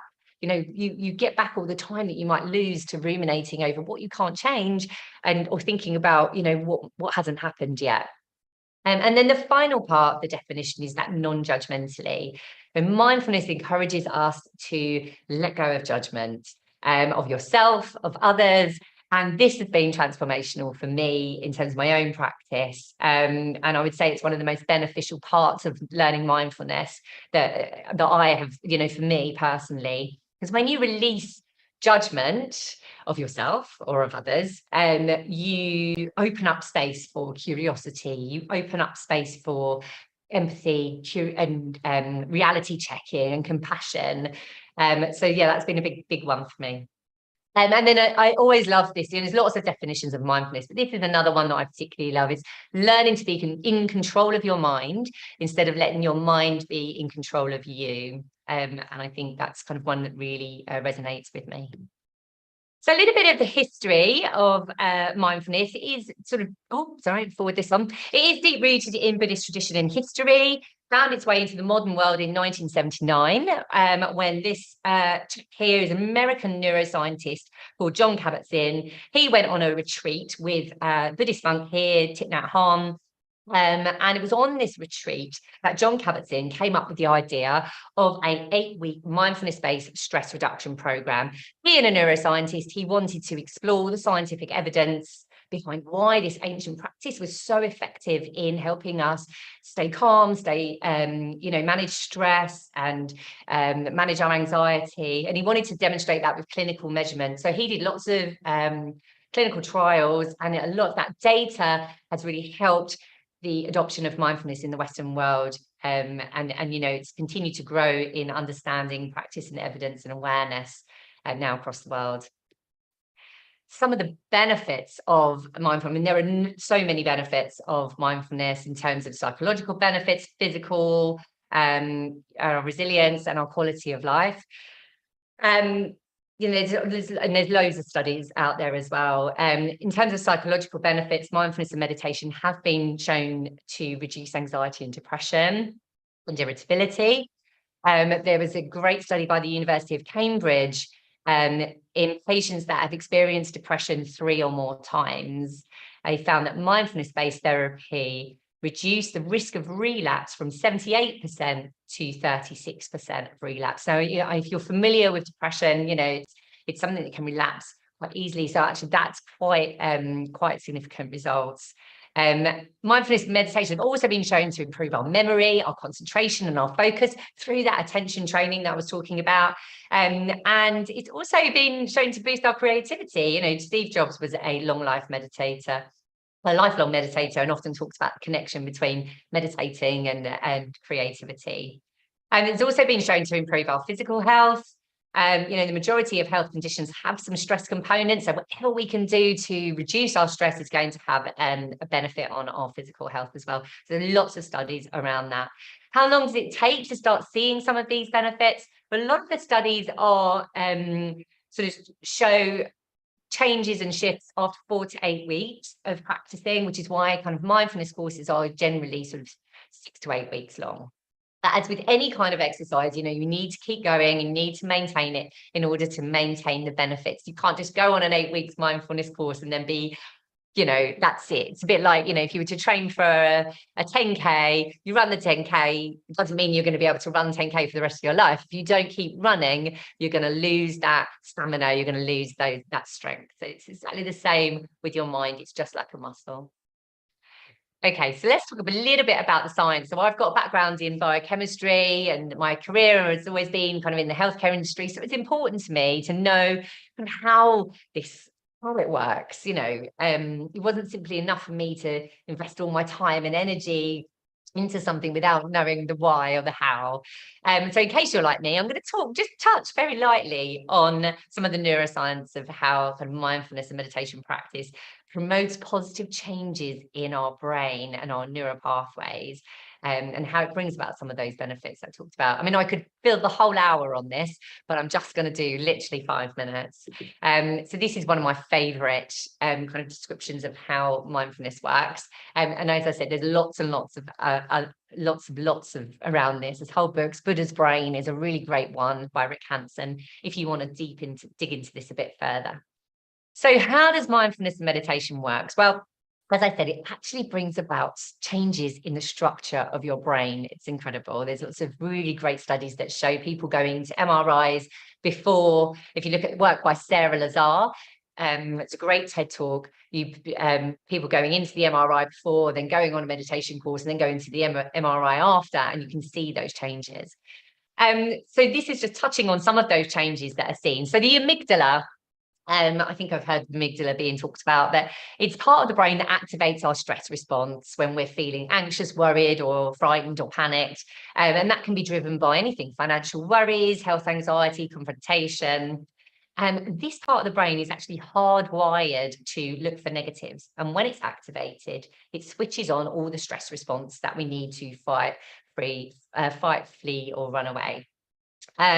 Or freeze, sorry. So that sort of fight, flight, freeze response. I always get tongue-tied over that. So things like an increased heart rate, faster breathing, we get shot of glucose for energy, and it also switches off things like digestion, our reproduction system, our immune responses, our rational thinking brain, all the things that aren't needed in a survival response. So that's kind of the job of the amygdala, to pick up on, to scan for worry, scan for dangers, and trigger our stress response. Now, after 8 weeks of mindfulness and meditation practice, studies have shown that the amygdala actually shrinks in size. It appears to get smaller. And as it shrinks, as it gets smaller, another part of the brain called the prefrontal cortex is thicker. And this is the part of the brain that's associated with those higher functions like awareness, concentration, decision-making, moderating our behavior. And interestingly as well, the connectivity between these two regions, in other words, how they're activated together, also changes. So the connection between the amygdala and the rest of the brain gets sort of weaker, and the connections between the prefrontal cortex get stronger. So what we see happening is that our more primal kind of automatic responses to stress become superseded by more thoughtful responses. And this is how we start to become less reactive to stress and more in control of how we respond to stressful situations, more in control over our responses to thoughts and stressful situations that are happening around us. And this is being mindful. It's having control over our reactions to situations, stepping out of autopilot and taking control of how you're going to respond to a situation based on, you know, what's really going on, based on rational thought and reality. And I think it's pretty amazing. And really, I'm just scratching the surface here of this kind of neuroscience. As I say, please do go and have a look at some of the studies out there if you're interested in this. So, one of the things that I wanted to talk about, I mean, there's so many different areas of mindfulness and how it supports our mental health and our well-being that I could have talked about, but I kind of thought I would talk about negative thinking, because I think this is the one thing that keeps us up at night, holds us back from trying new things, and can hinder our progress in our careers and in our relationships as well. And negative thinking can be about anything, but it's largely about ourselves. That negative inner chatter where we tell ourselves that we're not doing enough, that we're not good enough. Some of us may have periods of time where we feel very negative about everything, our jobs, our friendships, our relationships, our image, our lives. And I think people often think they might be the only one having those feelings or thinking that way. And, you know, you feel like everybody else is fine. Everyone else is kind of nailing it and everyone else has a great positive outlook. So I just want to talk a little bit about why negative thinking comes so easily to us, and what you can do to help turn the volume down on that negative thinking. Okay. So why is negative thinking come so easy to us? I'm going to talk about something called negativity bias. So remember, I told you about the amygdala there, the part of the brain that, you know, this part of the brain developed millions of years ago. We also call it the lizard brain or the old brain. And it developed, as I say, like, you know, back in caveman times, before those higher functions of rational thinking and emotions evolved. And it's primarily involved in our survival, and its role, as I said, is to actively scan the environment for danger or threats. Now, in prehistoric times, this was very important for listening out for saber-toothed tigers and savannah. Because of this, our ancestors that survived are the ones that evolved to have a really heightened sense of danger. They basically survived because they were paying a lot of attention to things to be worried about and scared of and nervous about. These are the ones that lived. So what that's left us with is this hereditary negativity bias. And so what does that mean for us on a day-to-day basis? It means our brain is designed so that basically negative experiences trump the positive experiences in our lives. So this is why, as you cast your mind back over the day, you'll think about all the crappy, difficult bits first. They will pop up. The angry client email, the stuff you didn't get done that day, you know, the crossword you had with someone, or the thing that didn't come out right, or the thing that you were worried you said wrong. We've actually been designed in this way. It's not our fault. Okay? That's how our brains are wired.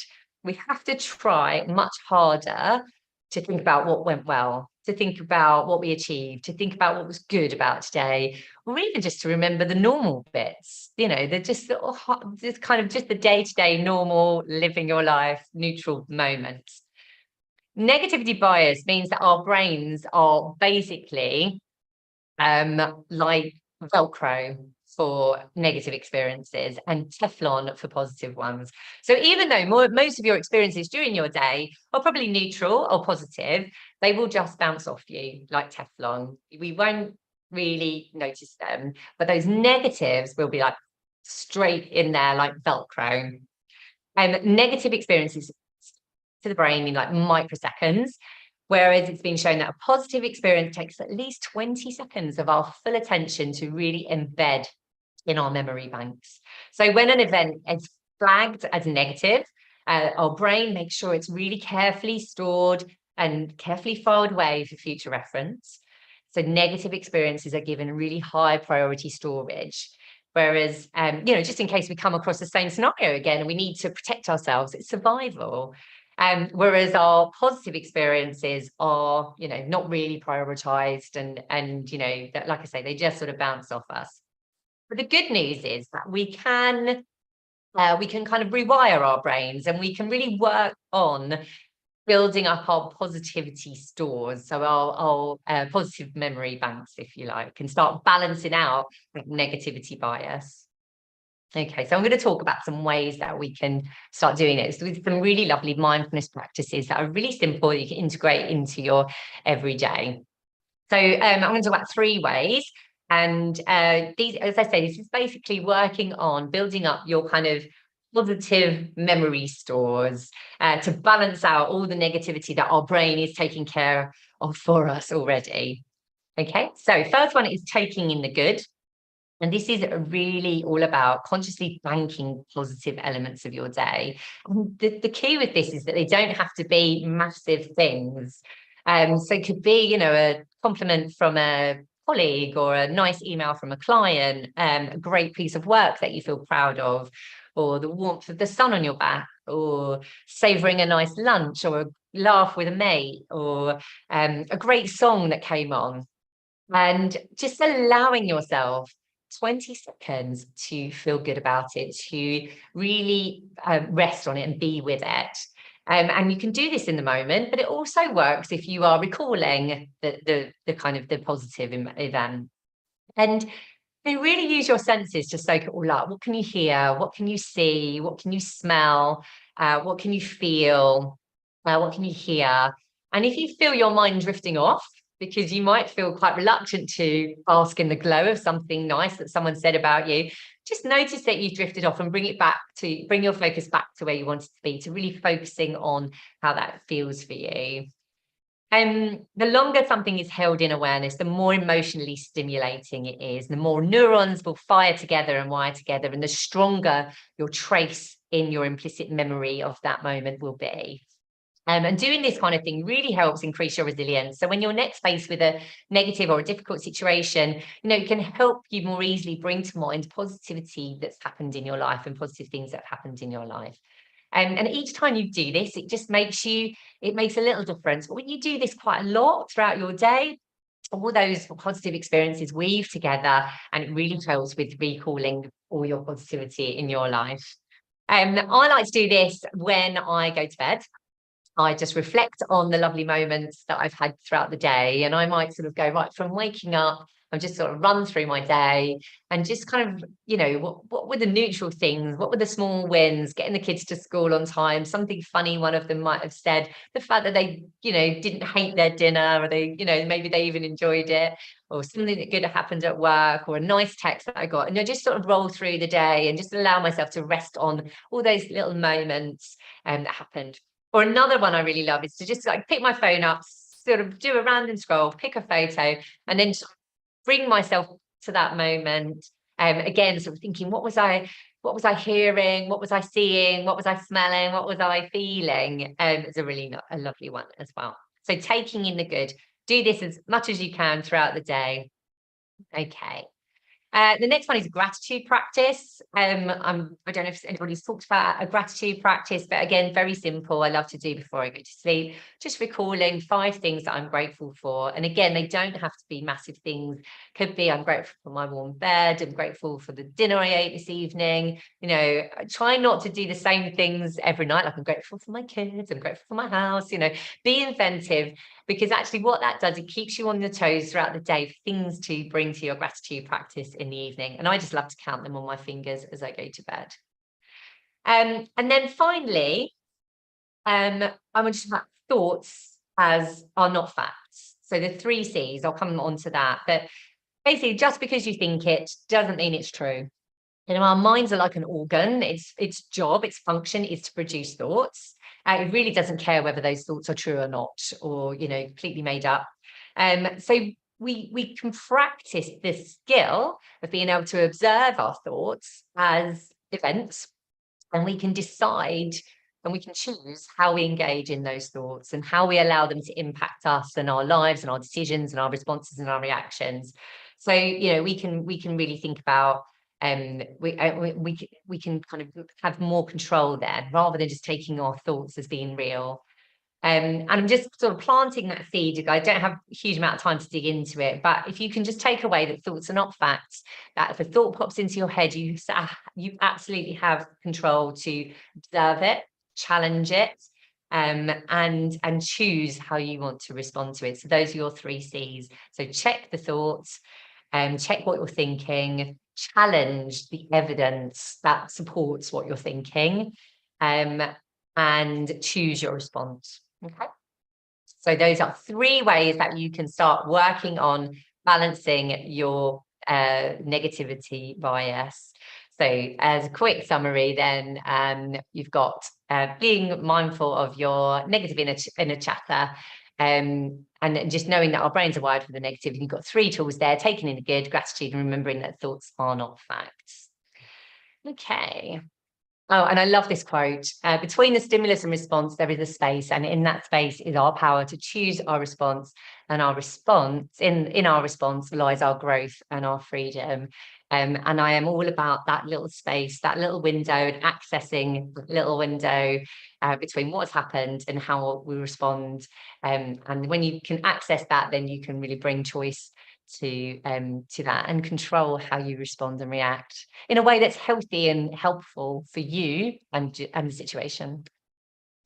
Okay, so let's talk about managing mindfulness in the moment. So I wanted to share some tools for managing stress in the moment, because as mums, as humans, we are reactive, we get triggered easily, it's normal, it's going to happen.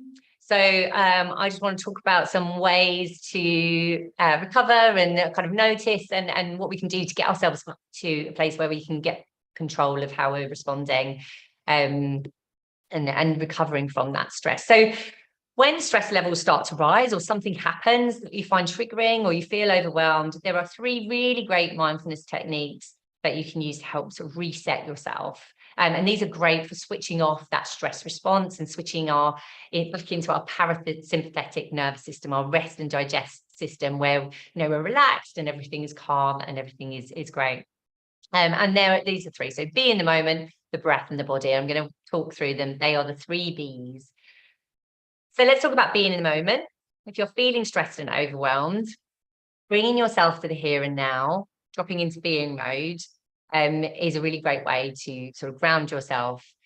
And again, it's about using your senses to turn your attention to what you can see, what you can hear, what you can see, smell, the feel of your feet, what you can feel, the bum on your chair, and, you know, maybe even what you can taste, whatever's right for you. And this is really, you know, great, easy practice to do. But when we drop into the here and now, we're not worrying about things that have happened in the past, pre-living things that might happen in the future. You know, we're waking up to the present moment in this way really helps you step out of your thoughts and your mind's version of events. It interrupts that spiral of anxiety or worry or anger that you might be experiencing. And again, it creates a space for you to sort of bring some reality checking in. What's really going on? What am I really hearing? Is this really as bad as it seems? Or, you know, what alternative view can I bring to this? What different lens can I look through? Or, you know, what action, and then decide what action do I want to take? Do I need to talk to somebody, write some stuff down, get some water, take some deep breaths, go outside, or get some fresh air? So a great way to bring yourself into the moment is the, I don't know if it's got a name, but I call it the 5, 4, 3, 2, 1 technique. It's basically about using your senses. So just name 5 things that you can see in your environment. So my list would be very interesting today because I'm in this podcast room, but name 5 things, you know, just in your head that you can see, 4 things that you can hear, 3 things that you can feel, 2 things that you can smell, and 1 thing that you can taste, and just roll through that. And what that does, it just brings you out of your thoughts into the present moment. And it's just a really great practice. Don't get too caught up if you can't find all the things, but it's a really great way to bring you out of your head. So that's how you're bringing yourself into the here and now, into the present moment. Next one is the breath. So we already had Karen's amazing breathwork session this morning, but really, just to reiterate, your breath is your ultimate stress reduction tool. It's the perfect, natural, gentle, moving target to focus on, to bring your attention to. So when you're feeling stressed or you're stuck in your head or you're overwhelmed and anxious, you can just bring all your attention and focus to your breath coming in and out of your body. Notice the movements and the sensations. As a way of sort of just bringing again yourself out of your thoughts. Some little tricks are, just focus on the coolness of the breath coming in through your nose and the warmth of the breath coming out. Perhaps focus on the movement of your breath in your chest, or the rise and fall of your abdomen. Again, you can do this anywhere in the queue, when you're driving. Your breath is always there for you to bring your attention to. You can also, as Karen said this morning, use your breath to help you calm down. So from a stressful situation. So if you breathe in for a count of 4, and if you breathe out through your mouth, kind of in a kind of forced sigh, but through your mouth, for a count of 8. So it's sort of 6 to 8. So spreading your breath over 10 seconds is a really great way of switching on your parasympathetic nervous system. It's basically sending a message to your brain saying, look, everything's okay. There's no need to worry. There's nothing to, there's no threat here. And you will then switch off that stress response. So doing that sort of in for 4 and then out for 6 to 8 seconds for, 2 or 3 minutes is a really great way to switch off that stress response. So yeah, the key message here is your breath is your ultimate mindfulness tool. It's always there. You can't forget it. You can't leave it at home. You can use it to ground yourself in the here and now. So again, just bringing your attention to your breath, just notice what's coming in and out of your body and the sensations and the movements of that, or sort of using a breath technique to calm yourself down. So a couple of ways that you can use your breath to calm yourself if you need to and manage that stress in the moment. And then the final one is the body. So we experience so much of the world through our bodies, and our bodies are really strong gauges of our emotional state. If our body state often reflects our moods and our emotions before we've even sort of acknowledged that we're worrying about something or getting stressed. I wonder how many of you, if I asked you to tune into your shoulders, your shoulders are up here, or maybe your jaw is quite tight, or maybe you're frowning. Because we don't even realize or acknowledge that we're holding so much tension. Perhaps you're holding your breath or your tummy feels tight. So just take a moment now to just check in with your body and see if you can soften your shoulders, release your jaw, and just give your forehead a little soften as well. So in the same way that our bodies kind of reflect our moods and our emotions, we can use our bodies to influence our moods and emotions as well. So I know that if I'm feeling in a really low mood, and I check in with my body, I will notice that I'm slumping, I feel slouchy, or when I'm getting angry, I do this kind of tight lip thing. So again, when I check in and I sort of straighten myself up and I, lift my shoulders and soften them, open my chest, I instantly feel better, instantly feel stronger, more in control. So, use these tools that your body has given you to help influence how you feel. Sounds really simple, but it's a really effective tool. And again, when you bring your attention, your awareness, the physicality of your body, you're bringing yourself out of your head and you're creating a space for you to, again, think how you want to respond, how you want to go forward. What do you need to do? And ask yourself, what do I need to do in this moment to help me? Another little tip for this is you could try a little mini body scan. So you just sort of sit with your legs uncrossed and your hands on your lap and just go from your feet all the way and just work your way up through your body, just releasing any tension that you find, just bringing awareness to your feet, your legs, your shins, your upper legs, tummy, and just releasing any tension or any sort of discomfort that you find. Okay, so 3 ways to manage stress in the moment mindfully. So be in the moment, bringing your awareness to the here and now, using the 5 senses, the breath, using your breath, in 2 ways, with those calming breaths or just bringing your awareness to the movement, the ebb and flow of your breath, and then tuning into your body. So just checking in, noticing what's here, softening where you choose, and then using your body to sort of straighten and sit up and influence your mood for more positivity as well. Okay, so let's talk about mindfulness practices every day that you can do. So it's great to do things in the moment when your stress levels are rising and have those tools in your kind of toolbox. But actually, like anything, a little bit every day is best. And we call this weaving your parachute. And the idea is that when you're doing something little every day, you're kind of building your parachute to support you when you need it. So when time gets difficult, or it's there to catch you when life gets tricky. So let's talk about little things that you can do every day. So for this, we recommend doing some daily mindfulness practices. And mindfulness practices are really like meditations are mindfulness practices. And there's two types of mindfulness practice that you can do. You can do a formal practice, which is like a guided meditation, the kind of practice you might find on lots of those different apps, Headspace, Calm, Insight Timer.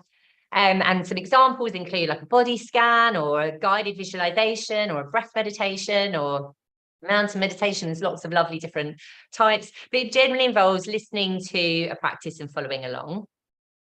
You can also do an informal mindfulness practice. And this involves bringing all your awareness and your attention to a daily activity, something that you normally do every day without thinking about it. So, for example, cleaning your teeth or having a shower.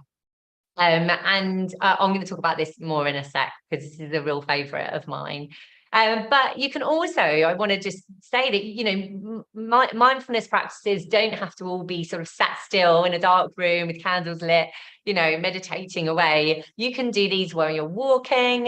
You can do them with sounds. You can do them, you know, with your thoughts, with eating, with running and swimming. It's all about deciding where you want to put your focus and keeping it there for as long as you can. And if your focus drifts away from what you're trying to focus on, bringing it back. And as long as you keep refocusing your attention where you want it to be, then you are doing a mindfulness meditation practice. Okay, I hope that makes sense.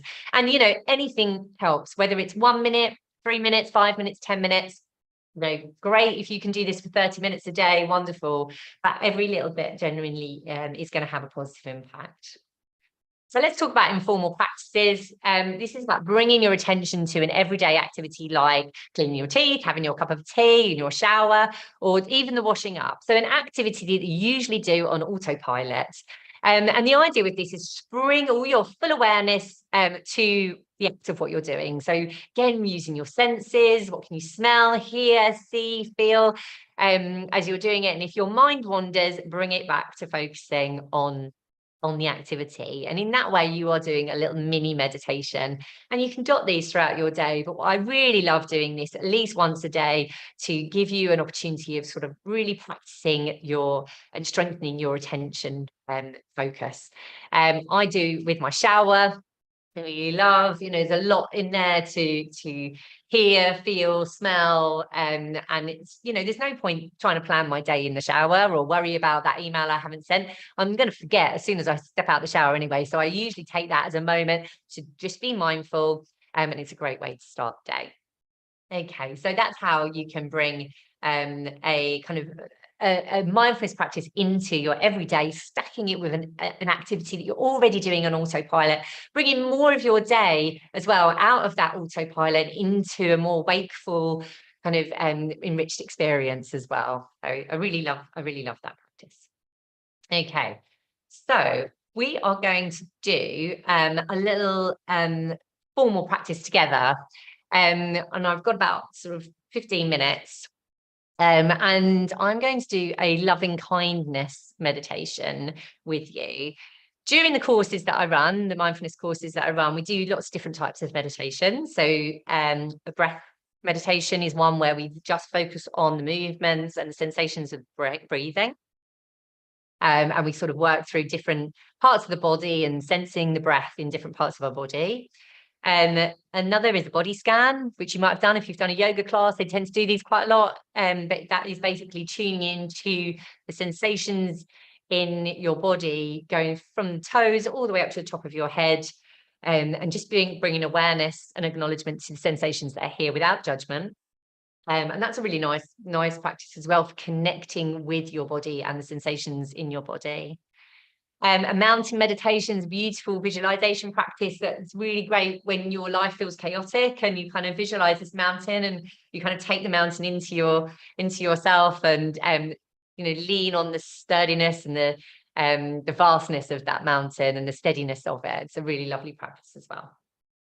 But we are going to do a loving kindness, and this practice is about sending good vibes to ourselves and to people around you. It's a bit like a mental hug that you can give yourself and share with others. And as I thought, today's theme is kindness, and Kim's ethos is very much kindness for success. So I thought this would be an appropriate practice to do with you. It's just I'm going to talk us through it. And it's going to be repeating supportive phrases just in your mind. So let's start the practice. I'm going to invite you to just have your feet on the floor, if you're wherever you are, hands in your lap, if that feels comfortable to you. And if you're able to, have a downward gaze or close your eyes, okay?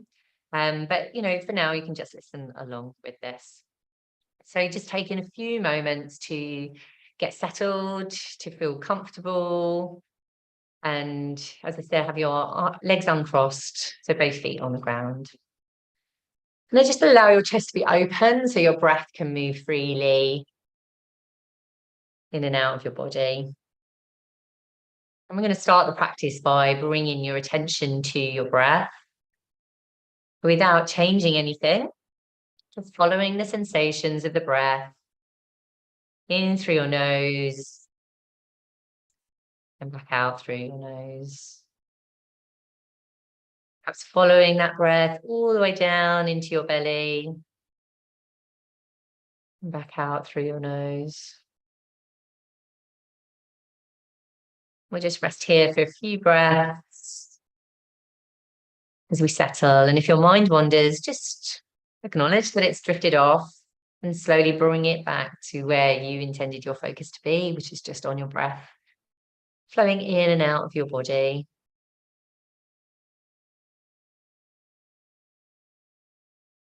Now just take a moment to notice any contact with the surface beneath you.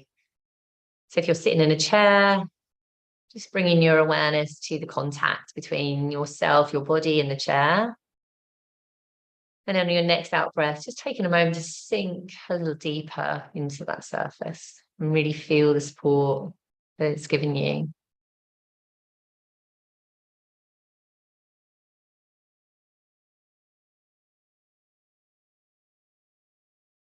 And this is a loving kindness meditation.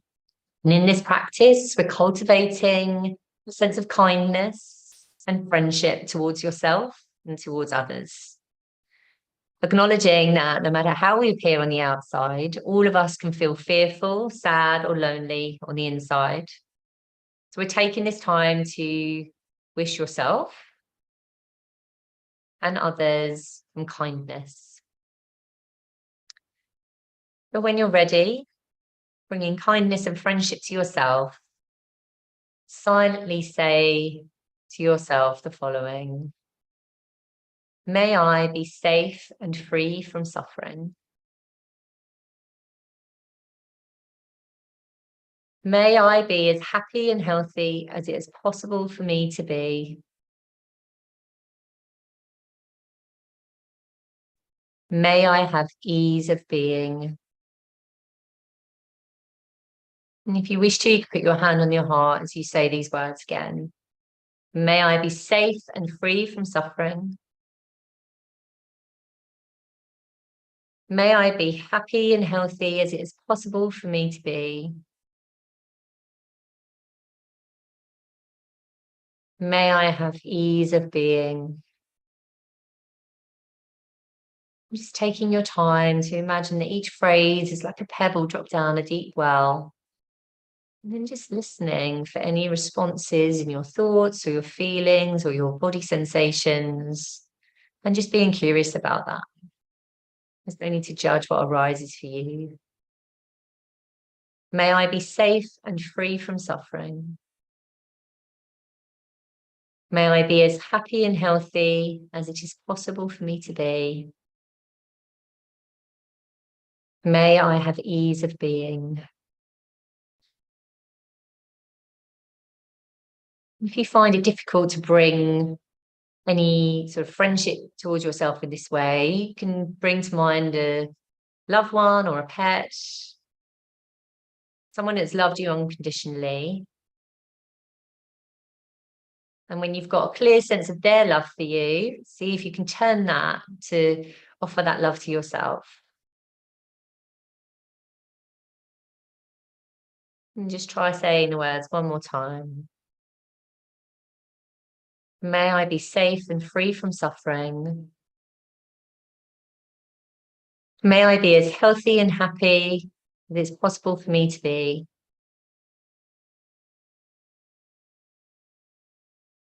May I have ease of being.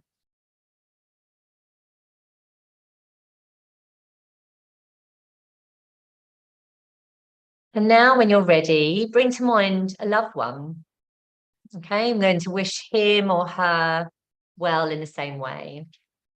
So repeating the words after me, may they be safe and free from suffering. May they be as happy and healthy as it is possible for them to be. May they have ease of being. And see what arises for you as you hold this person in your mind and heart. May they be safe and free from suffering. May they be happy and healthy as it's possible for them to be. May they have ease of being.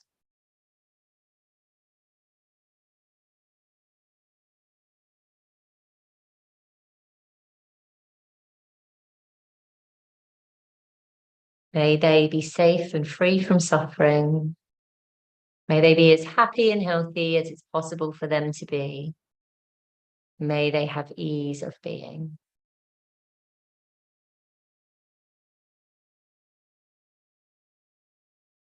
Now, when you're ready, choose a stranger.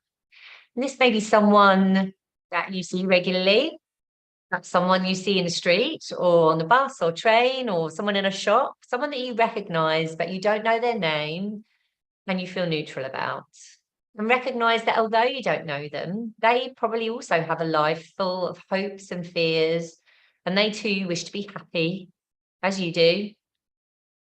So keeping them in your mind, repeat the phrases. May they be safe and free from suffering.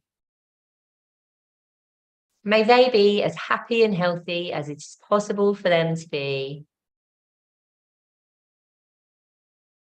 May they have ease of being.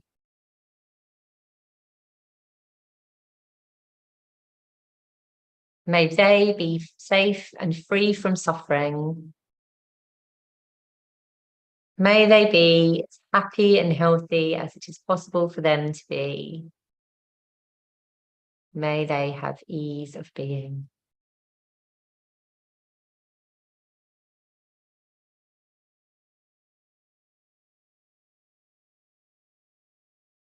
And now, if you choose to, you can extend this meditation further. You might wish to bring to mind someone who you find difficult from your past or your present. It doesn't have to be the most difficult person in your life, but maybe someone you feel a bit distant from, maybe someone at work or in your family you're finding difficult at the moment. Whoever you choose, intentionally now allow them to be in your heart and mind, acknowledging that they too may wish to be happy and to be free from suffering, and repeat the phrases. May they be safe and free from suffering. May they be as happy and healthy as it is possible for them to be. May they have ease of being.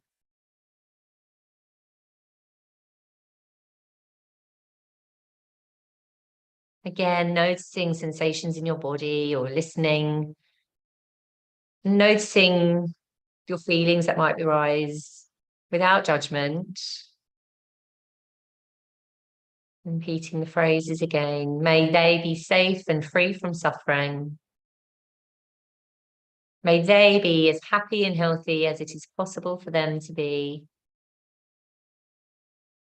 May they have ease of being.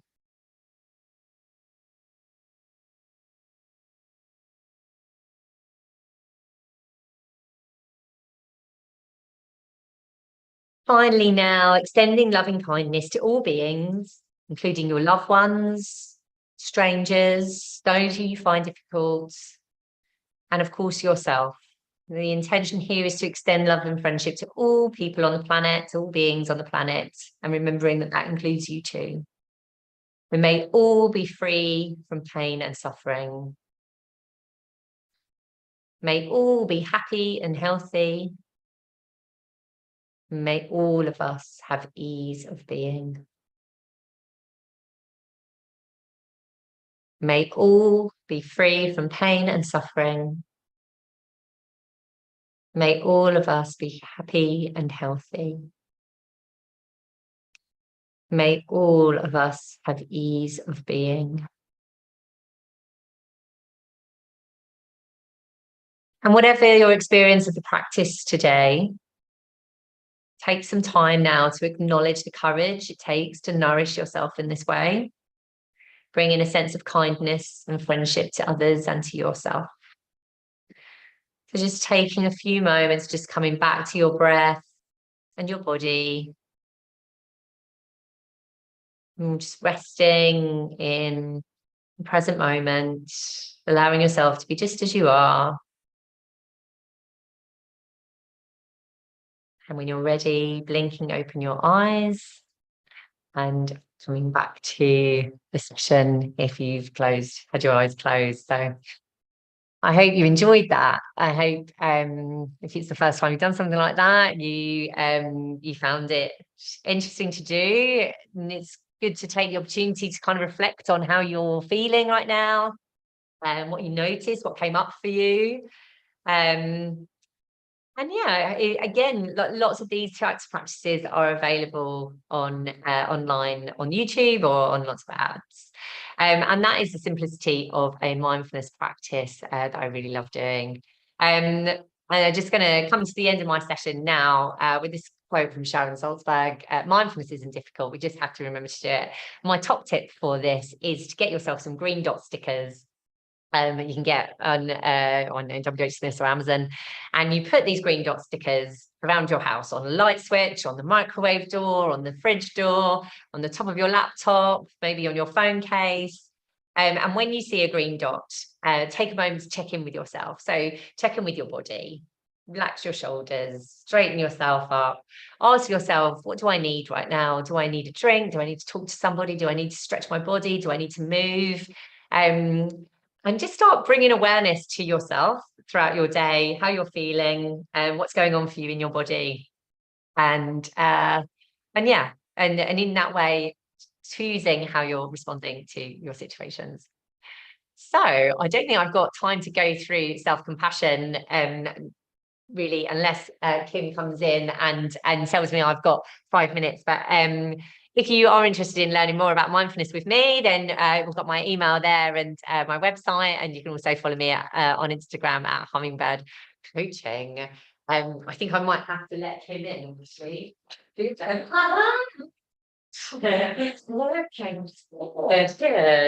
It's like, oh, do you want to sit here now? No worries. I've still got 5 minutes. I can talk about compassion if you want to, or do you need to? No. You sure?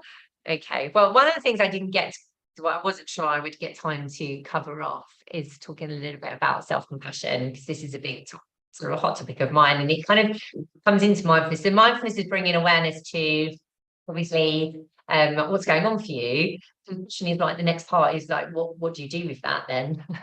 And you know, there's a big mismatch when it comes to showing kindness to our others and showing kindness to ourselves. I know lots of people, as I'm sure you do, Kim, that are very rarely kind to themselves, but they are so kind to everybody else and treat everybody else in such wonderful ways, but not themselves. So self-compassion, in a nutshell, is treating ourselves with the same kindness and understanding that we would treat a close friend when things go wrong. So that's the kind of a great definition from Chris Germer. And how and self-compassion as a kind of practice is gaining lots of scientific study. And again, as you know, I'm a scientist, so I like to know how things work. So how does compassion work to make us feel better? So these are some of the ways that being compassionate towards ourselves and self-soothing can help us. So it triggers oxytocin. When we soothe our own pain, when we soothe our own suffering, we trigger the release of oxytocin, which is a hormone. It's the hormone of love and bonding, and it plays a really important role in social relationships. It's been shown to increase feelings of trust, calm, safety, generosity, and connectedness. So really, we all want lots of oxytocin pumping around our bodies. And studies have also shown that self-compassion activates our parasympathetic nervous system, basically the opposite to our stress response, helping us calm down if we're in a stressed state as well. And it also counteracts that negativity bias that I was telling you all about earlier. Now, I just want to run through some self-compassion or self-soothing practices that you can do. You can start doing these today that will trigger the release of the love hormone. Now, I'm not going to list off things like, you know, going for a walk or having a bath, reading a book. Those are all really lovely self-care things that you definitely should do. But these are some really subtle self-soothing practices that you do over time will help you feel a little bit more nurtured. And you can practice these anytime, but please do put them into practice. So there are loads of these, but these are some of my favorites. So the first one is be mindful of how you're speaking to yourself. Consider what your best friend would say to you. So, you know, get yourself to imagine a friend or a loved one heard you talking in the way you are or going through, or imagine what they would say to you and see if you can say that back to yourself. Or if you struggle with that, put them in your situation, put your best friend in your situation and think about what you would say to them and say that back to yourself. But just be mindful of how you're talking to yourself and ask yourself, you know, would I talk to someone else like that? Or how would people feel if they heard me talking to myself in that way? Have a go-to phrase, or consider what your best friend would say. So yeah, exactly. So thinking about, you know, what would say, and I bet they would say things like, "You're doing great, you're doing really well." Say that back to yourself. And having a go-to phrase, I really love this. Something like, you know, this is really hard for you right now, or you are good enough, or you're doing a great job, it's going to be okay. Just find a phrase that works for you. If I'm feeling particularly self-critical for whatever reason, and I do sometimes, my go-to phrase is "you're doing the best you can." So I will say that to myself. I will say it under my breath. I will say it in the mirror. Yeah, it's a really great one. My best friend's go-to phrase is "trust in the process of life." And she even got it tattooed on her leg. But that really gets her through difficult times, having that easy go-to phrase. The next one is touch. So gentle touch, again, placing your hand on your heart, giving your arm a stroke or a squeeze. It helps get all that oxytocin flowing as well, and touching your lips as well. I'm a big hugger of other people. If you met me, you'll know. But also just hugging yourself is a really great way to get your oxytocin flowing. Oh, I really love this. You know, if you're standing with your arms folded, just give yourself a little intentional squeeze. Or a rub. You can do that in a really non-obvious way, but it just is really soothing for you. The important bit is that gesture of kindness to yourself. Checking in with yourself, asking yourself if it's okay. So again, I told you about the green dots, put those around the house. When you see those, check in with yourself and ask yourself, am I okay? Am I doing all right? What's going on for me right now? So rarely we just check in with ourselves. I always like to say, you know, think of yourself as a guest in your house. You know, ask yourself, do you need a drink? Do you need something to eat? Do you want to go outside? Do that as an act of kindness, as a self-soothing practice. And then finally, connect and talk to others. You know, I can't stress how important it is to connect with other people throughout your day, throughout your life. It's kind of one of the reasons I put together the Founder Mums Club in the first place, to try and facilitate more connection.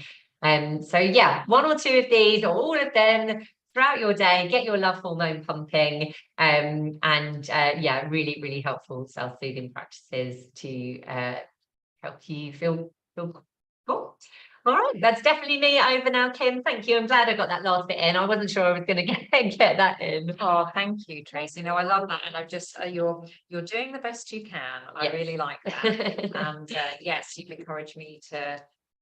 I've got a few things, but not one that I'm like, oh yeah, go to. So I'm going to do that. Oh well, thank you. No, so worries. well done, you. I was able to show myself kindness, and I went for a lovely little walk Good, I'm glad. down by City. the river. So let me stop share this, give you that. Give you a hug. And hang on, did you tell people how they can find you? Oh, well, yeah, I put slides up there. Okay, perfect. Then I'll share it after. Okay. Okay, thank you so much. Bye. And I have to say that yeah, I sort of took a lead from my own book and a number of my other wonderful speaks, and went into nature. And yeah, it's that nice time of day where it's just before it's beginning to get dark, and it was quite cold. I left my coat in here, so I borrowed Sophie's actually, and just went out, nice bobble hat, and I had some nice healthy fruit. And now thank you for the sweets. And Laura, thanks for the gold digestives, never had them. Amazing. Okay, so thank you to Tracy for that mindfulness section, and I was really looking forward to that, but I will be sort of doing the actual mindfulness piece another time. So we scheduled that in so I could have a bit of time, which was wonderful. Now I'm going to pop on the having a short break screen while I do my next tech challenge, which is setting up to play live recording that I did with Graham Alcott, author of Kind and Productivity Ninja, a number of other things. So I will be back in a couple of minutes, and so see you then.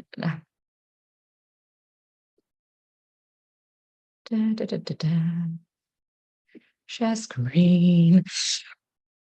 Come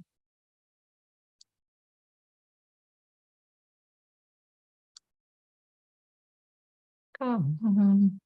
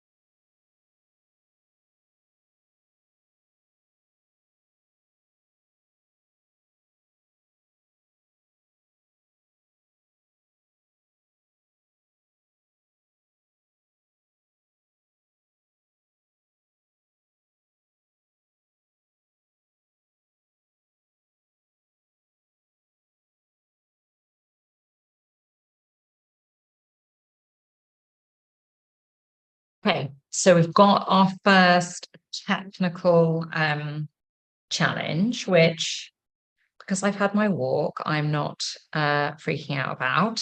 Well, hopefully I've got nothing private on there. No, don't worry, I don't.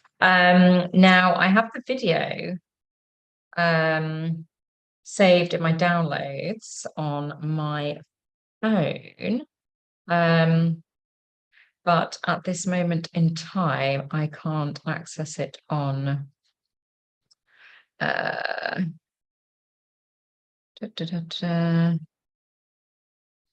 right.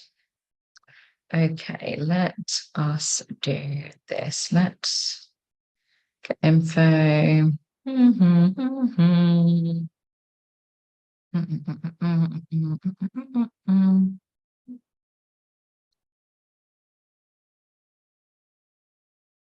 Yeah, this was the one thing when I went to bed last night, I was like, "Urgh," that I didn't test out. So just give me a minute. And if you've joined, then apologies, you'll just get my I'm not sharing, am I? No, you'll just get my confused, concentrating looking face, which hopefully is okay. That's the self-kindness. Okay, no, I am sharing this. I'm not. This is annoying. Right. Okay, I do have a plan B if I am not able to locate it, but I don't want to go to plan B.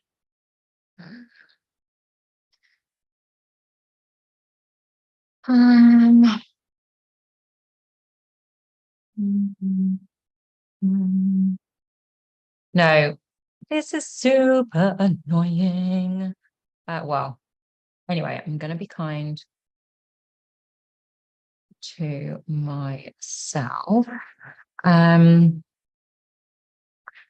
Live. Yeah, this is all like the promotion, and I can get it on my phone. So why can I not do this? Okay, so, well, look, this is a live kindness to myself. So let's see if I am able to share it from my phone and do it that way. So let us see.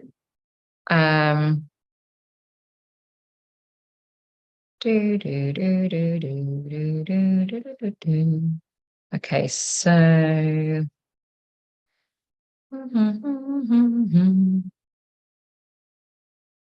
yes, I've got it, and then technically, I can just do share, but no, that's going to share as a reel. Right, I'm going to try one more thing, and then I'm just going to go to plan B, which is basically me talking about the book and some of the things that Graham and I spoke about, and then I will be able to share the link of the actual video afterwards. Oh, hang on. Oh my goodness, I've got it.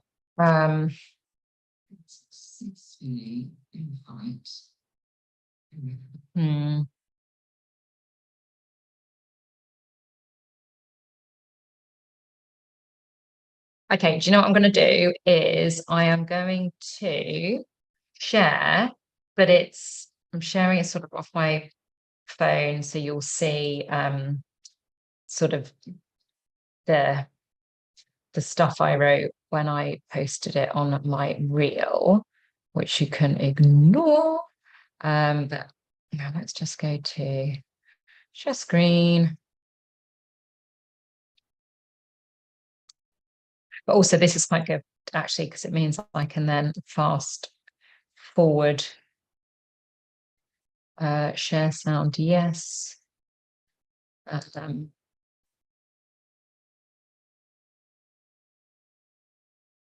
So I'm going to go on. Right. This is a really weird way of doing it, but let's see what happens, shall we? Yeah,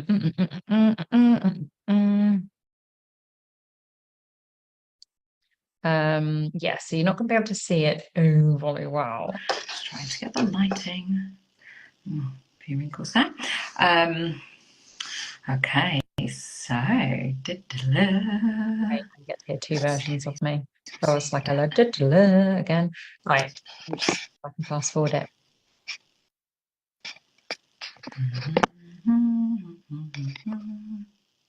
Okay, well, this is going to be a learning for me because obviously there is different ways of sharing video much better than this. But anyway, I'm going to go on mute and off screen, and let's listen to 15 minutes of my interview with Graham. Join.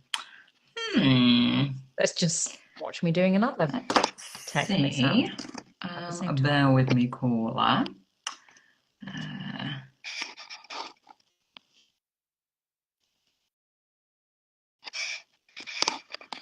Let's have a go this way then. Send. Okay. Hello, Graham. I can see that you're on.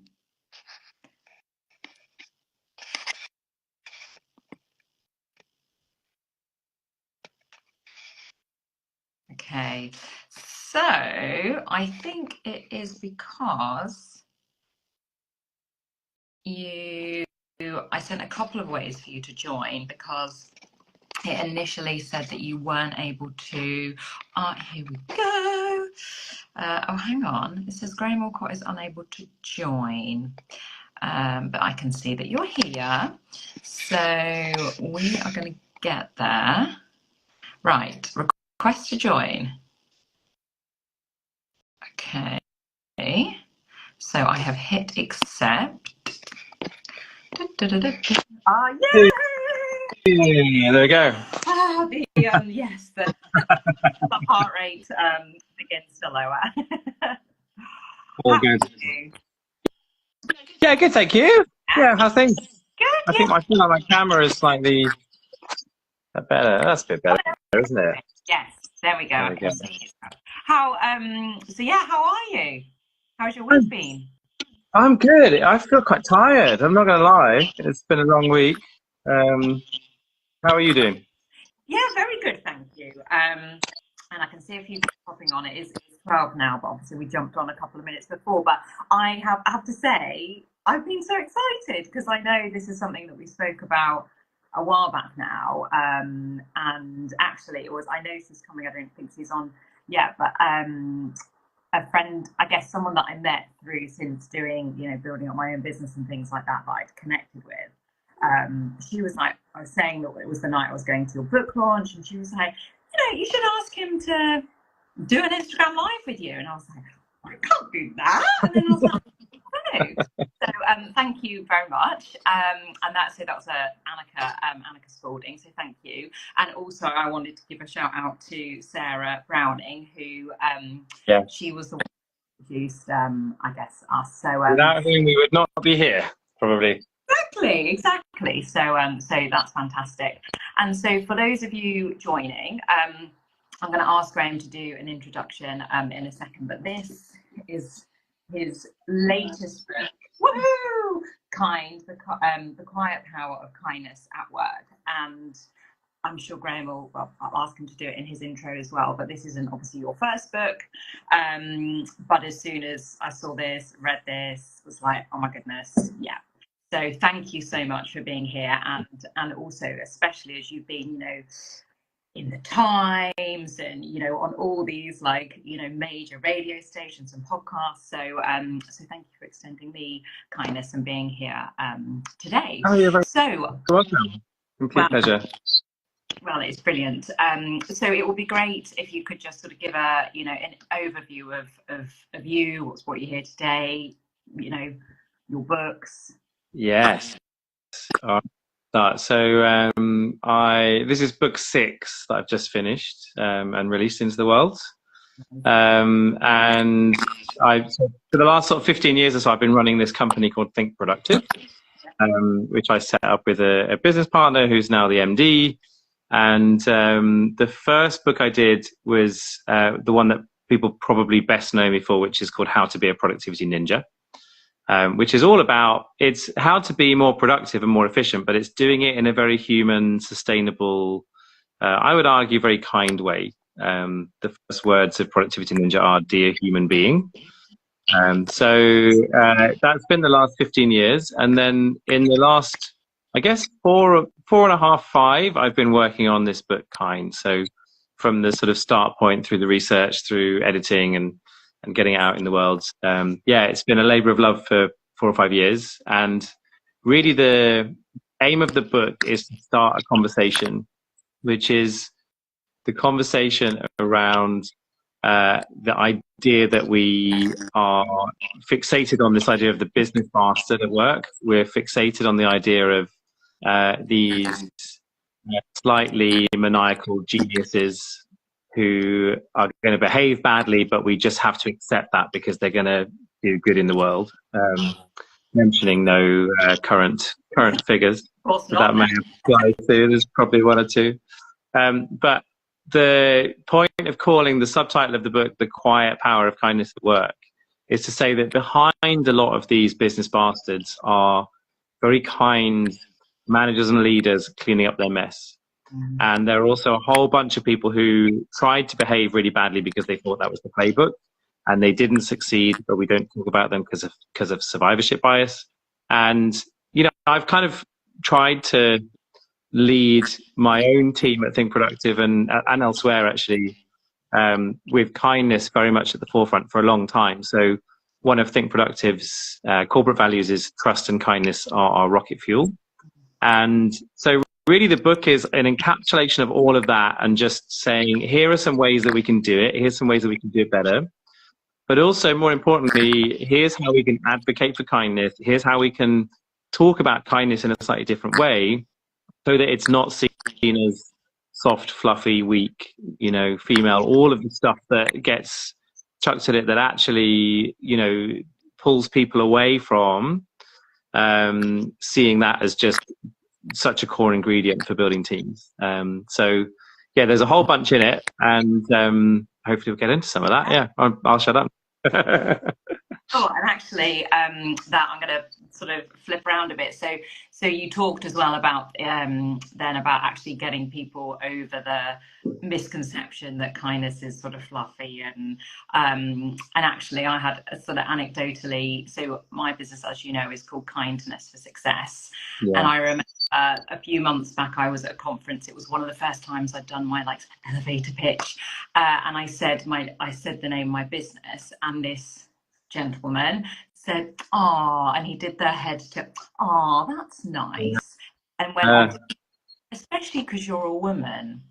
And you know, at the time you're like, I don't think I, you know, like afterwards I've thought of all of the things that I could have said, you know, productive things, of course, but yeah. So anyway, in your book you talk about nice versus kind, and then particular, I love the analogy you do to one of my favorite food types. So I wondered if you could share that, Graham. Yes.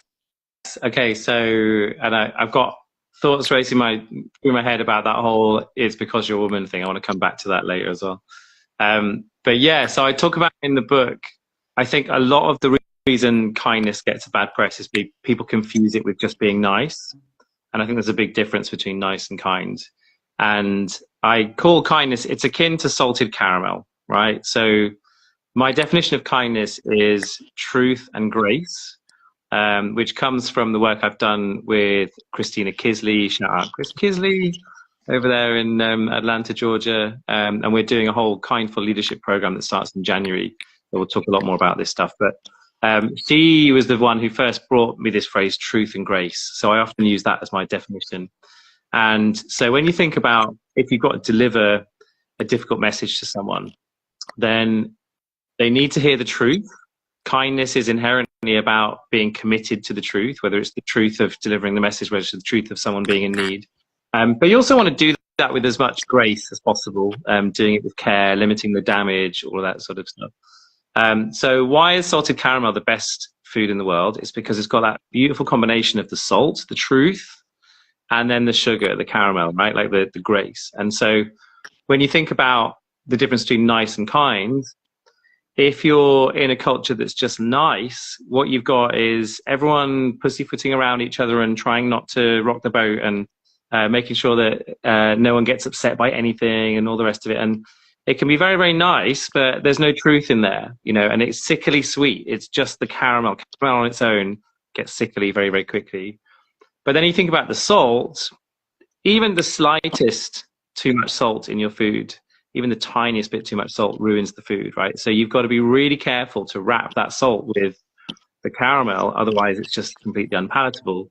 So I think for me, that's the difference between nice and kind is, you know, kindness is, you know, niceness is about telling people what they want to hear, and kindness is about telling people what they need to hear.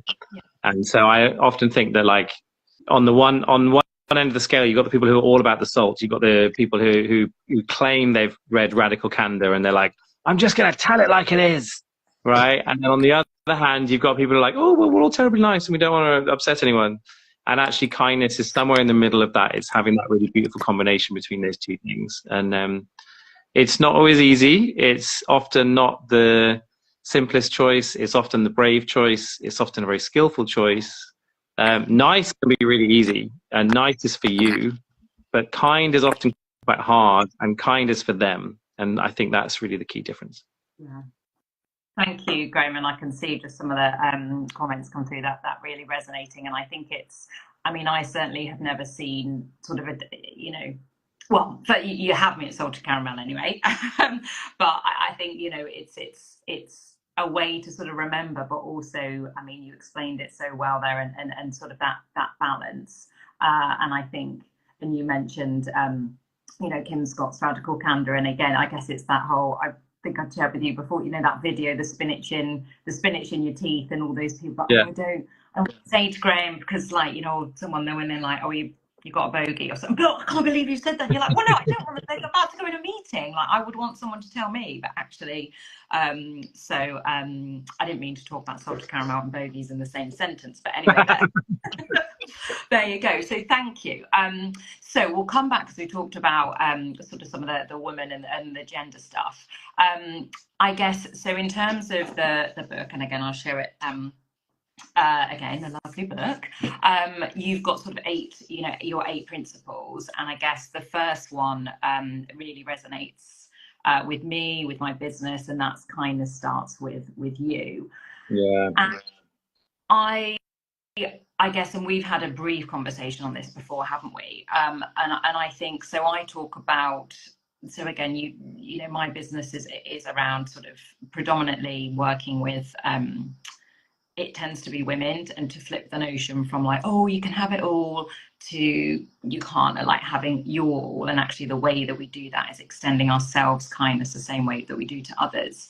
Now, as you well know, your Christmas Day, which we'll come to, it was World Kindness Day on Wednesday.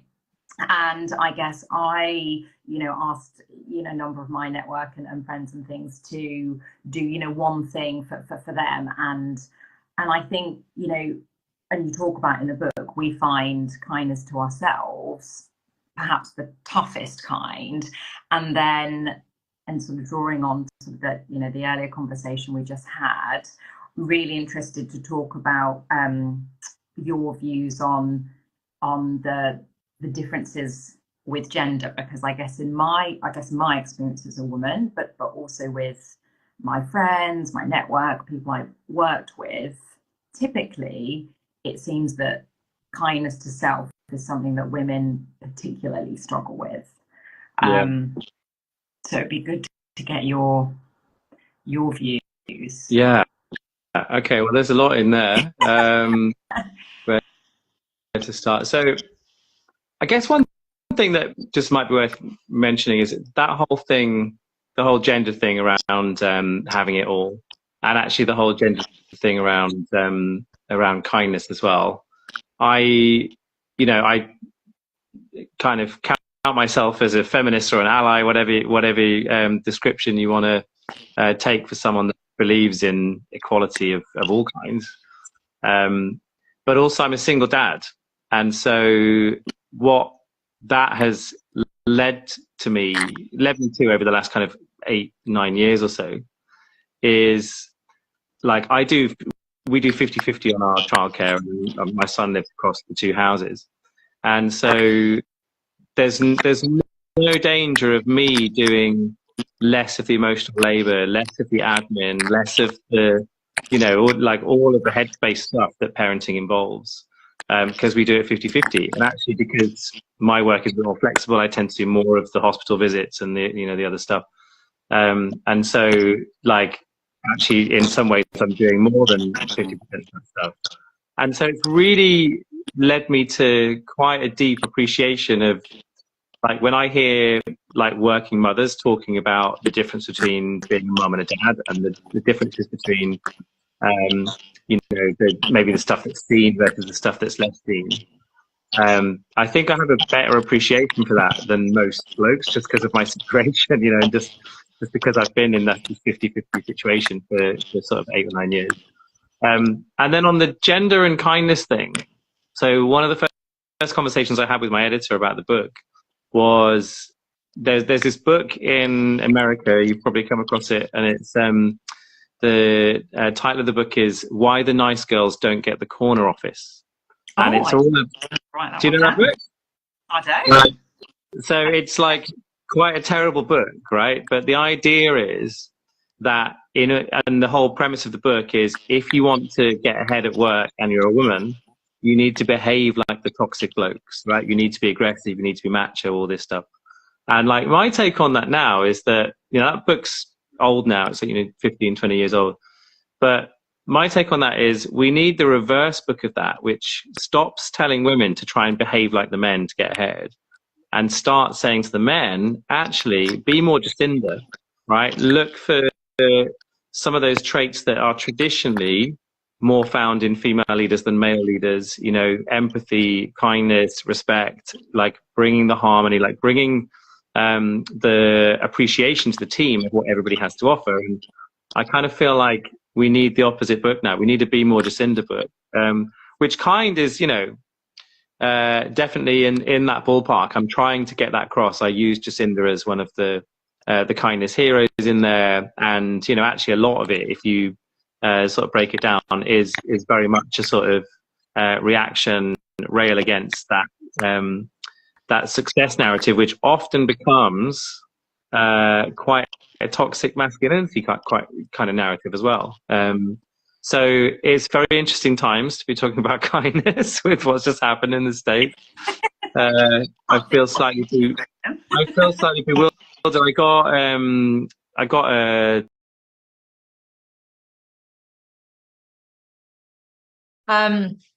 if you tuned in at all, Graham, I'm sorry, I've just cut you off full flow. But I have my next guest waiting, so I don't want to keep her any longer. But what I will do after today is I will share the full recording, because Graham was happy for that to happen. And Be More Jacinda.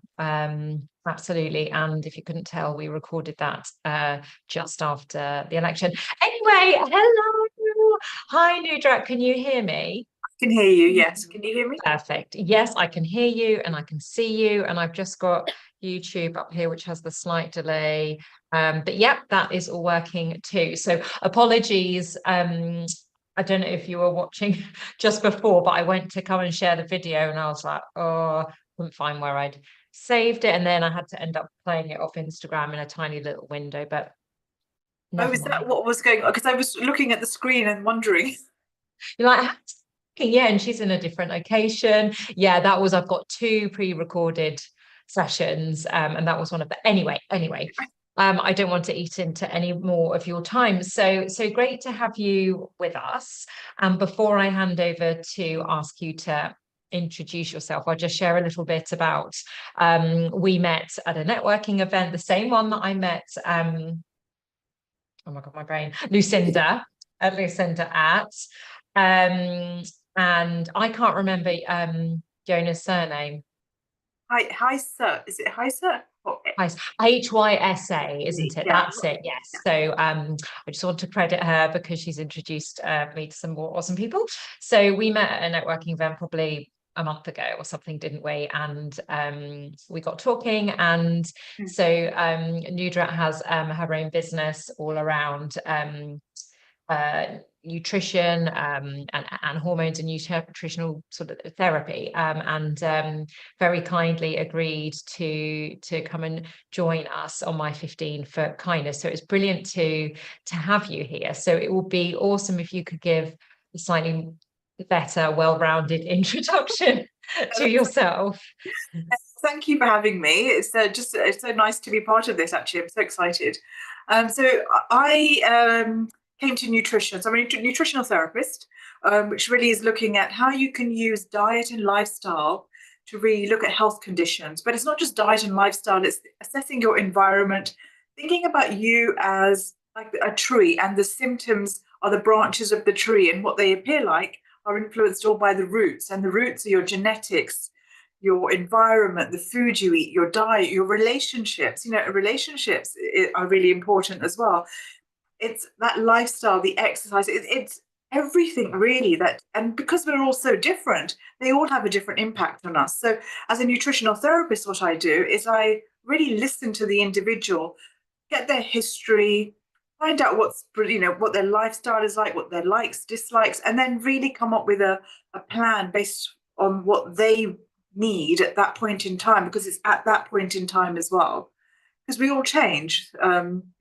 So that's just a bit about what nutritional therapy is. And I came to it because of my own health journey for about over 10 years ago, when I found out I had fibroids, which are growths in the uterus. And typically doctors, their response is very drastic, have a hysterectomy, and I didn't want that. And so I started making my own changes and realized that it had a profound impact on my health. And then when I was at a crossroads in my career, I decided to change from banking to nutritional therapy. So hence why I'm here now, trying to help other women. Wow. And yeah, what a transition then. So from, you said, financial banking into nutritional therapy. So why do you think, I guess, women experience an increase in sort of mental health challenges during, I guess, midlife, particularly around sort of this perimenopause, menopausal stage of life? I mean, I'm sure you've talked a bit about this with the various speakers already. Obviously, it's a period in your life where there is a lot of change going on. It's like your second puberty. So your hormones are fluctuating all over the place. Now, literally, or you're on this roller coaster. And with that, because our hormones influence so many systems in our body, and they actually influence our mood, our digestion, and so suddenly everything is being thrown out of kilter. On top of it, women, as always, you're working, you've got families, you've got parents. But that's again that sandwich generation. Your parents, you're supporting them. You're trying to juggle everything, and I know, there's families, there's other support networks, but I think women sometimes struggle with asking for help and letting go. And I was one of those as well. And it's okay to do that. So I think there's all of these things going on. Your hormones are changing. It's impacting pretty much everything in your body.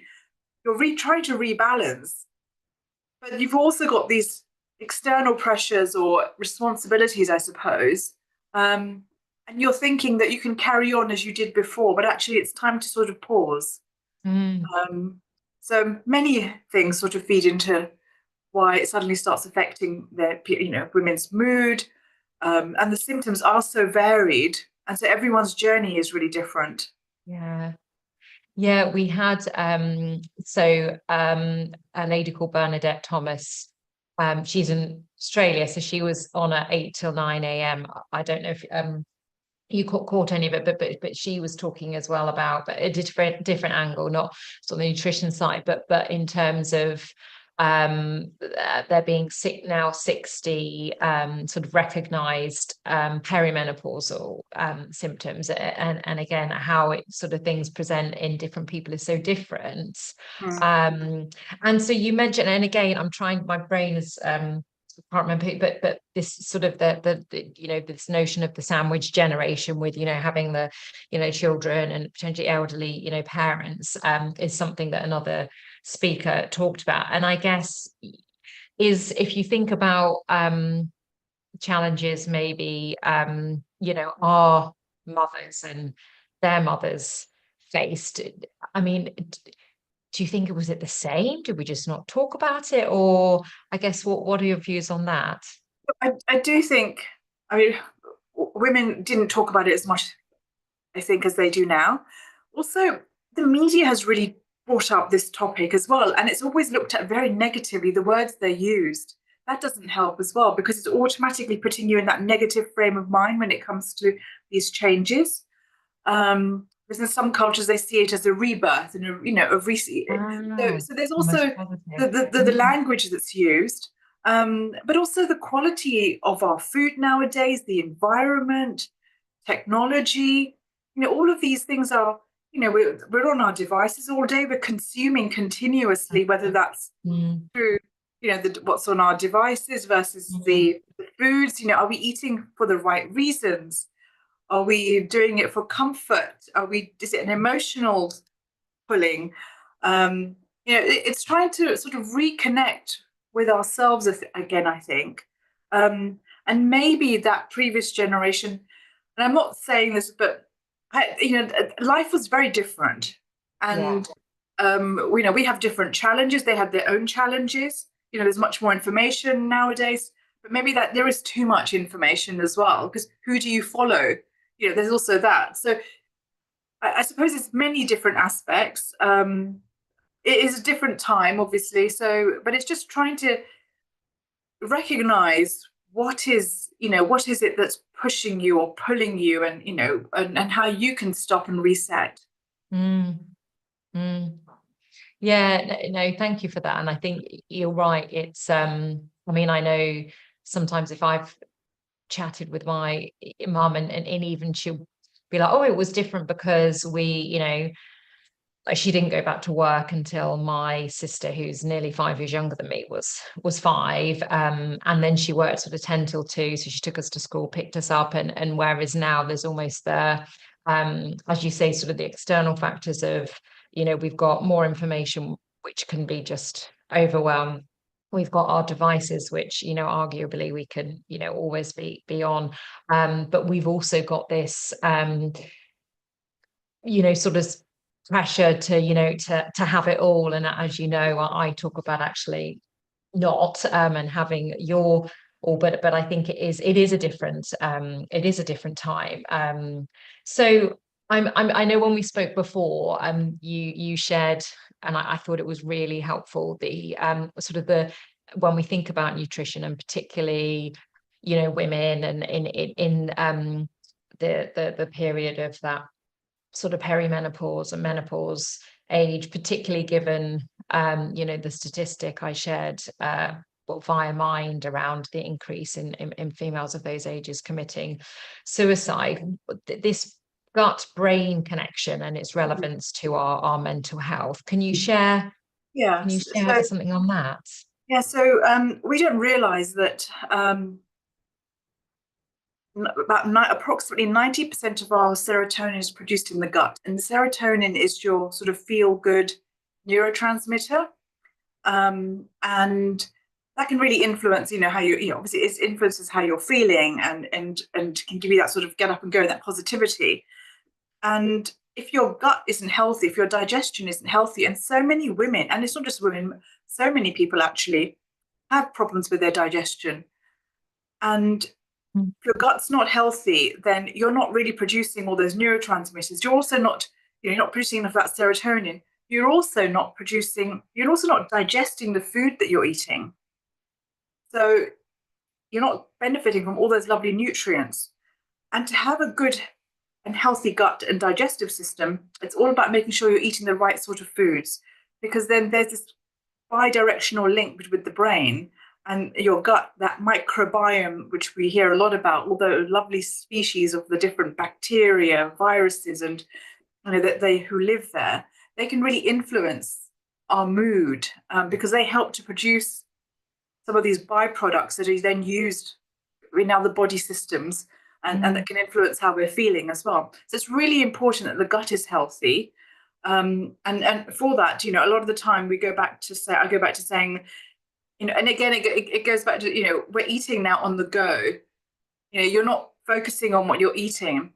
So it's trying to take a step back and think about when you do come to sit down to eat, just taking the time to chew the food, get excited by what you're eating, focus on the food. Because then it's only then that you stimulate all the digestive juices, which then really help you digest the food. And then you benefit from all that lovely food that you're eating.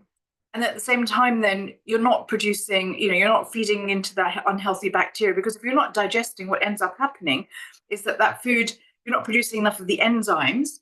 And then that food then sits there and it starts to sort of sit there and ferment. It's fermenting, then what's happening is that the unhealthy bacteria are feeding off of it. And so you're getting that imbalance in that gut microbiome.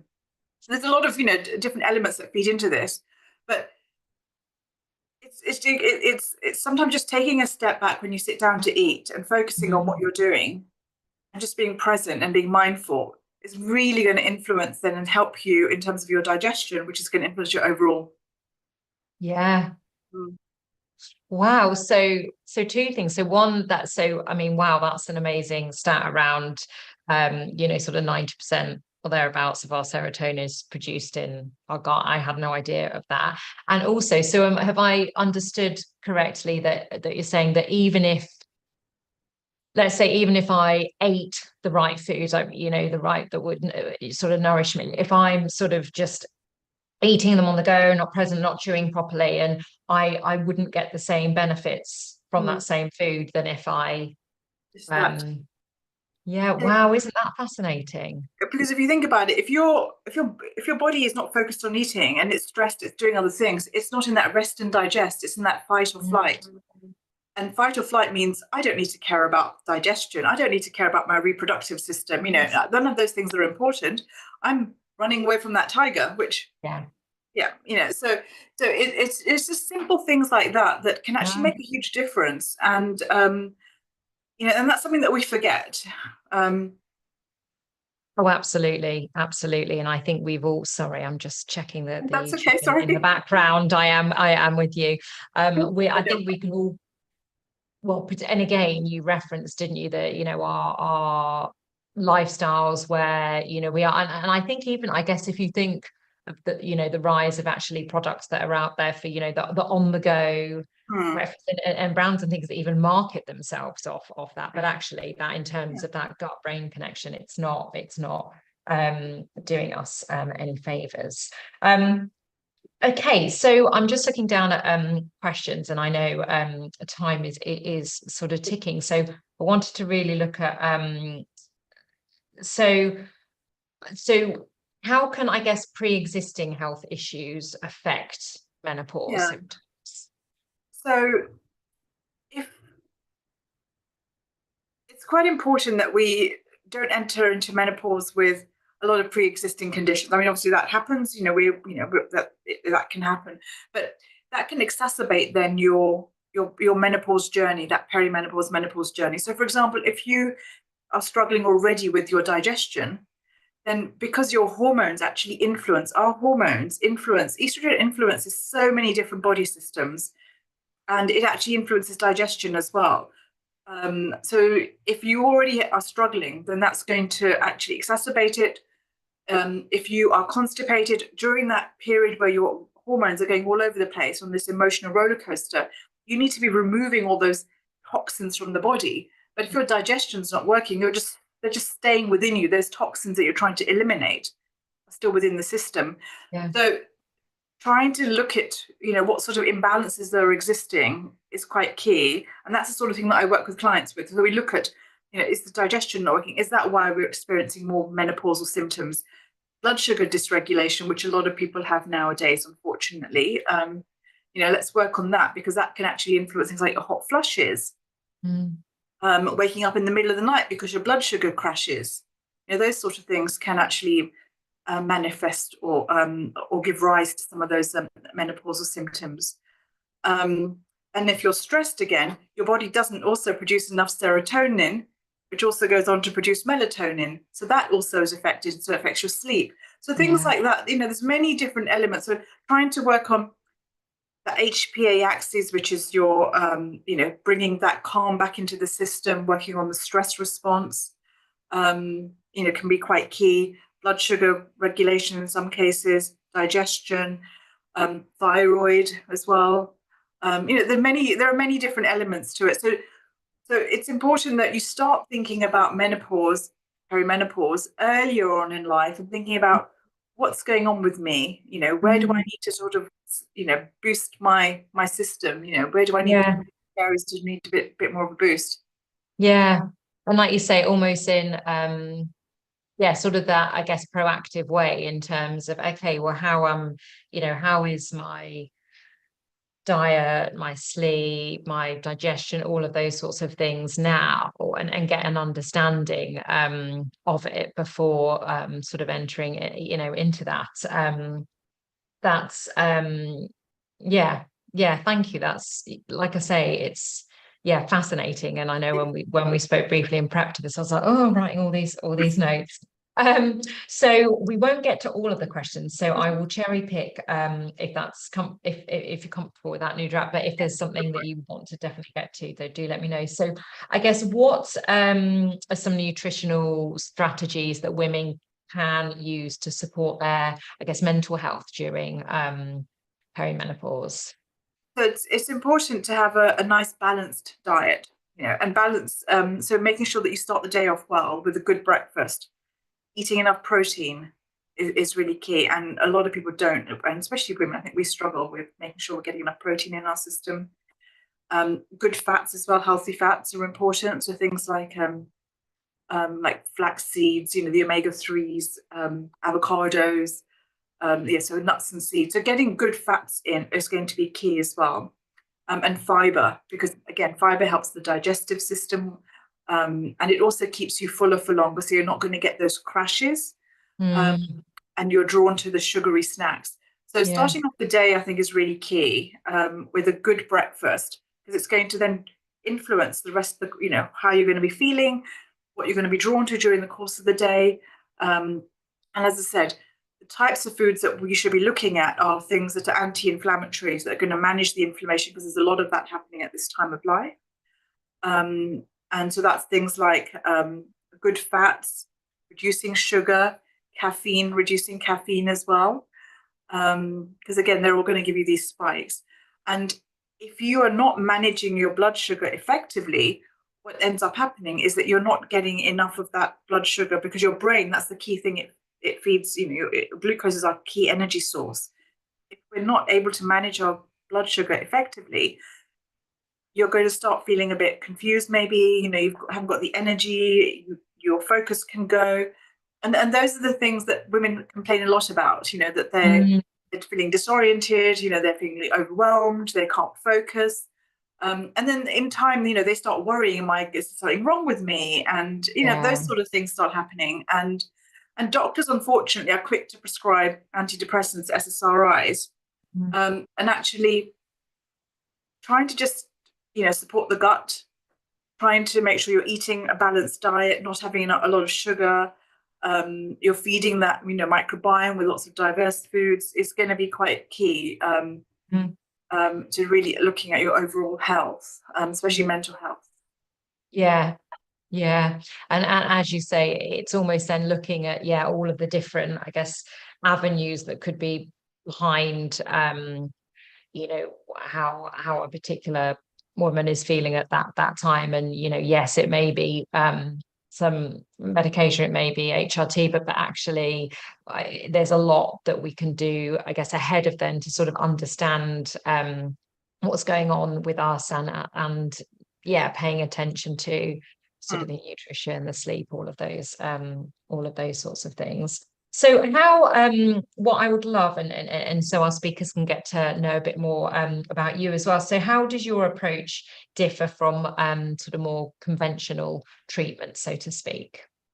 So we obviously nutritional therapists looking at diet and lifestyle, looking at foods, looking at what your body is needing at that point in time. Maybe you're deficient in certain nutrients.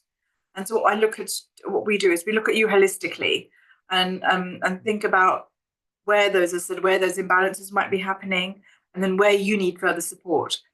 I'm not against HRT. HRT, there is a place for that, but with HRT, you also do need to still think about, it's not a panacea for fixing everything. Yeah, so you do still need to think about your diet and your lifestyle. And sometimes there might be genetic predispositions. So trying to understand what's happening with an individual, looking at them as a whole system, and then seeing where those imbalances might be arising is how it would work. And then thinking about, how do I try and support that imbalance, or what's going on? Could it be certain foods that we need to incorporate? Maybe supplements. Maybe we need to do some tests just to sort of identify if there are deficiencies. Maybe we look at genetics. That can also be an avenue. We look at do a genetic analysis. So many different aspects when I come to looking at an individual, but it's really based on what's happening with that individual. What's happening with that, with the client, and what they're presenting with, what their needs are as well. Yes. And it's giving them the time to sort of share. And often I might pass them on to other people, because we end up holding a lot of trauma, and we don't realize that trauma can actually stick, it can actually influence the way our body then responds when it comes to the immune system or the stress response. We have that heightened response, and we need to bring that calm back in. So working with other modalities to give that holistic, to give someone that holistic help and support. Yeah. Absolutely amazing. And it's, like, I guess, like some of the things we've had today. So Tracy that did the mindfulness, and Lucinda with the EFT, and Karen this morning with the breath work. So it sounds as though it's almost then very almost forensic what you do with individuals, because as you say it, if you were looking at me versus you versus the next speaker that's on, it would be very different. It would be very different. So okay, so what I guess how a couple of things. Sorry, I just need to get my words out. So how do you show yourself kindness, Deirdre? This is always a constant struggle. Constant struggle. And I think since I've been doing my own business, it's become more of a challenge. But because that's where your lines get blurred. But for me, making sure I get out for a morning walk is really key. And having that me time, a morning walk is really key. Being out in nature, I just didn't realize, but I feel like I'm alive again when I'm in nature. It just feels like everything just melts away. And then also more recently, it's allowing myself to let other people and do things, delegate. It's okay to ask for help. It's okay to get to delegate and offload. And that's something we need to be doing more of, really. Oh no, absolutely. And two things I said. But first off, sorry, that was really unprofessional of me, but I can see my son's he's blowing on the window and like doing a heart, I think, or he's trying to tell me something. So sorry, he was nervous, so I'm just giving him a wave. But secondly was that the nature and the connection with nature is something that actually has come out a lot, a lot today. And some people have even said like, oh, I know it's, a simple or a cliche, whatever, but I think it just shows, this is all, from very different people with different lifestyles, different businesses, different backgrounds. And actually there is that, like you say, that connection piece. But I really like as well what you say about delegation, and we don't have to do it all, and actually asking for help is is, like you say, not always easy to do, but Yes. So, okay. So how can people work with you? So how can they sort of, find you, connect with you after today? So they can reach out on. I'm on Instagram. I am on social media. So you can reach out on Instagram. I'm at Nourished by Nudrat, and the website is the same. So they can reach out to me. I do a free 30-minute chat with people. So it's a good way to find out if that's something you want to explore. Yeah. Nutritional therapy is what you'd like to explore. So it's always a good way to just kickstart changes as well. So I do a free 30-minute call with Yeah. individuals. So so reach out if you want to find out a bit more. Amazing. And as I've said with the other speakers, I will share all of these details afterwards, so people have got them.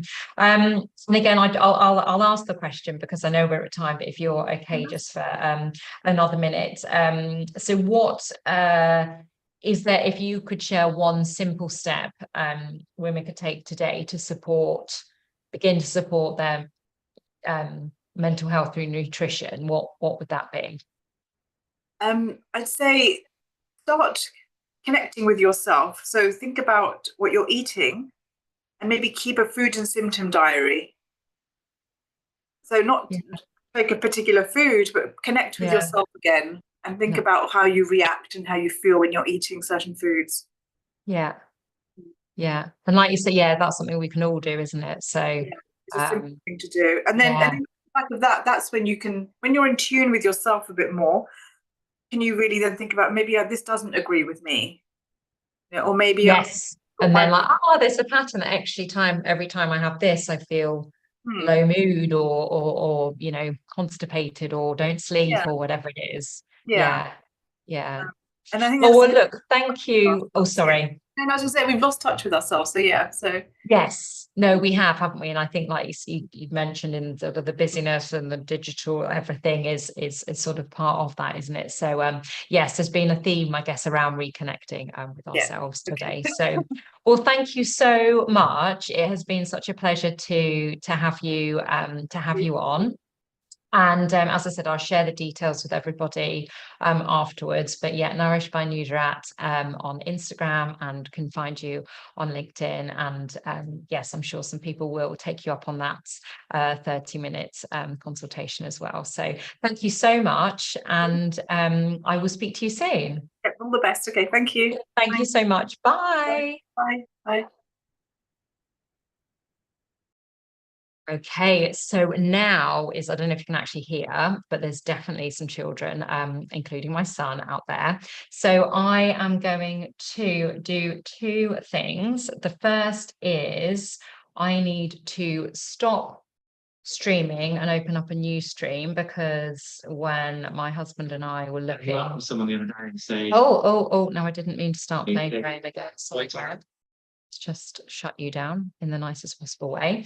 I need to start YouTube only stream or records for 12 hours. I know we haven't been going that long, but I just don't want to forget. So what I'm going to do is I'm going to go more and